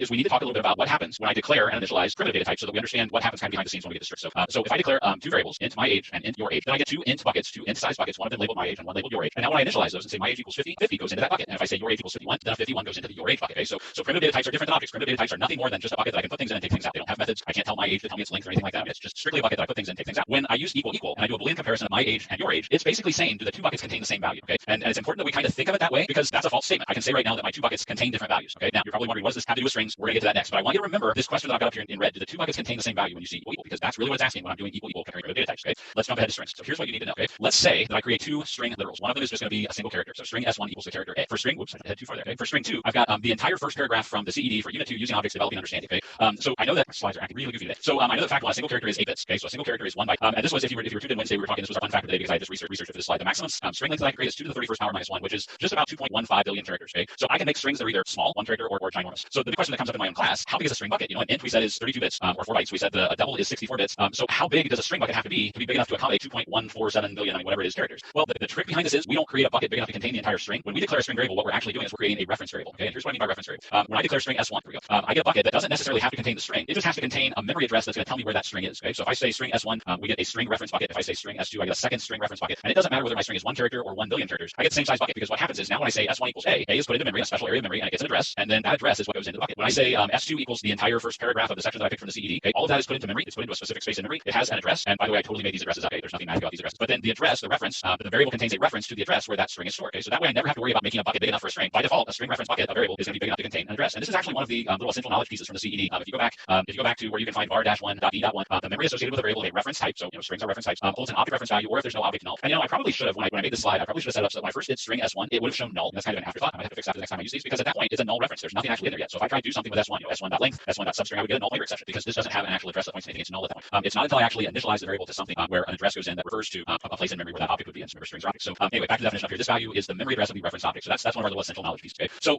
you're probably still thinking, okay, I thought we were looking at equal and dot equals and compare to. Okay, well, bear with me. We're gonna get there. We've got one more piece that I want to make before we make the jump to equal and dot. Okay. On Monday, Mrs. Westerland referred to the string pool when she talked about string literals and string objects and the difference between them. So I want to show you one more little example here. Let's say I say string S1 equals O. Okay. And if you remember back when we talked about this on Monday, we said that O actually goes into the string pool and is given an address. So I guess I'm jumping ahead on my slides here. First thing that happens is we declare a reference variable to store the reference to where O will be. O is put into the string pool with an address, and then the bucket that contains the reference to S1 has the variable or has the address that points to O. Okay. If I say string S2 equals JJ, we're going to get an S2 bucket that's a string reference. JJ will be added to the string pool, and the address where JJ is located is put into the S2 bucket. So this is kind of the cool, but sometimes I'm going to say aggravating part because sometimes it's really helpful and sometimes it gets confusing. If I say string S3 equals Bo, Java is going to look at this and say, well, okay, Bo is already in the string pool, so we don't need to take up more memory by adding another occurrence of O in the string pool. We're just going to create a bucket that has the same address. So now I've got S1 that points to this memory address where Bo is located in the string pool. I've got S3 that also points to the memory address where Bo is located. So we kind of optimize things just a little bit automatically. I mean, Java handles string objects a little bit different in that specific way. I'm going to move my little window out of the way here. There we go. Okay, so now I'm going to add one more. Let's say I say string S4 equals new string object Bo. So now what I'm telling Java that I want to do is I want to create a totally separate string object with Bo as the string, but I do not want it in the string pool. I want it to be a totally new string object. So first thing that happens is we declare a reference variable. We allocate a different area of memory specifically for this new string object for Bo, and then this is the address that goes in the bucket. Okay, now that was all built up to what comes next. This is where we start getting to the equal versus dot equals part. Okay, let's say that I ask you what's going to be the result of this Boolean comparison S1 equal S3, and hopefully you're looking at this going, well, obviously that's true. S1 is Bo and S3 is Bo. What I have to remind my students of sometimes, I actually use this quote. One of my favorite movie quotes is from The Princess Bride, where Inigo Montoya says, "You keep using that word. I don't think it means what you think that it means." In most cases, when students use this with strings, they're using a word that it doesn't mean what they think that it means because we're not asking if these two strings are the same. Remember what we're asking when we use equal from a couple seconds ago. We're asking, do the two buckets contain the same value? And in this case, S1 and S3 contain the same value. We don't know anything about the string that they're pointing us to. All we know is that both buckets have the same value in them. Okay, so it's kind of yes because both of these are saying that they're referring to the same word and therefore they have to be the same. But we're not really asking the question that we think we're asking. We're not asking if the strings are the same. We're asking if both of the reference variables are pointing at the same string. And there's a difference. Okay, there's a big difference because if I do this and say S1 equal S4, well, now I've got S1 has Bo and S4 has Bo, but do the two buckets actually contain the same value? And in this case, S1 and S4, even though they're the same string, they don't have the same value in the bucket. So this is actually going to evaluate to false. So it's common when I start doing string projects with my students, especially if they're review projects, and maybe it's been a little while since we've talked about strings and dot equals. I'll have students will raise their hand and say, yeah, there's something wrong with my program because I've got S1 equals Bob and S2 equals Bob, and I'm asking if they're the same, and it's telling me no, they're not the same. Well, it's because they're using equal. And it's that issue of, well, you keep using that word. I don't think it means what you think that it means. Okay, we're not asking if the strings are the same word. We're asking if the buckets contain the same objects. So if I want to really find out if string S1 is the same as string S4, this is where we have to start looking at dot equals. Okay, because dot equals asks a totally different question. Dot equals asks, is the string object referred to by S1 identical to the string object referred to by S4? And when you think about it, that's a totally different question than just asking if the two buckets contain the same value. So what dot equals is going to do? Dot equals is going to check each individual character to make sure that I have identical strings. So I have a capital B and a capital B, lowercase e, lowercase e, lowercase a, lowercase a, lowercase u, lowercase u, and then it's going to say, yeah, that's a true statement. These are identical strings. So dot equals actually looks at the strings and makes sure that the contents of the objects, that the objects referred to by the reference variables, it makes sure they're identical. So that's the big difference between equal and dot equal. Okay, it was a big build up to get to that point, but we have to kind of understand what's going on behind the scenes when we declare variables to know why equal and dot equals do totally different things. Okay. All right, so let's look at compare to a little bit. How are we doing time-wise? We're doing good. Okay, so I have 4 string literals that I've declared. We've got S1 equals Finnegan, S2 equals Casey, S3 equals Mitten, and S4 equals Tootsie. And you're going to meet Finnegan, Casey, Mitten, and Tootsie here in a little bit when we get to our picture section. But let's say I want to look at S1.compare to S4. Okay, I'm going to compare Finnegan to Tootsie. Okay, well, like I said, compare to gives us a little more information than just telling us whether or not two strings are the same. If I use dot equals, it's true or false. Either they're the same or they're not. Okay, but compare to gives me a little more than that. And notice I've kind of color coded these so I can help explain a little better. The first thing you have to keep in mind with compare to is that it's going to give us an integer value. So we have to kind of think about where that integer value is coming from. I put a little link up here at the top. If you do a Google search for just ASCII table, this is one of the first ones that come up that will come up. And it's showing us the ASCII table of characters so that as I look at the letters in the alphabet, what this is telling me is that every character we've got, and you can scroll through and look there, capital letters, lowercase letters, numbers, all the special characters, $, $sign, %, all that good stuff. Every character is assigned a decimal value. And I didn't catch the headers across the top. I should have. But what this is telling me is that for the letter A, for example, lowercase a, it has a decimal value of 97. And then this particular table is also showing me the octal, the hexadecimal, and the binary value. So if you were to convert 97 to octal, it would be 141, 97 to hexadecimal. Okay, none of that is really important. None of that is part of the AP subset. The part I wanted to focus on was just the decimal piece over here. So the first thing that happens is I'm going to look at the two strings that I'm comparing, and it's going to grab the first character of each. So again, I'm kind of keeping things color coded. So S1, everything in green refers to S1 the actual string that I'm using, and anything that's red is the parameter string. It's the string that's being passed in for the comparison. Okay? So over in my ASCII table, F has a decimal value, an ASCII value of 102, and T has an ASCII value of 116. So when compare2 looks at these values to figure out what the response is going to be, it takes the string value and it subtracts the value that's associated with the parameter string, the value that's passed into compare. So in this case, I would get 102 minus 116, and this is actually going to return the value negative 14. Now I'm going to pause here for a second because you're probably looking at this one, man, how am I going to remember all that stuff? Okay, you aren't responsible for knowing the ASCII table. You aren't responsible for knowing exactly what the value is that compare2 will return. The only thing you have to know about compare2 is that it's going to return a negative number if the alphabetic value, if the string for S1 alphabetically comes before the parameter string that's being passed in. If alphabetically S1 comes before S4, it's going to give you a negative value. So all you have to know is that if S1 comes alphabetically before S4, it's going to give you a value less than 0. If I were to switch this and do S4.compare to S1, so now I'm comparing Tootsie to Finnegan, okay, it's still going to do all the same things. It's still going to identify the ASCII value for T, the ASCII value for F, but remember, it takes the original string value minus the parameter string value. So I'm going to get 116 minus 102, and in this case, it's going to be positive 14. So all I would have to know about this one is that because T comes after F in the alphabet, it's going to return a value greater than 0. Okay, I'm going to do a little extra detail to kind of show you where those values are coming from. I know that when I give just kind of the general negative or positive, students immediately say, okay, well, why 14? Why negative 14? Why 12? Why negative 8? So where is it coming up with those numbers? So it's kind of easier to remember if you kind of understand where it's pulling those values from. Okay, but again, you don't necessarily have to worry about what the specific number is going to be. Really, as far as you need to worry about for the AP subset is just whether or not it's going to return a negative value or a positive. Okay, so one other thing I want to throw in here before we kind of move on, when you look at the ASCII table, you'll notice that capital letters have different values than lowercase letters. Okay, so when it's doing this comparison, you have to keep in mind that any capital letter is automatically going to be less than any lowercase letter. So in other words, if I'm looking at capital A compared to lowercase a, and I do something like string S1 equals capital A apple and string S2 is lowercase a apple, then S1.compared to S2 is going to be 65 minus 97 as the first minus the parameter. So I'm going to get negative 32, even though they're the same word. And if I do S2.compared to S1, I'm going to get 97 minus 65 equals 32. So we have to be careful about capitalization when we're using compare to. Okay? They're all 32, by the way. They are all 32. Yeah, so that's the one. It's one of the binary. It's either on or off, whichever binary, 2 to the 5th or something. Oh, yeah. Yeah. So if you look at the binary sequence, they're all off by that one. Fun fact, number 2 for today. Cool. If by some chance I set, there we go. If I look at like capital T versus lowercase a, even though T comes after A in the alphabet, capitals always end up less than lowercase. So for example, if I do string S1 equals tomato, which is, and string S2 equals apple, but tomato is capitalized and apple isn't. Again, keep in mind that it's going to be looking at the values that are associated with those characters on the ASCII table. So 84 minus 97, even though T comes after A, it's still going to give me a negative value. And if I switch, I'll get a positive value. So be careful about that. Okay, we'll go back and we'll review that a little bit when we get to the summary at the end. We'll summarize that one. Okay. So here's our check for understanding. I'm going to take a couple seconds and look at this code. We've got Finnegan, Casey, Mitten, and Tootsie again. We've got some extra strings where maybe we're declaring some things in a different way, and then we're going to walk through all of the system .print line so that you have a chance to tell me whether it's going to return whether they'll return true or false, or in the case of the compare to, will it give me a positive value, negative value, or 0. Okay, so take a couple seconds to look those over. I'll give you about a minute or so, and then we'll kind of step through these. Okay, about 10 more seconds. Okay, so let's start looking through. Let's look at our first system .print line. We want to know what's going to happen if I say S1 equal S5. Right? So I wish there was some way I could have you do like a thumbs up or a thumbs down or something. This seems really odd as a teacher to go through these and not get some kind of feedback from you. That's weird. Okay, so assuming that you're all giving me a thumbs up, the answer to this one is going to be true. We declare a literal variable, a string literal S1 Finnegan, and then when I come down to do S5, what I'm really saying is to take whatever value is in that bucket, whatever the memory address is that's referring to Finnegan, and copy that exact same memory address to S5. So you can almost envision two buckets, S1 and S5, that have the exact same memory address pointing at the same spot in our string. So that's true. What's going to happen when I say S1 equals S5, true or false? Well, because S1 and S5 have memory addresses that point at the same object, I'm really saying, the equivalent of it is this pink pen the same as this pink pen. I have one pink pen. Well, in this case, I have one string that's Finnegan. I just have two buckets that are pointing at the same string. So technically, yes, they have to be the same because really there's only one string there to begin with. Okay? If I say system.println S3 equals S6, okay, well again, I have Mitten for S3. I'm taking the reference variable for Mitten and I'm telling it to copy that same address to S6. So in this case, yes, that's true. What happens if I do S3 equal S7? I have S3 equal Mitten. I have S7 equal to a new string object Mitten. Okay, so for this one, I have one variable that's referring to Mitten in the string pool. I have a totally different variable that's referring to a totally separate object that I told you in a different spot. And because equals asking if the contents of the bucket are the same, that one's going to be false. In this case, Mitten does not equal. All right, what about S3 equals S6? I probably shouldn't have given that example in there because it's really the same as what we just did with S1 equals S5. So yes, that one is going to be true. And if I do S3 equals S7, okay, well again, remember equals is the one that does a character by character comparison. So M and M, I and I, T and T, T and T, E and E, and N. So yes, those strings are equivalent. So that'll be true. All right. What about our compare to? What if I compare Casey to Tootsie? S2.compare to S8. So again, we don't necessarily have to worry about whether or not the number is going to be, or specifically what the number is. All we have to know really for our purposes in AP Computer Science A is whether or not this is going to be a negative number, a positive number, or 0. Okay. So in this case, we will get a negative number, and it just so happens that negative number is going to be negative 17, the distance between C and T in the alphabet. Right. And we didn't really do an example like this one. What happens if I do S3.compare to S7? What happens if I do compare to and I have the same string? Well, in this case, the distance between Mitten and Mitten in the dictionary, or the distance between M and M in the alphabet, is going to be 0. So we could actually use compare to see if two strings are the same. If I use S3.compare to S7 and I get 0, they're the same string. It's no different if I say dot equals and I get a true. If I say S3.compare to S7 and I get something other than 0, then no matter whether it's positive or negative, if all I'm trying to do is find out if they're different. If I get anything other than 0, then they're not the same string. So there we go. Hope everybody got it. Okay, so here's our debrief and summary. For string comparisons, okay, first thing and foremost, I don't know why it's jumping ahead, it keeps skipping on me. Equal will not tell you if two strings are equivalent. That is not what equal does. That is not its job. Okay. Equal will tell you if two variables refer to the same string. Okay. And there's a big difference between saying the two strings are the same and saying that the two variables refer to the same string. Dot equals will tell you if two strings are equivalent. That's its job. That's what it does. Okay. If given two strings of the same case, in other words, if I have two uppercase strings or two lowercase strings, str1.compare to str2 will return a negative number if str1 is alphabetically before str2, and it will return a positive number if str1 is alphabetically after str2. So that's again something you have to kind of work through a little bit, maybe commit that to memory, but it helps to understand where those values are coming from, right? And if by some chance I'm given two strings where one of them is uppercase and one is lowercase, str1.compare to str2 will return a negative number if str1 is uppercase and str2 is lowercase, and it will return a positive number if str1 is lowercase and str2 is uppercase. Okay, so again, be careful about that. One of the things that Mrs. Westerland referred to early on when we were talking about string methods is all of the string methods that are out there that are not part of the AP subset, and we have equals ignore case, there's a compare to ignore case. There are other methods out there that we can use that are not part of the subset. You just again have to be careful how you use them. So that might be one way to deal with worrying about uppercase strings and lowercase strings if I'm dealing with compare to. But again, as far as the AP subset is concerned, this is really as far as you need to go. This is this is the kind of the important stuff from AP exam. All right, there we go. I'm gonna pass things back over to you for our CSA exam tip of the day. Thank you. Yes, the tip of the day is not so fun and fuzzy on Friday. It's actually lots of work. I'm gonna grab the screen maybe. We'll go one more slide and then I'll grab the screen. There we go. Okay, so other than the cute monkey with his binoculars, that's about the only cuteness on this slide.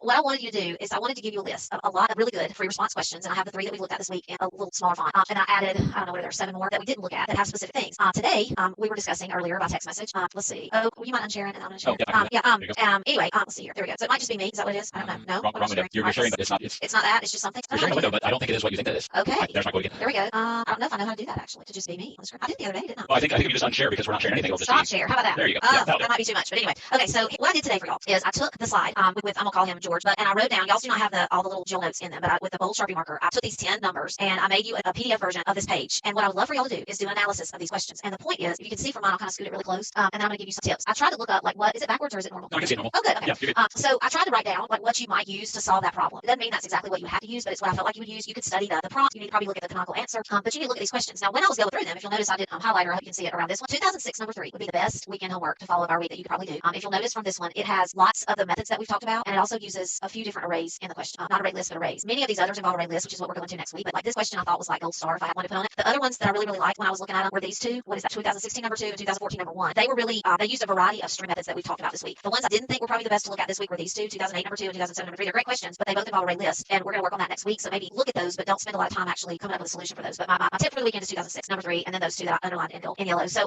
this is what I would love for y'all to have. You're going to have lots of weeks, several before the AP exam, and I'll probably give you another one of these next week now that we've done this for array lists, and then we'll do another one for. I'll go back and make y'all one for arrays as well, so that you can have those. And so now you grab it back if you don't mind, and show us what Finnegan and all these cute names. We got to put a face with a name. Yeah, and the homework is the homework. So y'all look at your power up, and it involves what I just showed you. Okay, there we go. All right, so here we go. Here's Finnegan and Casey and Tootsie and the stars of today's lesson. Yeah, we didn't know Tootsie was a turtle. Kind of surprised. Super cute. A red-eared slider. I don't think I've ever seen a red-eared slider before. I know. I like how he's looking, or she's turning her face, and we see the red ear. Most of the turtles that I grew up near a river, and we would go looking for turtles, but we would find painted turtles, box turtles. And I think I misspelled Toronto. Sorry. That's definitely not. That's how my grandmother would have pronounced it, but that's not how it's spelled. Yeah, that's my grandmother would have said that way. Well, again, keep the pictures of your pets. Please. We love seeing your pets. Please. And again, cb.org/tech if you have a tech need. And thanks for watching. Have a great weekend. Everybody have a great weekend, and we'll see you next week for ArrayLists.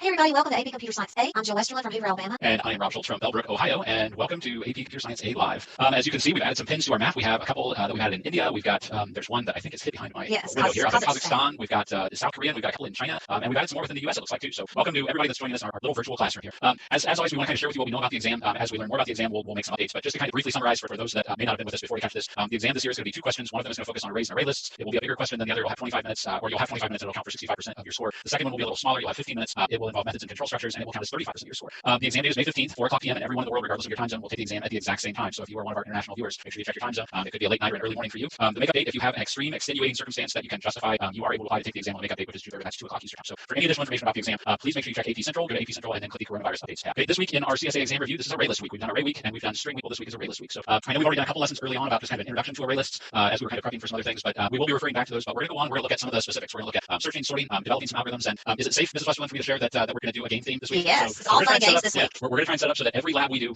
is game related. Okay, so we'll be looking at how to do card games and some other cool things. So hopefully you'll stick with us through the week. As far as our review schedule, and I love Mrs. Westerland's analogy here. If you think of Java as the entire Pacific Ocean, there are a lot of things out there with Java that we don't even come to in this class. So the AP subset that we refer to is like someone scooping up an Olympic-sized swimming pool of the Pacific Ocean and dropping it into a pool, so that now we have our little pool of Pacific Ocean water, and that's our Java water. So as we start trying to prep for the assessment, you can almost think of the different topics as lanes. And this week we are in the ArrayList list lane. And just like water is kind of fluid, it flows from lane to lane. There's going to be some overlap. There are going to be things that we do this week that involve arrays and ArrayLists. Maybe you might see strings pop up from time to time, and the methods and control structure stuff. But the main focus of this week is ArrayList review. Hopefully everyone is taking notes. Mrs. Westerland is giving some amazing examples of note taking and trying to model good note taking skills. So we know that the exam is going to be set so that you can either handwrite your code or you can use an IDE or Notepad or Google Docs, whatever, if you would like to type your code. But again, get in the habit of handwriting some code primarily and then implementing it second to test it, and make sure you're taking notes. For our warm up, we want to talk just briefly about parameters and what parameters are versus what arguments are. So this is kind of we thought this was an important little mini lesson to throw in at this point. Am I taking this? You want to? Sure. Okay.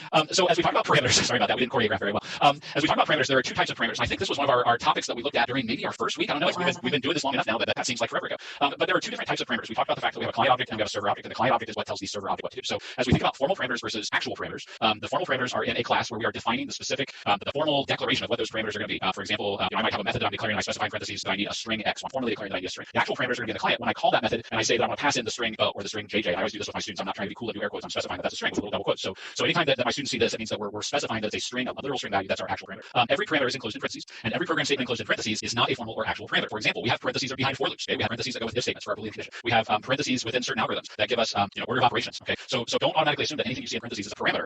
That's not necessarily the case. Constructor headers and method headers contain parameters. Right? Constructor calls and method calls also contain parameters, and that's the difference between our formal parameters and our actual parameters. Yeah, and as you can see, this is 1 of 7. We hope that you watch this as many times as you need to really get. There's a lot of meat on all these slides 1 through 7. So slide number 2 is just about constructor formal parameters. The constructor heading header that you see, and you're going to see some of those today. I think there's an example on some of these slides. Those declare our formal parameters. Those also form the first local variable. And here's an example from some of the code that you're going to see today. There's a constructor for the candy class that will let us make candy objects. Each candy object is going to have a string, an int, and a boolean, and that is its constructor header. Okay, so if we think of the candy class as the server, then what's the name of the class that goes with this one? The candy tester? It could be. Okay, I think I called it candy jar, but yeah. Candy jar. There we go. Okay, so the candy jar that we're looking at in a second is the client, and in the client. Oh, so the actual parameters when we call the constructor, that's where we put the actual parameters. So the call of the constructor would go in our candy jar. Okay, so the example would be in the candy jar class. So inside the main method or some method that's running that's going to create a candy item, we have a call of candy, and the object name is going to be item O. We specify new, so we're calling the constructor, and notice now we're putting in actual literal values. We've got airheads, our quote, we've got 300, and we've got true. So in the actual class, the formal parameter name becomes airheads, the formal parameter calories becomes the actual value 300, and the formal parameter is sour becomes the actual value true. All right, so now let's look at methods. Similarly, a method contains parameters, and when the method is declared, those are formal parameters. Same similar structure. Here's a method that you're going to see in some code that I'm giving y'all today for a linear search of our candy jar of candy, and we're going to search for a string. So if you notice, I think I gave you some errors. This is a Boolean type method. The name of the method is linear search. Here is the array that we want to search over, and we're searching for a word that I'm going to put in, whatever that word might be. Maybe I want to search for, Reese's or Twix or Snickers, or I want to see what's in the candy jar. So now let's look at method actuals. Okay, so again, back over to the client, when we have a method call, the call of the method contains the actual parameters. So actual parameters are values being assigned to the formal parameters when the method's invoked. So in our client object, when we call the linear search method, we're passing in the candy jar array list, and then we're passing in the string pixie sticks as the candy that we're looking for, as the string that we're looking for. And that linear search, by the way, we're going to see almost an exact duplicate of that, but with different wording. When we start playing with cards tomorrow, we're going to do actually when we do, I think it's Crazy Eights on Friday. There's a linear search in that because we have to search a hand for a specific card. So we'll call find card in hand, which is our linear search. We'll give it the deck that we're searching, and we'll give it the card that we're looking for. So we can use linear search in a lot of different ways. So during execution, the method linear search is invoked searching the candy jar array list for the key name pixie sticks. All right, slide 6. What if a parameter is empty? Because sometimes you remember you'll see sets of parentheses that are empty, and so we want to cover that. They don't always have things inside of them. In a constructor, if we just have candy, like public candy, open, close, then that means that there are going to be default values assigned. Sometimes people make this and they make a default constructor. All right, in a method, it can mean a lot of different things, and this isn't meant to be an exhaustive list. It's meant to just be a big umbrella to help you get some context, because we've gotten some feedback from students who were like, help us understand parameters. Sometimes we see nothing in empty parentheses if there are no inputs into a method. If in the case of an array list, and I'm going to talk to you about this today, dynamic sizing, when you construct an array list, if you leave the parameters empty, it means we can make that list just as large or as small as we want it to be. And then sometimes there's just no information needed in addition for the method to do its job. And you see that a little bit on the Java quick reference. Like I think size isn't empty. If we call size for an array list, for example. So anyway, there are times that you can see that. All right. Last but not least, okay, so every parameter is enclosed in parentheses. Okay, if we're doing constructors, we're doing methods, whether we're doing method calls, constructor calls, we have to have parentheses regardless of whether it's formal parameter or the actual parameter. Constructor and method parameters are local variables that receive a value from the client's call of that constructor method. So what that means is when we declare a variable as a formal parameter, we're basically declaring a variable, and the value that fills it comes from the call when the method's called. And these local parameters, these local variables parameters allow the client to supply needed information to the constructor or method, information that the constructor method needs to complete its job. Whenever this comes up in my class, I always refer back to the math class methods. Math.random is an example of one where there is no parameter inside the parentheses. But then something like math.square root, we have to give a value so that method can do what it's supposed to do. So those are some other examples. If we didn't have a parameter for the square root method, then we would just say find a square root, but we wouldn't be able to tell it what number we want to find the square root of. I hope that's helpful. I hope that I feel like sometimes if someone writes in something, there's probably other people with the same need. So hopefully that's helpful. Today we're covering ArrayLists, and our other part of our topic is linear search. And I've subtitled today ArrayList Extravaganza because I'm going to show you a bunch of different ArrayLists that hopefully will inspire you. And I'm going to end with the one that we're going to spend a lot of time on this week. So our goal really is to inspire you to engage in some thoughtful ArrayLists that you can practice coding with, practice writing with, use the Java quick reference with. We want you to spend some time in Java, and hopefully these things will inspire you. So on the way there, and I went through this a couple weeks ago. All of these words might be different and new than the way that your day-to-day teacher taught. Client server is one vernacular, class runner, class tester. I use the word tandem files in my room because there's two wheels on a bicycle and one wheel comes in front of the other. I know that a bicycle built for two is often called a tandem bicycle because there's two people on that bicycle and one of them sits in front of the other. So whichever. It can look like a class file and a tester file, or you can combine it. We talked about this probably 3 weeks ago. What I want you to think about today, and the way I'm going to present today's various ArrayList topics, is really think about it as a class file, which will be the server, and a tester or runner file that will be the client. And I want you to try to use that structure this week. It will be helpful to you if you build projects with us based on what we're going to present. If you work in JDoodle, you're going to have to go to the Advanced IDE button at the top and choose that, and then make all of your files connected in a project. And I made one of those for you today, so you'll see how that behaves. And if you use JGraphs, you can create a new project and put all the files that are related there. So it can work either way, but you're going to have multiple files potentially with the things that we would love for y'all to do this week. So it'll be easier if you structure it that way. Okay, today you're going to need paper and pencil. Even if you normally don't have paper and pencil, if you want to kind of think through what we're doing, it's going to be helpful for you to have something to write on. So if you're watching this in a recorded setting, you may want to pause. This is my attempt at the bottom right to make a pause button and get you a paper and pencil. If you already have that, then fabulous. And while I'm setting up in just a second, you'll have time to grab paper and pencil. So I'm going to switch to the projector camera, and I'm going to walk you through some ArrayLists on paper and on physical. So all right, I've been looking forward to this. I love your unplugged lessons. Well, I get excited about these. I started thinking about them last week, and I was like, oh my gosh, we can do this, we can do this. Okay, so what I've done with my paper, for those of you if you can't see, is I folded my paper in half with a crease, and that's because I kind of want to use the left side of the page to show you. So this would be a hyphen. I want to use, I made this already, so I'm not going to rewrite this because you don't need to watch me write, but I'll put it here and let you kind of look at it. I want to use the left-hand side of the page to represent our class or our server, and it's a good idea to capitalize these. People expect that to be capitalized now. We're going to operate here in mine and Mr. Stoltz's world with grace and mercy. Java does not care if you capitalize the name of your class, but there will be people who expect that, and you may have a college professor that is very particular about how things are. But if you're going to build a class upon which you build an array list and do other things, it's expected that the name of that class will be capitalized. capitalized. So, and we covered this before. This would be Unit 5 in the units of Computer Science A. Class have a heading. They have private instance variables. We have constructors. We have overloaded constructors, get, sets, and it's important to have a two-string method. And this has been covered in previous lessons. So if this is semi-new to you, you may want to go back and watch the lesson on 7.1 from a couple weeks ago. All right, today we're going to camp out over here with what are we going to do with these array lists that we make. This will be in the client. Some people call it a runner. Some people call it a tester. You can call it I have XYZ here. You can call it anything you want to. Like I say, Java does not care. But the reason that a lot of people call them runners and testers is to make that tandem connection that here's my class and here's the class runner. So that it's obvious when you look at the files that you have named that you see that they pair up. In this, we're going to be having an array list that we make, and we'll have system.out.print calls. We have method calls, and then down below we have methods. Now it might be as we go on during this week that you even have a third file over here, another .java with other things happening. Like we're going to talk to you about building a game with cards, and you potentially maybe want to have another client where things are happening. And I think that's how I'm going to set mine up. So that's part of why we helpful these things live in a project. So you're going to want that. So that's the reason that we're folding the paper in half. So now I'm going to show you. First, we're going to start. And I have kind of an order. I got to watch my time. Okay, I want to show you 7 array lists in total. That's my goal. If I can talk fast, and it's hard to talk fast when you're from the South. I don't know if y'all figured that out yet. But I'm going to use this egg carton to represent my array. Now you know that a couple weeks ago when we did just regular one-dimensional array, I used bottle caps. So here's my jar bottle caps. The reason that I'm not using bottle caps now is because we're going to have more information in these than the one-dimensional array held. And also, I want it to be different because an array list is different than a one-dimensional array. So the first array that I want to talk to you about making is an array of the days of the week. So here are my days of the week, starting with Sunday, which is the first day of the week, and then all the way out. So if I build an array list to hold my days of the week, there's a couple things that are unique about these, and the reason that I use this for an example. First of all, you know that when I build my list, these days of the week are going to sit in these elements of the array. All right, so let's look at kind of how this works. So over here, remember that I got to get all my little stuff. I lost my sheet of paper because I need a personal assistant here with me. Okay, so remember this side's our class and this side's our runner, tester, XYZ. When we're building an array of just words, we just want words in our array list, we can build that off of the string class that already exists in Java. So we don't have to do all that work of building a class because our array list is going to be of the string type. So what has to happen over here, and I know I have to switch to a not as thick marker because I write too big. First of all, and I don't know if I said this, I know you'll see it in the code that I've got for y'all. You have to import for any of these. You got to import Java, .util, .ArrayList, and if you don't want to be that particular, you could import .wildcard, which will pick up array list, but that's going to be necessary over here in your client. All right, so we have this array list that we want to put up here. How about that? And then right down below it of all our days of the week. And there's a couple things that are unique about it. First of all, we want to declare the list, and this was covered a couple of weeks ago. We want to tell Java that we want an array list of the string type, and since it's going to be days of the week, I lost Thursday, so we want to name it something. I think in what I told y'all to do, I called it an array, and I know in my classroom I call it an array of days, and that's really a long name. So you may just want to call it days when you make yours. That'd be a better edit. And it's going to be a new array list, and this is going to be the same for everyone that you made this week. Not stink. Now here's my point about these parameters here. If I leave that empty, it means that I can make my array list of days as large as I ever want to make it. But since I'm doing the 7 days of the week that are never going to change, I actually could put for this particular array list, I could fill in here a 7, and that would make my array list a size of 7. You almost never see that. It's very uncommon and it's not necessary, but it could be done, and it works for this example. I wouldn't do it for any of the rest of the ones I'm showing you today because we as a programmer always want the freedom to let our array list grow dynamically. That's the whole reason. So this would make it be non-dynamic in size. You spell that right. All right. So that's array number 1 was that one. I'm gonna pour these out, and now I'm gonna talk to you about array number 2. I'm gonna put it on the same sheet of paper because it also is not going to be built from a class that we create. So the second one that we want to make is I want to make an array of ints, and you remember. Can I jump in real quick? Please. Because I've noticed you doing the same thing that my students yell at me for doing. When I'm talking about array lists, I accidentally refer to them from time to time as arrays. So I just want to clarify everybody that even though you might hear one of us during array lists, we talk about arrays, we're talking about array lists because you will have to be doing that too. Yeah, please. Yeah, please. Yeah, always. Substitute that word. My students get mad at me all the time for that. That's so funny. I guess mine probably just are like, we can't help what she says. I'm going to tell her. There's no telling. Thank you. Okay, so I want ints in this array list. I want ints in this array list, and I can't put ints in an array list because ints are a primitive data type. So that brings in our friend, the wrapper class, which means I can have an array list in int. Spell this array. Integer. Yeah. There we go. Integer. So I can have an array list of integers, and if I wanted numbers with decimal places down here, I could have an array list of doubles. And notice that these are capitalized. So if you remember, those are capitalized, and this is a wrapper class. So what I want you to envision in your brain is that I took something. I'm going to use these because I've been saving these because I thought they were handy. I'm going to take these containers, and I'm going to take my integer. It was an int, but when I put it in here, I'm wrapping it to make it become an integer, and then it can go into the array list. So I have to take each of these, or Java's going to take them all. And because I told it that I wanted something of the integer type, it'll let me do that. So that's physically what Java's doing, is it's going to take all of my ints that were primitive, and it's going to wrap them up and put them in there. So if I were going to do the same thing with doubles down here, it wouldn't be the same array list because it's going to have one type. I could stick my doubles in there and let them get wrapped into becoming the double type, and then they would be in there as well. So I wanted y'all to kind of see that, because when you make your array list of integers, it's going to look just like the string one. And this is where I'm going to kind of cheat a little bit. So down here, I'm going to move these doubles out of the way because we're not interested in that right now. It would be the same thing. Array list. This is where if you write new code, you might could do some copying and pasting. And I think I called this one in my room, I think I call it array of ints equals new. I'm going to abbreviate array list integer. And I would not ever fill that in because with numbers, who knows how many we're ever going to want. Okay. So that's the first two that I wanted to show you and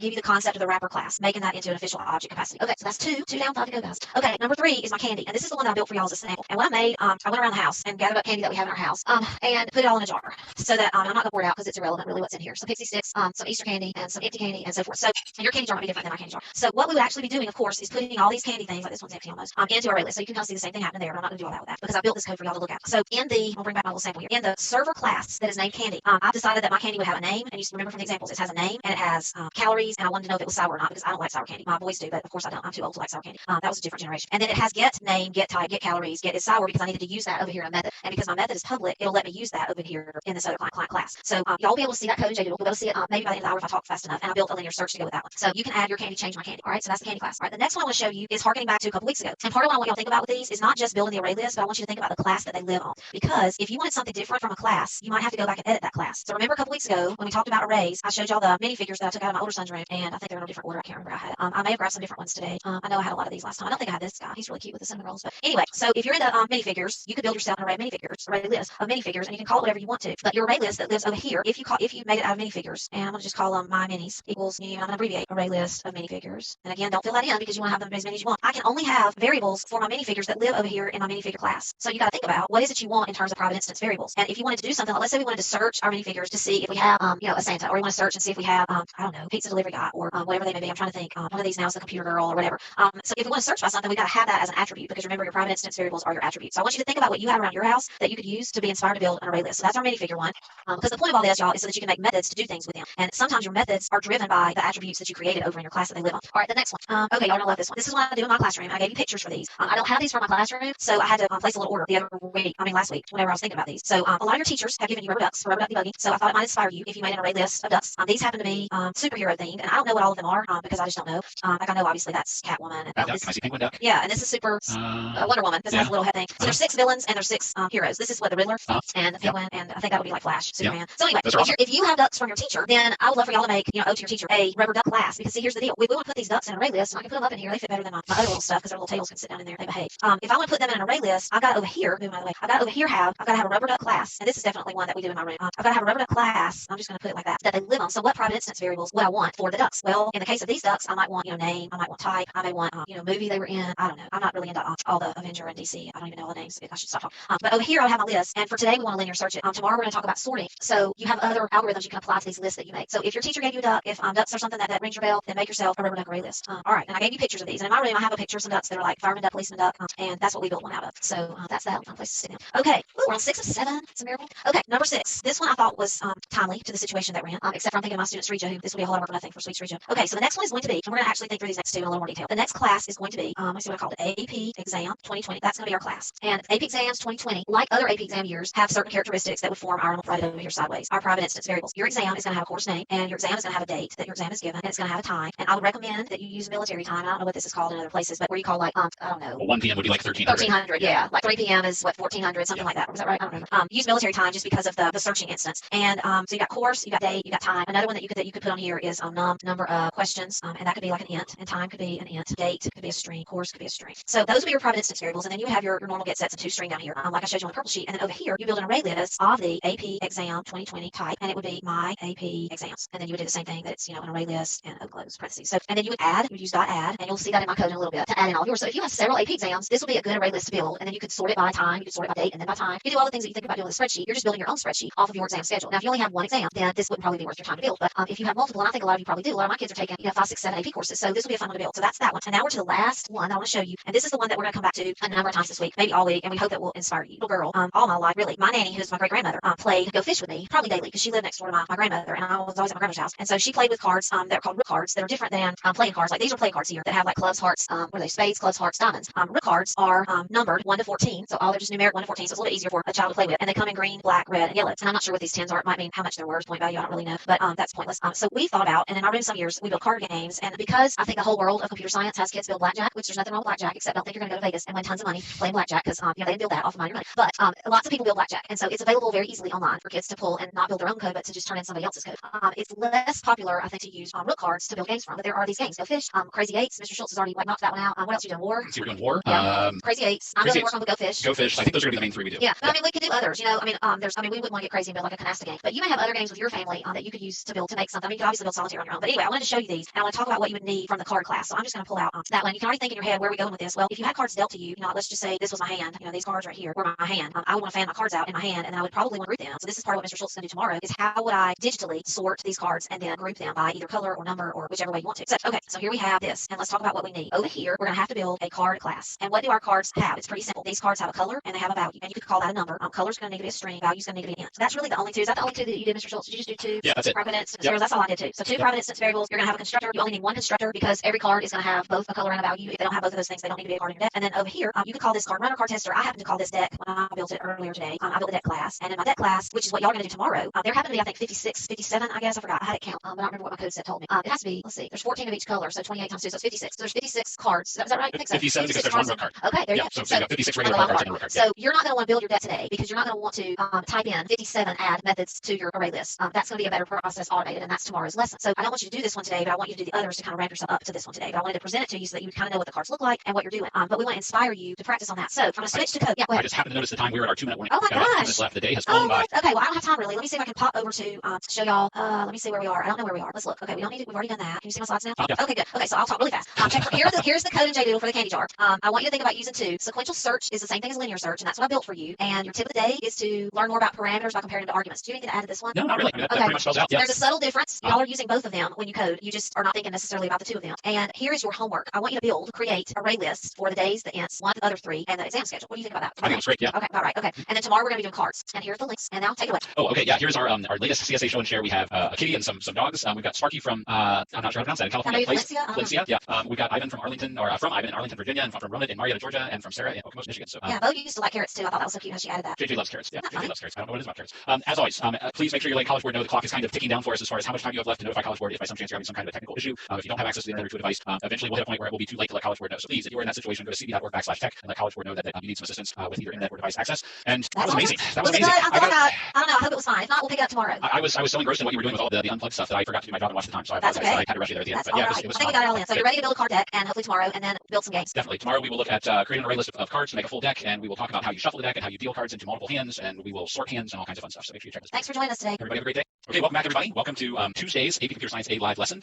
My name is Rob Schultz. I teach at Bellbrook High School in Bellbrook, Ohio. And I'm Jill Westerland from Hoover High School in Hoover, Alabama. We're so glad that you're with us today for a lesson you're going to love. I'm excited myself about today's lesson. So here's our map. Find yourself. You're somewhere here, and feel a part of our group and our community, and join us in challenging ourselves to be pursuers of Java. So before we go further into the lesson, let's review quickly your exam. It'll be May the 15th. You're going to have two questions. The first one will either be an array or an array list question. You'll have 25 minutes, and then the second question will be methods and control structures, and you'll have 15 minutes, and then 5 minutes on the end of each one to upload. And you can see that there's a makeup date if you have a special circumstance. And then for all the information related to the exam, please go to AP Central Coronavirus Updates and read everything that College Board is telling you about your test this year. We'll talk more about it, especially next week. So please keep watching for more details. So today we're continuing on in array list week. We're going to talk about sorting. Yesterday I got so into my array list explaining in my extravaganza section that I just kind of left you with the code for the linear search. We've done that before. Linear search, you remember, is just like Control F. I'm going to start at the beginning of something. I'm going to search each item until I find what I'm looking for, if I find it. Today you're going to talk about sorting, which is putting things in order, kind of like what you should be doing if you're helping your parents with the laundry. You should be sorting the laundry by what type before you begin to start washing things. Unless you're Eric Westerland, my husband, and if it's dirty, that makes a group. That is the sort. So I give him fits about that. But today you're going to learn proper ways of sorting digitally, and tomorrow we're going to do it for response. So our analogy, and we're going to kind of unpack the lane that we're in. Imagine that Java is huge. You know that it is, and we are swimming in a pool with lanes. And this week we're in the lane for array lists, and that may cause us to be doing other things. We're not doing a ton with strings this week. We did a lot with strings last week. Strings will come up in small ways, not so much the string class. You're not going to see a lot of that this week. Now, please be taking notes. You probably could use a piece of paper and a pencil today. Mr. Schultz is going to demonstrate a lot of things to you, and hopefully you'll rewatch the video, of course. But you may want to begin to grab something to write with, and he's going to sort of take you off into that last array list that I left you with, which was the cards and the card deck. And here we go. Okay, so I am excited about today too. Today's going to be fun. As we said yesterday, we're kind of thinking of this as game week in addition to array list week. And we're looking at different things we can do, different game-related like little programs that we can do.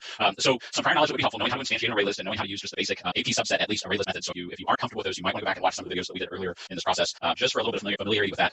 Today what we're going to do is we're going to learn to add an object to an array list. We're going to use loops to add multiple objects to an array list. We're going to use add, remove, get, and set to move objects between array lists. And then I know the main topic of today is supposed to be sorting. And if you've watched past videos, we've already covered merge sort and insertion sort. Today we're going to look at selection sort. So we'll be careful with time, I promise, today, because there's a lot I want to throw in here, but I want to make sure we've got time to get to selection sorting. So today is, like I said, we're looking at a game theme, and the main focus today is going to be working with cards. Okay, so I have my little deck of cards here so that we can kind of demonstrate some things as we go. But I created, and Mrs. Westerland showed you a version of this yesterday, so that we have a card class to play with. I created a basic card class that has two instance variables, a string that will contain the suit, and an int to contain the value. We have a constructor that we can pass a string and a value in to create a card object, and then we've got a couple of getters so we can get the value and get the suit, and then we also have a toString method. So in our client, if I have this code, and notice there's nothing magic about the suit. We could do the traditional hearts, diamonds, spades, clubs, or I could have dogs, cats, fish, birds. I could have unicorns, dragons, and I could throw in whatever I want for the suit. Okay? So when we create a couple of card objects and we call print line, it's going to display the two strings. So our first one will display 5 hearts, and the second one will display 8 of dogs. Okay, so that's the basic card class we're going to be using for the next few days, actually through the end of the week, with some of the little card games we're going to program and take a look at. Okay, so here are our goals for the day. Now here's what we're going to do, but then behind the scenes, this is in terms of Java what we're really going to do. Okay, so the first thing is going to be just to make a plain card. Well, in Java terms, that's instantiate a card object. Okay, we're going to make a single suit deck of cards, which means we're going to use a for loop, create an array list of card objects. And to make a multi-suit deck of cards, so like a traditional deck where we've got 4 different suits, we're going to use nested for loops, create an array list of card objects. We're going to shuffle the deck of cards, so we're going to use the ArrayList methods to manipulate card objects in the array list. We're going to deal cards to 2 players. So these are really all of the things that we would do for any card game. We have to shuffle the deck and we have to deal the cards. And then, as Mrs. Westerland said yesterday, in certain games, it helps if the cards you're holding in your hand are sorted. So that's when we'll get to our selection sort algorithm, and we'll use selection sort to sort the cards in players. Okay, so here's the fun part. Let's go to our live demo, and we're going to start doing some coding. So I'm going to switch over to JGrass. Hopefully you can see that okay. Yeah. That little thing out of the way. So I have a folder that I've created in JGrass that's just for today's stuff. As Mrs. Westerland said yesterday, if you're using JGrass, we want the different files that go together in the same place so that everything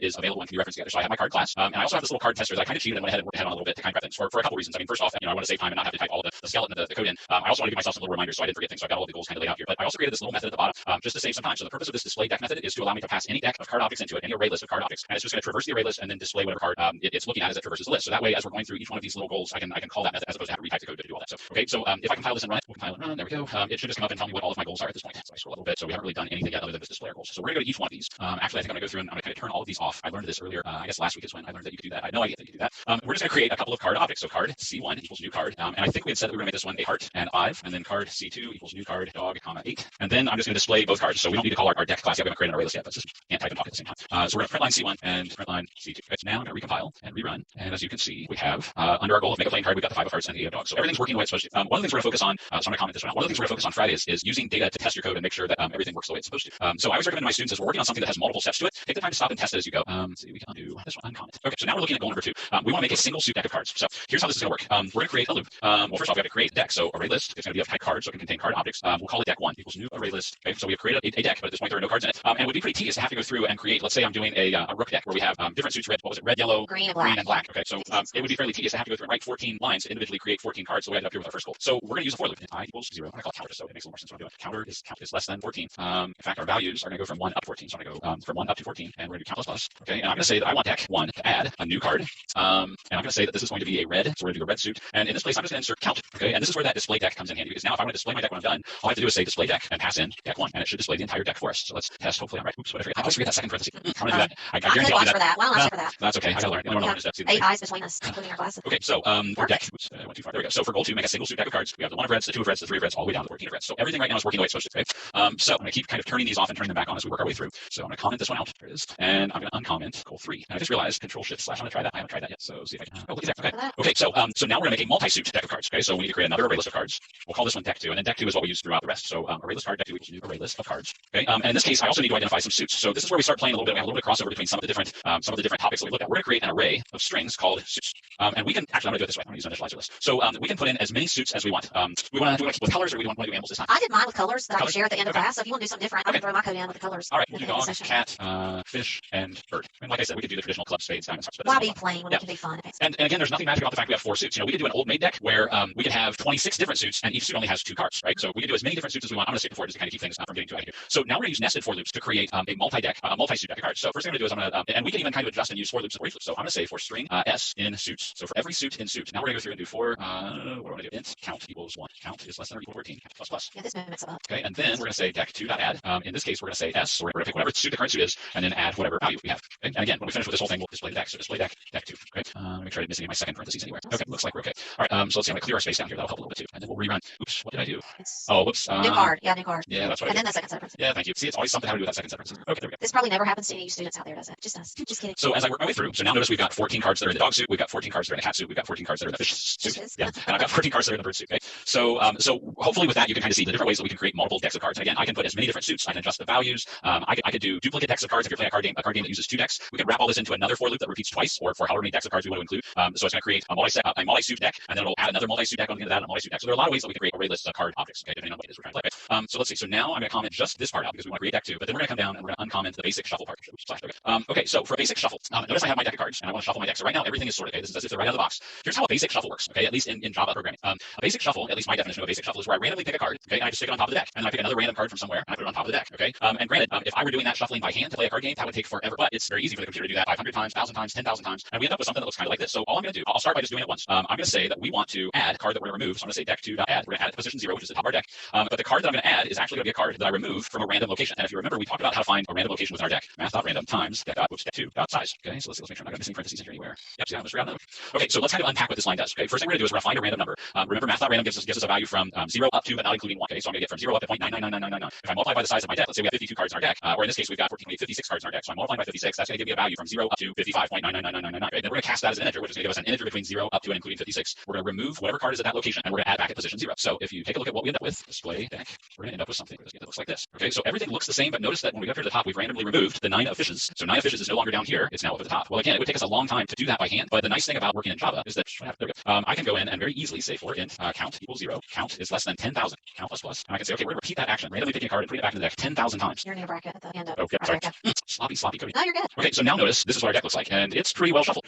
10,000 times. So 10,000 times we took a card from a random point of the deck and put it on top, grab the next one, put it on top, grab the next one, put it on top, grab the next one, put it on top. Okay, and we could go even more than that. We could go 100,000 times or 1,000,000 times. I mean, whatever it is that you feel like you'd be satisfied with this shuffle. Okay, so that's our random shuffle. And I'll be honest with you, for my card games I like to play, that's usually pretty sufficient. Okay, that works out pretty well. I'm gonna put my 2 cards that I pulled out back, and we're gonna see if I can do a perfect shuffle. Okay, so if you, and I'm going to comment this part out because I don't want to shuffle it and then use the perfect shuffle. I'll just comment all this. Okay, so if you've looked at, by some chance, if you've looked at the 11s lab, one of the things in the 11s lab they talk about is a perfect shuffle. And I'm going to move my camera down a little bit because I can't do this holding cards up in here. I need to hold them on the table. I realize I don't have a document camera that's as cool as the one that Mrs. Westerland has, but I do have my little camera that I can at least tilt down and show the table. So, okay, so when we talk about doing a perfect shuffle, okay, what we end up doing is we cut the card deck exactly in half for it to be a perfect shuffle. So I have in this deck of cards there are 52 cards. I have 26 in this hand, 26 in this hand, and to do a perfect shuffle, I'll see if I can do this. What that means is we're doing one card and then one card and one card, one card, and I can already tell I've messed it up, but we try and alternate one card all the way down through, so that if we did this correctly, we would have, you know, the ace, ace, 2, 2, 3, 3. I didn't do too bad. 4, 4, 5, 5, 6, 6, 7, 7, which 8, 8. I don't know if you can see those or not. That's cool. So that's kind of the idea of a perfect shuffle. Yeah, I kind of messed up in there a little bit. Okay, so the next type of shuffle we're gonna try and do, and again, I gotta be careful with my time. We're gonna try and do a perfect shuffle. Okay, so here's the idea behind the perfect shuffle. You may want to switch your camera back up. Ooh, I mean, yeah, you know, just because, even though it'd be fun to watch you type so fast.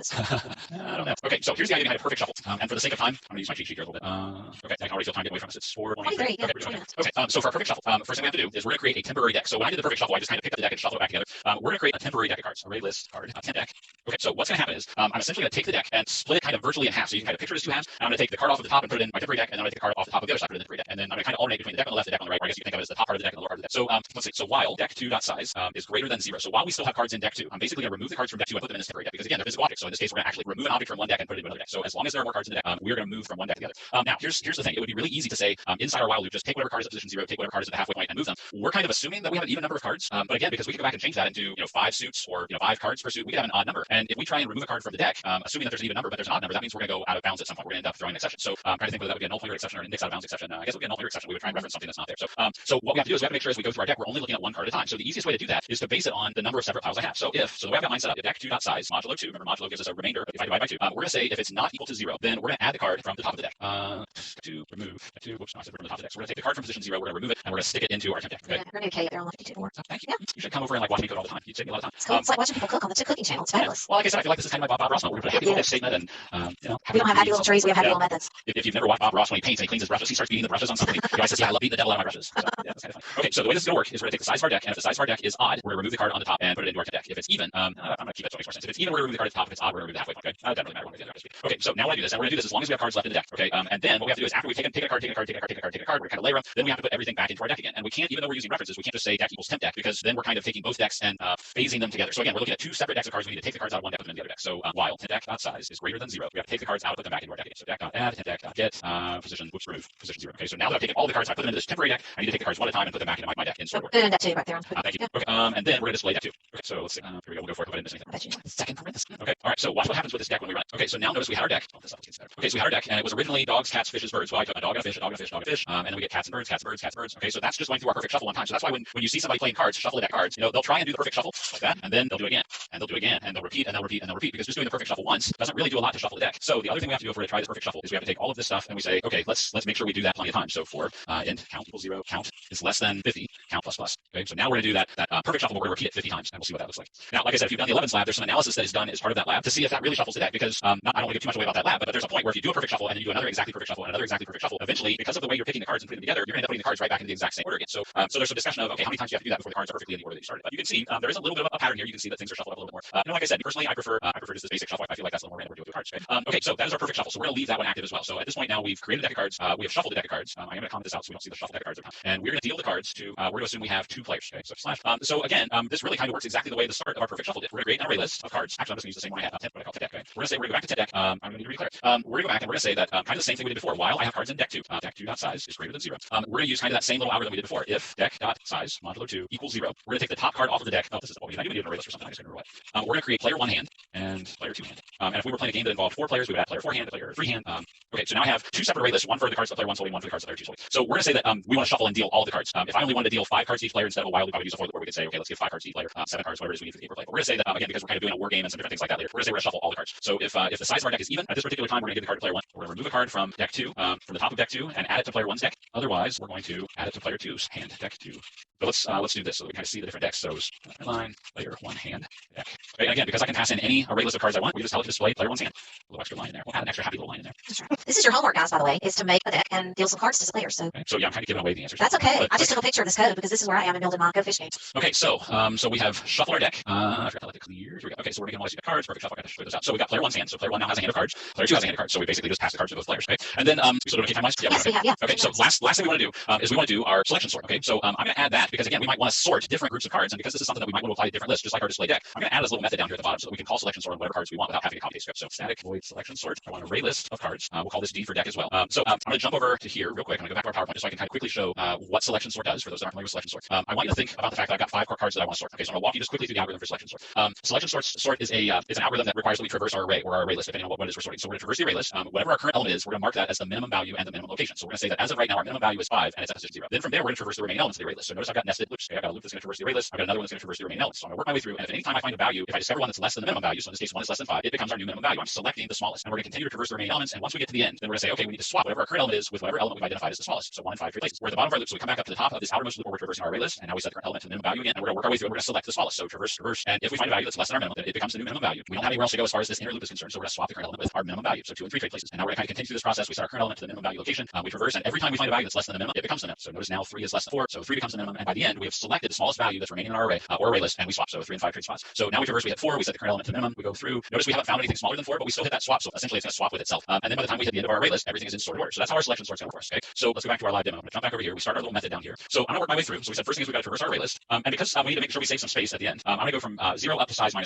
plus. Okay. We said that we want to select whatever our current value is and set that as our minimum value and our minimum location. So int min val equals d.getI.get. Remember those two getter methods that we had in our card class? Well, this is where we're going to use those. So get value. So that's going to give us our current lowest value. And then we also need to define where it is. So int min location equals I. So we're starting out by saying whatever it is we're looking at, that's our lowest value, and that's our lowest location. Okay. So then we said we need to traverse the rest of the array list. So for int j equals I plus 1, we don't go back to 0 again. J is less than d.size, j plus. Okay. And we said if at any point the value that we're looking at is less than our minimum, so d.get j.get value is less than min. Anytime we find anything less than min, it becomes the new min. So min val will become our deck, get whatever's in position j, get value, and the location will become j. Okay. And then we said once we got that loop, then we have to do a little swap. So I'm going to put a little comment here. Swap, not swamp. Swap. Okay. So we're going to create if you aren't familiar with the swap algorithm, it basically is like a little juggling act. I'm going to take whatever's in the first position and move it to a temporary spot. I'm going to take whatever's in the second position, put it in the first position, and I'm going to take whatever's in that temporary spot and move it back. So we're going to create a little card called temp equals d.get I. So that's our current value. We're going to set whatever's in position I to d.get whatever's in our minimum location. And then I'm going to use set again and set whatever's in our minimum location to temp. Okay, so that's our little juggling routine. And that'll begin our loop. And check the line 103 where it says min. I think it should be min val, but it might be min. Oh, yep, you're right. Yeah. Thank you. Okay, cross your fingers, let's compile. Did I miss anything? No, you did not, Rockstar. You were watching over my shoulder. Okay, so here's how we're going to check this one out. So for sorting each player's hand, I'm going to leave those upper ones turned on. Okay, so we're going to tell it we want to do a selection sort on player 1's hand, and we're going to display it. Let's see, 5 minutes. I got to think fast. Okay. Nobody's going anywhere because this is so fun to watch. That's true. Well, I thought you were going to say because this point nobody really has any place to go. But well, no, with the couch, the refrigerator, well, lots of places, but we have to see what happens. Do the fish and birds and cats and dogs go back in proper order? Now, I'm glad you brought that up because I kind of kept this a simple selection sort. It knows it's only sorting on values, so it's not going to be numbers. So that's actually something I was going to add. Oh, I forgot to tell it to do selection sort. So that was actually going to be something that I was going to add as a little add-on to the homework assignment is to go back and edit my selection sort so it sorts by color first, and then it goes through and sorts by number so you got everything sorted and organized. Okay, so let's see. We are going to. I think that'll be okay. We'll go. I think it's going to have a couple extra little things printed at the top later on. That's okay. Okay, so when we run, it is going to go through and starting at the top. They want to clear. We run easier to find the top that way. So I accidentally left a couple of extra goals turned on, but we told it to deal the cards after being shuffled to the player. So notice they are not in order for player 1 or player 2. But then I told it to do selection sort. So now once I've done selection sort, I show player 1's hand sorted. Notice we've got the 1s, the 2s, the 3s, the 4s. So they're in order by value. They're not necessarily in order by suit, but we've sorted all the cards by value. So now I've got my 1s, my 2s, my 3s, my 4s, my 5s, my 6s, 7s, 8s, all the way to 14s together. So our selection sort did what we told it to. It's probably not as complete as it should be because I know when I play cards, we've been playing a lot of cards at our house lately too. I'll have to teach you how to play 7 sometime. That's our new favorite game. But we sort by suit and then we sort by value within suit. So that's kind of the add-on for your homework assignment. Yeah, you'll need an extra loop. And see if you can make it a little better. And wow, that was a lot of stuff. I know, that was so great. We need the sound effect for applause. That was fantastic. No, yes. Okay, so our debrief and summary. First off, ArrayList methods. And this is a pretty brief debrief and summary considering everything we just did. But main takeaways are that the ArrayList methods add, remove, get, and set can be used to manipulate elements in ArrayList in a lot of ways. Okay. And the other thing I want to make sure to point out, selection sort is an iterative sorting algorithm used to sort elements in an ArrayList or an array. We've talked about recursive algorithms for sorting in the past. This is an iterative sorting algorithm. So those are our debriefs for today. All right, very good. Very good. Okay, so make sure you come back tomorrow. Tomorrow we're going to take a little segue from the game, but I'm talking about your homework first. And this goes along with your tip of the day. Using cards in this way will force you to use, and you can see if we watch Mr. Schultz today, you're going to use every single one of the JQR ArrayList methods to manipulate your cards. And hopefully it's entertaining and fun. And I want you to start kind of thinking about what kind of games can I make with this. We're going to show you on Thursday some games. I'm going to talk to you about some others that you might can make. So your homework for tonight is build your own deck. You can have it whatever you want it to be and populate it with cards and numbers and values. And if you're into some of these, role-playing games that have particular kinds of cards, I don't know enough to talk about it, but I know students I have to make your cards about those things and deal cards to your players. And you've got plenty of information to do that. So that's your homework, and it'll force you to use the JQR. You got resources also. Shuffle your deck. Same thing. Essentially just kind of use it. We hope you engage with this, and I hope you built some arrays from the things I showed you yesterday. So let me tell you what we're doing tomorrow. Tomorrow we're gonna. Tomorrow we're going to live demo and unplug first to explain free response 2009 number 4, which is called it's called number tile, and that's the class that it sits on. And then the other file is called tile game, and it's a spin-off of dominoes. So we're going to teach you kind of the premise of the game, and then unpack and show you how to solve that free response to 2009. And so that's what we're doing tomorrow. So that's what's fun games week. And Thursday we're going right back to our cards and our decks, and hopefully by then you built some amazing game that you're going to show us. So remember to share it. I'll look on Twitter, and I have some friends that do TikTok. So if you share what you're building at my CSA exam prep, we'd love to see it. Okay, let's see. We got 3 dogs for today. And so fun how the rainbow, what was that, light diffraction or something, is hitting Roscoe's face. And anyway, pretty sweet dogs. I know. We got coast to coast over here. Well, Buffalo's not exactly on the coast, but it's close enough. San Jose is definitely on the coast. And as usual, y'all, it's time for you to let College Board know if you need tech help. cb.org/tech, and do that today or soon. And we appreciate you being here with us. We held you a minute or so longer, but I promise it was worth it. So we hope to see you tomorrow for free response day and then more games. Yeah, stick with us this week. Yep. It'll be fun. See you tomorrow. Everybody have a great day. Okay, hey, good afternoon, everybody. Or I guess depending on your time zone, good evening or good morning, or I guess we could just say good day. Happy Wednesday. Happy Wednesday. My name is Rob Schultz. This is AP Computer Science A Live, and my name is Rob Schultz. I teach at Bellbrook High School in Bellbrook, Ohio. And I'm Jill Westerland from Hoover High School in Hoover, Alabama. We're so glad that you're with us. You see our map. We're happy to have every one of you learning with us and are thankful for your participation and all the feedback that we get. It's encouraging to us from students and teachers. Here is a little bit about this year's exam. You can fast forward about 10 seconds or 20 if I talk slowly.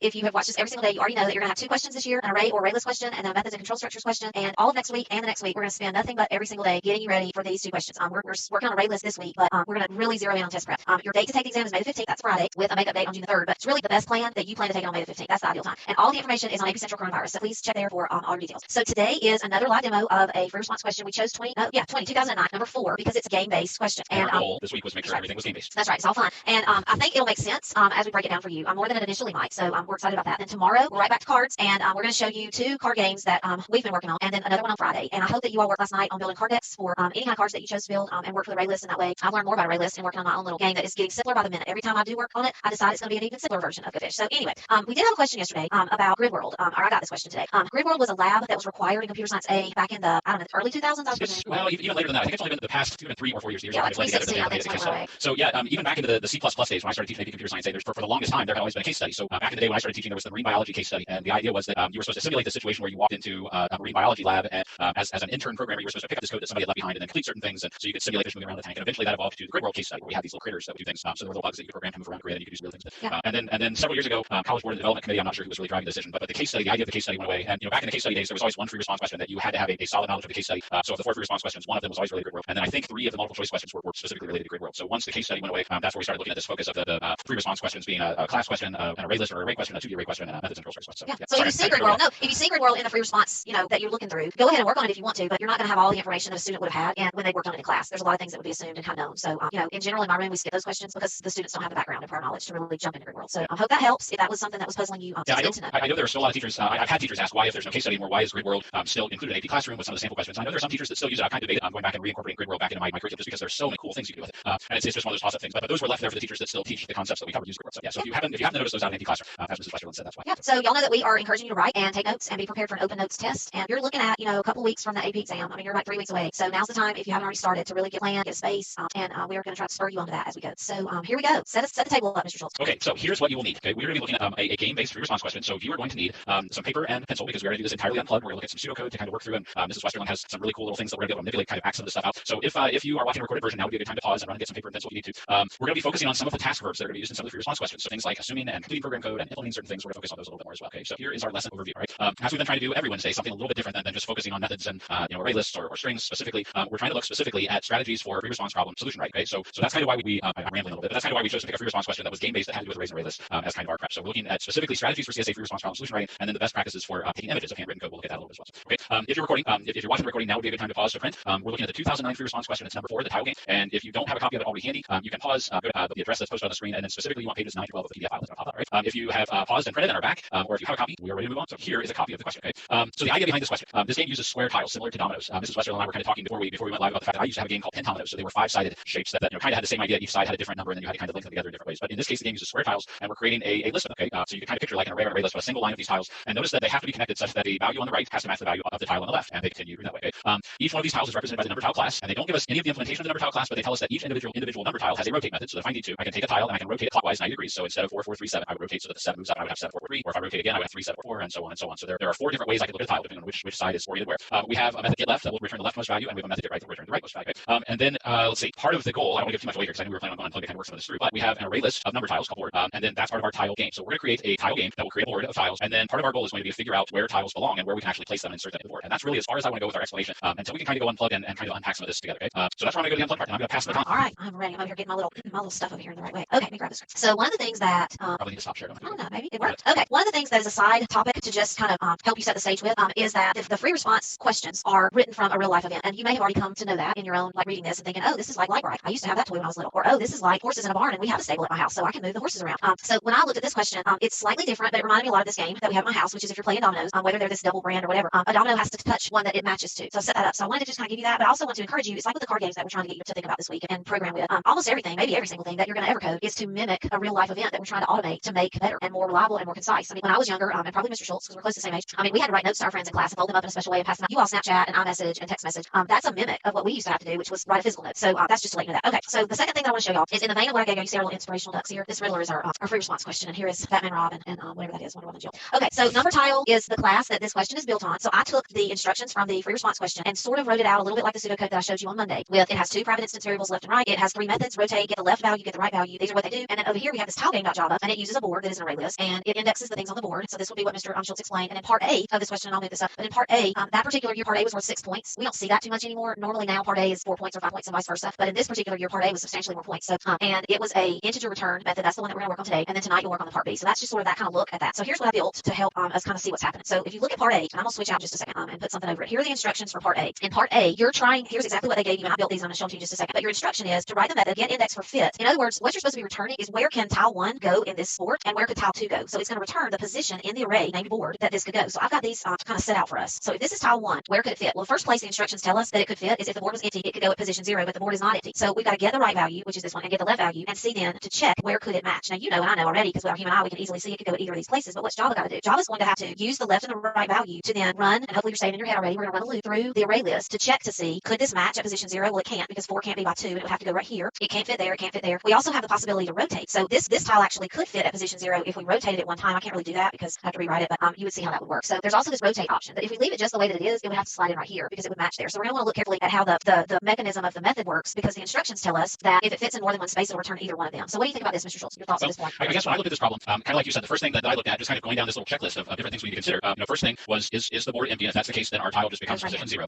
And then the second thing I checked was, can it go at the beginning? And then exactly like you said, since we have to have a loop, then I just had it set to start at the beginning and work my way through and return the first position that it came to, which would be that one. Even though it said that it says in the instructions, I believe that it could return either one of those two positions. So since it could return either one, I just made it kind of a first one I came to. And then if by some chance the board's not empty, it doesn't go at the beginning, and we traverse the entire thing, then really the only other two options would be kind of tack it onto the end. Or if all 4 of those are false, then the instructions say we just automatically return -1. It doesn't go anywhere in the board. So if I had like the other tile that you've got, this one? the one with the 2, can't go there. Can't go there. If we traverse, it's not going to fit anywhere. It can't go at the end. And so which means for the second tile, we would return -1 for that one. That one can't be placed in the board. With its if we rotated it, we could put it there. Yeah. But I don't really see, and I'm going to put the questions back here for those of you looking at home. I don't really see a directive in this method that tells us that we have to make it rotate. Well, actually, if you look at the very first line of the comment, it says determines where to insert tile in its core current orientation. So they're specifically telling us that we're not allowed to rotate it for this. But you're going to see tonight in part B, you are going to have to use the rotate. So part A, you don't have to rotate. Part B, you do have to rotate. So I think you lose points in part A if you rotate, but in part B, you're going to need to rotate. So hold on to that thought. That kind of goes back to what we talked about with one of our previous free response questions. There was one that we looked at that had a specific method that they didn't give us the orientation, or didn't give us the implementation, and it didn't really appear up front to have anything to do with the two methods we had to write. But again, if they give you a specific method, you have to kind of look for it. It's kind of like one of those half-hour questions that I use with my class. It's kind of a trap. If they're giving it to you, it has a specific reason. You just have to figure out where to put it and where not to. Yeah. So I hope that you feel like you've wrapped your hand, and I hope that you begin to look at these things in the Computer Science A course as where can I connect this? And maybe if you make that connection, it'll help you. So I'm going to just sit all this on top. It doesn't really matter. And we're going to kind of pseudocode out over here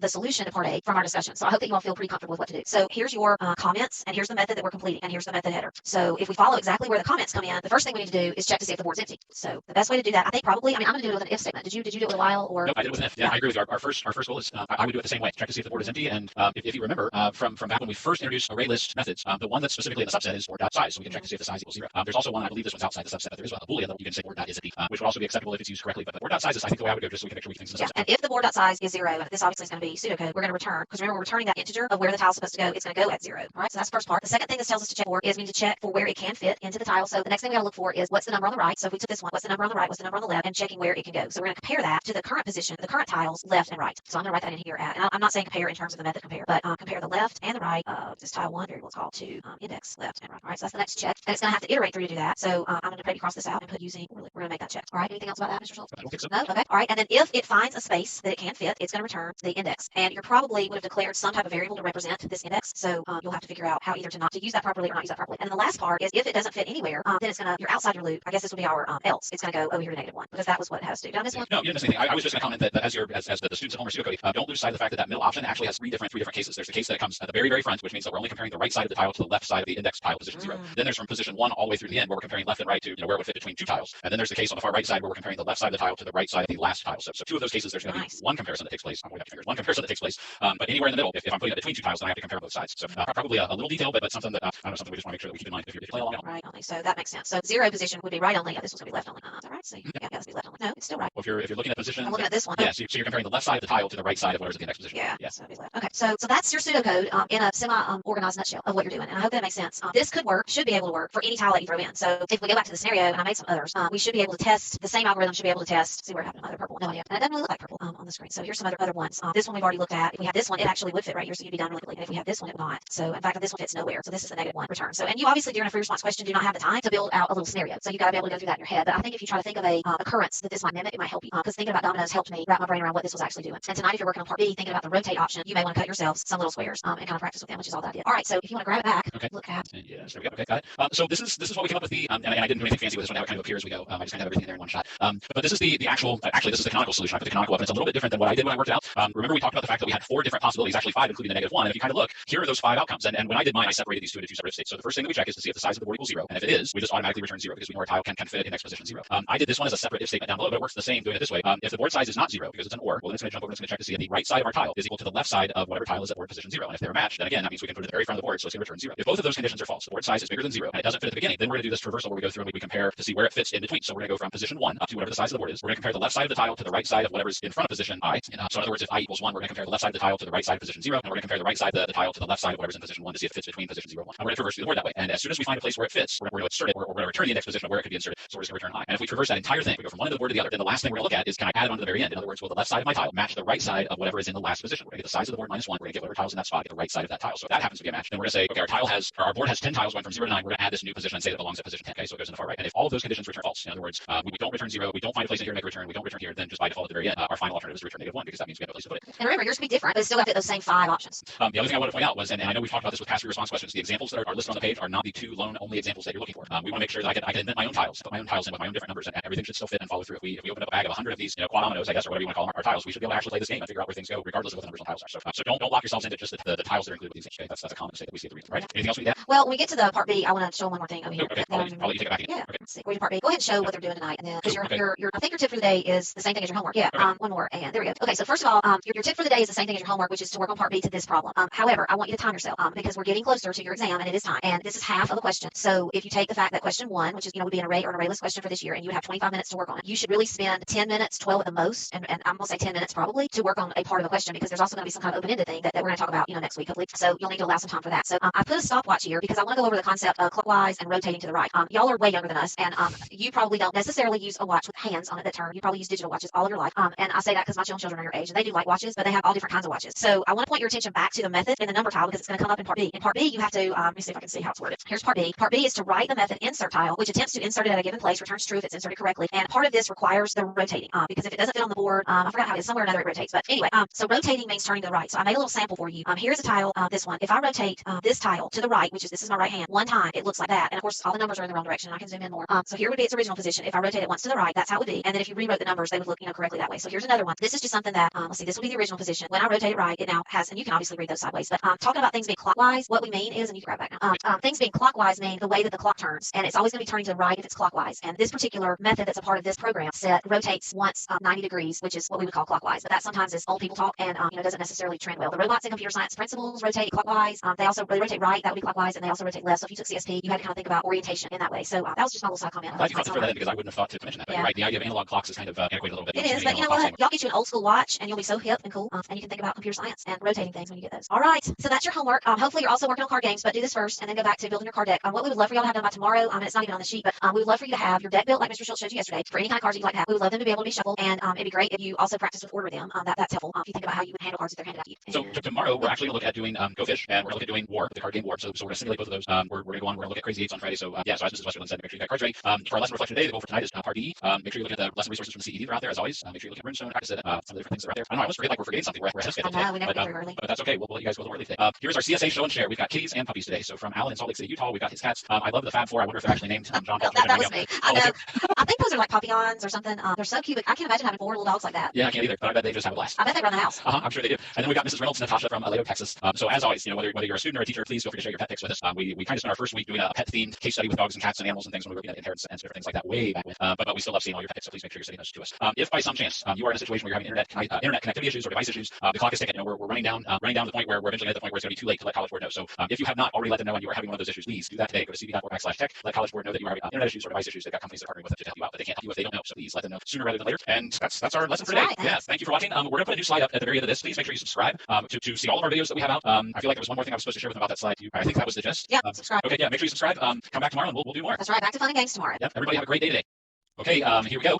This is AP Computer Science A, and I am Rob Schultz. I teach at Bellbrook High School. And I'm from Bellbrook High. Sorry. I thought there for a second. That's okay. And I'm Jill Westerlin from Hoover High School in Hoover, Alabama. We're so glad that you're with us. I'm going to assume everybody's here every day and that you already know all about our community learners all over the map. If today's your first day, welcome. You got some videos to watch because we want you to go back and watch every video we've made. Okay, so the test that we're working toward is on May the 15th, and you're going to have 2 questions, either an array or ArrayList question, and then question 2 will be a methods and control structures question. Today we are working day 4 of ArrayList week, and you're going to see things that relate to both of these questions. So here's our schedule, and today we are back to card game and card decks, and we're going to show you a variety of things that you can do using ArrayList of cards. And we're hoping to get you engaged in writing some code in Java to sharpen your skills toward being prepared for those 2 questions that you'll see on May the 15th. All right, we are trying to get you to take some notes. You know that you're going to be having an open notes, open book exam, so now's the time for you to begin to prepare toward that. There are resources toward that. You are going to need paper and pencil today. We'll remind you that again. But before you write code on the computer, we would love for you to spend a little bit of time writing code on paper and wrapping your brain around the concepts that the algorithms need and the structure of the code and the design. So for the warm-up today, we're going to be doing tile games. So Mr. Schultz is going to explain, and I'm going to demo a little bit. Okay, so yesterday we started the tile game. If by some chance you haven't printed a copy off, or if you haven't seen part A, I would back up a little bit, go to yesterday's lesson.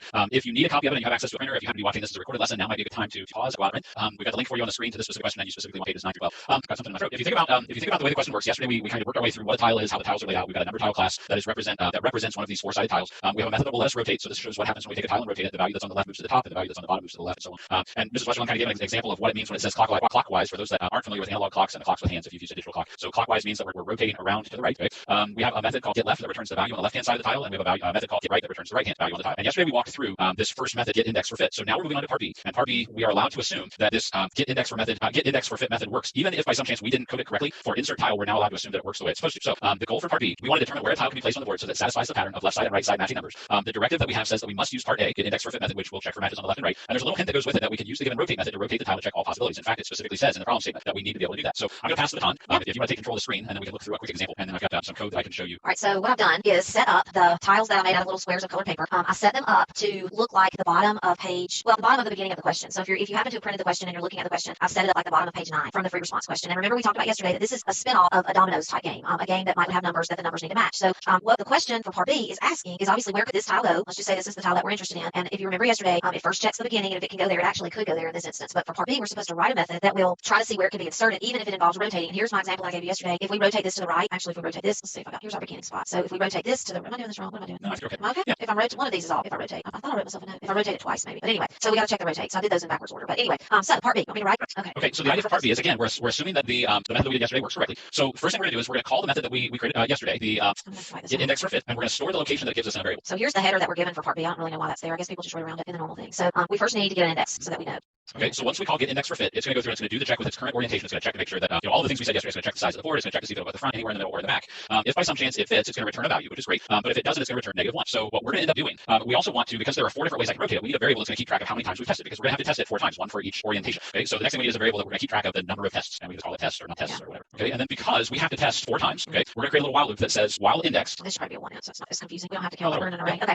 So while index equals -1, in other words, in that very first line, if it gives us -1, it didn't find anything with the current orientation, we need to go through and do a second. If it does give us a value, we'll just skip the while loop and we'll deal with that in a second. Okay? So while index equals -1 and num test is less than 4, okay, then we're going to go into this loop, and the first thing we're going to do is we're going to call the rotate method for the tile, because now we want to turn it so that it has a new orientation. So we can just say tile.rotate. And once we've done that, then we're going to say, okay, well now let's set index equal to getIndexForFit of that tile. So we're basically going to say, we've rotated it, now try again. Okay, and because this is our second test, we have to increment num tests. So this will be considered test 2, and that's the end of our while loop. Okay, so if you think about how this is going to work, we're going to hold it in its first orientation. If it doesn't come back with a response, in other words, it gives us -1, we're going to rotate it, check it again. And if that comes back with -1, we're going to rotate it, check it again. So that'll be num test equal 3. And then we're going to, if that gives us no response, we're going to rotate it, check it again, and that'll be num test equal 4. And then at that point, even if it hasn't found anything, index equals num1, num test will equal 4, because we will have gone through this all 4 orientations. We'll jump out of the while loop. So now we have to put our little if statement at the bottom. So if by some chance index has not been -1, in other words, it found something somewhere in one of those tests, it gave us anything but -1, this is where we can add the tile to our board. So board.add index, tile. So wherever it found, whatever index position it gave us that tile will fit, we're going to put it in that spot. And then the last thing we need to do is, because we have to return a Boolean value, we're going to return whatever we get from the Boolean comparison. Index is not equal to -1. Oh, from that one. So if index is not equal to -1, we'll return true, because that's a true statement. If index does equal -1, then that condition becomes false, and we return a false statement. And there is our entire insert tile method. Yeah, and if you remember yesterday, if you watched that one, or if you go back, part A was 6 points. Part B, this portion was 3 points of this problem. So this is quite 2009. This is a pretty old problem, but we liked it because it went along with everything. And I think I made this tile, well, maybe this one right here that didn't fit so well. Oh, there we go. Yeah, that's my one that I felt like was a little bit more. It would fit after it gets rotated. Yeah. It could line up over here now.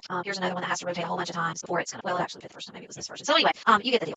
So that's this problem, and I hope that it makes more sense when you see it acted out. So we're gonna come back to some cards in a little bit. So what do you want to do next? I think the next thing on our list. Let me show you the card games that we're gonna talk about while I'm here. Okay. Please, let's, Okay. So while we already have this, so here are I'm gonna show you kind of what war would be like. We're gonna talk about 2 games today. In case you're not familiar with them, these are my MTA subway line cards I got one time on a fun trip to New York. So in the game of war, you would actually have the deck split into 2 pretty evenly, and you'll see that. And I think you might have seen that the other day in Mr. Schultz's code. And both players, it's a 2-player game, turn over a card, and whoever's card is the larger wins. So this person would win, and then you turn over another card, and they get compared, and that person will win. Tell me if you do it differently, Mr. Schultz. And the goal of war is to end up with the most cards. I guess this one will win. Joker's always wild. My right hand is doing much better than my left. Boy, I guess. He's on a streak. Okay, there's one for that one. Okay, so that would be with that type of deck of cards. And then if you were using a rook deck of cards, same deal with war. You're going to have 2 cards, higher card wins, 2 cards, higher card wins. So it's a comparison game. All right, so that's war. Now I'm going to talk about Go Fish. Go Fish is super easy to play, and you might have played it growing up. Coding it has been another story. I'm going to give you part of a Go Fish game, and here's how Go Fish works. So I would deal the cards to 4 players. I'm just going to deal these cards for right now. And let's just say that that's the first person's hand, and here I'm going to get rid of the Joker. And just pretend like we have 4 people sitting here. And you'll see in the code later on when you look at the code, why it got kind of complicated for me. So if this was player 1, and you would like to sort your hand, that's another part of the coding of it, is it would be better to have a sorted hand. All right, so player 1 has more 9s than anything else. So player 1 turns to whichever player, the order that you're going in. Let's just say we're going to go clockwise. Player 1 would ask player 2, do you have any 9s? And when they say no, go fish, here's the pile. Player 1 went fishing and got this card added to their deck. So that's the premise of Go Fish. And then it would be player 2's turn. Player 2 doesn't have any matches, so they can ask for anything player 3. And I pulled a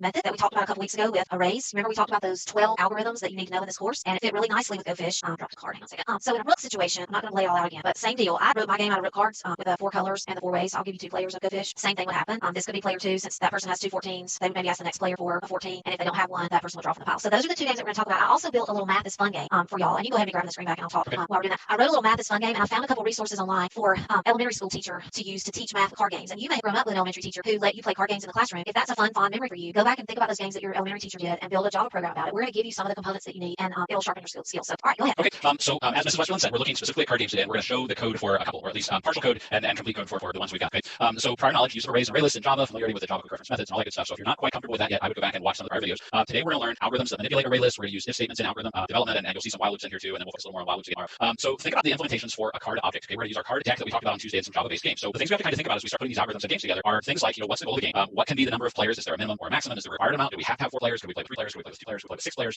How will we deal the hands to each player? How many specific cards will we have? How will the source code files interact? I mean, these are all different things that we have to think about as we start planning all this out. And again, I'm going to stress the fact that if my students are watching, Mr. Schultz's students are rolling their eyes right now going, okay, here we go, here it comes. Make sure you take some time to lay out some pseudocode so you have a little map to work with so that you're addressing all these questions on paper before you just sit down and start banging away at the keyboard. Okay? You're probably going to want to get a little bit of paper and pencil if you haven't already. We've already kind of talked about the 2 games that we're looking at. Go Fish, which is to make the most matches of war cards with the same number. Each 4 card set is called a book. And in War, the goal is to accumulate the most cards after face-offs where all the players lay down their next card with the highest card value. And I want to stress, at least on the War game, War is one of those games that if you're playing with real cards, it takes forever. It's the ultimate game of boredom. Okay, I mean, when you get bored to the point that, hey, let's play War, that means you're bored. Okay, so to actually try and play a game where the users have to interact with the keyboard, it would take a long time. So our goal with War, when I do this project with my students, there's usually some question we're trying to answer. How many comparisons does it take to get from the start of the game of War to the end? If I were to play 100 games of War in a row, what would be the average number of comparisons? Or how many times do we actually have a war where the players have matching cards and they have to kind of go to battle to figure out who's going to get the card? So we do it more as a simulation than we do an actual game. So that's what you're going to see when we do War Day. Did you want to do Go Fish first, or should I go ahead and do War while I've got it? You go ahead. Okay, all right. So I'm going to change the share, and I'm going to jump over to JGrass. Where's my JGrass? There it is. Okay. And again, notice that I've got the card object that we talked about, or I should say the card class that we talked about on Tuesday. We're going to reuse that again. So my card, this class defines the properties and behavior of a single card object. So we've got a suit, we've got a value, we've got a constructor that sets them. When I create the card, we can get the value, we can get the suit, and we have a little two-string. And then I went ahead, again, because I figured we might be kind of short for time today, I went ahead and kind of preset some of this. So you'll notice that the things we talked about on Tuesday, I've already got preset. I've already got the code in here, little create a deck of cards. We'll come back and talk about that in a second because this one's going to be a little different. I've got a basic shuffle method that's going to take, if you remember when we talked about this before, our basic shuffle said I was just going to randomly take a card from somewhere in the deck and then put it on top. And I'm going to repeat that 10,000 times. So 10,000 times I'm going to randomly pick a card from the deck and put it on top. We're going to create 2 other ArrayLists, one for player 1's hand and one for player 2's hand. And then we've got our little algorithm that'll let us deal the cards by checking to see whether the size of the deck is odd or even. I've got all my pseudocode in here just so I didn't forget anything. And then down at the bottom, we've got our display deck little static method that I can pass a hand into, or I can pass the deck into, and we can look, it's going to traverse the ArrayList and show me all the cards that are in that particular ArrayList. So the one thing I want to point out up here at the top, what we've run into in my class when we do this project, if you use an even number of cards and you don't randomize the way the cards are played, I mean, if your algorithm always says player 1, player 2, and then player 1 gets added, player 2 gets added, and then player 1 goes, player 2 goes, and then player 1's card, if you constantly keep that, you're going to find that a large number of the times that you run the simulation, because of the cards going in the exact same pattern every time, it's interesting that you go into an infinite loop that just continues to play the same cards over and over and over against each other. So a couple ways we found in class to deal with that would be, first, when you think about how you play with cards, there's actually some randomization to it. The cards go into a pile. It's not always player 1's card and then player's 2 cards. Sometimes it's the other way around. And so there's a little bit of randomization built into it. So we can use random numbers to decide which cards we play in what order. But the other thing we've done is we resolve that problem by making sure we've got an odd number of cards, and that way things are never equal. There's always an offset somewhere. So in this game, we're going to have 5 suits. We've got a red suit, green suit, blue suit, yellow suit, purple suit. So this is kind of like our extended rook deck. Okay, and we're going to say that each suit has 13 cards. So we're going to go from 1 to 13. All right.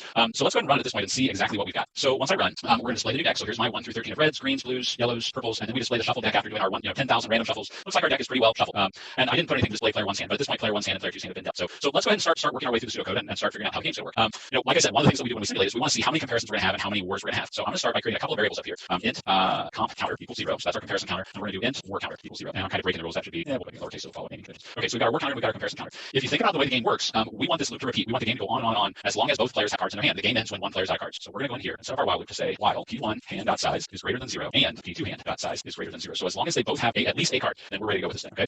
When we go to play, what's going to happen is player 1 is going to flip their card, player 2 is going to take a card, and then both players are going to show their cards. So we're going to deal with that part next. Okay, so card p1 card equals new card. Whoops, I'm not getting card. What do I do? P1 hand. I almost forgot what I was going to remove 0. So we're going to take the top card off the deck, and then card p2 card equals p2 hand. Remove. Okay, so now each player has physically removed the card from the top of their deck, and they're holding them separate. And we're going to display. We'll say system.println p1 card plus, we'll say versus P2 card. Can't type it. There we go. You need Okay. a semicolon at the end of 46. People at home might be screaming that. Thank you. Say it. It is so nice to have a second set of eyes when I'm doing this stuff. Okay, so now that we've done that, we're going to do our comparison. We're going to see which card is higher. And because we're counting the number of comparisons, this is what we're going to do, comp counter plus plus. So we're going to add one to our comparison counter. And we need to start looking at the different possibilities. We've got three different outcomes. We've got the outcome where player 1's card is a higher value than player 2. We've got the outcome where player 2's card is a higher value than player 1. And then we've got the outcome where they're equal. So we'll deal with player 1's first. So if P1 card.getValue, this is where we use that getValue method, is greater than P2 card.getValue. That means player 1's card was higher. We're going to say that both cards are added to player 1's hand. Now, if we were using an even number of cards to avoid that issue of infinite loops that I was talking about, we would want to throw in some kind of randomization here to get a random number and then use the random number to decide which card we were going to put into the deck first. But for the sake of time, we're just going to say that both cards get added to player 1's hand at the bottom, and we're going to just go ahead and take player 1's card first. So P1 hand.add P1 card and P1 hand.add P2 card. So we're going to just take them in that order, put them right onto the back of the deck. Okay? Else if, because we got three choices, so else if P2 card.getValue is greater than P1 card.getValue. Yep, we almost got that second parenthesis again. Then we're going to add the cards to player 2's hand. So P2 hand.add, and we'll say that if player 2 wins, then we'll take player 2 card, player 2's card first, and we'll take player 1's card second. Okay. If player 1's card isn't higher and player 2's card isn't higher, then the only other possible outcome is that they're the same. Okay. So I'm going to move my camera down a little bit just so I can show you what we would normally have happen a little lower. Okay. So I've got my little cards here. So if by some chance player 1 and player 2, so this is where we would have an actual war. Geez, so we have a war. How many kings? There we go. So let's say player 1 and player 2 both turn over the same card. Okay. They both turn over kings. The way you would typically handle this is now you have to create another array list. So player 2 is going to take two cards, player 1 is going to take two cards, and then they both flip again. And if these happen to be a match, then you take two more cards and you flip again, and all of these cards then collectively get handed to the winner. Again, to kind of simplify this lap just a little bit, we're going to treat a war a little different. Okay. And I'm going to kind of challenge you to make this part of your homework assignment tonight if you would like to go through. Get rid of some of my comments here. Tip your camera back. Oh, thank you. There you go. There we go. So what we're going to do is we're going to handle this a little bit different. Okay. We're just going to basically pick a random number. We're going to use math.random to give us a number between 0 and 1. If by some chance the random number is less than 0.5, then we're going to add the cards to player 1's hand, and if the cards are greater than 0.5, we're going to add the cards to player 2's hand. So that's how we'll kind of randomize that a little bit. But if you really want to make this like the game of war, then we would have to modify what goes on inside this else statement a little bit so that we get this extra array list and we add all the extra cards to it. And I was afraid that we were running out of time because we still have to go fish to go through. So I'm going to leave that one to you to kind of look at on your own. So we're going to declare a war. So system.out.println. We're going to say war, just so it shows up as we're playing this thing. We're going to add one to our war counter. So war counter. Okay. And then we're going to pick our random number and we're going to say int who gets it equals math.random. And we'll just do that. We don't have to do anything fancy. So if who gets it is less than 0.5, then we're going to give the cards to player 1. So P1 hand.add P1 card, P1 hand.add P2 card. Else P2 hand.add. And we set player 2 1, then player 2 picked his or her own card up first. P2 hand.add P1 card. Okay. And let's see, that's the end of our else. And that should be the end of our loop. So I'm going to put, I got this in the right spot there, and we'll do a quick check, make sure close enough for everyone. Okay. So now we've gone through this whole loop. That's everything that's going to happen inside the loop, and it's the only time we should jump out of the loop is if one player runs out of all their cards. Once we jump out of the loop, then we're going to display the results. So we're going to display four different things. We're going to display the number of cards remaining for player 1. Player 1, P1 hand.size cards remaining, and we'll display the number of cards player 2 has. I should do better about copy pasting to be faster. But, yeah, kind of get into a group. You know, I tell my students that one of the most beneficial classes that I took in high school was typing with Mrs. Sanderson. I almost forgot her name. That's horrible. Mrs. Forty Keyboard. Mrs. Forty Keyboard. You forgot her name. Oh yeah, there you go. I remember we would race down the hall because she had like 5 electric typewriters that would go really fast, and all the rest were those old manual typewriters. Oh my gosh. But between that and 12 years of piano lessons, I can type. Let's see, comparison count. What I can't do is talk and type at this time. I can't multitask. So we'll get our comparison count, and then we'll get our war count. System.out.println war count. Yeah, Mrs. Schultz will tell you that I can't multitask. Okay, that should be the whole thing. And if, fingers crossed, there were no typos, which I'm sure there probably were, we'll go ahead and compile and see what we get. I knew it. Or counter. Oh, yeah. Counter. Okay, so let's see, where do I want to be? Oh, need to convert to yeah. Yeah, okay, so we'll fix that. Yeah, we'll just kind of work our way through and fix all these little guys. ER. Yeah. Take care of all of them. Yeah, that's it. Letter Oh, wait.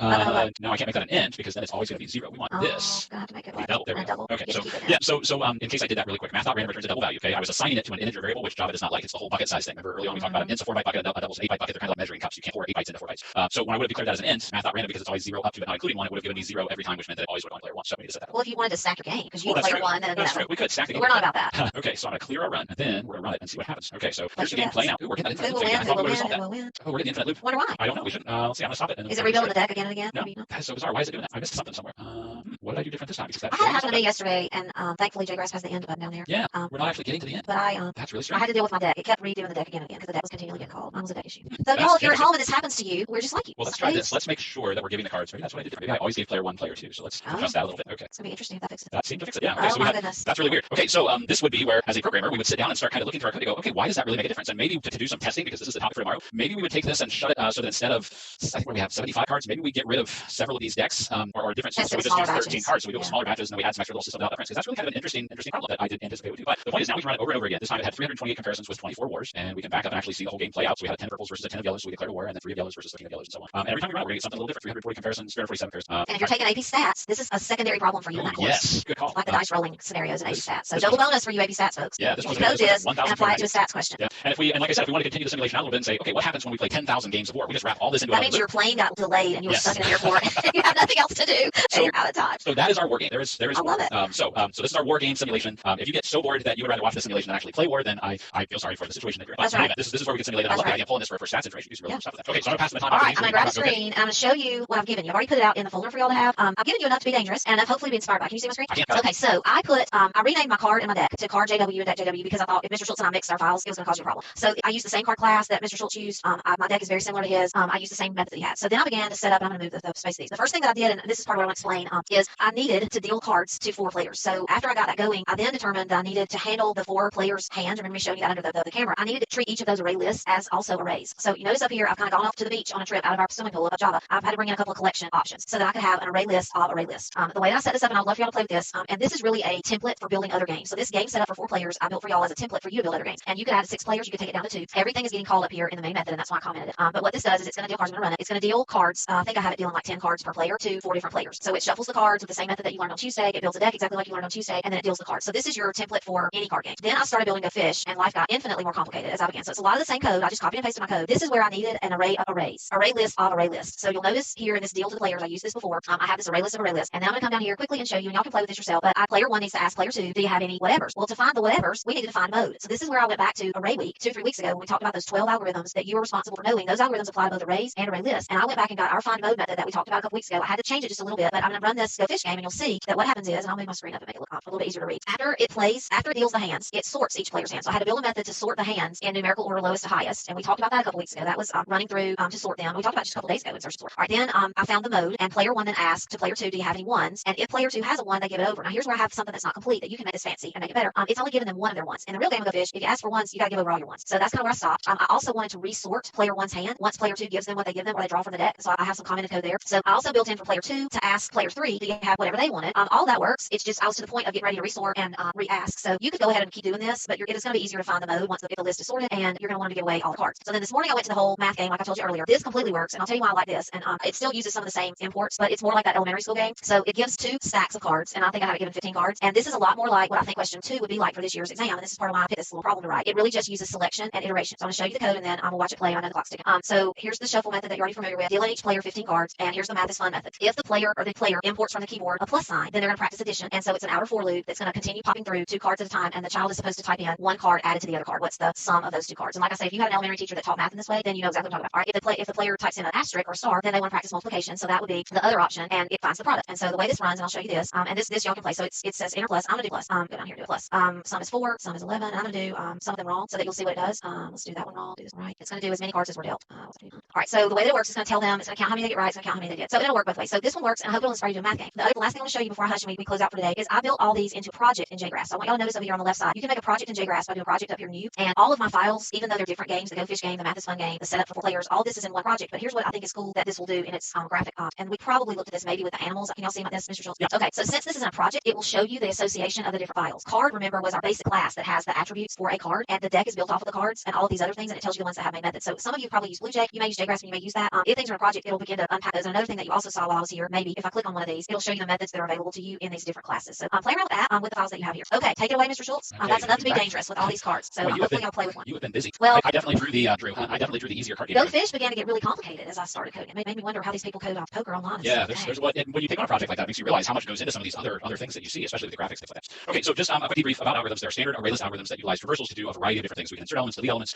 We can add. We can apply the same standard algorithms that are used with 1D arrays. So make sure you take a look at topic 6.4, which was covered on April 9th in our live lesson. Some algorithms require multiple string array or ArrayList objects to be traversed simultaneously. So I mean, some of the things we looked at, the math game, we were traversing multiple ArrayLists at the same time. A two-way selection is written when there are 2 sets of statements, one to be executed when the Boolean condition is true, and the other set for when the Boolean condition is false. So that's kind of an essential knowledge point. And then here's our tip of the day. What we suggest, again, because this kind of fits with our game theme, we'd like you to go back and revisit token pass, which was in the 2013 exam. It was free response question number 2. And we've already looked at it. If you remember, if you've been following all the lessons we've done, we've seen token pass before. But it's a fun game to code. It's another one that's a great practice from both the array and ArrayList standpoint and from the methods and control structure standpoint. But see if you can brainstorm another method for the token pass scenario and then write the method implementation of your idea. Make notes about purpose, the function, and kind of be thinking along the lines, maybe about thinking about it as kind of an open-ended question. We still don't know a lot about what the open-ended questions look like, but if you start thinking about it and asking yourself questions, challenge yourself to come up with your own methods and then write out some notes about what the purpose, the function, and what the outputs would be. Okay, and then you can also take a look at the scoring guidelines out on the AP Computer Science A exam page for token pass. Yeah, and by the way, I think we covered token pass on April the 6th based on my little handy dandy notebook. So if you want to revisit that, check on the 6th and the 7th. I think it was the end of the 6th, beginning of the 7th. Okay. I'm guessing your notes are probably correct. Like I said, you are like the note queen. Okay, so for today's power up, make sure you're taking a look at the lesson resources from the CED. We've already talked about writing pseudocode for a card game implementation using your deck class and the ArrayList. Take a look at some of the other things that are listed as far as the other skills required. write program code, create, traverse, manipulate elements, explain the result of program code changes and some different things like that. Make sure you consider uses of if and if else statements and deal random cards. Try a variety of different things. Okay? Yeah, take our Basically, code just and take these mess it ideas up. and have some fun with it. Go out and see if you can change the war game to actually simulate the actual war conditions that you play under the game. I mean, have fun with some of this stuff. We have some CSA show and share. We have Venus from Crawfordsville, Indiana, and we have Italy from Highlands Ranch, Colorado, and we have this beautiful painting from, and I'm afraid I'm going to mispronounce the name, but I believe it's Syojin. Isn't that pretty? Yeah, that's beautiful. Looks like cherry blossoms. I think so. Yeah. So if you're watching, thank you for sharing with us. That's really beautiful. Again, keep all the pictures of your pets and your artwork and your music clips and all those great things coming. We love seeing those. You want to take us home here at the end? Yeah. So remember to turn in your tech need, cb.org/tech, and let them know what you need of them. And we appreciate you watching. We kept you a little bit over, but it's worth it. Please play around some card games and have some fun and make something that only you can create. Yeah. Thank you for watching. We're going to try the add-on slide again today. Yeah. Well, and tomorrow we're doing Crazy Eights, so it's not Friday. Don't forget. Come back tomorrow. We got one more day of cards. Yeah, definitely join us for Crazy Eights. That's another fun one to sell. And if you build another card game, please turn it into My 2 Bits. Show us what you made, and we'll share. Yeah, definitely. So as we go to this last slide, make sure you subscribe to the videos. Feel free to click the button to go on to the next video if you're watching one that you've already watched, or go back to the playlist. Have a great evening. Thanks for joining us today, and we'll see you tomorrow. Bye.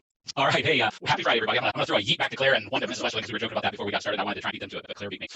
This is AP Computer Science A, and these are our live lessons. Happy Friday. It's Friday, practically the weekend. I am Rob Schultz. My name is Rob Schultz. I teach Elbrook High School in Elbrook, Ohio. And I'm Jill Westerlund from Hoover High School in Hoover, Alabama. We're so happy that you're with us today, and we are still showing you our maps so that you can place yourself. And I know I have some updates to make from messages that we got this week, so we've got 2 more weeks together, so make them count. Here is our exam information. Your exam for Computer Science A is May the 15th at 4 p.m. Eastern, or your own time zone, wherever you happen to be. And you're going to have 2 questions, with the first one being an array list, and the second one methods and control structures. Everything you need to know is at AP Central Coronavirus Updates. All right, so we got 2 questions to our mailbag that related to the exam, so I placed them here. This one is from the question about the exam being online, or is there any software that you need to download? The answer to that is no. You will either access the exam, we think maybe through AP Classroom. It's possible that you'll get a token. All of that information is going to come out next week, but you'll have a test question presented to you, much like you have seen test questions that we've used and printed. And you can print the question, I believe, if you want to. You do not have to. Y'all don't mostly print anything. I print everything, but teenagers today seems like live on a completely soft copy world. But you can write your answer on paper, or you'll be able to submit your answer into a submission box. So we're going to know all the details about that, but there's no software that you need. There's no download required or anything like that. So it's a great question. I don't want anybody to worry about that. All right, I'm going to throw a comment about the thing, because I had a very similar conversation with my own students yesterday. We were talking about the format of the exam and things, and one of the students, when you said anything, that kind of reminded me. One of my students specifically asked, "Are we able to print?" So we have a paper copy. Keep in mind that you've got 25 minutes. So from the time you open the question, so if you take the time to print it and then go to your printer and get you're burning seconds. So just kind of keep that in mind if you want a paper copy. I think you're allowed to do that, but you're kind of eating up some time to get there too. So just and as much as I love to print, I would probably just start diagramming, pseudocoding straight from the screen in this scenario.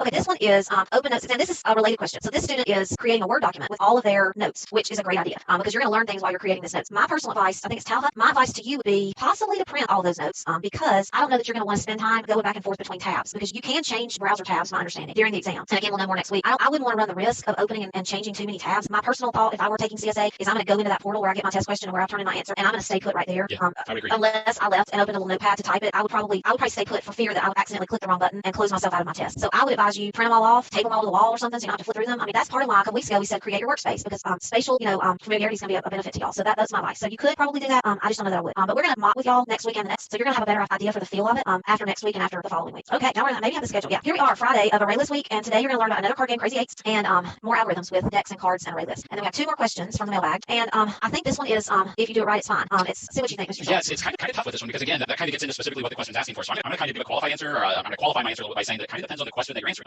In some cases, it's perfectly legal to use integer.max value and integer.min value. I believe there might have even been a question a while back where it's required to. But there are some others where it might be just because of the way the question's worded, you can't. So you just have to kind of be careful. But again, every free response question kind of goes back to, unless the specifications for the question specifically tell you have to do something or that you specifically aren't allowed to do something, then really anything's fair game as long as you meet the requirements of the question. So I know that's kind of a vague answer. I hope to have these two things are in the course exam description. I mean, y'all are expected to be able to know integer.max and min and be able to use them. So I think it's from unit 1 or 2. I think it's unit 2 actually, but I'd have to look it up to be positive. Yeah, unit 2. And the only time I can see that you would be penalized for doing having a free response question is if the wording of the question specifically required that you do something different. That's the only kind of qualification I can come up with. So, okay. And one more question, and this one is: are we allowed to use just the open-close diamond bracket operator for that second half of declaring an array list? I would tell my kids at school no. I don't know what you would say. Well, I would kind of discourage it. I would suggest against it. And it's just because I'm more of an explicit than an implicit guy. I want everything spelled out on the screen in front of me. I don't want there to be anything that could be misconstrued by the compiler. I think in most cases the compiler would accept it. But again, you're kind of the more you kind of leave open to the interpretation of the compiler, the more chance there would be that there might be a goof somewhere. I did find kind of where this idea comes from. This is called type inference, and it's I'm going to read verbatim what I got from the Oracle Java documentation. It's type inference is the Java compiler's ability to look at each method invocation and corresponding declaration to determine the type argument or arguments that make the invocation applicable. So in other words, the compiler, as of I think it's Java version 7, is smart enough to see that okay, we're declaring an array list called mylist specifically strings. So when we instantiate it, okay, we can kind of infer that because we're declaring it to include strings, that it has to include strings. I gotta be honest. Like I said, I like seeing things spelled out very specifically on the screen. So I'm kind of in the same boat as you. Well, and on free response, I don't think that you would get your point for having it empty. Like the compiler may let it go. I'm not sure how it would be scored in terms of a free response question because they're going to be looking for that whole declaration. Like that would just be gray area. Let's not be great. I'm going to be totally honest. I do remember this came up in one of the free response questions we've had over the past 2 years that I was actually assigned to as a reader, and I should have thought to look up ahead of time, but I don't remember how we handled it, whether we accepted it to the point or whether we didn't. But it was discussed. But you don't want to have to put yourself in the pan. So just remember to fill in both sides of your brackets when you're declaring data type. I think that's just safer. One time someone told me that I was a belt and suspenders person, and I sure am. Yeah, I agree with that. I tell my students all the time, they joke about the fact that I frequently give my don't be cute speech about the exam. You want to make your code as specific specific and as clear and as concise as you possibly can, so that there's absolutely nothing open to interpretation. So I love this question because this is a great question. what we do in normal everyday life might not be what you want to do on May 15th.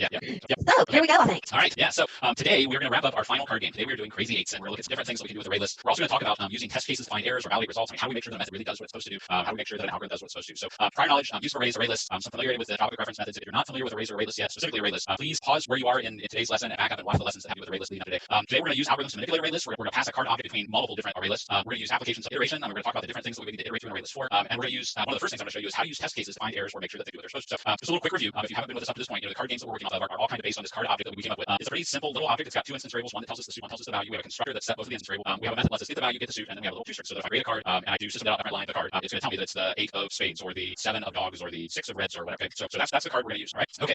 If you've never played Crazy Eights before, I love Crazy Eights. It's just kind of a fun, easy to learn game. The goal is to be the first player to get rid of all the cards in your hand. And as we play, the first thing that happens is we take our deck of cards, and every player, we're going to assume we have 4 players. Every player gets 7 cards. The top card on the deck in the middle gets turned over, and that becomes our discard pile. So when you look at this from a programming standpoint, that means right off the bat we got 6 array lists we need to juggle, because each one of these little piles of cards is going to become a separate array list that we're going to have to pass cards between. Okay, so we've got our deck, we've got player 1 hand, player 2 hand, player 3 hand, player 4 hand, we've got our discard pile. And then the way the game works is when it's player 1's turn, they look through their hand, and there are 3 different ways they can get rid of a card. If they have a card in their hand that matches the suit of the top of the discard pile, or if they have a card that matches the value of the card on the top of the discard pile, or if they have a card whose value is 8, that's where the name Crazy Eights comes from. So if any of those 3 conditions are true regarding the cards in their hand, they can eliminate that card and put it on top of the discard pile, and then the next player has to match that specific card. If by some chance player 1 doesn't have a card that meets one of those 3 conditions, then they have to start drawing off the top of the deck, and they continue to draw until they actually find a card that they can flip over. So we're going to simulate that today. Okay, we're going to write And while you're setting that up, I want to ask everybody, show of hands out in the whole wide world, what does this sound just like? Drum roll, please. This is what we had when we were younger, Mr. Schultz and me, before there was a game called Uno. Now, Uno is Crazy Eights. It's the way you play Uno, but with a deck of cards. So again, if you're stuck at the airport and you don't have an Uno deck, but you have your MTA, New York Subway deck, you can play Crazy Eights. And it's funny you should say that, because I've seen people play Crazy Eights and then kind of adapt it so that, okay, if I turn over a 6, then that means the player on my left has to draw 2, or if I flip over a 2, then the person of my choice has to draw 4. So they kind of adapt Crazy Eights to be, so yeah, that's funny. Okay, so hopefully can you see my yeah, that's great. Okay, so I've got 2 little files here. I did kind of go ahead and give myself a head start because I was afraid we'd run out of time. But I have my card file, so here's my card.java, and it's the same class I just showed you. And then I have this Crazy 8 card game that I went ahead and started to kind of fill in a little bit. And just like yesterday, anything that we talked about on Tuesday, creating the deck cards, shuffling, dealing, all that kind of stuff, I preset that. The one other thing I preset, clear down here at the bottom, we already had our display deck. That's from back on Tuesday. So this just traverses a deck of cards and it displays all the cards in the deck. So when I say deck, I mean any array list. So I could pass player 1's hand in, it's going to show me player 1's cards. I can pass player 2's hand, it's going to show me their cards. Regardless of which array list I pass in, as long as it's an array list of cards, it's going to display for me. The one other thing I threw in down here at the bottom is I created this little method that's going to take an array list of cards, basically a player's hand, and a specific card to match. And it's going to go through and it's going to check and see if our conditions for being able to play a card match. So in other words, if I have my hand and the card that I pass in is an 8 of reds, then as long as one of my cards, or let's say a 3 of reds, if one of my cards is a 3 of any other suit, then that'll work. If it's an 8, then that'll work. Or if it's a when I say reds, if it's a red card, it will work. Okay, so the idea of this is it's going to look and see if I have a card that matches and return the location. Okay, so everything looks good with that, but just kind of eyeballing it and say it looks good isn't really enough. We want to test it. So this is where we're going to kind of talk about how we would test it to test, make sure everything works the way it's supposed to. Everything I created having to do with the game, I've commented after just a minute, because up here at the top, I've got this little test that I created to make sure that my find card location method does what it's supposed to. I create a test deck. Okay, I create an array list of cards called test deck, and we're going to fill it with only 4 cards. Okay, we're not going to fill it with an entire deck or anything like that, but I'm going to fill it very specifically with 4 cards. The suit of each one of the cards in the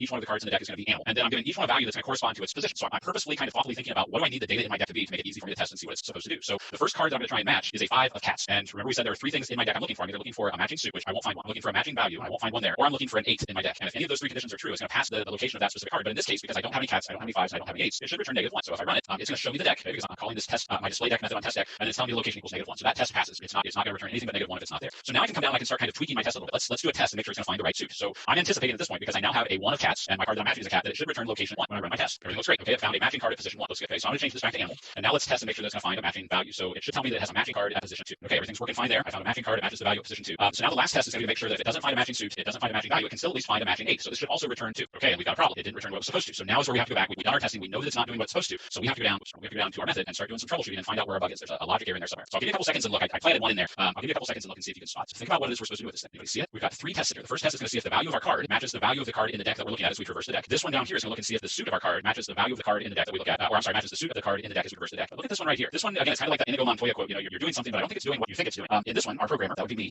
is referring to the value of the card, not the value of the card in the deck that we're actually looking at. So what we need to do is we need to change this one. So it should be I got the value, and that way as we're traversing through the cards in the deck, now we can make sure. So now let's go back and we'll rerun our test and make sure it does what it's supposed to. Okay, so now it's telling us that yes, it did find the matching card at location 2. So we corrected our little logic error. We know all the other tests were okay. Now, if I were really going to test this, what I would also do is I would maybe say, okay, I'm looking for something at the very first position, because we also want to make sure we check boundary positions. A lot of times there's specific errors with our logic. If we have a for loop that's going to give us an off by 1 error or something like that, and we want to check the very first position, we want to check the last position. So there's definitely more testing we could do. For the sake of time, I'm going to go ahead and move forward a little bit. But that's kind of the idea of testing. I wouldn't want to write 1,000 lines of code and then go through and test the entire thing. I want to do it in chunks. I want to do maybe one little piece, one method, and then come up with very, very specific test data to make sure that method does what it's supposed to. And then once I know that method works, I don't have to worry about it anymore. I can go on, I can focus on other things and know confidently that method does what it's supposed to. So, okay, so that's my spiel on testing. I'm going to comment this part out, and I'm going to uncomment the rest. Yeah, we don't want to comment down here. How far I want to go? Okay, so as you look at this part that I have commented, I've done a couple things in here. I kind of did the same thing that I did yesterday. I cheated a little bit. Let's see, uncomment. So this is everything that we did on Tuesday, like I said before. So when you, I commented my test, that should still be commented. Like I said, I cheated just a little bit because anything that we did before today, I didn't want to go back and have to reinvent the wheel. So we have have a method here that'll create a deck of cards having 4 suits, each with 14 values. And I decided to change things up a little bit. We're going to go retro back to our first week when we were dealing with pets and animals and things. So we got our suits, our dogs, cats, hippos, and turtles. We're going to create an array list of cards called deck, and we're going to go through and we're going to, I think I put a scan right there because I was testing it at one point as I was working through this, so I had to stop at one point, wait for me to save one. We've got a for loop that's going to go through all of our suits, and for every single suit, it's going to go through the values 1 through 14. That's going to create those cards for us, and then we'll display a new deck, and it'll show us our deck of cards using that little display deck. And then we're going to do our basic shuffle. I think yesterday I did 10,000 shuffles, so we'll do the same thing today. So we're going to go through, we're going to shuffle the deck, display the shuffle deck, and then yesterday when we played War, we only had 2 hands, okay, 2 players. Today we're going to have 4 players, so we're going to kind of follow that same idea.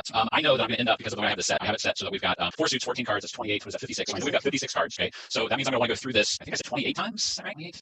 Maybe 2 times, 56. Yeah, we'll go with it. I think I'm okay. So what we're going to do is we're going to work our way through here, and let's see, so I'm not sure why I set that up that way. I'm going to fix this. Yeah, I'm going to say while our deck still has cards. I'm not sure why I changed that. So while our deck dot size, oh, no, I know I'm only doing 20. Never mind, I need to go back. Okay, I forgot. In War, we were dealing all of the cards. I'm furiously hitting the control C button. In our War game, we dealt all the cards. Well, in this case, we're dealing 7 cards to each player, right? Because we only want each player to have 7 cards. So that's why I changed it. So we would go through this 28 times. I have to deal the top 28 cards off the deck. Each player is going to get 7 cards to start, and 7 times 4 is our 28. So, but just like we did before, when we were playing War, we only want to deal 1 card at a time because we don't want to make any. I guess I'm kind of making assumptions by hard coding it to go 28 times, but we still want to do 1 card as we go through. So we're going to base which player gets the card on the size of the deck, and when I divide by 4, what the remainder is. So if the deck size modulo 4 equals 0, player 1 gets the card. If deck size modulo 4 equals 1, player 2 gets the card, and so on and so on. Okay, and then the last thing I'm going to do, as the stuff that we've done up to this point, is I'm going to display each person's name, so we can run and see everything working up to this point. Then we're going to go through and start actually coding the game card. So if I go all the way up to the top, start. Okay, so here's where I display the new deck. So we've got our 1 through 14 dog, 1 through 14 cats, 1 through 14 hippos, 1 through 14 turtles. Here's our shuffle deck. It looks like it's pretty well shuffled. I'm happy with that. And then we show each player's hand. So player 1 now has 7 cards, player 2 has 7 cards, player 3, player 4, and so okay. So it looks like we're good to go. All right, so kind of like I did yesterday, where I had the pseudocode there as a little helper to myself, so I didn't forget anything for the sake of time. I did the same thing today. So I kind of got this broken down into several different little pieces. The first thing we have to do is we have to kind of prepare to play the game. So we have to create a discard pile. We have to take the top card from the deck and move it to the discard pile.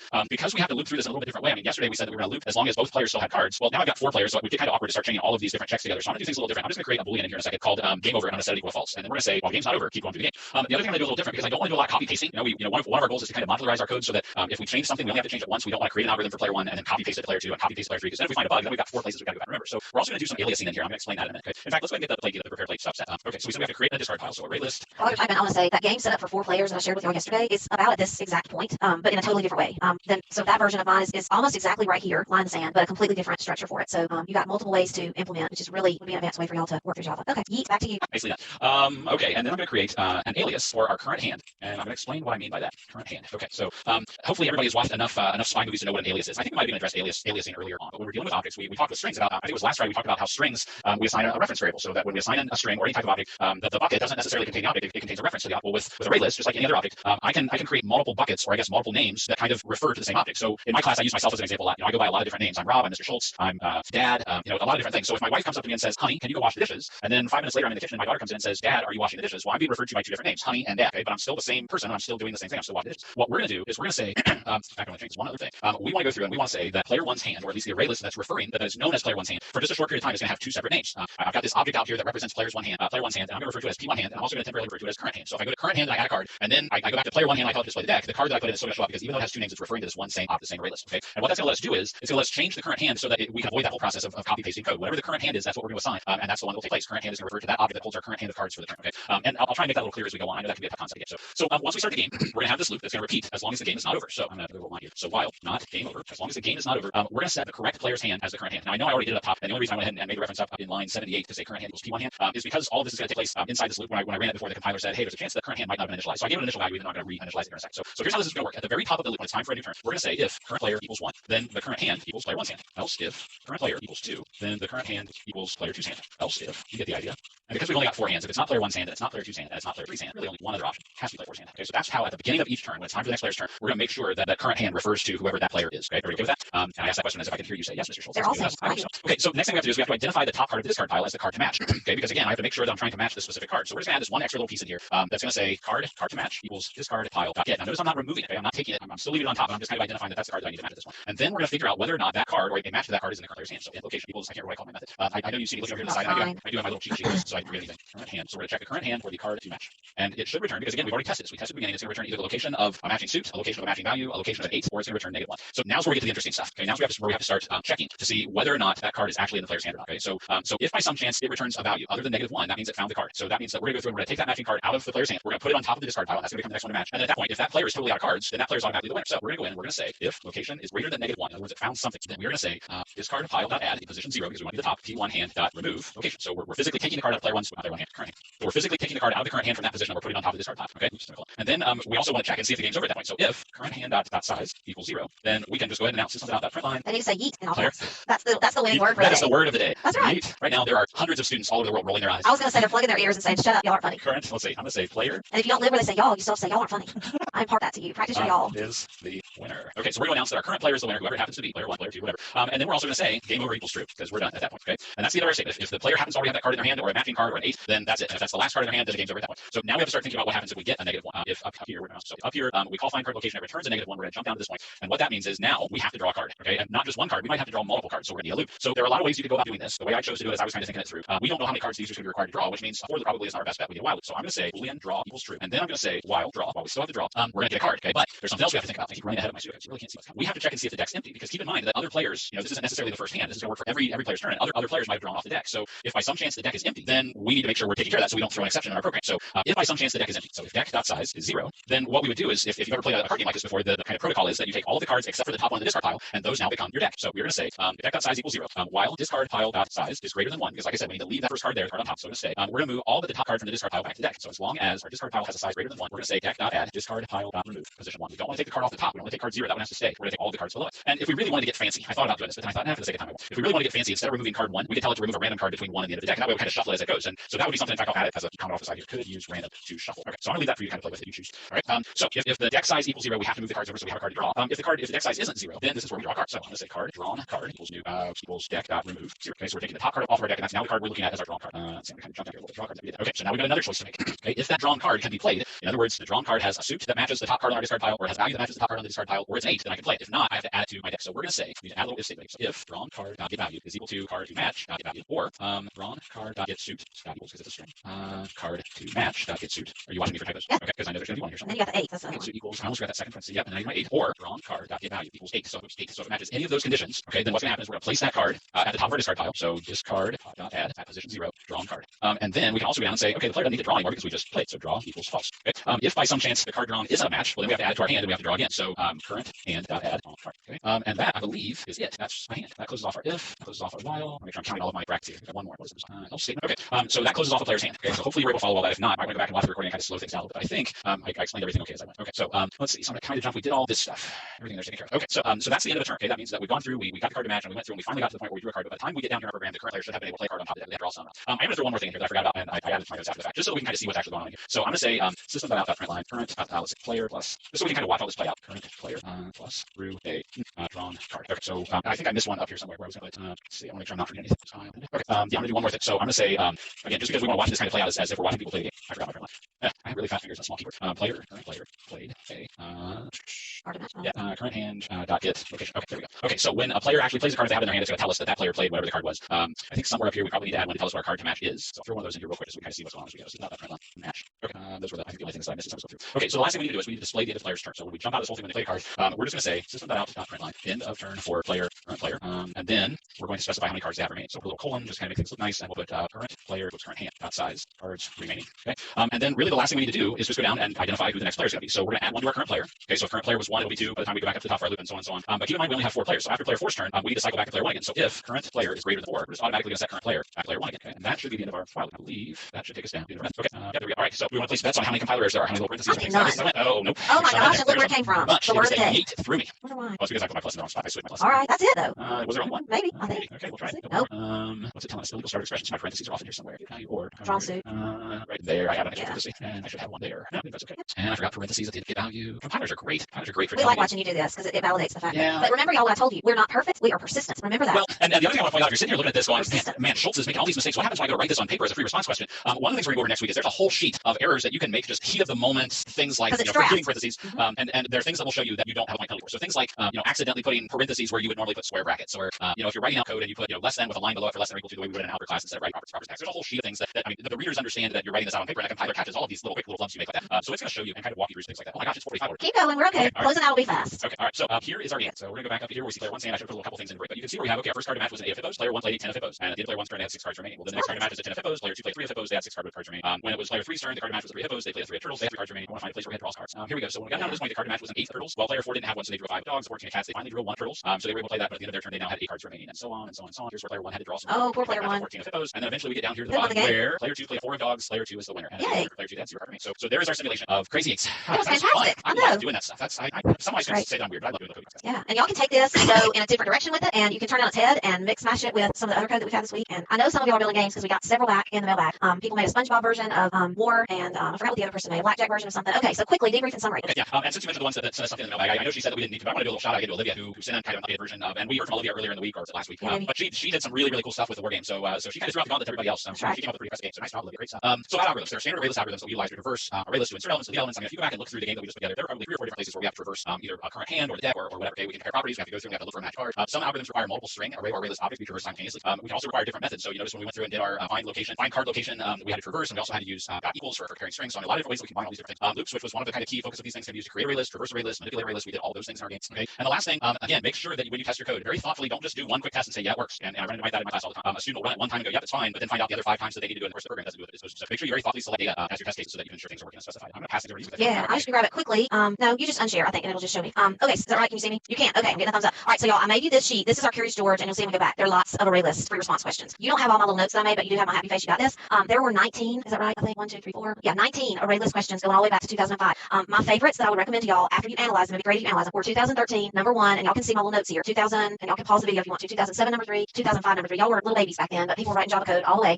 Those were ones that I really felt like had some things that would be interesting to you. These 2 right here, 2016, number 2, 2014, number 1, have a lot of string work with them. So those of you who liked last week's review list, I made you a new one. I'm going to make one. You grab it back now if you want to, Mitchell. I'm going to make them next week for y'all for 1D arrays and for methods and control structures, so that you'll have a worksheet where you can go through and analyze the questions. And I've also updated the recommended projects in the Google Drive, and I've also added a folder with JGraphs handouts. So your homework is really to just do some things, make some games, practice the code, watch the video again, build yourself a game, analyze free response. You're what, 3 Fridays from today, almost at this very minute, you'll be finishing up your test. Am I right on my dates? Yeah, but yeah, you're absolutely right. 3 Fridays from today, you'll be finishing up, and with all of our tailwind blowing toward you for happy thoughts and good vibes. All right, we got some pets to look at, and then this is like the longest class ever, but it was great. Okay, so Garfield I had to love because he looks like Garfield, and I'm assuming this is, I don't know that this looks like a young, like a colt or a young horse, but its fur looked a little young. I don't know, but it's a beautiful horse from Pennsylvania. And then Ruby from Huntsville, Alabama is probably in my friend Jeff Baker's class at New Century Technology, and maybe, I don't know, I know that Jeff Baker teaches there, and he's just a great guy. So shout out to Ruby, and if you know Mr. Baker, then you're a lucky girl. All right, thanks for being with us. If you need tech help, cb.org/tech, and we want you to subscribe to our channel for the next videos to be brought to you. I guess you're notified. I'm not really sure, but thank you for being with us today. I know we ran over what we normally talk about, but it was worth it. No, it was so worth it. It was just, I got in the zone. I just started. It was awesome. We had to see the end. It was a cliffhanger. Who was going to win the game of Crazy Eights? Oh yeah. Well, hey, everybody have a great evening. Have a great weekend. Do some coding over the weekend, and hope things are good where you are. And yeah, go one more slide. Good stuff. Okay, yeah, one more slide. We'll see you all on Monday. Bye, guys. All right, welcome everybody to Computer Science A on Monday. We're glad that you're with us today. I'm Jill Westerlin from Hoover High School in Hoover, Alabama. And I am Rob Schultz from Bellbrook High School in Bellbrook, Ohio, and we hope you had an extra special great weekend. Well, welcome, sorry about that. Welcome to all of our students that have been joining us from I guess, pretty much every time zone, or most of the time zones. You can kind of see a picture. We've added a couple more. We dropped a couple more pins in our virtual classroom here. So welcome to everybody that's with us.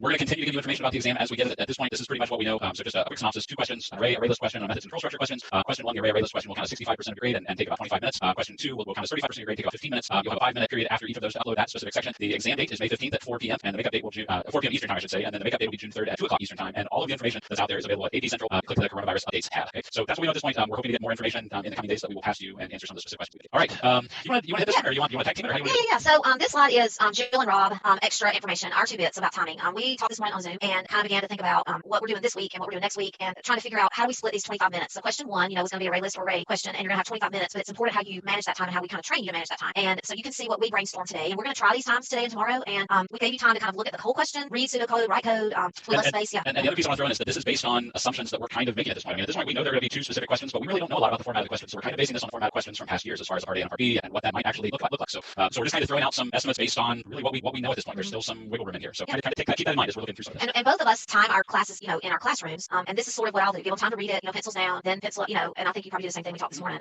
And we've even modeled this with a couple of free response questions that we've already done if you look back at past videos. You read and analyze it, and then you come up with just a very, very quick, brief outline, and then write the code stuff. So as you're working at home, you may want to go back and watch this and pause it and, jot these times down. I made myself an index card that I have taped up here to look at just as a guide, because you can't sit there and spend 15 minutes reading the question. You're not going to be able to do that. So we wanted to kind of gear you up for that. So yeah. And in the coming days, I mean, last week was ArrayList week. This week is free response question practice week. So this week and next week we're going to be focusing on free response questions and strategies and timing. So we'll kind of be looking at this as we go. So that's kind of our focus from this point, from now to the end. We're in the home stretch. We're going to give extra attention to making sure that we're thinking about timing and things like that as we get. Okay. So our week coming up, like I said, this is our CSA exam review week. So today we're going to be focusing on in the course exam description that you have a link to online, or maybe you even printed a copy. We're going to be looking at a couple of free response questions this week. So our focus today is is going to be the Gizmo free response question part A, and tomorrow we'll hit the Gizmo free response question part B. On Wednesday and Thursday, we'll look at the check digit question part A and part B. And then on May 1st, we're bringing in a guest speaker. I got a little window covering that up so I can see what it says. I think I have a typo too, and this is on me. Thursday should be part B. Friday, part A, and both. Yeah. Oops, I didn't notice that. I had something covering it up. That's okay. But Friday, May 1st, we're going to have a former CSA student who is now working in industry, doing computer science work, and we're going to have at least one guest speaker. We might potentially have two guest speakers joining us for some questions and answers. So in the next couple of days, we'll give you some ideas on how you can get questions to us, and then we will let them answer some of your questions. All right, so I'm going to pass the baton at this point. Okay, so you're going to need paper and pencil. So if you're not watching live, you're going to want to pause and get something to write with. But by now, you probably always know if I'm going to watch Jill and Rob, I'm going to need paper and pencil because we love that. And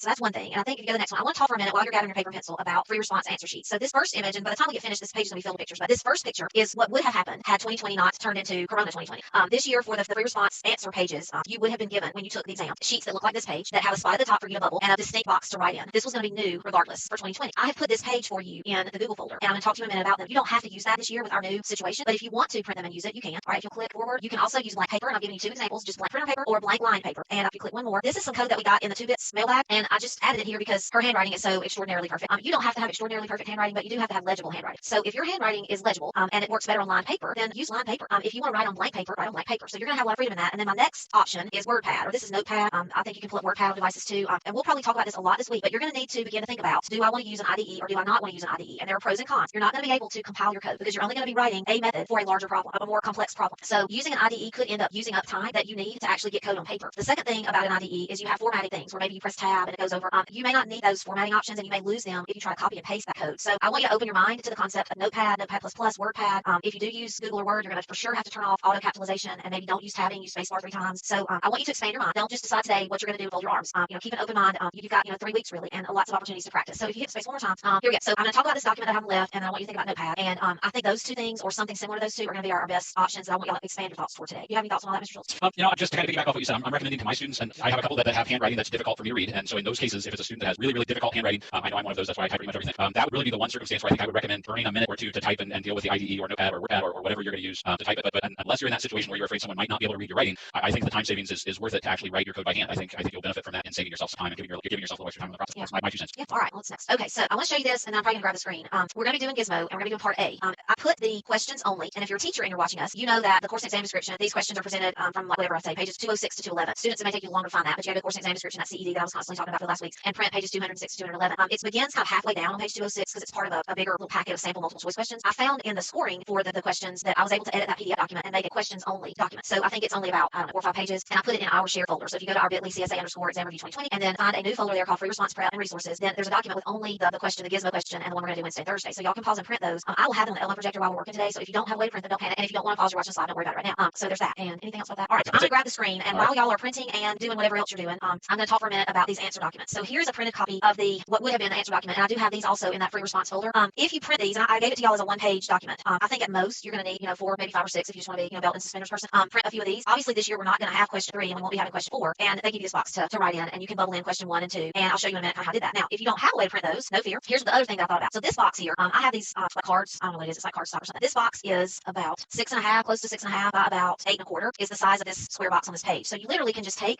make yourself a template with some kind of card that you have at your house. And I'm just going to stack this up a little bit neater and lay this out and get some kind of marker. Here's one, and make yourself a box. And you could print yourself off, make yourself a bunch of these for this week for our AP Live review. So there you have a page with a box on it, and you could even come up here if you wanted to and write question 1, question 2, and then if you're working one, you could circle it or whatever. That would be a completely good way as well to set yourself up exam ready answer pages. And that way, what the directions say at the bottom of the pre-printed ones is use a pencil only. Do not write your name and do not write outside the box. So if we just use this as our guide, you're completely mimicking this by making something similar. My printer is just started printing. It's like a filter guys. I don't know. I did not tell it to print. So anyway, so those are my 2 options. You're welcome to pause. You're welcome to print. You're welcome to create your own documents. Any thoughts on that, Mr. Schultz? You've already covered it. All right. So that's part 1 is think about answer documents, and I would set some up for our week, and then you'll be good there. So now today we're going to look at Gizmo. Now in the document that I gave you that is a little bit easier to print, it looks like this, which is different than it looks if you print it from the CED. I gotta think about where I put that one. The CED one, like I say, it starts about halfway down the page, and the formatting is a little bit harder to follow. I really like the one that I found that I shared with y'all. And we do have answer documents for it, but we're not going to give those out till later in the week because we're going to go over those as time goes. Your teachers have access to the answer document as a part of their secure documents area in AP Central. So teachers, if you're watching, this file here is available to you in your secure documents area. Now, I should probably add to that later we are going to go through like a scoring of what we would do with just this part. So even though we're not sharing the answer documents, we are going to kind of step through the answers day by day as we go. So yeah. And I'm looking for, because I thought that we wanted to talk about it. Let me find this sheet of paper. Here it is. I got too many pages out. This document is a part of this. It's also a part of a lot of what y'all have seen, and I'm definitely going to need to zoom in. This scoring criteria, I thought you'd want to mention this before we get started today. This is a little bit standard for any of the free response. And students, you probably noticed this as a part of all the repositories. So yeah, so I've got a couple slides that deal with this that we'll talk about later on, but just as kind of an overview before we kind of kick off, you'll notice up at the top there are some 1-point penalties for things. And those are across, in the past they've been across all 4 questions. Obviously they'll be across, at least we're assuming they'll have the same scoring criteria that will be for these 2 questions. So things like W is a common extraneous code that causes a side effect. And like I said, we'll mention it shortly here. But I tell my students there's unless the problem very, very specifically says to display output, which I can't think of a free response question in my time that has, there should never ever be a need to include system.out.println because that's an example of extraneous code that causes a side effect, and it's an immediate 1 point penalty. So at any time on a free response question, unless the instructions say to specifically display, if you put system.out.println or system.out.print your variable or whatever, or I've had students in the past at the reading where they'll at the very bottom, after beautiful code, they'll write system.out.println parentheses quote thanks for scoring my exam. They automatically lose a point to that. So look at the point penalties and then look at the things below it where there is no penalty. And this is where I've had students that were worried about syntax and things like that. These are the types of things that kind of heat in the moment. If you accidentally do an equal sign with a little slash through it instead of doing exclamation point equals like we do in Java, you don't get there's no penalty for that. Or in the past, if you confuse length and size for an array or a string or a list or ArrayList, that there's no penalty for that. So these are the different things. And like I said, I've got a couple slides that will look at a couple things in more detail here in a couple minutes. There's grace and mercy on that. And if you worry about writing these, I mean, you certainly can practice. But So that's a part of what you'll be printing. We'll circle back to those in a couple minutes here. All right, let me zoom out a little bit. So if you're reading over our document camera version, here's Gizmo. All right, so if we want to use our timing, we would give you 3 minutes to read, analyze, and study examples. And that's going to be a little complicated with it being on the document camera because this is like a 2-page. It is a 2-page question. So I've got about half of the first page on the screen. If y'all want to grab a piece of scratch paper and as you're reading, maybe make some notes. And I'm thinking that we can set my watch maybe for about a minute, and then I'm going to move this down, and then another minute, and I'll kind of do that. Does that sound about right, Mr. Schultz? Yep, that sounds good. All right, so ready, set, go. Start reading the top half of this page. That was my 50-second go to the bottom half of page 1. Second next page. Top part. This is going to get into some sex. Here's our part B method.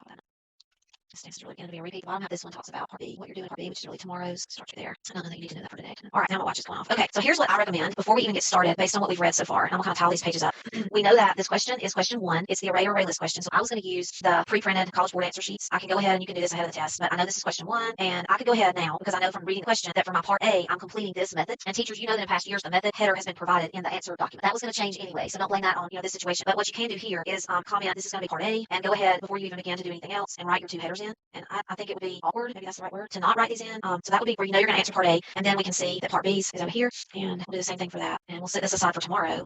So that's part of what I would say could just become a strategy for us to employ over the next week or so is once you're reading the question, set your 2 pages. And this is another reason why having a workspace that's going to work for you on May the 15th, it's time now to kind of begin to put that together. Okay, so let's begin to look at part A and build our answer for part A. So let me get part A back on the screen, and Mr. Schultz can take it away. I guess it's mostly right here, actually. Here's where the beef of part A is right here, what we're doing. So you want to go ahead? Okay, so what they're asking us to do is we're going to write a method called count electronics by maker that's going to go through and basically do a comparison. We're going to take a string maker, and then we want to go through an array list of purchases, an array list of Gizmo objects, and we want to count how many of the objects in that array list have a maker that matches the maker that we're passing in, and then we also need to check is electronic. So if you could show the first page of the question. Yes, right. Okay, so we know the Gizmo object a little lower. There you go. So we know a Gizmo object has a getMaker method, it has an isElectronic method, it has an equals method, which it turns out we won't need in part A. We'll use equals part B. But basically what we want to do is we want to take an object from our a Gizmo object from our array list. We want to check, we want to get the maker and then compare it to maker that was passed in the parameter to make sure it's going to work. And then we need to check that same object and make sure it's electronic. And both of those conditions end up being true. If getMaker matches the maker parameter and isElectronic becomes true, then we're going to add to a counter. Otherwise we're going to skip it and move on. At the end, we're going to return whatever the result is, whatever our counter happens to be. Okay. So that's really kind of the sketchwork design for this one. I mean, that's kind of the general overall idea. And knowing that we only have maybe 1 minute to focus on that part of it, again, if we're going to kind of stick with this time frame that we're recommending, that's probably about as far as we're going to be able to go. Is just to kind of come up with a quick idea of what it is that we're going to actually need to be able to do. So, and in order to do that, to look through each item, you all should be answering in your head already. How am I going to look through this list to say, no, you're right, you said it. No, you said it. I'm just answering. I hear them all over the world speaking in my head, right? Saying, we know how to do that. We're going to look through. Hopefully, if you've been following along with this, you know that that's kind of been a recurring theme is traversing an array, traversing a string, traversing an array list. So, yeah. Okay. So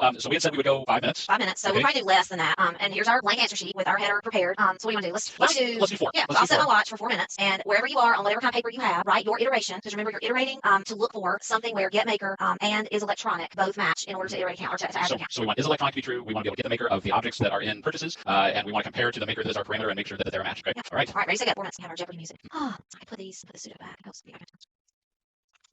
I was right at 2 minutes. I'm going to swap and show the next page in case it's different detail about the part that you're writing. I got 1 more minute. 10 seconds.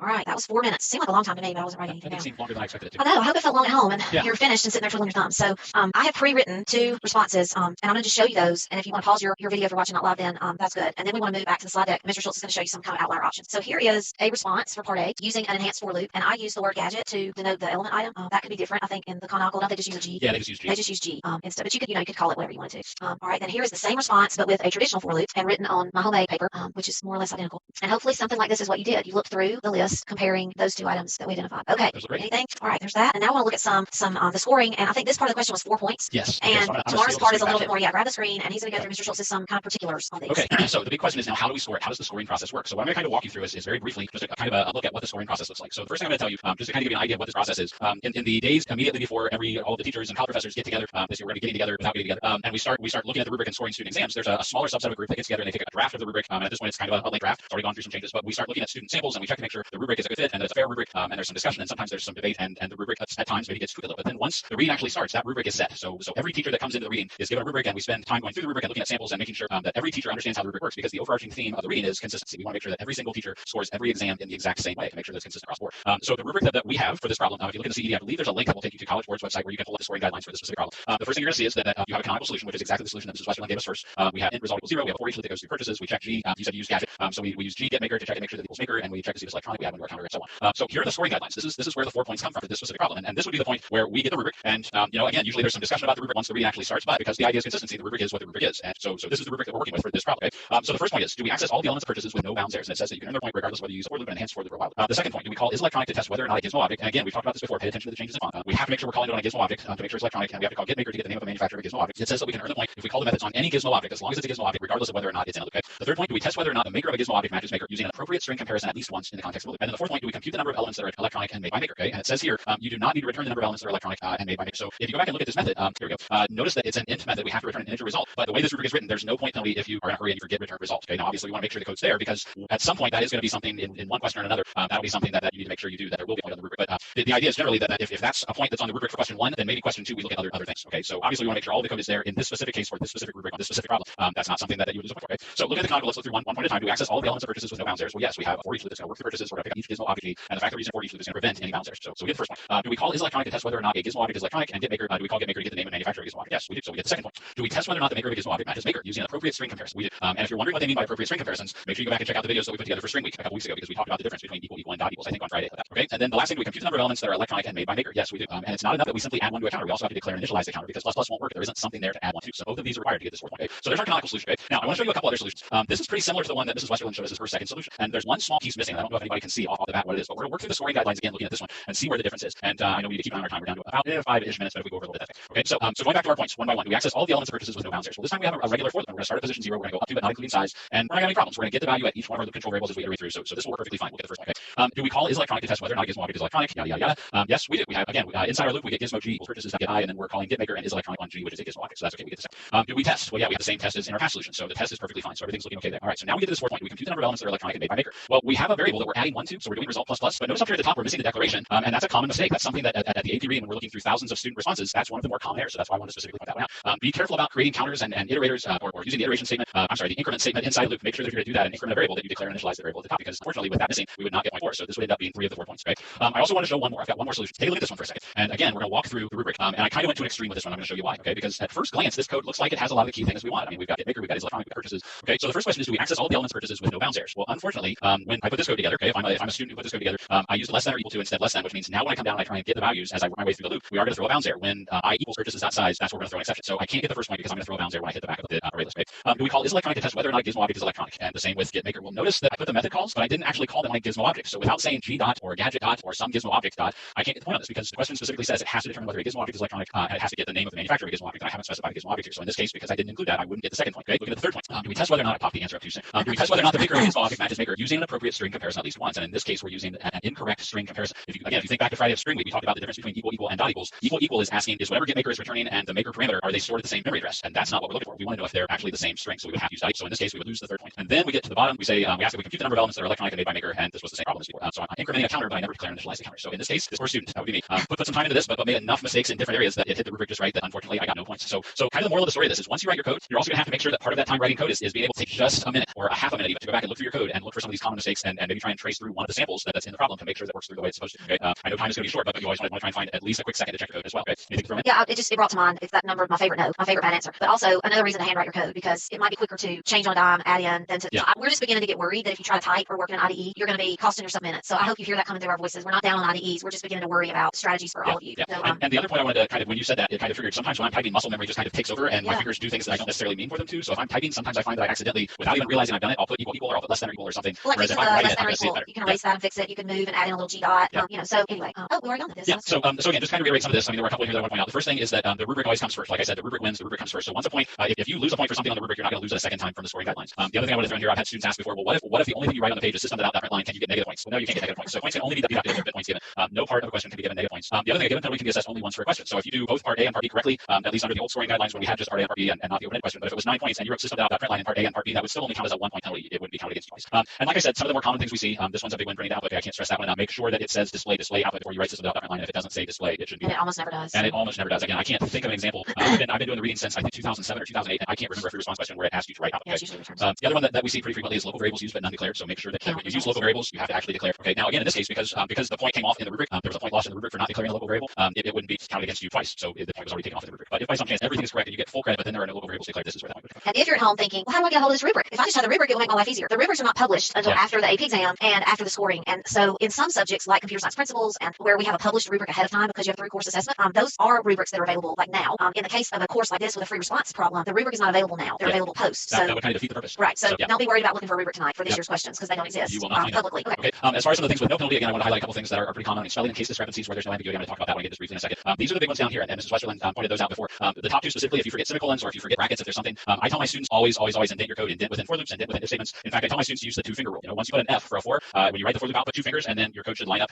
along the 2 fingers. And that way, it's very, very clear where the intent is. And that way, if by some chance you accidentally forget a bracket somewhere, your indentation very clearly conveys the intent that everything indented is supposed to be part of the fourth part of the if statement. It always kind of breaks my heart as a reader when I see a student that left justifies every line of their code and then they forget a bracket, because if that's the case, there's no indication as to what the intent was. You don't know where the for loop is supposed to stop or where the if statement is supposed to stop. So if you miss a bracket at that point, then it's going to cost you points. But as long as your indentation clearly kind of specifies where everything is, then there's no point penalty for it. So be sure to indent your code. Okay. And then as far as the spelling and case discrepancies, this is down at the bottom of that little guideline.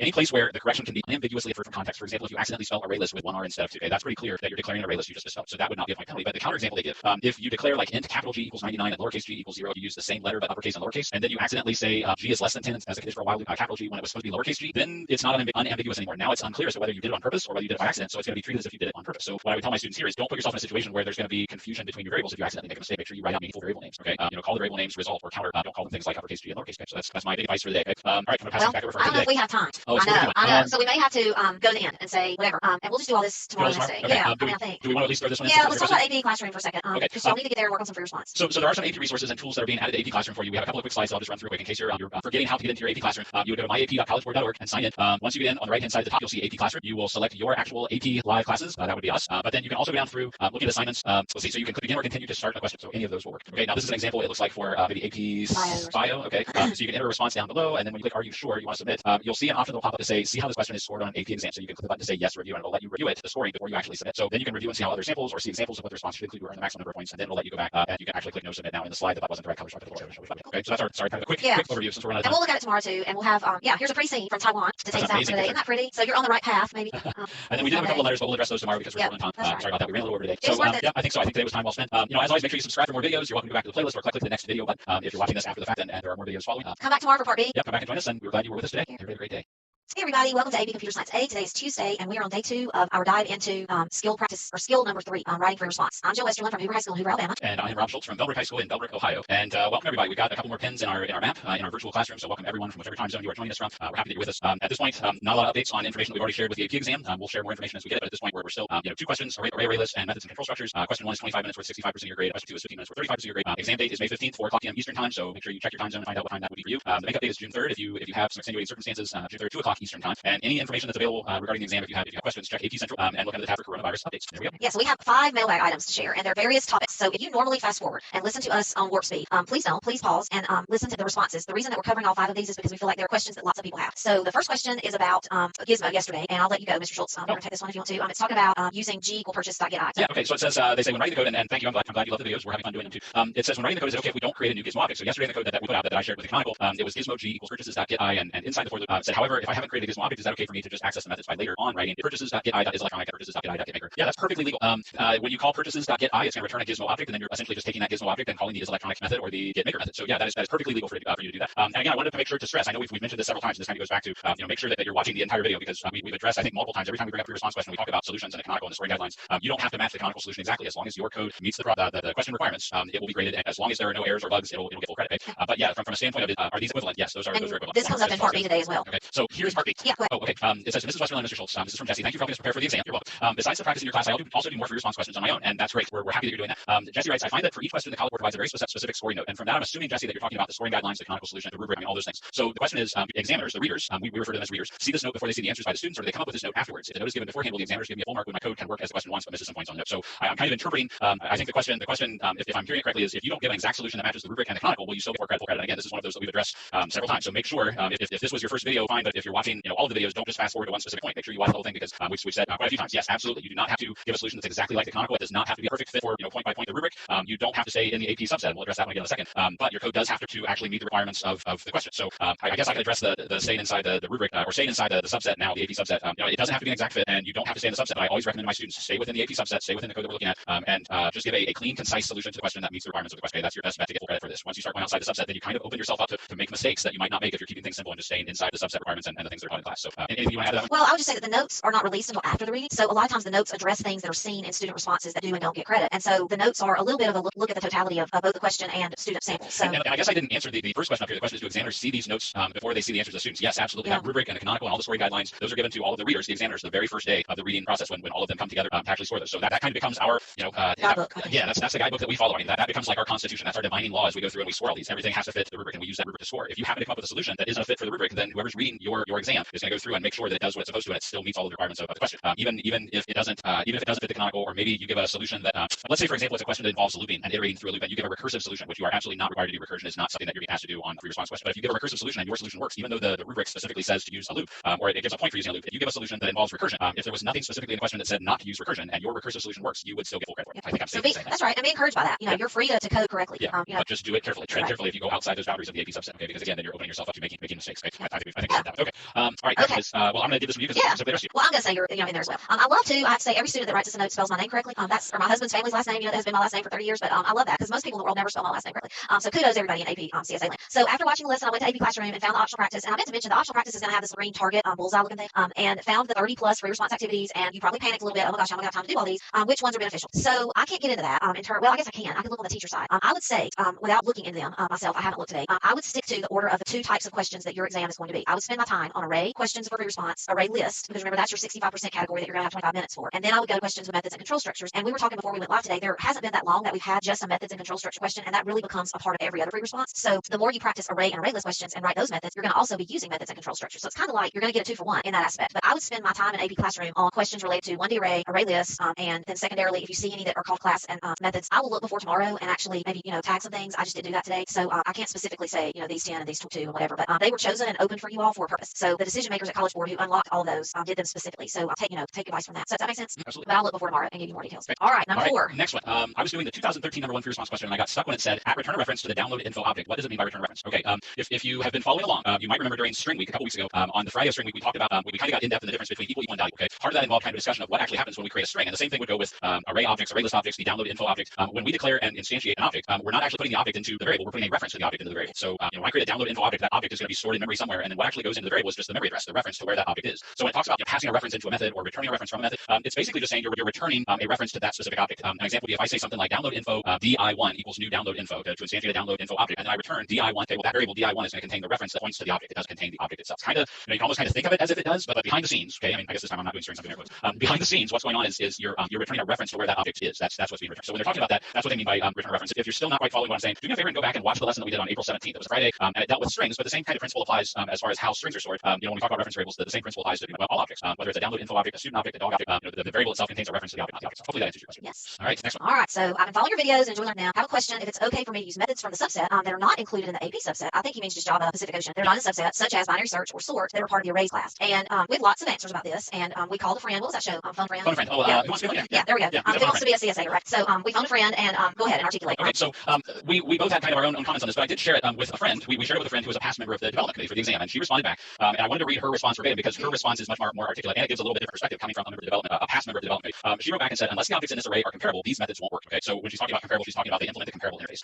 It says she writes from binary search in the API. So now she's quoting from the API. If the array contains elements that are not mutually comparable, for example, strings and integers, it cannot be sorted according to the natural ordering of its elements. Hence, results are undefined. And then she says, if the range contains multiple elements equal to the specified object, there is no guarantee which one will be found. So in other words, it might not necessarily do what you want it to. She also writes, and this is the part that I wanted to share, why I'm specifically referencing her response. She says, also the development committee writes the question so that these methods won't help. I'm assuming the development committee will maybe give you an array that's sorted by name or age or height or ID. The object won't be comparable. In other words, it won't have a comparative method, but it will have attributes that can be ordered. So in other words, we could sort the array by name or by age or by height. And then she has a little warning at the bottom, and she says, warning, sorting an array to find a max, a min, or using the binary search, or to use the binary search will usually result in a point deduction for changing the array when it shouldn't be changed. So if you think back to yesterday when we talked about the sorting guidelines, we talked about the automatic 1-point deduction, which I'm going to refer back to that here in a little bit.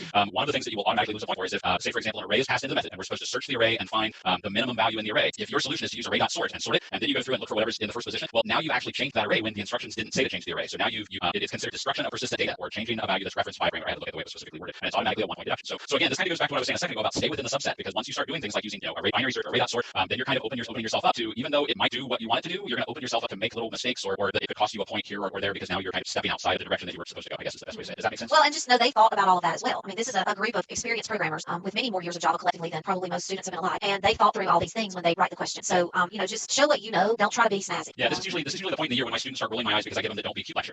This isn't the time to cut corners and try and find little shortcuts like using array.sort. This isn't the time to try and impress your teacher or the person reading your exam by showing them how much more you know beyond what's taught outside the class. This is the time to read the question, make sure you understand what the question's asking, and then give a clean, concise, well-written response that meets the requirements of the question. And you don't have to go outside the boundaries of the subset to do that. So that's why I very strongly recommend to my students, and I consider all of you our students now, stay within the subset, keep it simple. Follow that KISS principle that you hear about. Keep it simple, okay? Keep your code simple, keep it clean, keep it brief. I have one student in particular right now that in my intro class, that when he writes code, I'll give them a problem that should probably take 10 to 20 lines to write a solution, and he'll give me 100 lines of code that involve all of these things beyond what we covered class. I keep warning him that if he does that in the AP class, especially in the AP exam, it's going to end up costing points and stuff. So just be careful, okay? Yeah. Tread lightly and be careful. Make sure you read the question. And we hope these answers are helpful to y'all, and we appreciate the fact that you're asking them, because if you take the time to articulate a question to us, I think there's lots of other people all around that probably have the same question. So anyway, okay. All right, moving on. Okay, so today is part 2 of the Gizmo free response question that we started yesterday, and I'm gonna pass it over to you. All right, so that's right. So yesterday we talked about part A. You are going to need something to write with, and I'm going to briefly, while you're grabbing pencil and paper, and hopefully you already have it, and we can kind of like fast track the next slide about handwriting answers. I spent a long time on this yesterday, so we're going to go to unplugged, but I spent a long time yesterday talking about, you just keep on clicking, about the answer sheets, plain paper, lined paper, notepad. Please go back and watch yesterday's program,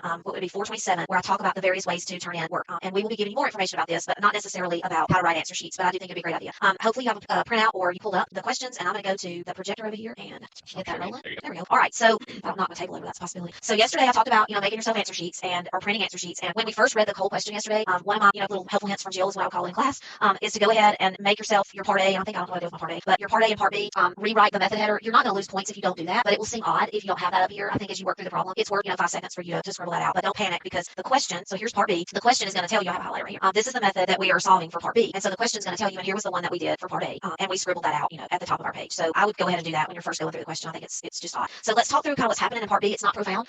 If you remember yesterday, we're dealing with these gadgets that are called a part of the Gizmo class, and yesterday's project we had to look through to see if the maker of the gadget and if it was electronic, both of those had to be true, and then it got added to a new, I think it was a new, it like counted the forest or something. Not right, that's what it did. I think it counted. Yeah. So today's problem is we're looking through the list of gadgets and gizmos, and we're trying to find out if we have 2 objects that are paired up. So we're looking for a pair, and I want y'all to think back to where we talked about those different types of algorithms that work with arrays and ArrayLists. Remember about a week or 2 ago? I think we first did it during Array Week, when we talked about those 12 algorithms that you need to know about, and hopefully you've taken notes about those. This should begin to ring a bell. Looking for items and comparing items that are side by side is a typical, algorithm that you would see with these things. So let's look at what the directions say. It detects whether 2 adjacent gizmo objects in purchases are equivalent using the equals method. And again, notice all the font changes to Courier New of the class. If adjacent equivalent pair, if a pair is found, the method returns true. If no pair is found, or if purchases has fewer than 2 items in it, 2 elements in it, it's going to return false. So that kind of should tell you the structure of what you're going to be building, because you're going to be looking for, it's a Boolean, obviously Boolean method. So you're going to be looking for it to return true if it finds a pair. It's going to return false if it doesn't have enough elements, or if there aren't any pairs. So what we're going to do is try to mimic our timeline. Anything else to add about the directions? No, I don't think so. Okay, so I've kind of gone over what I'm going to say is the 1 minute read your question. So let's take 1 minute, and you can kind of sketch out, if you want to, some pseudocode for this, or you may want to take that 1 minute and look back if you took notes about those 12 kinds of algorithms,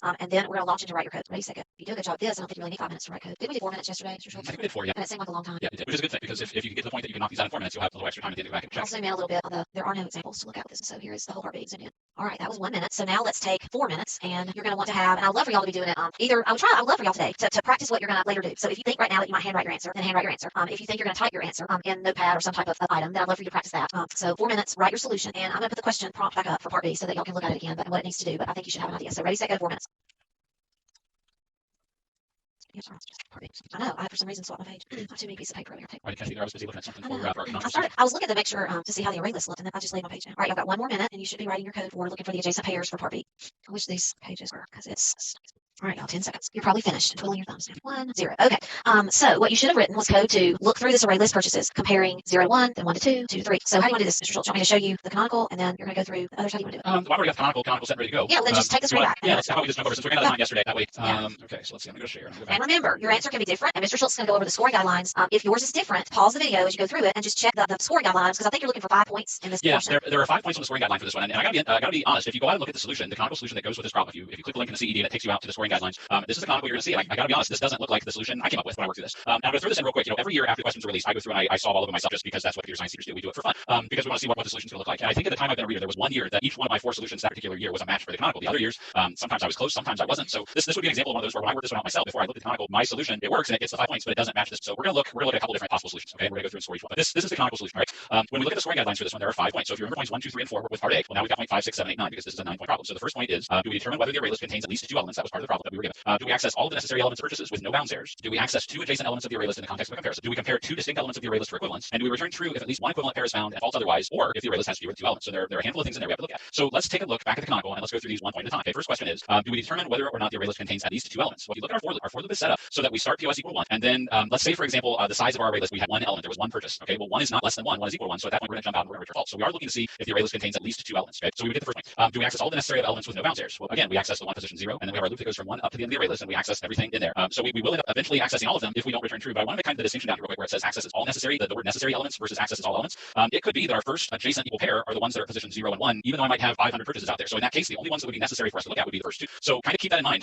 This is going to take us all the way to the end, and even if it stops early, well, those are still the necessary elements. It doesn't say we have to access all of the elements, just the ones necessary to define our first adjacent equal pair. Do we access two adjacent elements in the array list in the context of a comparison? We do. We start at 0, we go through, and every time we make sure that G1 is equal to G2, so that we're always looking at two that are side by side, and it is in the context of a comparison. And again, I want to point out it doesn't say it has to be a correct comparison. Just at this point, for point 7, just something that compares the two. It could be equal, it could be less than, it could be anything that is a comparison would count. Okay, but now we for point 8, do we compare two distinct elements of the array list for equivalence? And that's where we have to make sure that it's dot equals. It specifically said in the problem that we have to use the dot equals method for a gizmo ops. This is what we call the correct method for equivalence. And then the last point, we return true if at least one equivalent pair is found. False otherwise, or if the array list has fewer than two elements. And we do. We have all the components in there to get that last one. Okay, so our canonical solution gets all 5 points. Life is good. Okay. If you came up with a different solution, maybe your solution is a closer match to one of these. So here's alternate sample solution number 1. Okay. And again, I want to walk through the 5 points one at a time. So very first thing, do we determine whether the array list contains at least two elements? Well, yeah, we've got this if statement at the very top. The very first thing we do is we say if the size of the array list is less than 2, return false. So we're doing our check. So we get the first one. Do we access all the necessary elements purchases with no bounds errors? Now take a look inside the for loop here for a second. Okay, we're going from 0 up to the size of the array list. We're going to run into a problem if by some chance we don't find an equivalent adjacent equal pair. We get all the way to the very last element. So POS would equal the last element. As soon as I try and compare it to what comes next, we're going to throw an exception. We're going to have a bound there.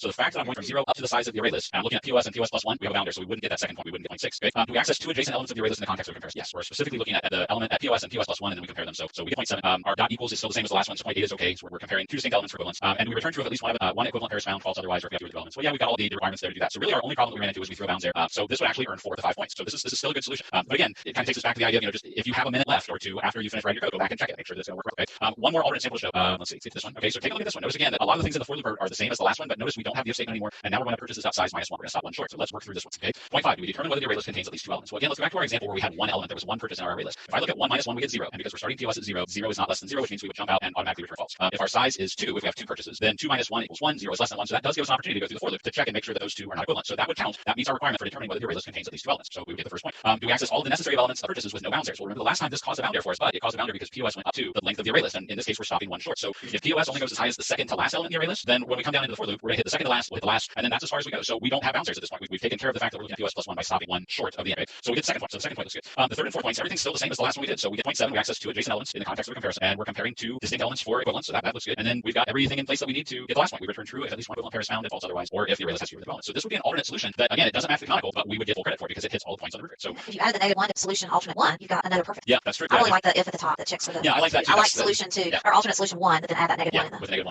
I love that. And again, we talked about this a little bit yesterday. We talked about how this scoring criteria works. So just keep in mind that the rubric that we talked about, those points, which again, kind of going back to our questions that we talked about earlier, the readers have that rubric when the reading process starts, when we start scoring all of the exams. So they're going to apply that scoring criteria first, those points, and then they're going to start looking at the penalty points. Okay, so after they've gone through and given all of the points for the question, that's when they're going to start looking at some of these kinds of things. So again, just to clarify, in case you missed yesterday, there's no part of the question that can get negative points. You can only earn a penalty for once for a question. So if you do the same thing in part A and part B, you're not going to get an error count against you twice. That only counts against you once. And you can get a maximum of 3 penalty points per question. And I've got to be honest, in all of the time I've been a reader, I personally have never seen that happen. I think the most I've ever seen us get is 2 of these point penalties in one question. So a couple that I want to specifically point out, the ones that I think are probably the most common are the extraneous code that causes the side effect. Again, if you missed out yesterday, the big one here is grading tablet. Pardon me. If by some chance, the only way I would ever tell a student to put system different line of free response question answer is if it very, very explicitly says in the problem to display output. But I can't think of a situation in the time I've been a reader where the question has asked you to do that. So it's almost a general rule. If you are a reader and you're looking at a solution from a student and it says system different line, as long as there is something there, as long as they've earned points, that automatically becomes a 1 point penalty because that's extraneous code that causes a side effect. So again, I can't stress that enough. Unless it specifically says display output, don't put system different line. Making sure that if you're using local variables, make sure you declare your local variables. That's important. And I wasn't going to address this one until we talked about the responses to the letters from students at the beginning. This is that point you would lose if by some chance you use arrays.sort to sort an array that's passed into a method where you're trying to find a minimum or a maximum or a specific occurrence or the location of something. Okay, if you use arrays.sort and you change the array and it doesn't specifically say to change the array, well, that's considered destruction of persistent data. You're changing a value referenced by a parameter, and that's an automatic penalty. So again, be careful about doing checks this way.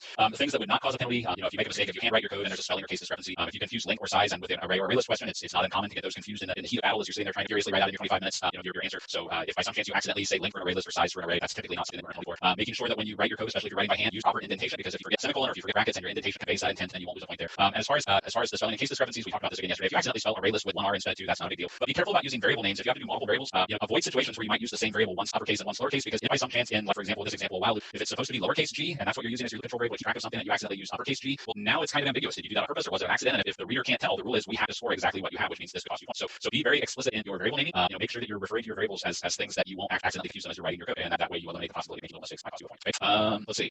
I think that brings us to our tip of the day. Yeah, let's see. I think I made y'all a new George page for today. These are 1D array questions from release free response, and we have gone over 4 of these, believe it or not, 8 of them. So half of these we've covered in lessons here on AP Lots. So you remember Horse Barn was a couple weeks ago on Friday. I remember that. We finished it on Monday. Number Cube was the domino-like problem. Token Pass was Token Pass was the board game where you give out the tokens to all the next players and count your way forward. And then the trail was the climbing, hiking thing. So you've only got 4 really that you haven't covered before. And you might find these on AP Classroom. It's possible. So like I say, I'll look at that list before tomorrow. So if you go one more slide, I've got the worksheet that looks like the other worksheets that I made for y'all in the folder on the drive that's titled Free Response Prep and Resources. So go there, and if you've been doing the other 2, you can print it out. And then of course here's a link to our drive, but I think most of y'all know that. And we have a little bit of AP Classroom reminders, and you may do this better than me, Mr. Schultz, to kind of show you. You're looking for the things that have this green target icon. So bullseye, maybe that's what I call bullseye. So College Board provided us with some slides that just to kind of help you make sure that you can get the AP Classroom. Once you sign in, you can go to the AP Classroom link if you want. I mean, there's a link there to get to all of our videos that we've been sharing with you. But then you can go in and you can get to specific questions, and you can hit either continue or begin to work through a specific response question. I mean, those are there and they're now available. Once you enter your response, so again, I think this is we said an AP bio. That's right. Okay. So once you enter your response in the response box, then you get an option to submit, and you can click an option to say see how the question is scored on the AP exam. And if you say yes, review, then it will show you some scoring guidelines. You can see some examples of what a response should include or the maximum number of points, and you kind of go back and you can look at some different things that might tell you whether or not you would have got full credit. And then you can go back and after you've done that, you can say submit now,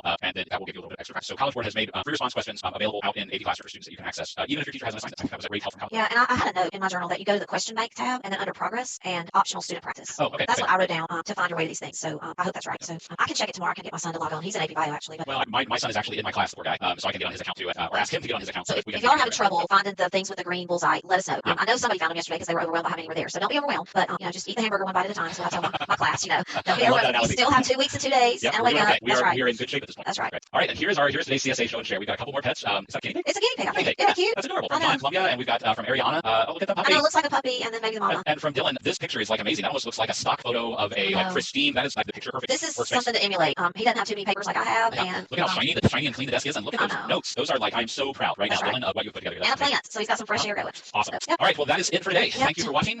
Stick with us. We've got 3 more days this week. We're going to go over a couple more response questions. We have a guest speaker lined up Friday, and then we'll have some more things to share next week. But thank you for watching today. I know. Bye, everybody. Everybody have a great day, and don't forget to subscribe. And if you're watching this recording, feel free to click the button to go on to the next video.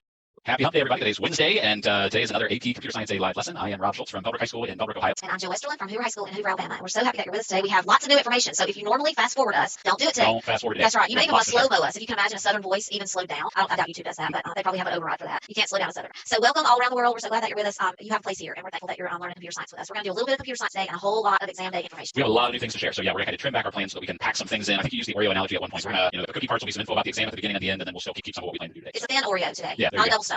So the information that we have has been expanded upon. We've kind of covered this ad nauseum, I think. We all know by now that we've got 2 questions and what the timing will be, but we had a webinar last night from College Board, and we have some additional information to add. So we'll kind of tag team back and forth on slides here. The first one is that to take the exam, you're going to need an e-ticket to test. And how this will work is you're going to receive your e-ticket by mail 2 days before each of your tests. And so what I mean by that is every single unique exam that you're taking, you will get a unique ticket for, and you'll get that 2 days before the scheduled exam day for that specific exam, right?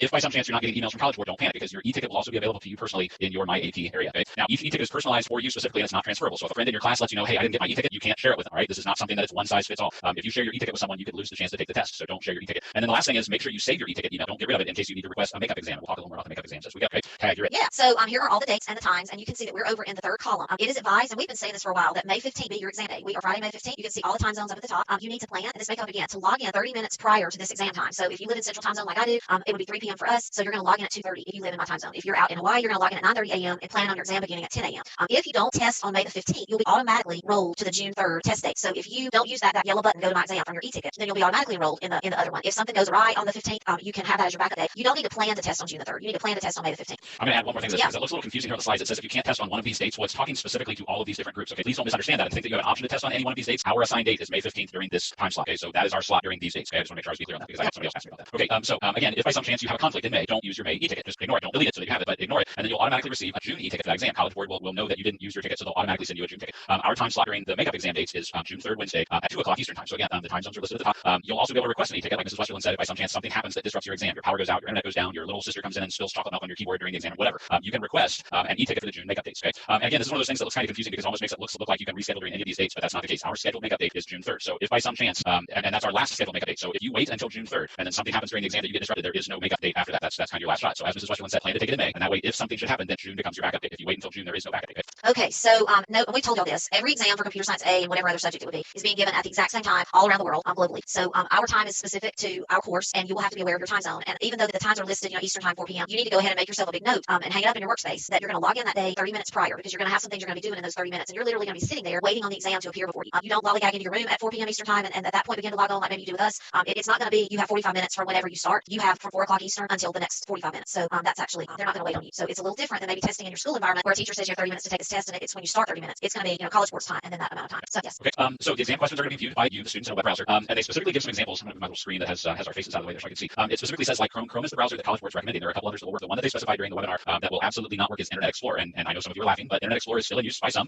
So if by some chance Internet Explorer is still your browser of choice, you're going to have to download Chrome, download Firefox, download one of them, because this exam does not support Internet Explorer. Okay. You'll have the option to either type or write responses outside that browser. We've talked about that in the past, but you will have 3 options to submit responses. You can copy and paste a typed response, you can attach a typed response, or you can attach one or more photos of handwritten responses. So notice there is no photo of a typed response or other options. These are the 3 options that College Board has given us. Okay. So we are going to talk about these in more detail as we kind of move along here a little bit. Okay. All right, so option 1, and I'm really excited about this option. I was worried, and I told you the other day, handwriting might be the time saver, and I think all of them are going to be really easy for all of you. And we're going to demo these tomorrow, probably. Definitely tomorrow. You might see a little bit of them today. And there is a way for you to begin to practice these 3 options. And I think you can practice all 3 ways, or you can go ahead and say, I know myself, and this is what I want to do, and you can streamline and practice one of these. So the first option would be to type your response, and notice that it tells you can type it in Docs, Word, Notes, but I'm going to add to that JGrass, JDoodle, probably Dr. Java, Eclipse, whatever it is that you normally code in. You can type your response in that interface. But as you type your response in an IDE, it's not going to go straight from there to the Turn-In portal. You're going to need to paste it first in Word or Google, and then copy it from there, and then take it to College Board's Turn-In, the exam option. And you'll try it the other way, and you'll see that you lose all your formatting and it goes crazy. But if you will first paste it from, like I tried it last night, JGrass to Word to the Turn-In portal, and my code was gorgeous. It kept all my tabs, all my formatting, all my brackets. I also tried JDoodle to Google Doc to the Turn-In portal, and it was beautiful. So y'all are going to be able to do it that way. The one thing that you'll see is you're going to be given an AP ID. It's an 8-digit number. You'll get that with your e-ticket, so you don't know that number right now. So don't panic about it. Nobody has theirs right now. You won't get it until you get your email. But that number is going to be, you want to type that at the top of your response. And then they also have asked each student to put their initials at the top of your response. So we're going to coach you starting tomorrow and maybe even a little bit today to begin to add those 2 lines of items before you even start answering and writing in your code. It'll be really simple.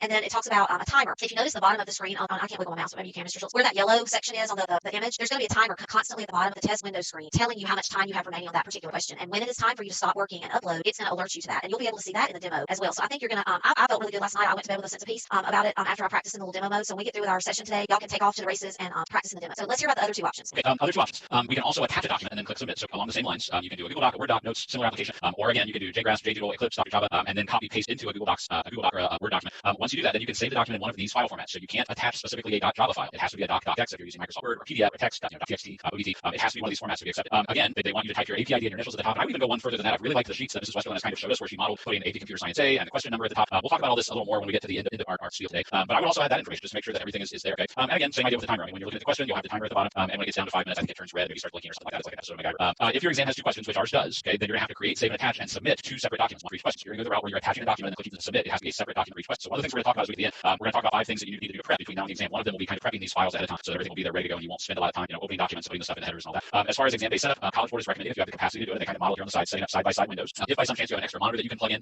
it's kind of handy. That's kind of what I'm looking at right now. I've got my laptop and an extra monitor over here. It just makes it easier to do that. But if you don't have that, that's fine. Even if you don't have a big enough screen that you can split screens, you can still open all tabs and just kind of jump backward between tabs. Okay? And then the third option will be attaching photos of handwritten work. So like we've talked about this week, you can have these prepared handwritten sheets where you handwrite your code and take a photograph of your code. Same deal. They want your AP ID at the top, the initials. If it's a handwritten page, they want the page number at the top of each page. So let's just say that for question 1, let's just pretend that question 1 is going to have a part A and a part B and an open-ended response. So let's just say that for question 1, you choose the handwritten option. You have page 1 is part A, page 2 is part B, and page 3 is the open-ended response. You're going to have to take a picture of all 3 pages and you'll upload all 3 pages, then click submit. You're not going to be able to click the back button. So it'll be really important that you get all 3 uploaded before you click submit. And they talk about being a dark pen or a pencil. We're probably going to want to write with a pencil in our world. And then same deal, 1 photo per page. And obviously, like we talked about before, your photos are going to have to be good quality. So you're going to need to stand the page up so that you don't get that shadow of yourself holding the phone over it. And then PNG, JPEG, or JPEG are your 3 options. And obviously, and we'll model this tomorrow, you're going to have to take your photographs, get them, then move to the cloud, and then from your computer, upload them to the testing portal. So it's a few extra steps. That's why I think I'm changing my opinion. And it's going to be the copy paste from the IDE. I think that might be the faster way. Yeah, I tend to agree. I'm changing my vote too. I mean, if you're really good with Google Docs and Dropbox, I mean, I can upload pictures pretty easily, but it's extra steps. I can Control V, Control C a lot faster. So well, and again, it is possible to do all of this on your phone. So if your phone is the only device that you have, then I think your best bet is going to be to handwrite your code and then use your phone to snap pictures, and then you can upload through the app running on your phone. But yeah, if you're planning on using a desktop or a laptop, I think typing is going to be a better bet. Yeah, and we want y'all to start today with the problem that, because we are eventually going to get to check digit,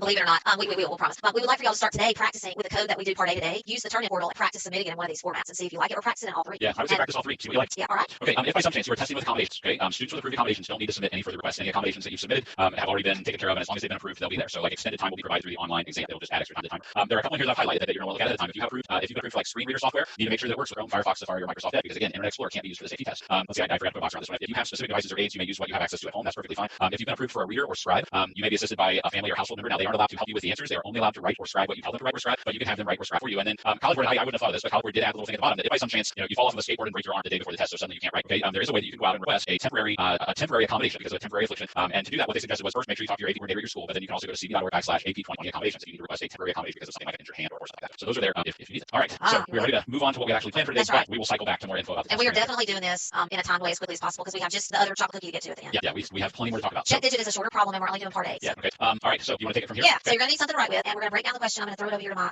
handy dandy Elmo. I need a little stuffed animal of a Sesame Street Elmo, don't I? Even though it's a different place entirely. Okay, so check digit is the other CED. I'm trying to zoom in and I'm zooming out. Is the other CED question, and this is a methods and control structure. So this is going to be like your exam question 2. So I'll write 2 up there. And I'm going to break the question down for you, but I'll let y'all read just a little bit. This question involves doing something called a check digit, which can be used to detect if an error has occurred when a number is transmitted electronically. And the algorithm for the check digit does some kind of like ciphering of the particular integer and then checks a portion of it. So it's kind of an interesting thing. I don't know if it's a real thing. Do you know if it's a real thing or actually it is. We do a project kind of similar to this. It's a similar idea to verify that credit card numbers are right. I mean, it was like an encryption so, algorithm to test for that kind of stuff. But, okay, so we have this class check digit that's going to return the digit for the number, and you have a method get check that we implemented in part A. So this is the header that you're actually going to build in part A of the question, and then it tells you that it returns true. It's actually going to return. Let's see, it works in conjunction with part B, so I won't read that. And then is valid is what you're doing in part B. So let me just mark that. We're going to look at that tomorrow. So this is our part A for today. Then we have these other 2 methods. Both of these get used in part A. This method that we're given gets the number of digits that is a part of the input. So if you notice get check up here, the method that we're going to write receives an input of a number. This method checks to see how many digits are in that number. So you're going to need to use it. And then there's another one called get digits, and we're going to be using this one as well. This one chops up that number almost like a substring type thing, like looking at the number and getting one of the elements of it. So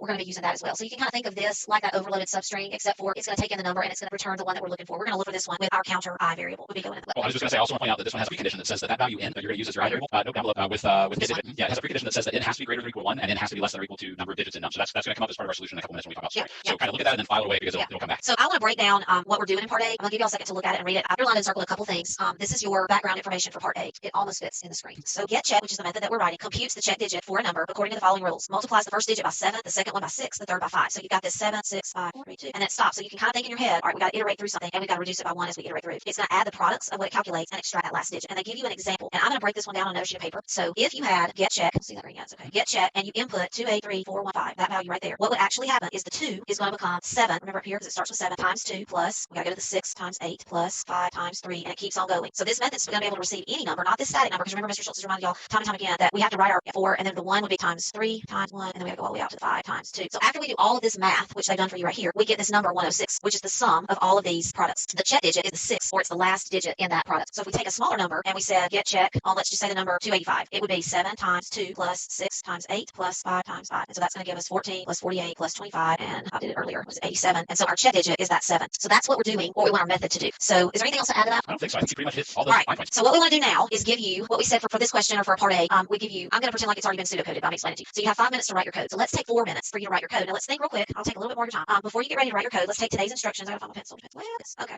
Let's take today's instructions, and you could be writing on one of these templates that we made, but we would want to do something like this. This is question 2, CSA, and what College Board has asked is you're going to have an AP ID, which is an 8-digit number. So let's just do 87641. But you'll have an actual number, and then my initials, JW, and then we know that you're writing for this question. Part A is public static, and what I'd love for y'all to do tonight is code this up in an editor and practice it with a demo turn in, and then write it handwritten and practice that with a demo turn. Okay, so there's would be your answer sheet. What you might do, and if you're handwriting it, you got to do page numbers. So I guess you could do page 1 of ever how many you're going to have. So if you're typing it, you don't need a page number. So let's time y'all for I'm gonna say, do you think 3 minutes is enough, Mr. Schultz? I think 3 minutes will do it. All right, let's do 3 minutes, and I'll get my watch set up here. And if they're watching the recording, they can pause. That's exactly right. All right, ready, set, go. Write your answer to A, and then we will go through the solution. Actually, while they're working, I'm going to switch to partially type this in JGraphs. How it might look here. Is it showing?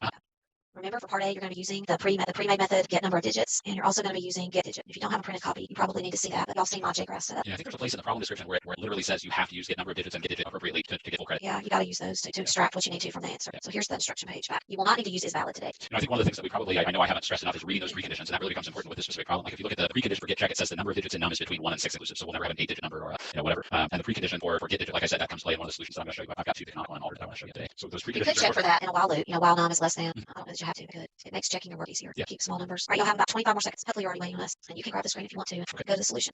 All right, time is up. So says my watch. Okay, so I have a couple of different solutions to show you. Like I said, I've got the canonical, which is this one. And notice we've got get number of digits. That's controlling how far we go in our loop. We're calling get digit to get each specific digit to multiply it by this little multiplier that Mrs. Westerlund described. Before we walk through that, let's look at what the scoring guidelines say. This is a 4-point rubric, okay, for this specific question. The first point is for getting the number of digits and get digits. I'm working on my PowerPoint transition skills. The second point is to calculate at least one partial sum. It says you can earn the point if you calculate that sum inside or outside the context of the loop. So as long as you have something in there somewhere where you're calculating a partial sum, you get the point. The second one. For the third point, you have to calculate all of the partial sums in the context of the loop with no bounds errors. All right. And then the last point is you return the last digit of the calculated sum as your check digit. And it says you can still earn the point even if you calculate the sum incorrectly, even though you might have lost a point for calculating the sum the wrong way. If you have a sum that's calculated in any way and you correctly return the last digit of it, you're going to get the point. Okay. So let's pull the canonical back up and we'll step through it one at a time here. So do we call get number of digits and get digit? We do. And I guess the first thing I want to point out is notice our for loop. We're not, typically we start at 0 and we go while our loop control variable is less than maybe the length or something like that. But with this one, we specifically want to start at position 1, and we're going to go as long as we are less than or equal to the number of digits in them. So that's where we're figuring out how many digits there are. And then notice down inside, we're using that loop control variable. So our first time through the loop, 8 minus 1 will be 7, and the next time through 8 minus 2 will be 6, and so on. And we're also telling get digit to give us these specific digits. So the first time through the loop, we're going to get digit number 1 from num, and then we're going to get digit number 2 from num. So we are definitely calling get number of digits and get digit. We get that first one. All right. The second point, do we calculate at least one partial sum? And we do. We're calculating one partial sum. It happens to be in the context of the loop. And the third point is do we calculate all of the partial sums in the context of the loop? We do. And we also have our declaration. We said that if we're calculating a sum, to calculate all of them to get that point, we would have to declare and initialize the variable to hold that sum. And then the last point, do we return the last digit of the calculated sum as a check digit? Well, we do. And notice we're using modular to do that. If I have 2,347 and I do 2,347 mod 10, the remainder divided by 10 is going to give me 7. It's going to give me the last digit. So that's how we're coming up with what that last digit is. Okay? They could do that a lot of ways, like grab the last one, the last character. I mean, there's just I've seen problems similar to this where a student took a number, converted it to a string, and then used substring to find the last character. As long as you remember that we're returning an int, so as long as you effectively convert it to a string, if you go that route, you have to convert it back to an integer, so that we're returning an integer back. But you're absolutely right. There are a lot of different ways that you can do this and still get full credit. Okay? So there are the 4 points for the canonical. That would obviously give us full credit. That's why it's the canonical. But I have this alternate solution. I want to point out the one difference. Notice that with this alternate solution, we're starting at position 0 and going up to, but not all the way to the number of digits. Okay, but that's okay because we're starting at 0. And we've adjusted down here by saying that we're going to do 7 minus 0 and then 7 minus 1, 7 minus 2. So that'll still give us the 7, 6, 5. Okay. So as we look at this, do we call get number of digits and get digit? Well, we do, but the problem is going to come with get digit because, okay, this is where I asked you to file away that precondition. The precondition for get digit said that I has to be greater than or equal to 1 or less than or equal to the number of digits in. Now, there's no way I can call a specific number and say, okay, tell me what digit is at position 0. So it says in the problem statement, you have to use get number of digits and get digit appropriately to get full credit because we're not using get appropriately. We're passing 0 as a parameter. We can't get the first point. Okay, so be careful and make sure. Just take your time and read carefully. I know you're going to feel rushed and you're going to feel like time is short. But take the time to read all the little details. The proof of this is in the details. I guess I don't know if that's the right expression.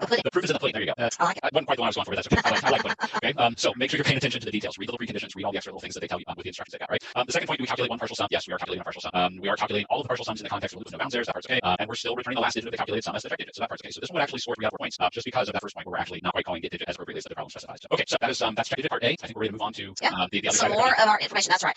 5 steps. And by the way, I made a new folder in the Google Drive that has the slide decks that these are built from. It has a checklist that you're going to see in a minute, exam day checklist document that you can print or look at. It has some notes that I took last night during the webinar. So don't panic if you're trying to scribble down everything. You can obviously rewatch this, but you've also got some hard copy things that you can look at there. Okay, so these are the 5 steps, and I think they're very thoughtful, and time was taken to give you these. So the first thing that we would love for everybody to do, and I know that Mr. Schultz and I, along with probably your teachers, have been harassing our students to check your email address. Please go into your My AP account and try to have your email from College Boards arrive to you not at a school email. If you don't have another email, please make a Gmail account and look for how it is that you receive email from College Board. For some reason, school accounts seem to filter. Look at step 4 on this page. The email address that you can also mark as safe in your email account is collegeboard@e.collegeboard.org. That will help these emails get through, but it seems to be that they do better coming to a personal, Gmail, Yahoo, Hotmail, whatever it is that you want to create. You need a personal email outside your school's domain anyway. So, but don't panic if you don't get an email and other people that are in your class, tell you I got my email from College Board. Just go into your My AP account and you'll have your e-ticket there with your yellow button to go to your exam. Is there anything I missed on this page? No, I don't think so. Yeah. So step number 2, check your text. Go ahead, Mr. Schultz. Sorry. Okay. Oh no, you're okay. You're okay. Okay. So check your text. Choose your device. So we've already mentioned about going out to the practice site and then testing all 3 different ways. So again, I'm going to reiterate that test all 3 different ways so that you can choose which way works best for you. It's easy for me to sit here and say that I would rather type it or I'd rather write it out and take a picture, but what works for me might not be what works best for you. So test all 3. Make sure you're picking the one that's going to work best for you and test it. If you choose to use like a browser and do the typing or the upload or the copy paste, you won't need the lockdown browser on your device. Some of my AD principal students have been kind of struggling to get things out of science since we've gone home because they've been unable to download the lockdown browser. You won't need that for this. But if you have the Grammarly plugin on your computer, you're going to need to remove it before the test because the test won't run Grammarly as plugged in. Some of this information doesn't really pertain to us, but I'm going to jump down here to the bottom one because we fall into this in most other subjects category. If you're using a smartphone, it's going to require that you scroll back and forth within a question, which many students will find frustrating. I agree. So College Board recommends a desktop or laptop if it's available. Okay, now if you don't have a desktop or laptop available, if a smartphone is what you have access to, it's going to work. It's purposely designed. This test is designed that it will work on a smartphone. Okay, so don't panic if a smartphone is the technology that you have available. You'll be just fine. It's just going to mean that you're going to have to do some scrolling around, which I agree will probably be a little frustrating, but it'll still get job done. Okay. Very good. So check your tech, prepare your documents for typing, and we're going to try to coach you on this tomorrow and next week. But if you plan to use an IDE, go ahead and set up that header with the comment lines. Question 1, part A, or just question 1, or question 2, and go ahead and leave a space for your APID. 2 days prior to the test, so starting on the 13th, you'll know your APID. Set up a Google Doc, set up a Word doc. We'll probably demo that for y'all tomorrow. In my brain, I think we're going to have plenty of time to do that. You're going to want to do things if you're going to type in a Word or Google Doc, like turn off capitalization, get rid of that before and after spacing,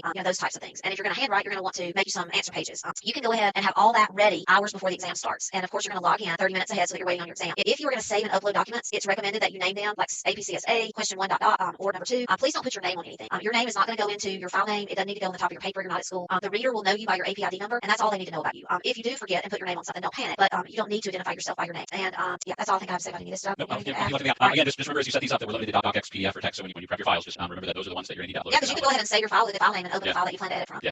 If you are going to handwrite, okay, again, as Mrs. Westland said a couple days ago, make sure you use white paper, either lined or unlined. College Board is asking that you use like standardized papers, so either like printer paper or just regular notebook paper. Use a number 2 pencil or a pen with black or blue ink, so no gel pens. This isn't time to use your purple pen. I have purple pens because our school colors are purple, so I use purple pens for grading. Okay, but use black or blue pens.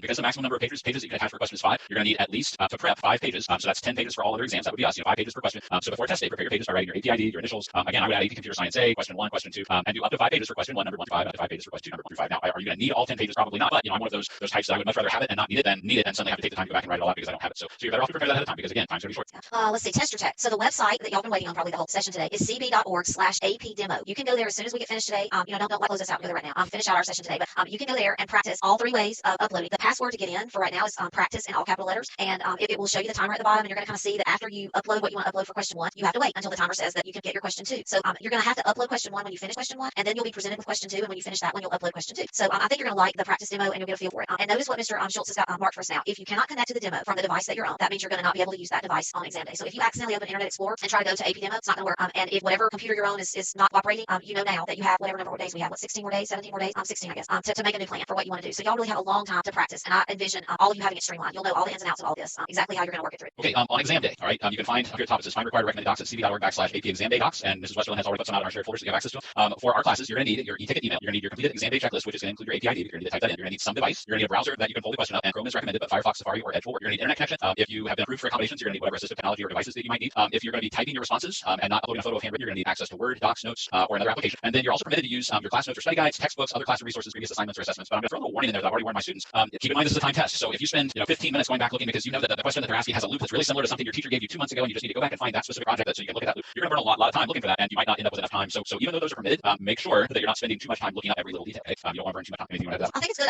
Obviously IDE. You're gonna, and we may get to this with number 5, but y'all are gonna need a Java quick reference. So either have a printed Java quick reference, and that's on this page. Yeah. Well, see, what am I? I know. I'm just that brilliant. Probably because I read these slides this morning. But you're gonna need a Java quick reference. We've talked about that many days on AP Live. You can either print one. I've got them in the shared folder drives for y'all, or you can handwrite it and have your own. You can make a poster of it between now and then, and have the thing on the wall in front of you. Whatever it is that will make you most successful, you've got plenty of time to do that, and you'll have plenty of time to practice with the IDE. And tomorrow we're gonna model that for you. But just remember, yeah. So that's it. That's it. All right, and then we did add one more slide that has some advice about some optional resources. So, like I said, you are welcome to use either printed or digital class notes, study guides, textbooks, and other classroom resources, previous assignments or assessments, calculators for a certain exam. You won't need a calculator for this exam. But there's a note. If you have shared study notes, because I know some teachers have their students do like a collaborative Google Doc where they all contribute notes. Those have to be downloaded to each student to your device to prevent collaboration violations. If at any time it's determined that you're accessing a document as a shared document, that could put you at risk of being flagged as plagiarism or copying or cheating. Okay? And it also says here, College Board made this very, very clear. Internet searches will waste your time and put you at risk of an exam violation. The more time you spend searching the web, the less time you spend answering exam questions. It says that internet-based facts, there are no questions on here that's going to ask you questions that you can simply look up online. So internet-based facts, research opinions, they're not relevant. And if by some chance you are copying from a website, if you find code on a website that you copy and paste into your solution, that will immediately be flagged and considered as plagiarism, and your score will be canceled. Okay, so College Board's being very, very, very, very careful about plagiarism and copying for this. Okay, so again, no copy pasting from the internet. This needs to be your work, your best work. All right. Let's see. Look for the email. May the 4th is next Monday, by the way. So next Monday you're going to get another email from College Board. So if you change your email address to your personal email address today, then next Monday you can look for your email College Board in that personal email. But if you leave it your school one, you still need to look next Monday for an email from College Board. On your May 4th email, you're going to be given your API ID, so that'll help you with like setting up all these documents in advance. And it's also going to give you all the exams that you are signed up to take. And then 2 days before the exam, so whatever is your first one, 2 days prior to that, you're going to get your ticket, and your ticket will also have your API ID on it for that. And remember, each exam ticket is unique, so you'll have a different exam ticket for each different AP exam that you're going to take, and that's the ticket that you'll follow the yellow link to get to your exam through. So make sure you mark those emails not read, put a star by them, whatever the mechanism is in your email account to flag things. All right. Okay, I think this is our last one. Complete the AP exam day checklist. There's a document that College Board has provided. You can either get it at cb.org/AP checklist. There's a little picture of it off the side. And Mrs. Westland has put a copy out in the AP exam day prep folder that we share. So you can either print it. They said that you can hand copy, but it would be a lot to hand copy. So hopefully you have access to a printer that you can print this thing off. The most important thing on there, and you're going to want to make sure you check all of these so that there's nothing that you accidentally forget or omit by the time you do the exams. But the most important thing to put on there is your 8-character AP ID code, because you're going to need that to use with your e-ticket to get in. You're going to have to verify that, and you don't want to spend a bunch of time having to look it up. So yeah, you want to minimize the moving back and forth between browser tabs. I would try to minimize that while I'm taking the exam. Let's see. And it says the 5 steps we've just covered are listed in the AP exam day checklist. Students should fill out checklist and keep it next to them during testing. And yeah, we've already covered all that. Advance the slide, make a pop up. Right. Okay, that's our exam day Oreo. Yeah. Okay, so this was a question we got the other day. I noticed that interfaces are mentioned and used a lot, and I don't see them anymore. Interfaces are not a part of the AP subset any longer beginning this school year. So you may see things about interfaces in old AP free-response questions. You are not going to see an interface needing to be used on your AP exam this year. So you will hear about it in college, and it is a very useful tool. And your teacher may continue to teach with them, but don't worry about that for this school year. For this AP exam. And we should have some picks. You know what? I forgot to hide these, and I knew we were out of time. Okay. So we're going to wait, and we'll talk about those a little more tomorrow. We talked about it the past couple days. So there we here go. are our pet picks. Okay, we've got from Josh in Candalia, Texas. Is that how you pronounce that? Okay. We've got Patty from India, and I've got something for her. It's really just a dill plant. In case people eat a lot of dill pickles and you didn't know the plant that the dill comes from, I think it's really pretty. Oh, it really is, yeah. And I guess that's a hornet or a bumblebee. It's not a bumblebee. It's got to be a wasp or a hornet or a yellow jacket. Wow. I know, but the quality of the picture was, really good, and I was able to zoom in a little bit. So Cool. a Popka Florida, I don't know. Well, keep the pictures coming. Yeah. We don't have too many days together left, but we still enjoy seeing your pictures. So keep them coming. And that's our lesson for today. We appreciate everybody jumping in and watching with us. Hopefully today was helpful and informative. We were finally able to share some information about the test and what's going to be coming on test day, and we'll give you some more tomorrow. So y'all have a good day. Yeah, everybody have a great day, and we'll see you tomorrow. Well, happy Thursday, everybody. In my time zone, the clock says 4 o'clock, so that means it's time for our Thursday AP Computer Science Aid live lesson. So wherever you have to be, whatever time zone, welcome. We are happy to have you with us. My name is Rob Schultz. I teach at Bellbrook High School in Bellbrook, Ohio. I'm Jill Westerland from Hoover High School in Hoover, Alabama. And we are working today on the second part of a response question, but we're going to do a lot of other test prep with you. So we're glad that you're here from wherever you happen to be on the map. Welcome to our world. And before we forget, so we have to put this stuff in the slides or we will forget. Tomorrow we have a special guest, and I'm going to tell you a little bit about him because I'd love for y'all to submit questions to the mailbag if you have them. Zach Litcher was a student in CSA for me about 10 years ago when it was the first year I ever taught CSA. God bless Zach and the other 8 or 10 guys that were in there. I think there was 1 girl and I think 9 guys if I remember correctly. But anyway, he is very talented. He's one of those kids, probably like a lot of you, who think computationally. He can just see code in his head and bring it to life. But anyway, he took CSA from me, went on to Auburn University and majored in software engineering. And originally out of college, he was recruited to work at Google. And he worked at Google for 3 years, maybe 4, and did a number of projects there that I think he'll be able to tell you about. And then he was a part of a group that began whatever this company is now, TechRate. Y'all can look that up. And his title on their website says core engineer. So whatever that is for them, and he can tell you that. But if you have other things you want to know, the reason that I invited Zach to come is because he has been exactly where you are. He was an AP student. He took many AP courses. I didn't teach at Hoover at the time. I taught at Spain Park High School, so that's where he graduated. I know he took AP Gov. I know he took CSA. He can tell you whatever else he took. But he's been where you are, and he has actually made it. He's living in San Francisco, doing the Silicon Valley thing. And so I think you'll enjoy hearing from him. So if you have specific things you'd like to know about, let us know, and I'll try maybe while we're having the session tomorrow to take questions on Twitter or Instagram. We'll see how that works. I don't know. So anyway, that's that. Send us your questions. Yeah. Otherwise, Rob and I'll just have to pitch stuff to him. Yeah, we'll come up with stuff, and I'm sure your questions will be better than ours. So yeah. We have more information to share with you about the exam today. This is the standard information that we've been sharing with you, and we've been staring at for weeks. So we now have some information. If you missed yesterday, go back and watch yesterday's video. Yesterday we shared some pretty comprehensive information about the e-ticket that you will receive that will get you into the exam. We also shared the 5 things that College Board, the 5 steps that College Board recommends that you do between now and exam time to prepare for the exam. So today we're going to talk about what to expect on exam day. And as part of that, Mrs. Westerland is going to walk us through a demo of what the testing site looks like. And because it's time, we have to kind of strategically place things here and there in our presentation. So do you want to take the screen now and do the first part, sign in and show them the security stuff, and then we'll wait for our 5 minutes and go back and we'll kind of pass things back and forth here a little. And we hope that some of you practiced. Can you see my screen? I can. Okay, this is super cool. Since yesterday on my second monitor came, so it's a whole new world over here at my house. Okay, so the website is, and I'm going to redo it, but it's cb.org, and you can see up here AP demo. cb.org/AP demo is where you go. And when you get there, for now, practice in all caps is your login information. On test day, it's going to be your AP ID that will give you. And I have to put in my information, and I've run through this several times, like picking things up. I was born on July 9, 1968. What was happening in 1968, y'all? You probably learned about it in history class. Tested from home, and I agree. All right, so now we have 4 minutes until I need to begin attaching files. So we can go back now to whatever else we're doing. So you grab the screen back if you want to. So tell me what you need back again as you're running the time over there. Okay, so let's talk a little bit about what to expect on exam day. All right, so the process that Mrs. Westerland just went through. So we're over here with the 2-question exams column. The process that Mrs. Westerland just went through, you're going to want to do that 30 minutes before whatever the local start time is. So in my time zone, I'm telling my students the exam starts at 3:30 on the dot. They need to be in, checking in, putting in their 8-digit AP ID, using their e-ticket to check in, doing everything that they're supposed to do. In about 5 minutes, when the timer that Mrs. Westerland is watching clicks down, question 1 will just automatically appear on the screen. We'll see it here in a little bit. You'll have 25 minutes to answer that question. And the timer starts at 30 minutes, right? Yes. Okay, so the timer will actually read 30 minutes, and when you get down to 5 minutes remaining, the timer's going to turn red, and it will alert you that, okay, we're down to 5 minutes, it's time to submit your response to question 1. Once you've submitted the question 1 and the 5 minutes is run out, the 30-minute timer hits 0, then question 2 will automatically appear. You'll have 20 minutes on the clock, 15 minutes of that for the question, and then it'll turn red at the 5-minute mark to alert you that, okay, you now have to submit question 2. All right, so these are just some tips, and we've talked about this for a while, but you need to have your testing environment, what was it we called it, My AP Workspace. You need to go ahead and be setting that up. Get your workspace. We've shown y'all some really cool examples of people's workspaces. Try to be by yourself in a room where the door closes. Try to ask other people in your house to not be on Wi-Fi if you are using a Wi-Fi connection, through your home system. That'll help you have all the bandwidth. I know that y'all are all aware of that because of gaming, and try to do that on that day. Try to not be using, if you're on a laptop, be wired in. Don't be working off a battery. Try to minimize the things that could happen to you. And then you're going to have your checklist somewhere near you where you have your AP ID written down, because that's going to be a part of all your responses. All right. For AP security, College Board shared this slide with us. You may not incorporate any work of any kind in any way under any circumstances which is not your own, and you may not provide or receive aid of any kind from anyone. So if you have someone in your home that happens to be really good at computer science, maybe a parent that's their career, they need to stay in the other room. They're not allowed to look over your shoulder and even make a comment. Okay, they are not allowed to help you. You're not allowed to find things online. You can't incorporate work if it's okay. Students found violating exam security will face severe consequences. I'm reading this verbatim from College Board's website, which can include having their names reported to college admissions offices for attempted cheating, and their AP exam scores canceled. So I think I've read that to my own personal students at least 3 different times, so that is crystal clear with them. I don't suspect any of my students. I would be shocked if any of my students ever did that, but I don't want them in a situation where even by accident they might find something somewhere and forget. So I'm not telling them to stay out of things that will get them in trouble even by accident. Okay? So make sure you're sharing your own work. Make sure you're giving us the best of your own work. If you have questions about the exam security, you can go to collegeboard.org/. Oh, I thought the link was there. It says there's a link that you can click here, but they don't have a link behind it. I'm sorry. I'm guessing that if you go to AP Central and go to the coronavirus tab, that there's a link there. In fact, I'm sure there's a link there that talks about what the security policy is. It does tell you that a lot of the techniques that they're using are to remain confidential, but there's still some things that you can see as far as things that they're looking for and things like that. Okay. Very good. All right, so we're now ready to work on our question over here, but we have 9 minutes. So I'll go through this slide, and then so you'll have 30 minutes when your exam begins. Notice what is underlined down there. Once you log in and follow that yellow link on your e-ticket, you do not need to refresh your browser, and you don't need to be using the back button while you're working on your exam. So once you go into your space and you log in and follow your e-ticket and you're kind of in the zone and have all your open notes materials near you, just sit tight and let the screens guide you through the process. The timer will be at the bottom, and I'm actually going to grab the screen now. This is going to be interesting, and show you where we are. And the portal is timed. So here we go. So this is what happened. I think we have 5 minutes when we first logged in. So now it tells me I'm ready to work on question 1. So if this were the test, I think that question 1 would be right here in this gray box, because it says question 1 right there. Your question will display here. Here's how you should do it. So take 5 minutes to create a sample response. So I would love for y'all to do this tonight with, we're going to work on it throughout this lesson on part B of question, the check digit question. But I'm going to go ahead now, since I'm in question 1, and submit a response in one format. What I wanted to show y'all today is how to copy and paste code into this, which is what I think is going to be the fastest and the best case scenario. That will be my recommendation today for y'all. And then for this, what we're going to mimic question 2 I'm going to take a picture of code and go through all the steps under the Elmo projector to show you how to upload an image of code. So we're going to go over here and look at, pretend like we're going to answer question 1. So what I've done, and hopefully y'all can still see my screen, I've got some sample code. Can y'all see now? Yep. Okay, so this is in JDoodle. If you've been doing JDoodle with us as we've been going through the exam lessons, here's a solution. So this is spoiler alert. I put in a fake API ID because obviously I don't have one, and my initials, question 2, because this would be a question 2 type question. And here's the sample code. So I can take this code and highlight it, Control C. If that is new for you, please get a piece of paper right now and write down Control C on the keyboard is copy. And I'm going to come back over here to, and I'm going to paste a response, because if you're going to bring in code from an IDE, you're going to call that pasting. What happened to? Okay, it took me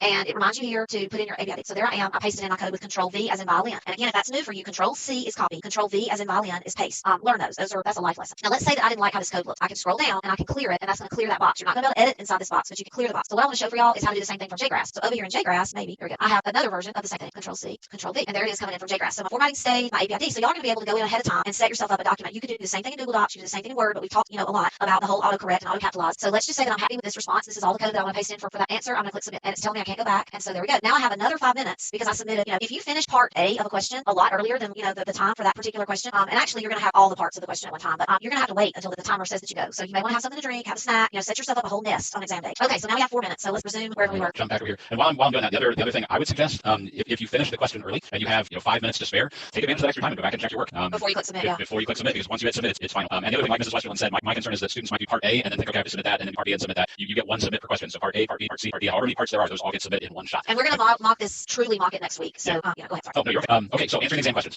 For most exams, questions are divided into parts, which is kind of what we've been talking about, labeled in alphabetical order. So use those letters. So over here, they've given us an example of handwritten code, or I guess in this case, it would be handwritten response for another exam. But they're showing that this is the answer for part A, this is the answer for part B. We would want to do the same thing with our code, whether it's typed or whether it's handwritten. Make sure you're specifying. As always, be as crystal clear with your answers as you possibly can, to make sure that things are easy to find and are not going to get lost. Okay? Use those letters to organize your response and make sure you're not accidentally skipping any part. Like I said, you don't want things to get lost on your end. You don't want to get lost in your work and forget to upload something. So use that as like a checklist to say, yes, I've got part A, yes, I've got part B, yes, I've got part C. It says here that you can print it. You may use spell check and grammar check. Not going to be a big advantage on an AP computer science test, so I'm not even sure why I put an arrow with that one. But you may print the test questions and annotate them if you like. But again, as we said in the past, this is a timed test, so make sure you're not spending a bunch of time running to your printer and grabbing things unless you absolutely have to. Okay. And then it says exams with more than one question. That's us. As we just showed, you're not going to be able to move on to the second question until time for the first question is fully elapsed. So use that time. Make sure you use that time to make sure that you really answer all the questions and you're happy with your answer before you hit submit. Once you submit a question, you absolutely cannot go back to it, even if you have time left. Okay. Yeah, okay, managing your time. There will be a timer at the bottom of the screen, and we gave y'all on Monday. I don't remember Monday's date. Whatever Monday's date was, we'll have to think back. Monday was the 27th. All right, so on the 27th, we gave y'all a breakdown of what we kind of thought would be good use of the 25 minutes for question 1 and the 15 minutes for question 2. So you can go back to Monday's session and fast forward a little bit. It was part of the warm-up intro. And we'll probably repeat that again this coming Monday. But you're going to want to give yourself time to pseudocode, read the question, pseudocode the question, and write code. And I know that we got at least one note last night about help a little bit more with pseudocode, kind of sketching out solutions. So we'll try to do a little bit of that next week as we kind of give it one last push going into finishing up AP Live. When the timer says stop or 5 minutes left, you need to go ahead and stop. And in just a minute, I'm going to upload a picture version as opposed to the copy paste. Y'all could see that the copy paste code version was very quick. This other taking a picture is less speedy. So you'll see, but you need to give yourself that time. You don't want to have the time pressure and be worrying about it, because if you don't submit in that time span and it rolls you to question 2 or the exam ends, you're not going to be able to go back. So the exam is longer than you probably will be able to finish. That was designed to give lots of different opportunities for scoring different components. So don't panic if you don't finish everything. You need to submit what you have finished in the time that you have allotted. Running out of time is not a reason that you're going to be given that June 3rd test date. So there'll be lots of people running out of time. That's why you got to be ready to go and sitting there waiting when the exam begins. The next thing says that the cut scores, the standard scores are 3, 4, and 5. That's okay. The AP will set standards for scores 3, 4, and 5. So it will not be more difficult to get a 3, 4, or 5 than it would be in any other year. But you may feel like you have more of a time pressure because of this scenario. So just prepare for that, and that's part of why we're practicing. Okay. Okay. So when you submit your response, and again, we're kind of demonstrating this, so yeah, kind of and we're ready to do the next part too. Well, let's jump over. You want to jump over? Yeah, it's probably better to see it than say it. So. All right. Okay. Let's see. So question 2 is popped up, and here we go. Okay. We good? Yep. Okay. All right. So question 1 is finished. Now we're ready for question 2. So on exam day, this gray box would be where you would see question 2. So we're going to pretend like that we have answered question 2, and for question 2, we're going to attach a picture. So I'm going to have to kind of toggle in between a bunch of stuff here. What I've done over here is I've got under the camera, I have a handwritten. Can y'all see this? Yes, Okay.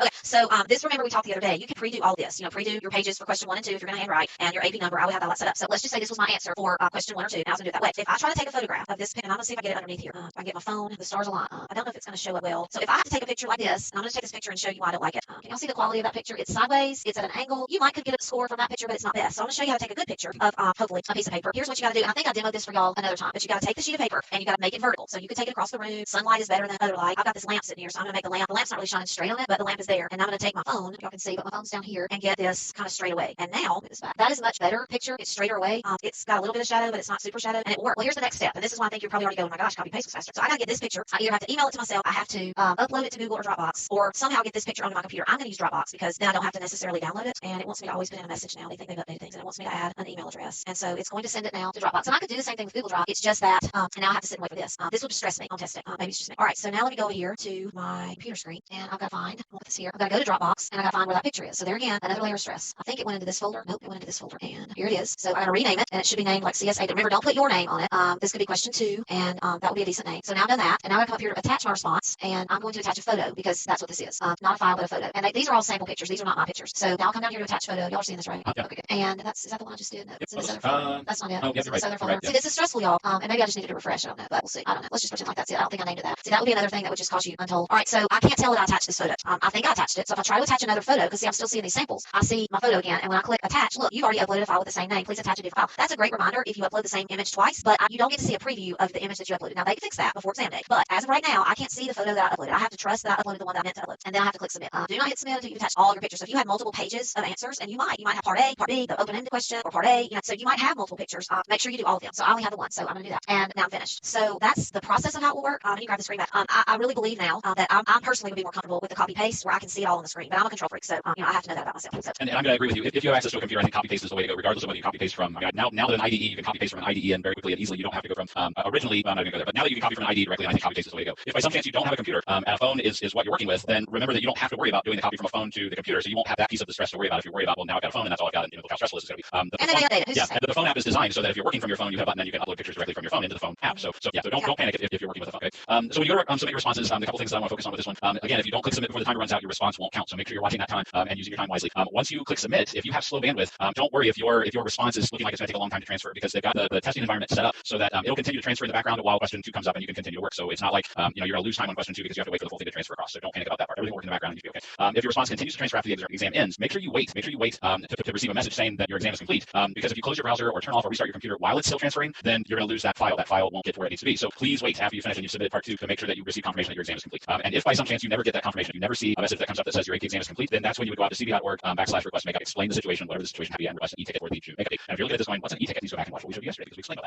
that. Okay, what could go wrong? Well, you could close your browser, your device could lock up, your internet could go bad, you could have a storm roll through, you could lose, internet service. If you can get back on and back in quickly, then you can use that yellow link in your e-ticket and go right back in and continue forward. So if it's possible, you accidentally close your browser window and you just, who knows, you might be able to just roll right back in and you lost 30 seconds. You're gonna be okay. If more than that happens, you're gonna do the same thing. cb.org /request makeup, and they'll set you up into the process to begin that request item. Please don't try to call College Board on exam day. This message, I'll just kind of read it. Customer service centers won't be open due to the pandemic. If you lost too much time to a technical problem, aren't able to connect your exam, or experience other serious disruptions, you can request a makeup. This is for the May 15th test. After June 3rd, there isn't another makeup. So that's why everybody needs to plan the test on May the 15th so that you have a backup option, because after June 3rd, you won't have one. All right, that's the end of our exam info for today. Yeah. Woo. Okay, everybody can kind of do the hokey pokey and turn around. Switching gears. So I've grouped our mailbag by topic. Let's see. This one is, I've been following along. One question that hasn't been clear, and we would love to be clear. When it says open book, open notes, does it mean I can't search online? You can search online if you want to search online. However, the test has been designed so that you're not going to be able to Google the answers. It will also waste time that you should be answering your questions. The other person said it. College Board mentioned the internet searches are a waste of time, but they don't make it seem like it's restricted. Well, you're going to be at your house, so you can definitely, go down a rabbit hole and Google all kinds of things during your exam. But that's time you're not writing code or answering your open-ended questions. So it's intended that you won't find your answers online. These are unique, specifically brand new questions. So don't spend your time doing that. Have the resources that you need at your ready without having to Google a bunch of things. I don't know what else you have to add to that, Mr. Schultz. I was just going to say, keep in mind that College Board is in the business of writing tests, and they've been doing this a long time. So they're not going to design a test and ask you questions like, what's the definition of an array list, or what's the definition of this, that you could go out and just find a quick answer online.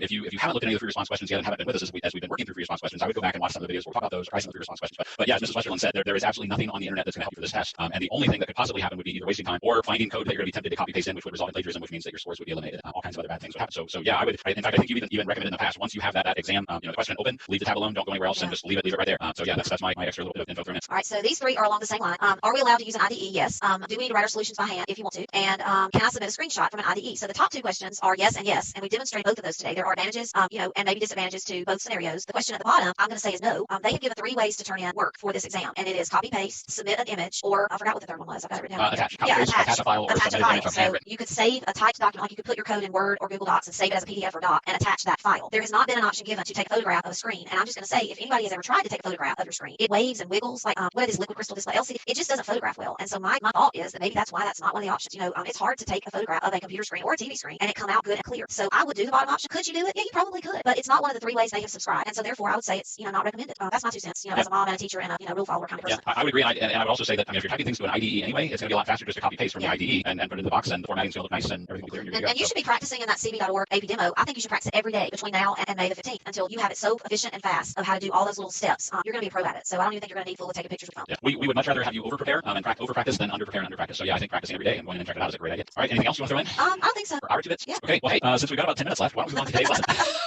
Oh my gosh. All right, so the plan for today, we're probably going to work through this one relatively quickly, is we are going to wrap up the free response question from the CED, check digit, part B. I think that might be a typo. Oh yeah, not A, it's definitely yeah, I missed that. Okay, so how about I pass things over to you, and you can kind of walk them through the part B part. And part B for this question, you use part A. So we're just going to say if you don't know about part A, you're going to have to go back and look at yesterday. So in part B, here's what you're doing. In part A, we wrote a method that would check all this, and it was called the I forgot, I gotta look back. The get check method. So the method that we wrote yesterday did that. Part B's method is going to be called is valid, and it's down here. I can highlight it in green. Is valid, and it's going to use and call in number with check digit, which we were given as a part of the problem. So what you're really trying to do is determine that if we say that the number that was input was 159, and we were told that 2 is that number's check digit, is that valid? And notice that this is Boolean, so it's going to return a true or false based on whether it determines yes or no to that being valid. So the canonical answer for this one is a little long and declares, I think, 3 variables. We have put together 2 other solutions that are shorter and kind of call in the variables. So let's see what time it is. Let's take, because really what you're trying to do here is look at this variable, and if the number that is given is valid, it returns true. And you're using get check from yesterday. I'm trying to see what else I want to pseudo code for y'all. And I'm trying to think, what else do we want to do? That's really pretty much it. I mean, I think that's all that I want to say without just like calling out the answer. So we can take like, let's just try what we can do in 1 minute. Write some code for what you think you would check to see if the number that you received here, number with check digit, returns true or false, and then we'll look at the samples. And you kind of saw them a little bit earlier. And if by some chance you're watching the recording of this, feel free to pause. Give yourself another couple minutes. All right, so we'll take 2 minutes. Ready, set, go. You know, we've been doing this for over a month now. I feel like we still need music when we do one of these, you know. And we actually have some. It just, I've gotten sidetracked from it, setting up.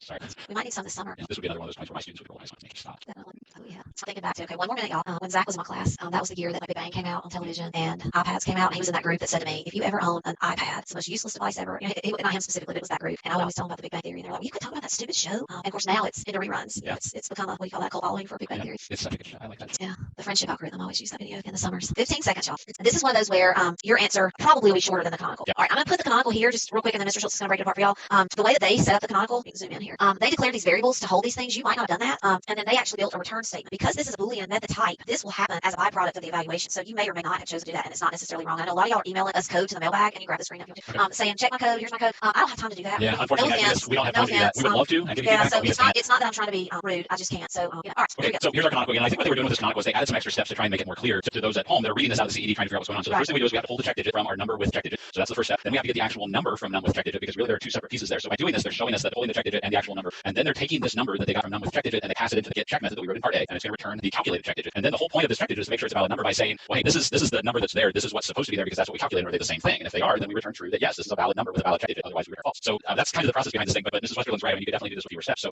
just looking at the rubric quick, there are 5 points to this one. We have to obtain the check digit from num with check digit, and notice the font. We have to obtain the original number once the check digit's been removed. We have to call get check with that number. So the canonical, they kind of put it together so that it just steps right through the points. We have to compare check digit with check digit. We have to compare the check digit of num with check digit and whatever we get when we return get check, and then we have to return true or false. So the canonical almost literally is just a step by step what the code for these points would look like. So as you go through this, you know, like I said, we get our number with the check digit attached. Oops, we pull the check digit away, we pull the number away, we get the calculated check digit, we do the comparison. My slides are jumping too quick, and then we return true or false depending on what we're supposed to. So that's kind of the scoring. Kind of laid out step 1, 2, 3, 4, 5. But here are a couple of alternate solutions. Notice inside this one, this is just 1 line of code. Okay, so this normally could have fit on 1 line, but to make it bigger so it would fit on the screen, we kind of stretched it to 2 lines. But let's check and make sure we do all the same things. Well, here's where we pull the check digit from num with check digit. Down here in this line, this is where we get the actual number. We're taking that actual number and passing it into get check. We're doing a comparison, right, to make sure that the actual check digit that was attached matches the calculated check digit that we got when we passed the number in, and we're returning the result because this Boolean expression is going to return either true or false. So this is a perfectly acceptable way to get all 5 points for this one. A second alternate solution looks like this one. Okay, so again, those things are a little bit different order. We're pulling the check digit from num with check digit. We're also grabbing the number once the check digit's been removed, and in this case, we're storing it to a variable. We take that number and pass it into get check. So we're calling get check for the third point. We do the comparison to make sure that the check digit that we received with the number matches the one that's calculated, and then we're returning the result. So this is another one that's just a couple lines of code, but we would still get 5 points. So those are alternate solutions. So, all right, I left the tip of the day slide up here. Let's see. So looking on the practicing. Please start practicing. Practice. Try it today. cb.org/AP demo. We still have the slides up here from College Board. College Board shared some slides with us just to help you out to my AP and get to some practice for your response questions. Once you sign into myap.collegeboard.org, go to AP Classroom and look for your specific class. There is a link that will get you to the AP Live classes that you're watching right now. But then, yeah, once you get into the free response questions, click either continue or begin, and click over on the side to either begin or continue a question, and you'll have an opportunity to see the question. You can enter your response. You'll have an opportunity to check and see how the question is scored, so you can get some feedback and review your answer before it gets submitted, and then you can submit. And we've had a number of questions, and I don't really know the best answer to them. Who's going to score the work that's in AP Classroom? And it might be that no one scores it. I don't know that they all auto score. It might be something that your individual teacher can do. I know there's been a number of homeschool kids that are learning by themselves that ask about who's going to look at their AP Classroom, and it may be that no one would in that case. Do you know more about that, Mr. I don't. I don't either. The ones that I've done for my class, for my own students, I have gone out and scored. Well, I haven't done any for my group, so they're probably the ones that should be writing the question. When's Jill going to score our work? But we'll see. So, all right, I love that one dog's sleeping on top of the other dog here. That's I know. And we've got Ash from Santa Barbara, California, and we've got Zoe from Travis High School in Texas. So, again, we're down to just a little bit over a week left, and feel free to keep your pictures of your pets coming. We always love seeing your pets. Remember, our guest speaker tomorrow, Zach Butcher, is going to be joining us. So if you have specific questions for Zach regarding his experience as a student, his experience as a college student, his experience with Google, or his experience with Tetrate, and I don't understand what it is. I know enough to be dangerous. A few years back, he and 2 or 3 others were asked to start a project that Oracle and some other companies funded, and they were written up in Forbes magazine. So y'all can read more about that before tomorrow. It has something to do with mesh and the cloud. That's all I know. And apparently, it's beyond and it's a good thing now. Whatever it is they were supposed to do, they've done it, and now they're implementing it. So whatever all that means, y'all can look that up. But you cannot throw him a curveball. I would think that he can't answer. So anyway, it actually can happen that you can be in a CSA class and 10 years later have come and gone from Google and be living the dream. So I hope that's what you hear from him tomorrow, is that you can do this thing that you're trying to learn to do. Absolutely. And be whatever it is. Make code that changes the world for the better. So happy Thursday. We're glad you're with us. Thanks for being Thursday, here. Show up tomorrow. Yeah, come back and join us tomorrow, and we'll see you then. And don't forget to subscribe for more videos, or go ahead and go back to the playlist or click next video, and we'll see you next time. Bye. Okay, welcome to we realize today, day 28 of our live lessons. I'm sorry to believe we've been doing this 28 days, but this is AP Computer Science A Live, and I am Rob Schultz, Dr. Bellbrook High School in Bellbrook, Ohio. And I'm Jill Westerlund from Hoover High School in Hoover, Alabama. We're so glad that you're with us. If you're with us every day, you're going to see our map of the world. We drop pins where we know that people are, and we're so thankful that you're with us. We are in 2 different spots in the States, and then we have 2 other people with us, one of whom you'll meet today, who are in different parts of the U.S. So welcome wherever you are, and we're glad to have you in our community. So before we get started, we want to review a couple things. Today we have a special guest with us who I'll introduce to you in just a moment, and we're finishing up our kind of like walking through slowly the free response question types that you'll probably see on May the 15th, and we want to give you a little preview of what you're going to see next week here on AP Live. So next week, on Monday, we're going to do an actual mock time CSA exam. We're going to do both questions. We're going to run it as if it's the real thing. We'll have a timer on the screen. We'll give you a question, 25 minutes. We'll give you some time to simulate uploading it. We'll give you a second question with 15 minutes, and we're going to do the entire thing start to finish as if it's timed like a real exam. On Tuesday, we'll go through it. We'll review it. We'll show you the scoring guidelines. We'll talk about some different things, maybe make a couple recommendations, and then we're going to repeat that exact same thing with a different set of questions on Wednesday and Thursday. And then on Friday's our last day. That'll be our last live lesson with all of you, with y'all. This is what we're saying, y'all now. So that'll be our little virtual party, some last words of advice, and the big send-off. So we could do some origami party hats. You know what I'm talking about? Yeah, we'll figure something origami out something. Yeah. So we'll figure out between now and then how to have a party online by next Friday. And we are hopeful that by Monday we will have released open-ended questions that we can share, and if not, we will come up with at least what we feel is a close proximity so that we can practice open questions. Yeah, right? Anxious. All right, so as to the main event today. Yeah, so we are so happy to have with us today Zach Butcher. He is a graduate of Auburn University, my alma mater, War Eagle, for all you Auburn fans out there. If you're not an Auburn fan, you should be one.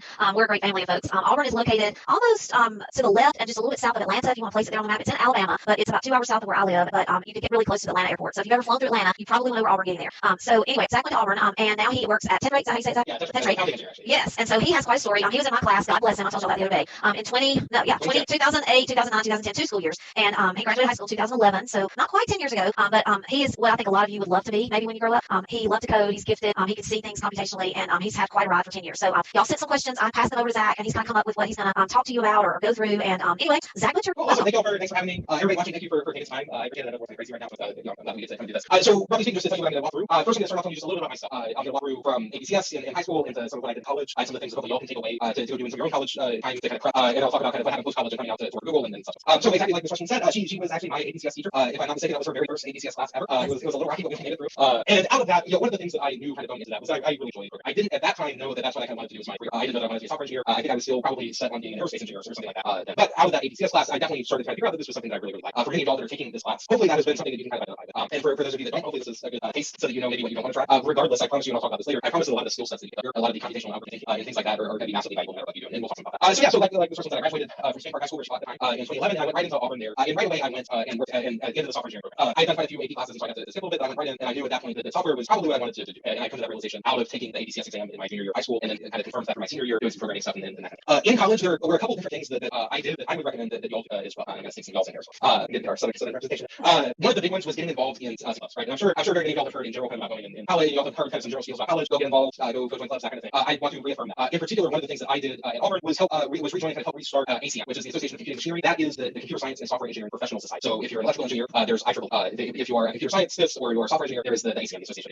of Engineers. And that is a phenomenal club to be involved in. Most of the colleges that y'all are looking at, for those of you that are looking at college, will have some ACM chapter on it. That is a great organization to get involved in if you want to go and start to do computer science. Because you'll have like-minded people, you'll have some you'll have public studying, you'll have classmates that have already taken some of these classes that know the professors that will be able to offer advice. Right? A lot of what we did at ACM at Auburn was not, so it was really just facilitating social engagement and helping out some of the underclassmen, some of the younger students as they came in and navigate for you. For some of y'all going into these classes, that's exactly that's a great place to go. A second piece of that that I did personally that I really enjoyed was a part of ACM called ICPs, and that's the Intercollegiate Programming Competition. And it's really fun. It's actually a lot. It's in some ways it's kind of similar to this special version of the AP exam that we did, where in the special version you have to kind of open ended questions that you'll answer on a time limit. ICPC is kind of that on steroids, right? You'll go for a Saturday and you'll have 8 hours and you'll have 15 questions that range in difficulty, and you'll be on a team of 3 people, and you'll be trying to answer as many as you can, and it's pointed and scored and all that. The reason that is excellent to do and that I would strongly recommend is because that is exactly the set of skills that you want to cultivate going into interviews, especially if you're looking at something like Silicon Valley or West Coast engineering companies in general. And that's one thing I'll touch on. Kind of when it comes to software engineering jobs, there's a little bit of a divide in kind of East Coast, which tends to do things kind of this way, and West Coast, which tends to do things a little differently. And this manifests in a lot of things like interviewing. It can be different between the two. A lot of companies in the Southeast and the East Coast will do kind of a more typical interview. On the West Coast, you will get these kind of more coding, whiteboarding style interviews. That's becoming more prevalent across the entire software engineering and computer science industry. But that skill set, being able to take a problem, break it down into pieces, solve those pieces one at a time, and assemble them into a solution under time pressure, is what you will be asked to do for interviews. And it's exactly the skill that you get to cultivate in something like a programming competition. So for those of you that are looking at that kind of direction for your career, and you want to go into to start to do, you want to go for a Google or a Facebook or Microsoft, something like that, that is a phenomenal set of really focused practice that is going to help you with those interviews, and also just really fun. At least for me, that I genuinely enjoy that kind of problem solving. That's one of the things that I personally really enjoy about software engineering in general. And so for me, it was perfect and really fun. And I figured out when I graduated, oh, hey, by the way, this was exactly perfect practice for interviewing. Isn't that really nice? Yeah, that worked out really nicely for me. You should go in knowing, hey, this is that is a good and fruitful thing for you to do. So those are two really good things that I really strongly recommend. Get involved. It doesn't have to be ACM. Get involved in any club in college. That will be a good thing for you, and that will be helping, and you will enjoy them more. ACM in particular, or some of those computing or engineering societies, if that is how the direction you're going, will be even more helpful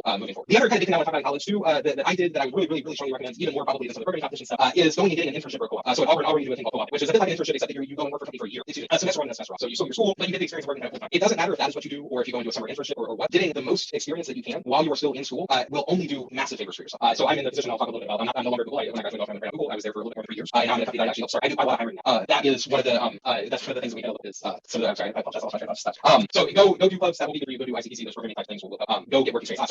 So that work experience is going to be huge. When I look for candidates doing hiring now, having some work experience, and especially if I'm looking at new grads coming out of college, there is always, when someone is coming out of college, a certain amount of time that it takes for them to kind of acclimate to a work environment. And maybe Robin and Joe can confirm for me, like moving into kind of a work environment, going into teaching for school, there's an adjustment period where you kind of norm to how an office works, how people in an office work, what it is like to be in an office, for 8 hours a day, and all of these things. And no matter who you are, no matter what you have to go through kind of some of that social norming process to work in a company. I love when I hire someone who's already done some of that because it means that there's less stress. So if you're looking for things that you, as a student coming out of college, trying to apply for some of these jobs at these highly competitive companies, you need anything that you can that sets you apart. Work experience is the single biggest thing that you can do that will set you apart. And more than that, it is one of the single best things that you can do to actually just increase your own skill set while you're in school, right? The things you'll learn, the things you'll do will help cement a lot of the theoretical things that you're learning in your classes with kind of the practical tinge of how this stuff actually works when you get into industry, because those two are not always the same. And so I would really strongly recommend that no matter what you're doing in school, doesn't matter if you're in CS or not, if you're going into engineering, anything doesn't matter, get as much work experience as you can while you're in school. Another thing that I did as well, in addition to these co-ops, was I found some professors at university that I got on well with, and I did some undergraduate research with them. That is another excellent opportunity to try and get work experience if you can. And you should be hunting for any of these kinds of things you can in your college career, because they're going to be things that give you knowledge and experience above and beyond what your peers can give you, and it will set you apart when it comes time to look for jobs. And again, this I don't know the stats offhand. I used to know back when I was at Google 2 years now. But the rate of candidates that are accepted there versus the number of people that apply are as competitive or more competitive than any college, right? And so if you think about the stuff that you've been doing in high school, for example, to set yourself apart with respect to college application, there's a very similar kind of thing that you want to do when you're eyeing up these kinds of these companies that have this kind of elite status. And I put that in quotes because whether or not they're actually better than any other companies is very debatable, but they certainly have more around them. And so if you're going for those companies, you need to set yourself apart. Those are very effective ways to set yourself apart that will put you in a position to actually want to succeed in the role there because you have skills that they would expect you to learn. So I was Auburn. I did a co-op out of Atlanta for a year and a half, actually a little bit longer than a typical co-op. And I graduated in the fall of in December of 2014. And after graduating, I had already had a job lined up at Google. I was that last semester of school, or that last year, senior year of college, you'll spend time doing job interviews, just like you spent a decent portion of your senior year of high school looking for colleges, right? There's kind of a strong parallels as you're going, and all of your classmates are going and doing the job hunt and interviewing and all. It's pretty exciting. And so I had through a series of interviews lined up, got the job already at Google. And so one of the things I'll talk about a little bit more detail is that interview. But in 2015, I moved out to San Francisco and started working for them. So about that interview process. In general, a lot of tech companies, this is going to be a similar kind of process that they do. You're going to start off. I started off by just throwing my resume into the wood, right? I submitted my resume to the company like anybody else would do. And I was lucky enough to pass the initial round of screening. Again, this is where you are looking for things that set your application apart versus your peers. I had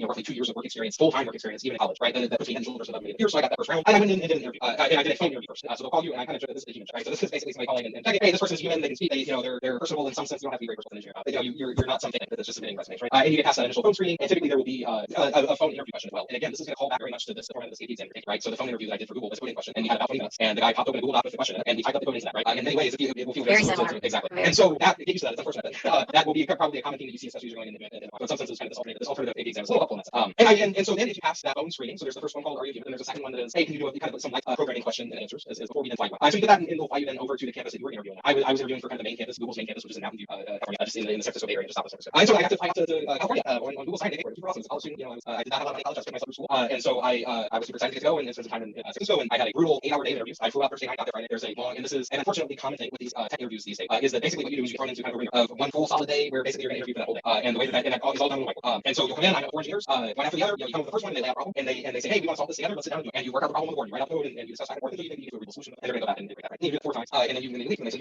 Google is interesting because they do minis to do hiring. So none of the 4 people or 5 total they actually you have something. None of those 5 people actually get to decide you're hired. That is actually fairly common as well at places like Microsoft and Amazon, Facebook, some of those. One of the goals that they have as organizations is to try and keep hiring very consistent. If you want it consistent, it's hard to have individuals make decisions. So what they actually do is they write a report basically. So they write, this is how Zach did in the interview. This is the question I asked him. This is the code that he gave. Here's the parts that we talked through. Here he didn't ask me these questions, and I expected him to do that. Right? All that kind of stuff. And I'll go to a committee, and the committee will meet once a week or once a month. This will vary by and they look at all the people that interviewed over that time period, and they look at all of the feedback from each of them, and they basically and then they say, okay, well we have the available capacity to hire 50 people, 100, and so we're going to take the list of that we had that we write, and we're going to cut, and we'll hire those people, right? So most people do not actually pass their first interviews. The vast majority of people that work at Google interview 2 or 3 times. I don't know for sure that the same is true amongst the other ones, but I feel pretty safe saying that that there's similar stats for Amazon, I know, but for Facebook, for Microsoft, for Apple, for similar, it is very rare that you would ever get hired on your first interview. So one thing I want you to think of that is also take part, like it's fine. Similarly, the CS exam here that you're about to take is one of the hardest AP exams. I barely passed it. I think I got 3. I think everybody else passed it. I did not do well enough on the exam to get any credit in college or my class. It was still incredibly valuable for me to have anything because actually learning computer science is really challenging and it's really hard because we learn 2 things at the same time. I'm sorry, but when we're learning CS and development experience is challenge, especially if I'm writing a job. There's 2 hard things you have to learn. One is how you say something in your programming language, and the other one is what you are saying. In many respects, it's kind of learning that formula, right? You have to say it right, and you have to make the compiler happy. You have to not forget your semicolons and your parentheses and stuff. You also have to be able to think programmatic. It is really challenging to learn those 2 things at the same time. Even if you don't go and pass this exam, you having done this material have a huge leg up compared to any of your peers peers that have not done this material that are trying to go into these intro CS classes in college. So take right there, even if you don't pass, this was still incredibly valuable. And if you decide to go this route in your schooling and you want to go into computer science or software engineering, it's all good. You still learn very valuable things. If you learn that you really don't like computer science, you want to do it, that's also an incredibly valuable thing to learn now. And it's a lot cheaper to learn that here now than in school. School's expensive. So good. That's also a valuable thing. Anyway, so all of that to say, so hiring bar very hard. Similarly, for many of y'all, the school bars are very hard. So you'll have already done so much, right? This is a very similar kind of thing. And in a lot of ways, your mentality with respect to how you think about applying for jobs coming out of college and especially searching for some of the big companies like Facebook, Apple, Microsoft, Google, is very similar to applying to elite universities. And you should think about it similarly. You should use similar tactics. So we talked some about the interview process. Interview process is challenging. What's actually not in it was a wonderful place. I really enjoyed being there at Google. It was a really excellent place to be. One of the things that was really wonderful about it is the fact that everybody that is there is like-minded, right? We were working with very similar people who are similarly smart, who are driven and motivated to do well. One of the reasons that I enjoyed working at Google was very similar to the reasons that I enjoyed taking AP classes in high school, which is my peers were good and I enjoyed working with them, right? And so that is one nice advantage that you have. The group that I'm speaking to here, they're in ABCS. I assume most of you are in that group. That is a big advantage, and that is one big for working at these places. So then moving forward, I know I'm kind of all over the place here, but I worked at Google for another 3.5 years after that. So I left in early 2018. And the last year and a half that I was at Google, I helped create an open source project called Istio. And then after working on that for about a year and a half, I left with some of the other creators of that project to help start a company. That company is called Tetra. That's the one I work for now. I was the first person to join. There were 3 of us. There were the 2 founders and me. And now 2 years later, we're 45 people, and we're totally remote. So that's one kind of interesting thing I think maybe for y'all. How we're meeting right now and how y'all have been in school for the past month or so is actually how I've worked full time for about the last 3 years. So this standing here at my desk on video conference doing exactly this in meetings is actually how I'm here. And so it's a different world. I actually suspect because of all this craziness in the world, that is going to be a more prevalent thing over time. And so that's a real quick whirlwind tour. At the same time, so different now, 45 people, 15 countries, totally distributed. Wrote a book about Istio as well in the era. That actually so that brings me to another topic I think is worth talking about in college. So that's roughly my career. As part of doing Istio, I got to go travel around the world and speak at conferences. Actually, didn't plan this, but I'm wearing one of my speaker hoodies, right? So there's a conference, for example, that I got to speak. Rob, you'll have to put yours on. Rob has a CSA hoodie that Claire and I don't have. So. Oh, yep. So the cool hoodies. And, that's right. The cool kids get the hoodies. Best I can do today was my AP reading. This is from 2018, the hopping frog problem. This was there you go. Awesome. Yeah. So that is kind of very quickly, or not very quickly, maybe very longly. What I've done so far. So again, just to kind of hit on some of the things that are maybe most relevant to y'all in school now. As you're looking at college, do hop into clubs. Do that regardless of the subject. Do fun ones. Do ones that are oriented towards your academic topic. That will just make the overall experience a lot better for you in very many dimensions. Personally, socially, academically, it's much better. Take advantage of some of the practice that is available when you're in school, whether it's professional practice in the form of internships and jobs on campus, or it is interview practice in the form of programming competitions and things like that. Do take advantage of those. Even for those of you that don't think that you're going to do software engineering as your main profession, this is still some very valuable things to learn because anyone that is planning on going into any engineering discipline, I don't care what engineering discipline, I promise you, if you're going to do anything as an engineering, you will have to write some code. Mechanical engineering, civil engineering, aerospace doesn't matter. If you're going to math or science, you'll probably have to write even more code than engineers. I promise. So this is a set of skills that is valuable to anywhere in the math or sciences here in India. It is incredibly valuable even outside of math and sciences when it comes to simple things like good things. With that, I know that there were some questions I think that. Yeah. Well, before we get into them, we have questions. I'm so happy some of y'all sent questions. When you interviewed at Google and you had those questions, tell them what language they were in. Yeah. So actually, Google was nice because they kind of let you pick what language you would be most comfortable in. If you pick one of the ones that Google uses, as they have. And Google only uses C++, Java, Python, Go. Only those. There's another one that's using. There's a big language that's using internally. Joke about this. Yeah. I remember you were very encouraging in my class when you told them I wrote my Google interview questions in Java. I did. Yeah. And so that that was when I chose, and I had worked in Java too in my co-op as well. So I was very comfortable in that. So Java, and to be clear, in my time at Google, I worked on 2 teams, 2 years on one team and then 1.5 on this year. That first team that I worked on was all in Java. In fact, the vast majority of software that Google writes is in Java. If you want to go for Facebook, you're probably going to be writing PHP, even worse. Far worse, actually. So there's, and I think that there was actually, if I remember correctly, I looked at the questions last time you over. Somebody asked what my favorite programming language was. And so I'll answer that maybe not correctly. And say, my favorite programming language probably that I've used regularly and largely is C#, which is basically Microsoft's copy of Java. But basically, they waited 5 years after Java was created, and they hired some of the very best programming language designers in the entire world, guys named Anders and they built a better Java, basically. So they waited like 5 years. They said, what mistakes Java make? Okay, cool, we'll not make it. It was really nice, and it's a really cool language to use, and it's very nice. I don't use that today. So for Google, I wrote Java. And then at Google, I transitioned into writing a programming language called Go. And Go, y'all may have heard it, Golang would be how you Google it, Golang. And it is another programming language that is very similar to C++ or to Java. It's garbage collected, it has curly braces. It's nice because you don't have to put in semicolon. But that is what I write in most often today. As far as my kind of favorite hobby programming language, there's a relatively new one that's called Rust. That's a personal favorite of mine. That's doing some really cool and novel and hard and challenging and interesting things with programming languages that I've never done before. So there. So one of the questions is, what does Tetrate do, and what is a core engineer? Oh yeah, so I'm actually not a core engineer. I'm founding engineer. All of those kinds of titles are just.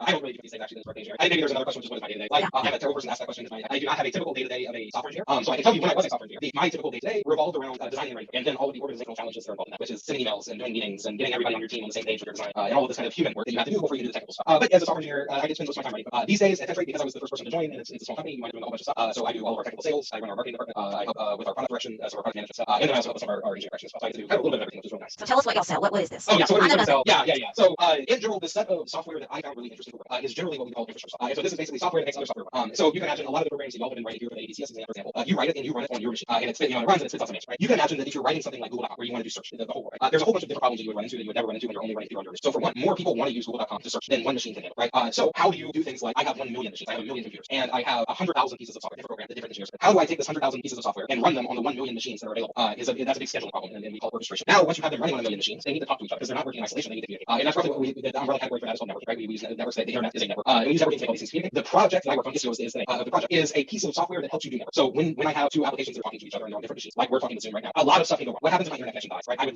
drop the connection to Zoom, right? What happens if there's all kinds of different failure modes that can happen that are very hard to handle. And what happens is you have to handle them in your code. It is really hard to handle them correctly in your code, right? Some types of failures you can handle. And if you're doing Java, you'll probably have exceptions, right? And how many times you have to catch exception E, and then you just like return. Turns out that doesn't really work in real life. And when you catch that exception, you have to like do something with it to fix the problem. And so that then, if the exception that's being thrown is Zach connect to Zoom, Zach really needs to connect to Zoom so that I can talk to you, then that's not an acceptable state of the world, right? And so a lot of the core challenges in software are around handling failure. And one of the biggest places that we have failure in modern software development at large scale, at least like Google and Microsoft and similar, is in the network. And so Istio, the project that I help start, is all around is an infrastructure layer that helps developers not have to think about the network. Tetrate, the company that I help start, is about taking Istio, the project, and making and letting companies actually use it. There's a big difference between having an open source project and having some code around that's really good run, and a big enterprise company, a large organization using that software. There's a big world difference there. And so what we're doing is something big organizations actually. Cool. And that actually dovetails into something that I wanted to touch on earlier that I forgot, which is open source. So this is something that probably that if y'all have not heard about yet, you will. And a common piece of advice that you will be given in college, in the vein of differentiating yourself. So I told you, do these things that make you different than other candidates. A common one that you will hear is work on open source projects. The reason for that is because, like name applies, open source projects are projects where the source code is available, right? I can, and if I'm trying to hire someone, a candidate, there's a couple questions that I want to answer, right? I want to know, am I going to be able to work with you in live working? And that one I can probably figure out what the fuck. The other thing I need to know is how do you solve problems that are you good at? That's why people do these whiteboard coding. Turns out it's a lot easier and a lot more realistic if I can just go look at code that you've already because you work on some project. And so I want to say, yes, that is very true, and that is good advice. However, it was incredibly frustrating advice for me here as a college student that I remember hearing that because I couldn't figure out what open source project it is, and it's hard, and I didn't know, and so that was a super big area, and I didn't ever, and I don't actually know still today. I really hear people with that problem. And so one thing that I want to say is you will hear that advice. That is correct. It is valuable. Do not feel discouraged by not being able to get involved in an open project. I work in open source projects all the time now. I get paid full time to do that. It is not me volunteer.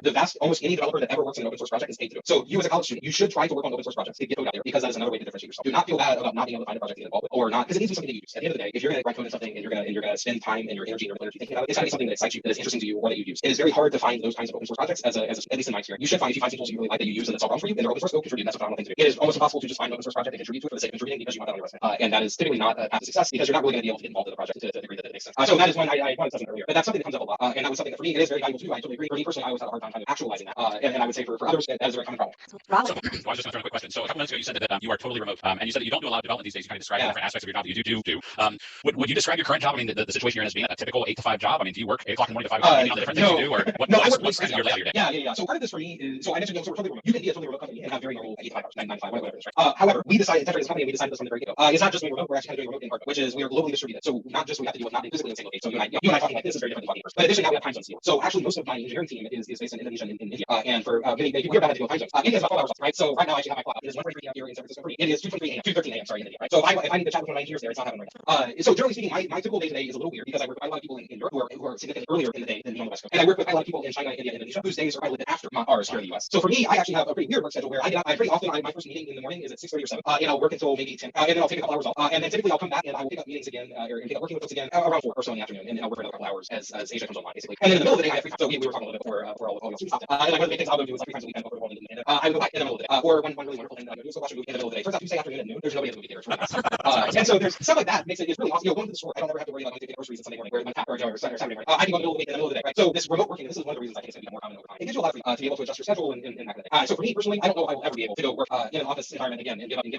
But it's certainly not for everybody. And another thing that I want to say too is that especially right now, working from home is not like working from home normal. It is a lot harder. It's a lot more stress. There's just a lot more stress in the world in general than normal. Having everybody home when you work from home is not too. So I would say some of y'all students are sitting there and hearing I work from home all the time. Maybe you're horrified because like how painful it's going to do classes and stuff. It's certainly not for everybody. But there are some really nice stuff around freedom of schedule and things like that that I love. I've loved it. I have to say. I mean, it's different, but I like it too. I take a walk in the middle of the day too. Okay, we're kind of at time, but do you have any books you've read? Somebody wrote in, what books do you like? Do you still game? That was one thing I knew in high school. You're a huge gamer. So they're going to want to know what games you play, and then is there a book or two that somebody should read? Yeah. So as far as the books themselves go, it's very hard to give specific recommendations, and the reason for that is this: there are going to be some seminal books that you read. I'm actually looking at my shelf. One second. Right, there are going to be some seminal books that you will read as part of your schooling. This is one of them. This is called the Game of Four books. And this is one of the book. On my shelf. Yeah. If you're lucky enough to be right here was accepted to Middle Champaign, you will have the very fortunate opportunity to get to learn from some of these books. Here, that for example is a book that I would consider to be one of those kind of seminal must-read books in our profession. However, I would not recommend that you read it now. It is really not going to do very much for you at the level you're at here. And in fact, actually, what you'll see is in your probably 3rd year of college, you're going to have literally an entire course that is dedicated to this, and it will be your design patterns class. And that's why I have this here that you can see if I use textbook. Right? So this is literally from my college course, right? So the reason I pull out that specific example is to say quite a few of those books that are must-reads you will have. There are some other books that again, like this one, Clean Code, is a wonderful book. I super highly recommend it. It is probably not going to do you very much today because Clean Code is all about basically how you build maintainable software. That's not really what you're learning in college. The final thing I'll say is this. This book, here, second one, Building Mobile. This is a very old book. This is what I was reading when I was actually in the special class, or a little bit before I read. This is how you build mobile sites in PHP. That kind of book is actually what's going to be valuable for y'all today. You, the high school students today, they're sitting down. The theory books and those kinds of things are what I love about CS and are fascinating. There's a set of books that I love about computer programming are these thick tomes. They're beautiful and they are the underlying math and science behind how CS works. That's not really what y'all need now. I would really strongly recommend you take focus practical books that have something that you care about, right? Or do you think web design is really cool and you want to do some of the graphic design stuff and some layouts and like how to make something that looks awesome? Go get a book on CSS and HTML and JavaScript and start to learn that. And pick a book that if machine learning is really, really interesting for you. I'm sorry, I'm looking over at some of my other books here. Like lots of examples for you. But like if machine learning is interesting for you, there's some wonderful books around machine learning Python that are very approachable and very introductory level that you can start with that start to introduce kind of these cool machine learning projects and concepts, but as concrete things that you can do where I can like have it read all of the works of a given author and have it generate a book that looks like something that author would write. That's a super cool project. That's a super in Auburn we actually did that in our entry level programming class. Our first level programming class is one mark object. I would highly recommend people that are looking for books, go get practical books that do something that you are interested in a programming language you are interested in, that is going to be the best thing that you can do for yourself. I know we're short on time. Another one, and this is programming challenge. This is the book that we use for ICC. Oh, get ready for your So this is, it was literally written by, literally the programming contest training, right? Written by a professor for this trade, right? That is another phenomenal one to go read. Again, maybe not right now, but to learn how you do this problem solving. That's why when we do it as you get closer to graduating, there's a book called Coding Interview, which is kind of one of the Bibles for these days. That covers in depth a lot of interview questions, techniques, and methodology that are used at the big company. So that is a phenomenal practice book. I would recommend you practice on that one as it gets closer. So hopefully that answers some of the questions. All right, let's say what you game. They're gonna want to know what you game. Yeah, I play a bunch of strategy games. So there's this publisher called Paradox Interactive makes these games. They're called brand strategy games. Europa Universalis and Hero Realm, Crusader Kings 2. Basically, it's a big sandbox. You can take over. Okay, well, I figured you're still doing that. That's one thing I remember. No, Fortnite. We did. So in the, what this question you're remembering is in the computer lab that she taught us in our first year teaching ABC. We went and installed Halo and Doom. Oh, Doom. It was a nightmare trying to get all these guys off of that. No, and let's try to talk about Grid World. Who wants to talk about Grid World in 2008 when you can talk about Halo? Or Doom was fantastic. That it has been an honor and a privilege. I'm trying to not start crying. To just watch you grow up and become this amazing person. And I do want every one of you that are out there listening, whether you're watching this recorded or whether you're live, to know that Zach is just a real person. He grew up right here in Alabama, down the road from where I live, and he just chased a dream because he knew how to solve problems in code, and he just went out and did it, and he just kept working hard. I don't even know that Google existed at the time when you were thinking about PHP in 2006 or 7. It was a different world. So probably where some of you are going to work doesn't even exist yet, because you're going to go out and build it. Just like he's now part of building a company that once didn't exist with code that you wrote.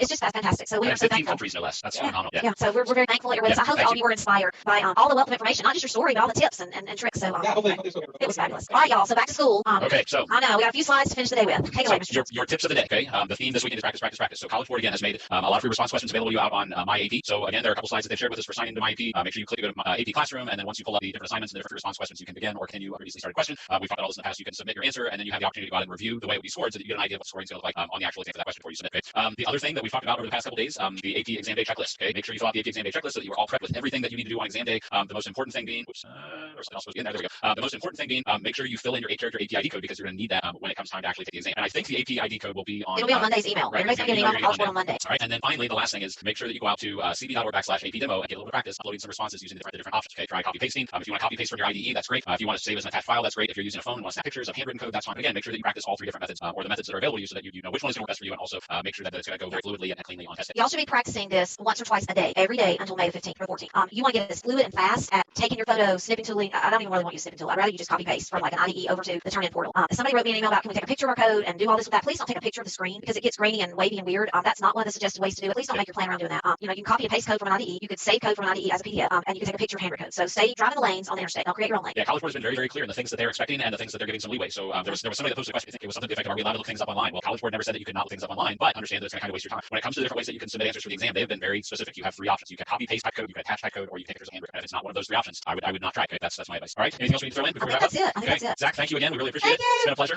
Thank you everyone for Virtual watching. hugs if we were near one another, and we could hug. Back in the day when you used to hug people. I'll just go with a hearty handshake, Zach. That's right. Back in the day when you could handshake. Probably handshake you. Thank you everyone for watching. Make sure you join us next week so that we can work through some mock exam time of the entire exam time. And make sure you subscribe for more videos. Feel free to go back to the playlist or go to the next week if you're watching this as a recording, and we will see you next week. Hey everybody, welcome to AP Live Computer Science A. It is Monday, May the 4th, and we are so excited that you're joining us. We're going to do a mock exam today. I'm Jill Westerlund from Hoover High School in Hoover, Alabama. And I am Rob Schultz from Bellbrook High School in Bellbrook, Ohio. And as Mrs. Westerlund said, this is mock exam week. So welcome to prep week for the 2020 AP exams. Today we're sharing an opportunity to practice. This is a practice day. So we have a mock 2020 AP Computer Science A exam that we have put together. So this is not anything that was officially released by College Board. This is Mrs. Westerlund and my attempt to, what's the word I'm looking for, to come up with anyway, because we're using released questions though. Yeah.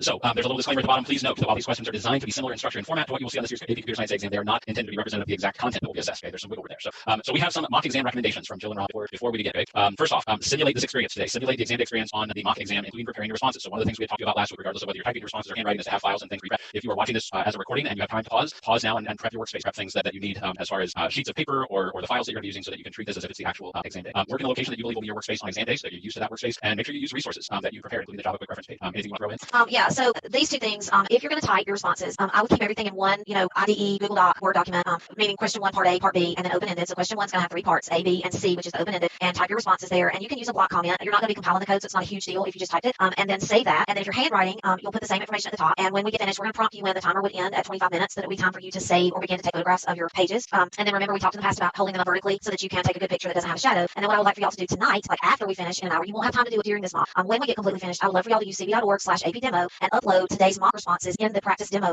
portal, so that you can practice that skill. We talked last week. I'd love for y'all you ought to practice that every day so that you get really quick with uploading your responses, either from typed or handwritten. So yeah, on exam day, you want that process. You want that to be as seamless as possible. You don't want that to be what gets in the way of you getting a good score on this exam. That's right. And we will prompt you with times a little bit as the 25 minutes passes, and then as we kind of roll into question 2. So we're not going to bother you and try to be a distraction, but we'll try to remind you and mother hen you. So with that being said, we're about to jump to the page that has our first question on it.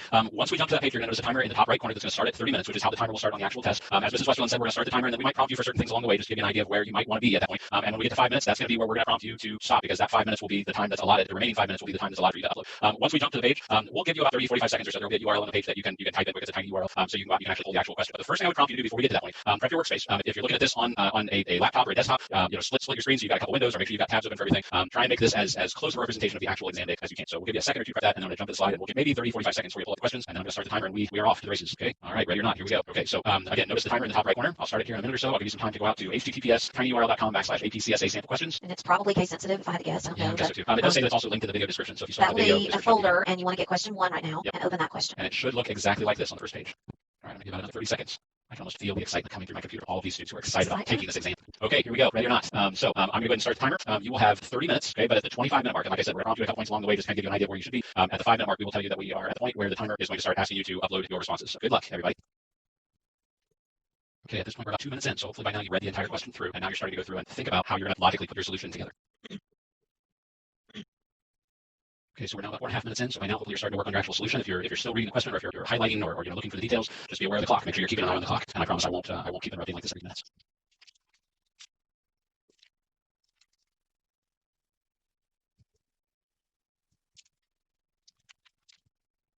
All right, we've hit the halfway point of our working time, so again, just be aware of the clock.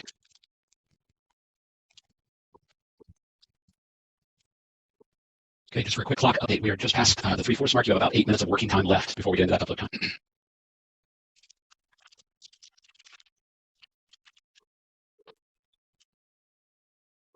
Okay, pardon me, 2 minutes. We're at the 2-minute warning. We've got about 2 minutes of working time to go. Okay, so at this point in the live testing environment, just like it did here, I wasn't sure if the color would change here or not. The timer turns red as a signal to you that it's time to stop working. You now have 5 minutes if this were the live testing environment, or I should say you would have 5 minutes in the live testing environment to copy paste your work into the text field online, save your document as a docx or a PDF, take pictures if you're doing this handwritten. But at this point, you now have 5 minutes, or would have in the live testing environment, 5 minutes to upload your answer, make sure that everything's good to go before you hit the submit button. And remember, in the live testing environment, if you run out of time, if you don't hit that submit button before the timer runs out, remember I said it's kind of like a MacGyver movie. As the clock's ticking down, if you don't hit that submit button before the timer runs out, then you have lost the opportunity to submit your answer for this question. And College Board has said that losing track of time or not getting your answer in time is not a sufficient reason to request a retake in June. So when that timer turns red in the actual exam, make sure you stop working and then spend the next 5 minutes. Make sure that you have plenty of time to get your answer uploaded. So some of the things you'll need to do is put your APID number at the top. If you don't know it right now, make up 8 digits of something. Make sure your initials are at the top. If you wrote on paper, number your pages, and at least practice during these 3 minutes. If you typed in IDE, use Control-A to copy everything you typed, and open a Word or Google Doc or some other something, and use Control-C or Control-V as in victory to paste that. So Control-A selects all, Control-C copies what you selected, and then V will paste it down. If you hand wrote, get your phone or tablet, whatever it is you're going to use, and take photographs of the pages that you wrote on, and look and make sure they're quality pictures that somebody else could read, and maybe upload those to your Google Drive, email them to yourself, do some of the steps that you would have to do to move those pictures or images. If you save your pages as a PDF, then you still need to move that to a place where you could then upload it. So mimic all those processes that you would normally be doing during these 5 minutes. And then, as Mrs. Westerland said earlier, once we are totally finished and today's lesson is ended, then go out and actually take the time in the test environment to practice uploading to that live testing environment, and kind of imagine that the time had stopped at 5 minutes. Once you have your work sitting there completed in front of you, is it something that you can easily do to upload or get your answers in a 5-minute time period, or do you need to find a way to streamline a little bit? Practice. No. So we've got about 1 minute and 40 seconds before the time runs out, and then we'll give everybody a chance to take a little breather, and we'll move on to question 2. So that question had 3 parts. So Mr. Schultz prompted y'all at the 1/3 mark, the 2/3 mark. If you kind of took the 25 minutes and split it in 3 parts. So hopefully you hit those benchmarks on the time. Actually, I think I did the halfway point and the 3/4 point, but yeah, you get the idea. Yes, I did. Yeah, the important thing is keep your eye on the clock. I mean, I keep saying that on the one hand. I know if I were saying that in my own class, I don't want my students to get stressed out about time, but on the other hand, I don't want you to be so relaxed that you lose track of time. So you got to find that balance in between where you are in control of your time and the clock. The clock shouldn't stress you out, but you do have to be aware of the clock and how much time you got, because this is a time test. And the other thing I want to point out, because Mrs. Westerland and I were having a conversation earlier, and both of our students didn't really understand the magnitude of the fact that this test starts at a specific time. Whether you are logged in, whether you're on time or not. I mean, this party starts in my time zone at 4:00 p.m. and at 4:00 p.m. whether my students are signed in or not, it's on.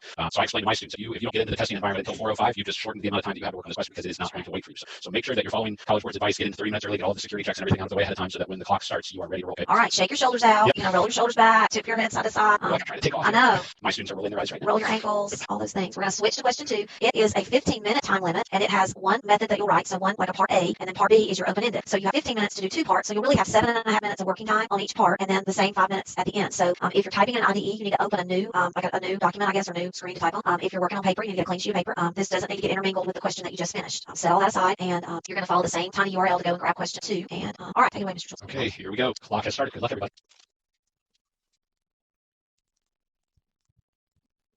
Okay, at this point, we're about 4 minutes in, so hopefully you're working on your solution at this point. If you're still reading or looking for details, again, just make sure that you're aware of the clock.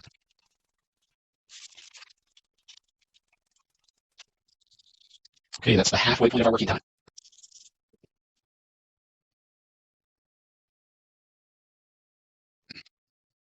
Okay, here's our 2-minute warning. We have about 2 minutes of working time left. Okay, the timer has turned red again. That's your signal in the live. If this were the live testing environment, that would be the signal for you to stop working at this point. Okay, don't risk continuing work and cut the time short that you would need to upload. So at this point in a live environment, you would be uploading, copy pasting, saving attachments, taking pictures, doing all of those things. And the one thing I forgot to mention during question 1, if by some chance you didn't finish the question, don't panic. There was a webinar with College Board where Mr. Packer, the person that did the webinar for College Board, explained that the way the point distribution for the questions is going to work out this year, there will be plenty of opportunity points. So it is still possible to earn a 5, even if you don't completely finish a question, or even if you don't completely finish both of the questions. So don't panic if you didn't finish. Okay. Make sure you save your question 2 separately from your question 1 so that you can use them to go through the mock demo in a little while. And again, make sure that your ID or at least a fake ID, your 8-digit ID, your initials. I told my students even to add AP Computer Science A, question 1, question 2 at the top. If you're taking pictures of your handwriting code, make sure page numbers are at the top. Hopefully all of that was preset so that you don't have to worry about that right now. But if it wasn't there, make sure it's there now.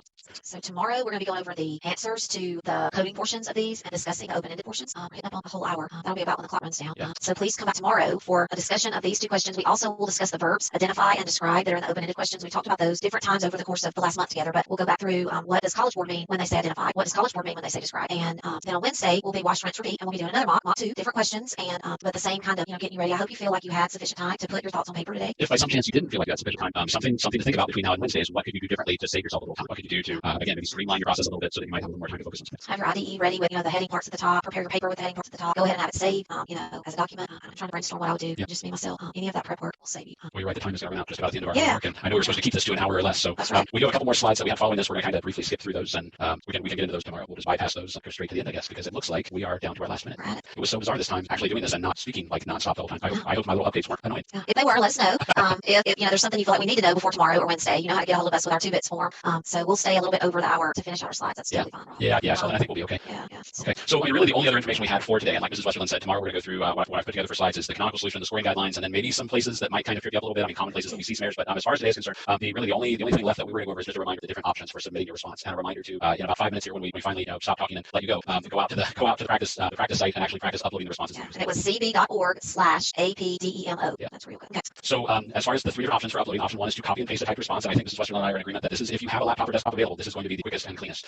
It seems to be the one, as we both kind of play around in the system, it's the one that seems to be the fastest. So, but again, make sure that you have your response to part A, part B, and the open-ended, or if it's the second question, your response to the question on the open-ended. Make sure that everything is there ready to go, because you can only copy and paste once, and then if you need to go back and add to it, you've got to clear it and then do the entire thing and copy paste again. So make sure you got everything there ready to go. You can do Google Docs, Microsoft Word, Notes, any similar application. Make sure you don't do images. Make sure your API ID and your initials are at the top, and then make sure that you stop when the timer says 5 minutes and copy paste. And again, College Board is recommending an exam day setup of having side-by-side windows so that you can see the question while you're typing in one window, and you can just copy from one, paste right into the other. Right, tag you're in. All right, attach a document. So this could be that you have typed your response in an IDE or Google Docs or Word or Notes or Notepad++, whatever it is that rings your bell, and you save that document as one of those 5 formats. That's the key part right there. It's got to be a .docx, PDF, text, ODT, and it would have all the things it's supposed to have at the top. And you're going to attach the document for one question at a time. It's really important that question 1 gets uploaded, and then after you finish question 2 gets uploaded. You're not going to be uploading both questions at the end of question 2. You'll upload them as you finish them. And that's it, I think, for this one. And the next one is attaching pictures of code that you handwrote. So you're going to take individual pictures of each page that you've done and submit them. And you see the file formats here are PNG, JPEG, or JPEG, and you'll upload them one at a time. So if you have 3 sheets of paper for part 1 or question 1, you'll upload 3 sheets, 3 different attachments, and make sure you attach all 3 of them before you click submit. And then for question 2, you might have 2 sheets of paper, you might just have 1 sheet of paper, and you'll upload that, and then you'll click submit. So those are the 2 different options that are not, the copy paste option. And then it says submit your response. Make sure that submitting is a 2-step process. You're going to copy paste or attach something and then click submit. Just again, a reminder: if you don't click the submit button before the timer runs out, your response won't count.